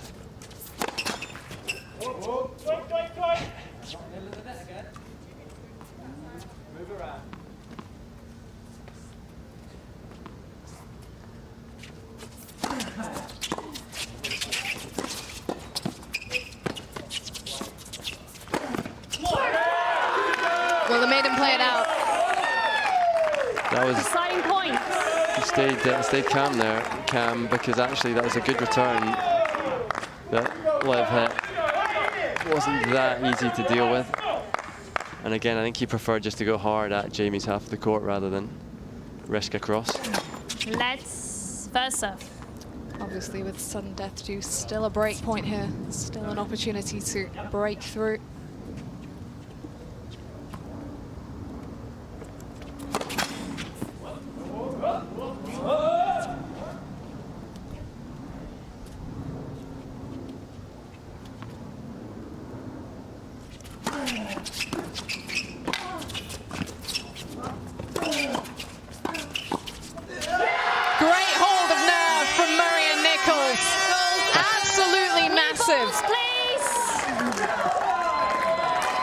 Excellent.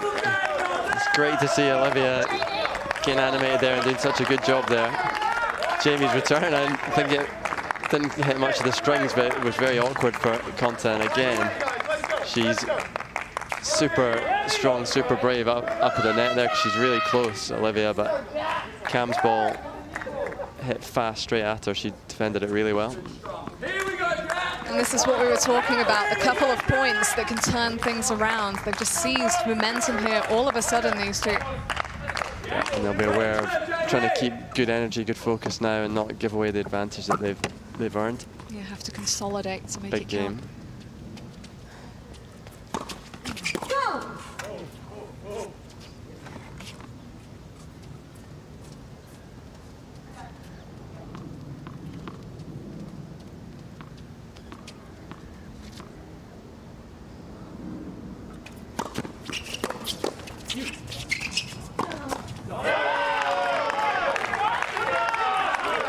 Love 15. Very little issue putting those short balls away. Contact. The scoreboard might have changed, but her approach to this match certainly hasn't.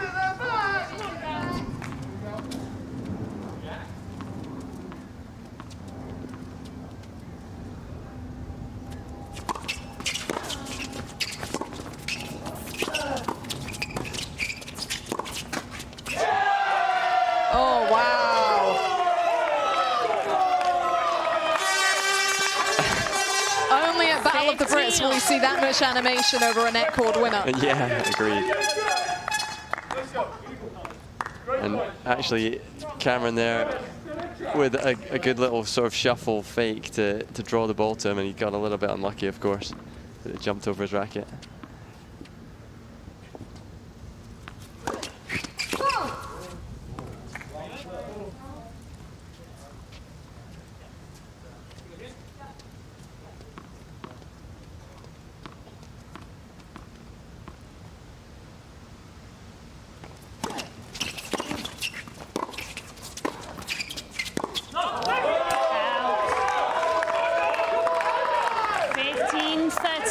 A little bit of a giveaway, and she knows it. She won't be happy with that one. Not sure what happened there. Got into a reasonable situation in the point there, just overhit.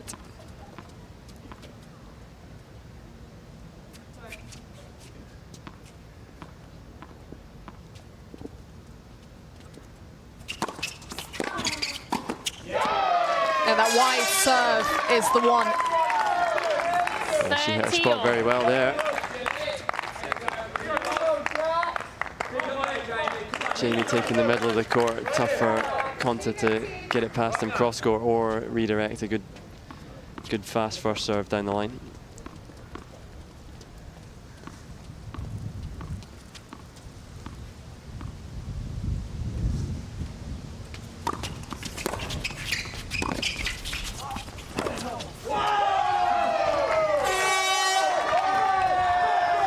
There goes the racket.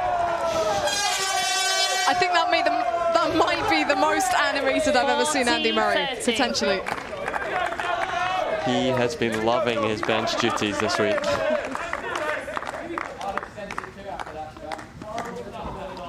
Look at that reaction. Reveling in someone else's misfortune there.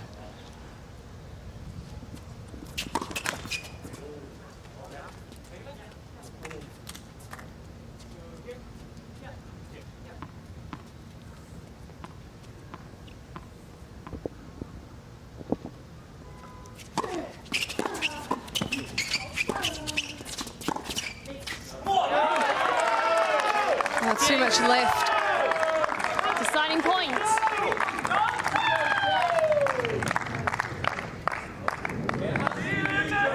Well, the game point was a bit of a gift, and they got one back, so it's even Stevens.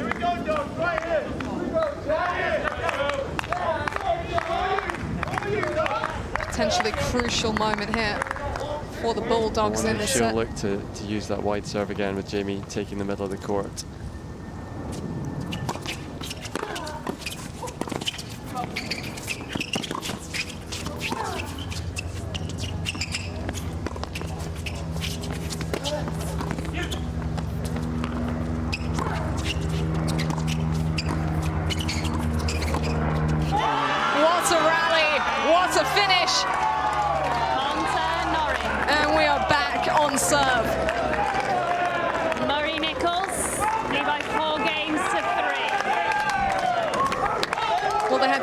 for it.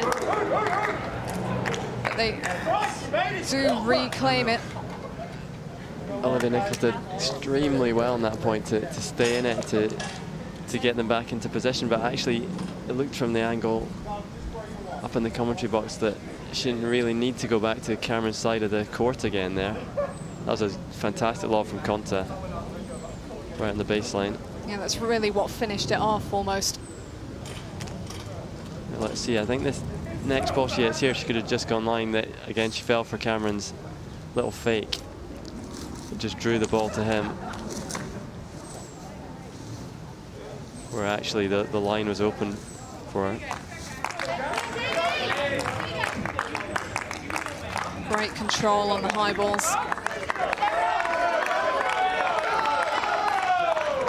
Cam with no mistake on the finish that time around. But despite that, the dynamic of the match has certainly changed a little bit. This second set's very even now. And the Jacks have a chance now to pressurize Conta's serve again. Maybe with the extra scoreboard pressure, she'll miss a few first serves from them. Yeah, she's been really solid in that department so far.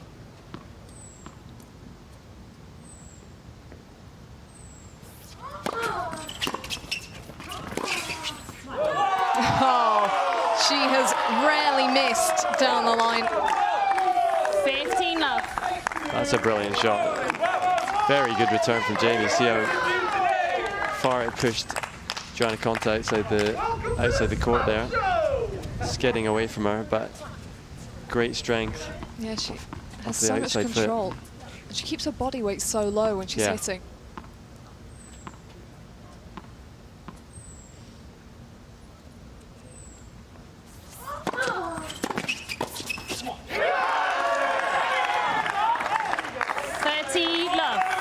Well, I don't think Johanna Conta has any intention of having a little wobble here.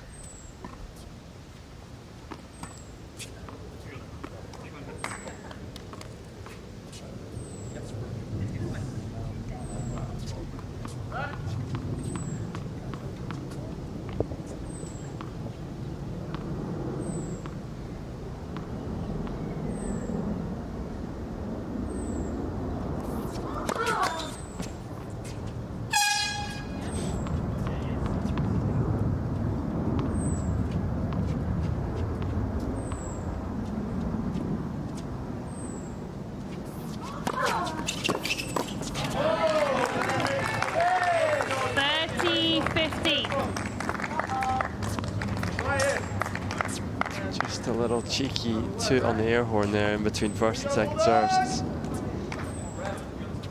real Davis Cup atmosphere out here. They're getting away with a lot between first and second serves this week, I think.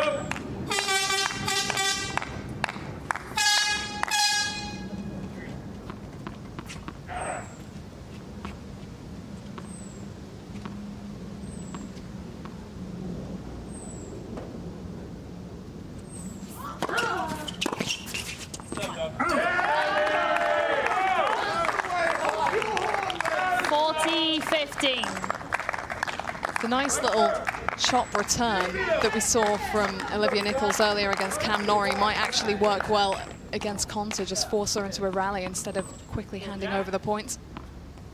That's true.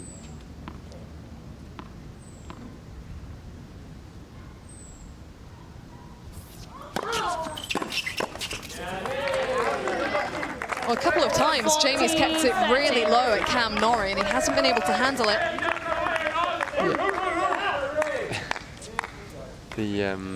The last two returns that Jamie's hit there, he's really committed to them. Both of them were at Cam, but with enough quality in them to force the errors.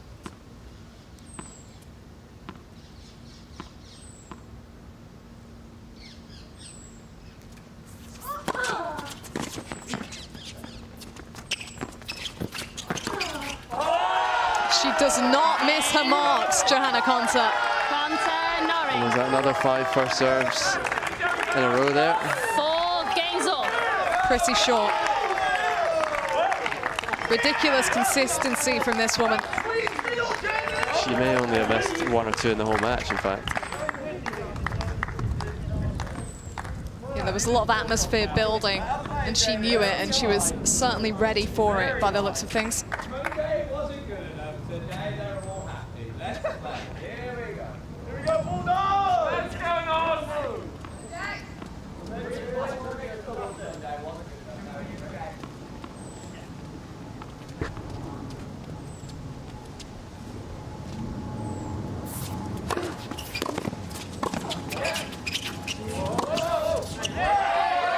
Well, they made her play the second ball, but great commitment from Nichols.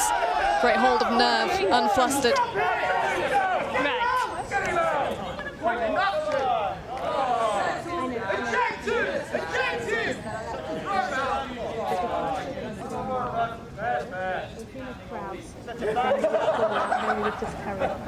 When we then consider him, because the captain is on the bench, then I'm going to do some... You've got to resort to underhand tactics. Get him out of there! Right here, let's go, let's go!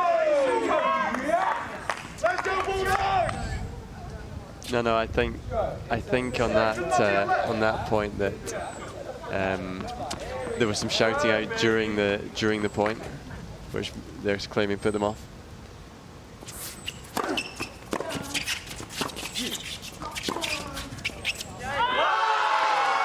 That's some way to respond. It's a class shot from Jo Konta.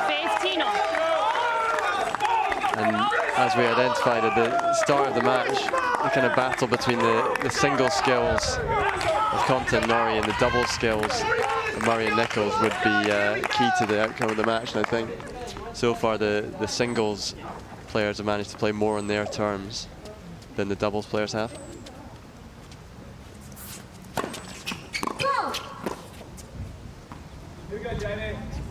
So another slightly tired looking serve from Jamie there.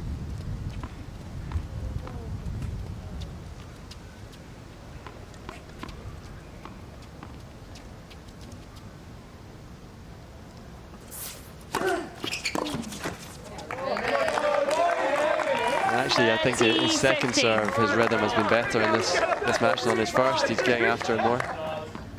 He's played a lot of tennis this week already on top of his organisational tournament director duties, and I think you can see at times today he's looking a little bit jaded. Every day he's been called upon. And just need to kind of call on his competitive spirit to give himself a chance in this one. 40-15. Keeping it smart there, nice and steady. And we've obviously talked about his serve during this match, but he hasn't been broken yet. However, I think it just kind of contributes to a general feeling that he's a little bit under the weather. Once again, the open space. And if you're having to fight to win every one of your own service games, then it's tough to feel like you're really in the match, comfortable, able to just relax and play your game. So it's a big challenge for them still, for the Jacks, to get back into this one.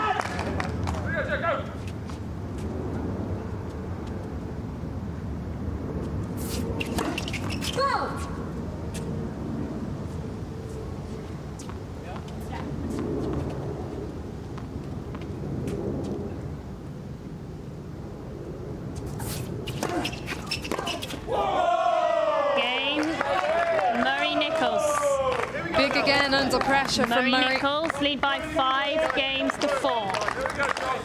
And if there was one tiny kind of criticism of Jo Konta's performance today, would only be that she hasn't found a solution to Jamie's second serve. Because she's had a look at quite a few and she never really looked like she started to get comfortable with the spin that he's sending down to her. If she had, then perhaps they would have broken Jamie prior to this.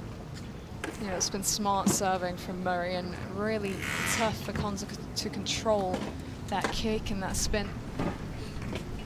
Real excellent lob.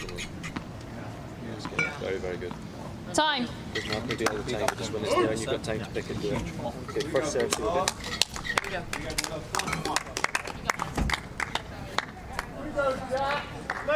And in a match which in general you've been on top in, as the Bulldogs have been here, the longer your opponents stick around for, the more chances there is that you can just tighten up a little bit as you get to the end of a set with scoreboard pressure.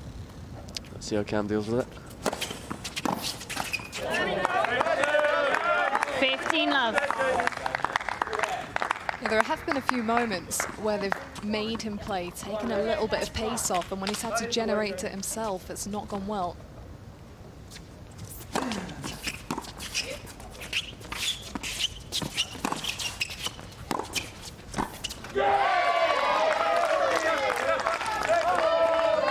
Certainly made him play there, made sure, Olivia, that she got the ball in play.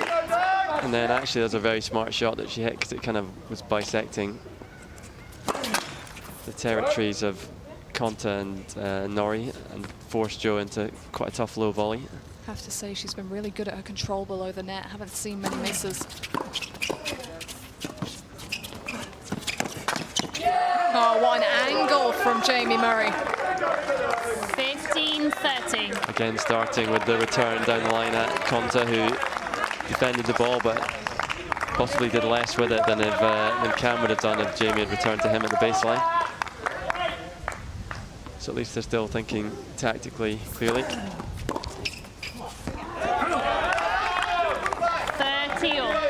That was the nasty lefty kick serve that Jamie pulled on Johanna Konta.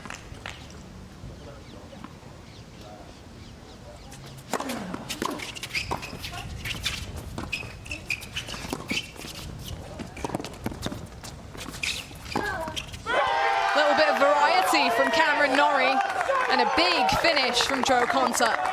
40-30. He did exceptionally well there, Cameron Norrie, because Jamie pushed him deep. He was backpedaling a little bit, and he had great hand skills just to flick the ball up with the topspin lob over Olivia Nichols.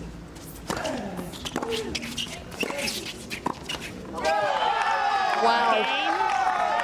The finest of margins. 5 games all. Well, they were so close to a set point there, you felt they could taste it, and suddenly it's 5-all. That's how this game goes. Yeah, again, they actually targeted the middle of the court well there. Olivia's return, putting Cameron under pressure because Jo could maybe have taken it, but she left it for Cam. Jamie, unfortunately, from the Jack's point of view, couldn't make the volley.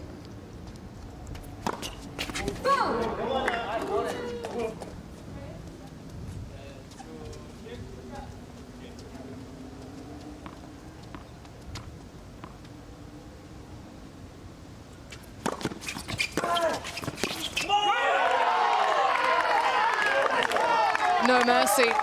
No, there's the same tactic from Cam that Liv used on the last point there. Just hard to the middle of the court, and that can cause a bit of confusion among the opponents.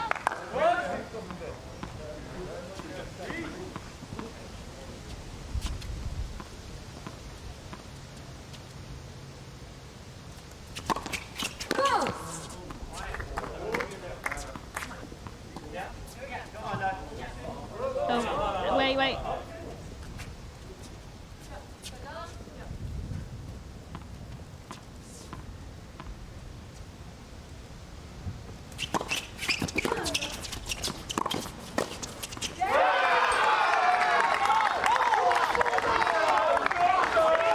Love 30. Well, this is the where the momentum might just swing. Couple of points to close the last game, couple of points to open this one.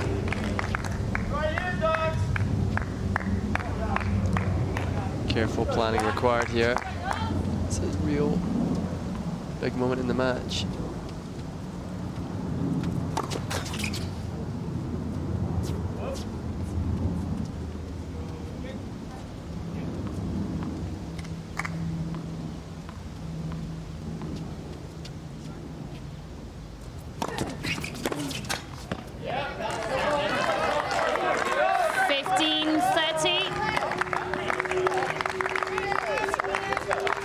Light relief for Olivia Nichols.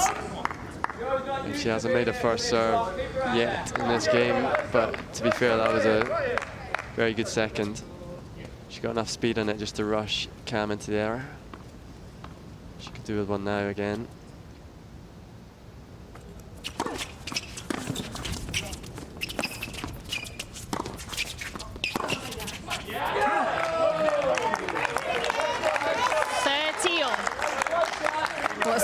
we've seen Konta miss by that much.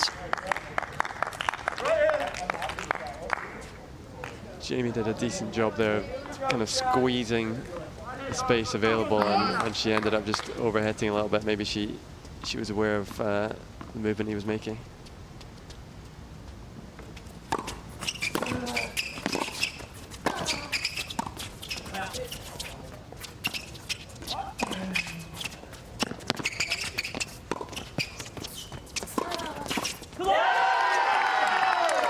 Well, they almost hit an aeroplane, I think, during that rally, but it was effective. 30-40. That time Norrie just completely took Jamie out of the equation with that lob. He wasn't going to risk trying to hit hard and Jamie reading and putting away the volley, so that's a smart shot. Real pressure here, double breakpoint chance.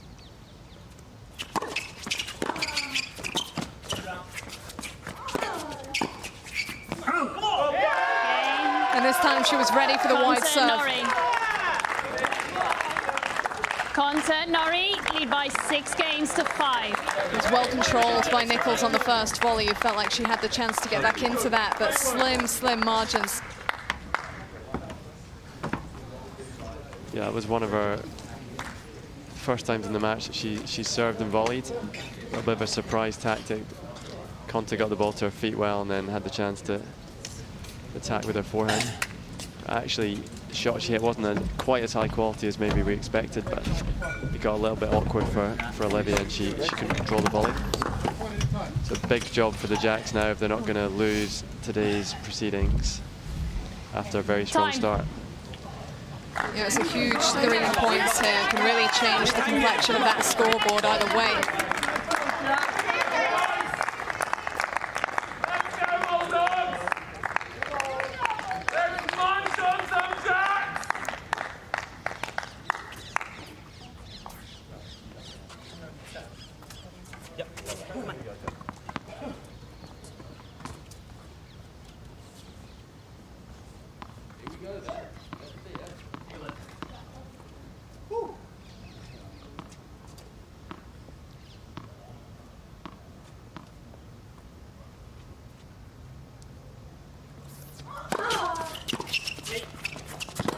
That was a great start. 15-love. Excellent smash from Cam there. He's pretty secure overhead usually. Used his legs well to get back and then found a nice angle.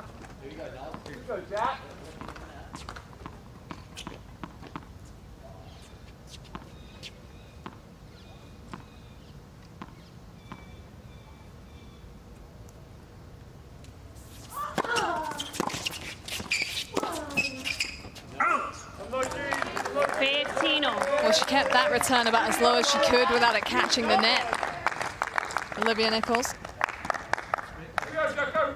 The movement from Jamie again, just forcing Jo Konta to slightly overhit, maybe felt him moving and pulled it a touch, just wide.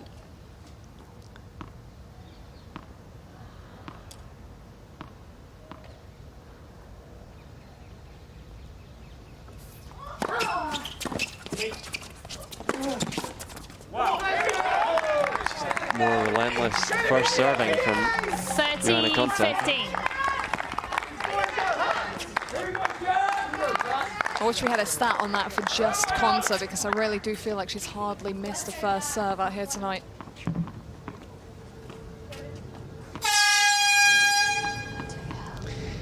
Andy doing his best to disrupt her there.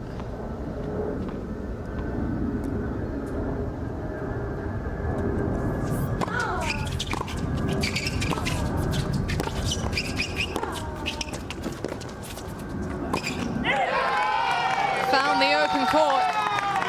Well constructed with the cross-court rally. 15. And the Jacks tonight have just left that open space once too often. Here we are with, by the scoring system, triple match point.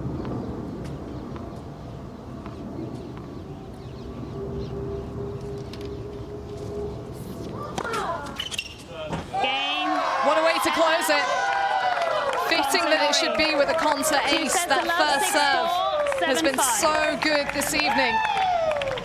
And just at the back end of the day, the British Bulldogs have pulled away. Dogs! Eviction day, dogs! Really has been a huge finish for them, winning the last 3 matches of the day, which were worth 8 points in total, has really made the difference. That was very impressive. Yeah, they had a good game plan and they executed it pretty much perfectly, I would say. Impressed with Jo Konta coming in and performing to that level in her first match for a couple of days.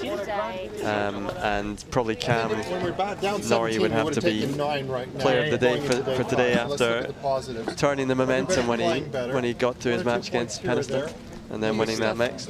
We got this tomorrow, guys. 2 more big days. Words of encouragement from Captain Rosetsky there. We're going to have a look at the stats from this one. Looks like the singles players came out really relaxed and not under much pressure as they took to the doubles court. What can we take from these numbers? Well, first of all, I think starting off from a pretty low base, 37% first serves in the first set, Jamie and Olivia did a decent job of at least playing a little bit more with their first serves in that second set. Their overall match percentage went up to 56%, but as you can see on the other side of that stat, 83% for Norrie and Konta, winning 77 and even winning 91% of the second serves they did have to play. Well, we're going to be hearing from the winners now. They're speaking to Nick Lester.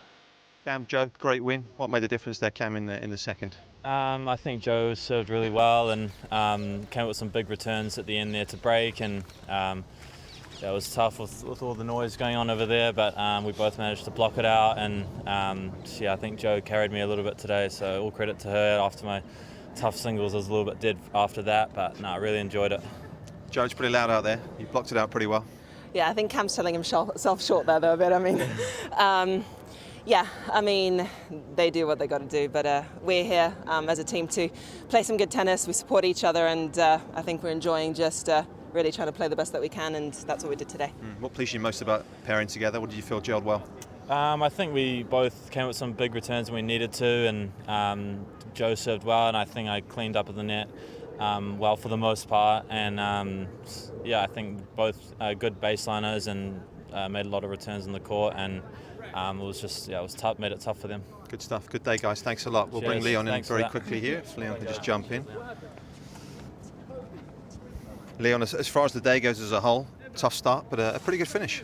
Yeah, I mean, I think we were, 7-0 down at one point and maybe even 6-2 down in a match breaker with Norrie. So to turn it around and win, what was that, 10-7 today? Something like that. Yeah, something like that. I mean, they've done great, you know, I think, and capped off. You know, I think it was important for Kyle to get a win against Evo. You know, he'd taken 2 losses in the bounce against him, so that's going to feel good. He played exceptionally well, and I think in the mixed doubles, you know, it's interesting. 2 doubles specialists in Jamie and Olivia playing against 2 singles players, and sometimes that makes for a fun match. And I think, you know, Cam mentioned it, I think Jo served really well today. I mean, she was very composed on serve, hardly missed a first serve actually, I think, the whole match. So no, really pleased, good day. A 9-point lead going into the weekend. Would you sign for that on Monday? I would have signed that, you know, at 7-0 down today, you know, because it was going against his momentum. You know, they let us know about it, didn't they? But we've stemmed it a little bit, so we look forward to the weekend. But there's so many points to go now. And tomorrow's lineup, a little chat later, I guess, or a little chat. Well, hopefully pretty soon. We've actually got an earlier finish. What time is it now? 8 o'clock. I mean, this is amazing. We've got practically an evening to go now, so this is good. So we'll see who's ready to go, because it's been a lot of tennis, and actually you see the way that Sunday's stacked as well. There's a lot of tennis, so we need to just manage who's capable to go out there as well. Absolutely. Greg, we'll bring you in. As far as you're concerned, your overall thoughts on the day? Great start to the day. Couldn't ask for more from the team. 7-1 up. You know, the last 2 days we played brilliantly. Came down to the mixed doubles. We just couldn't get it done as well. And you know, if you look at it with Ryan up 6-2 against Cam, if we could have squeezed that, we would have won the day. But if you asked me 2 days ago, down 17 points, to only be down 9 points with all the points this weekend, I think we still got a great shot to win this thing. As far as freshness in your team goes, how are they all feeling? Yeah, I think they're pretty fresh. Dan Evans today was a little bit flat, but I have to give a lot of credit to the way Kyle Edmund played. He didn't give him anything to feed off, especially for about a set and a half. He was just too good. So I think we're going to bounce back as a team, and I think we'll be ready for tomorrow. I think we're going to make a few change-ups in our doubles pairings and mixed doubles pairings, and hopefully that'll give us the momentum and the tide back tomorrow. Still confident? Very confident. We've got a great team, great banter out there, great enjoyment. Everybody's been there from the first match to the last match, and that's what it's about, and I think that'll get us through. It's been a pleasure to watch. Thanks, Greg. Thank you. So there we go. Brings us to the close of day 5 here at Battle of the Brits Team Tennis. A dramatic close and a really good performance from Johanna Konta and Cameron Norrie. First time pairing, didn't look like it. Really convincing stuff.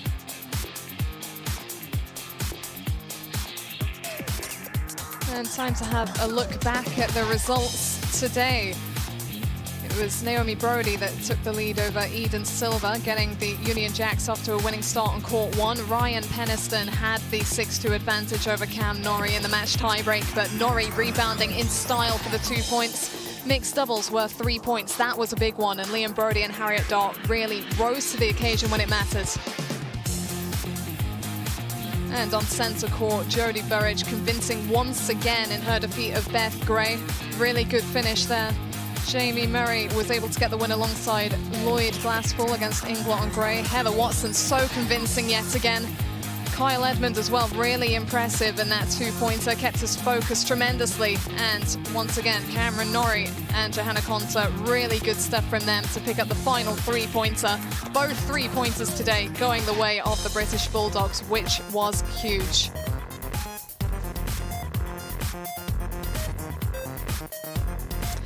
Well, that's it from today. Start of the day, 6 points down, the Union Jacks. They got to 1 point away, but it is the British Bulldogs who are back out in front, having picked up 10 points in a row. Thanks for tuning in for day 5, and we will see you tomorrow.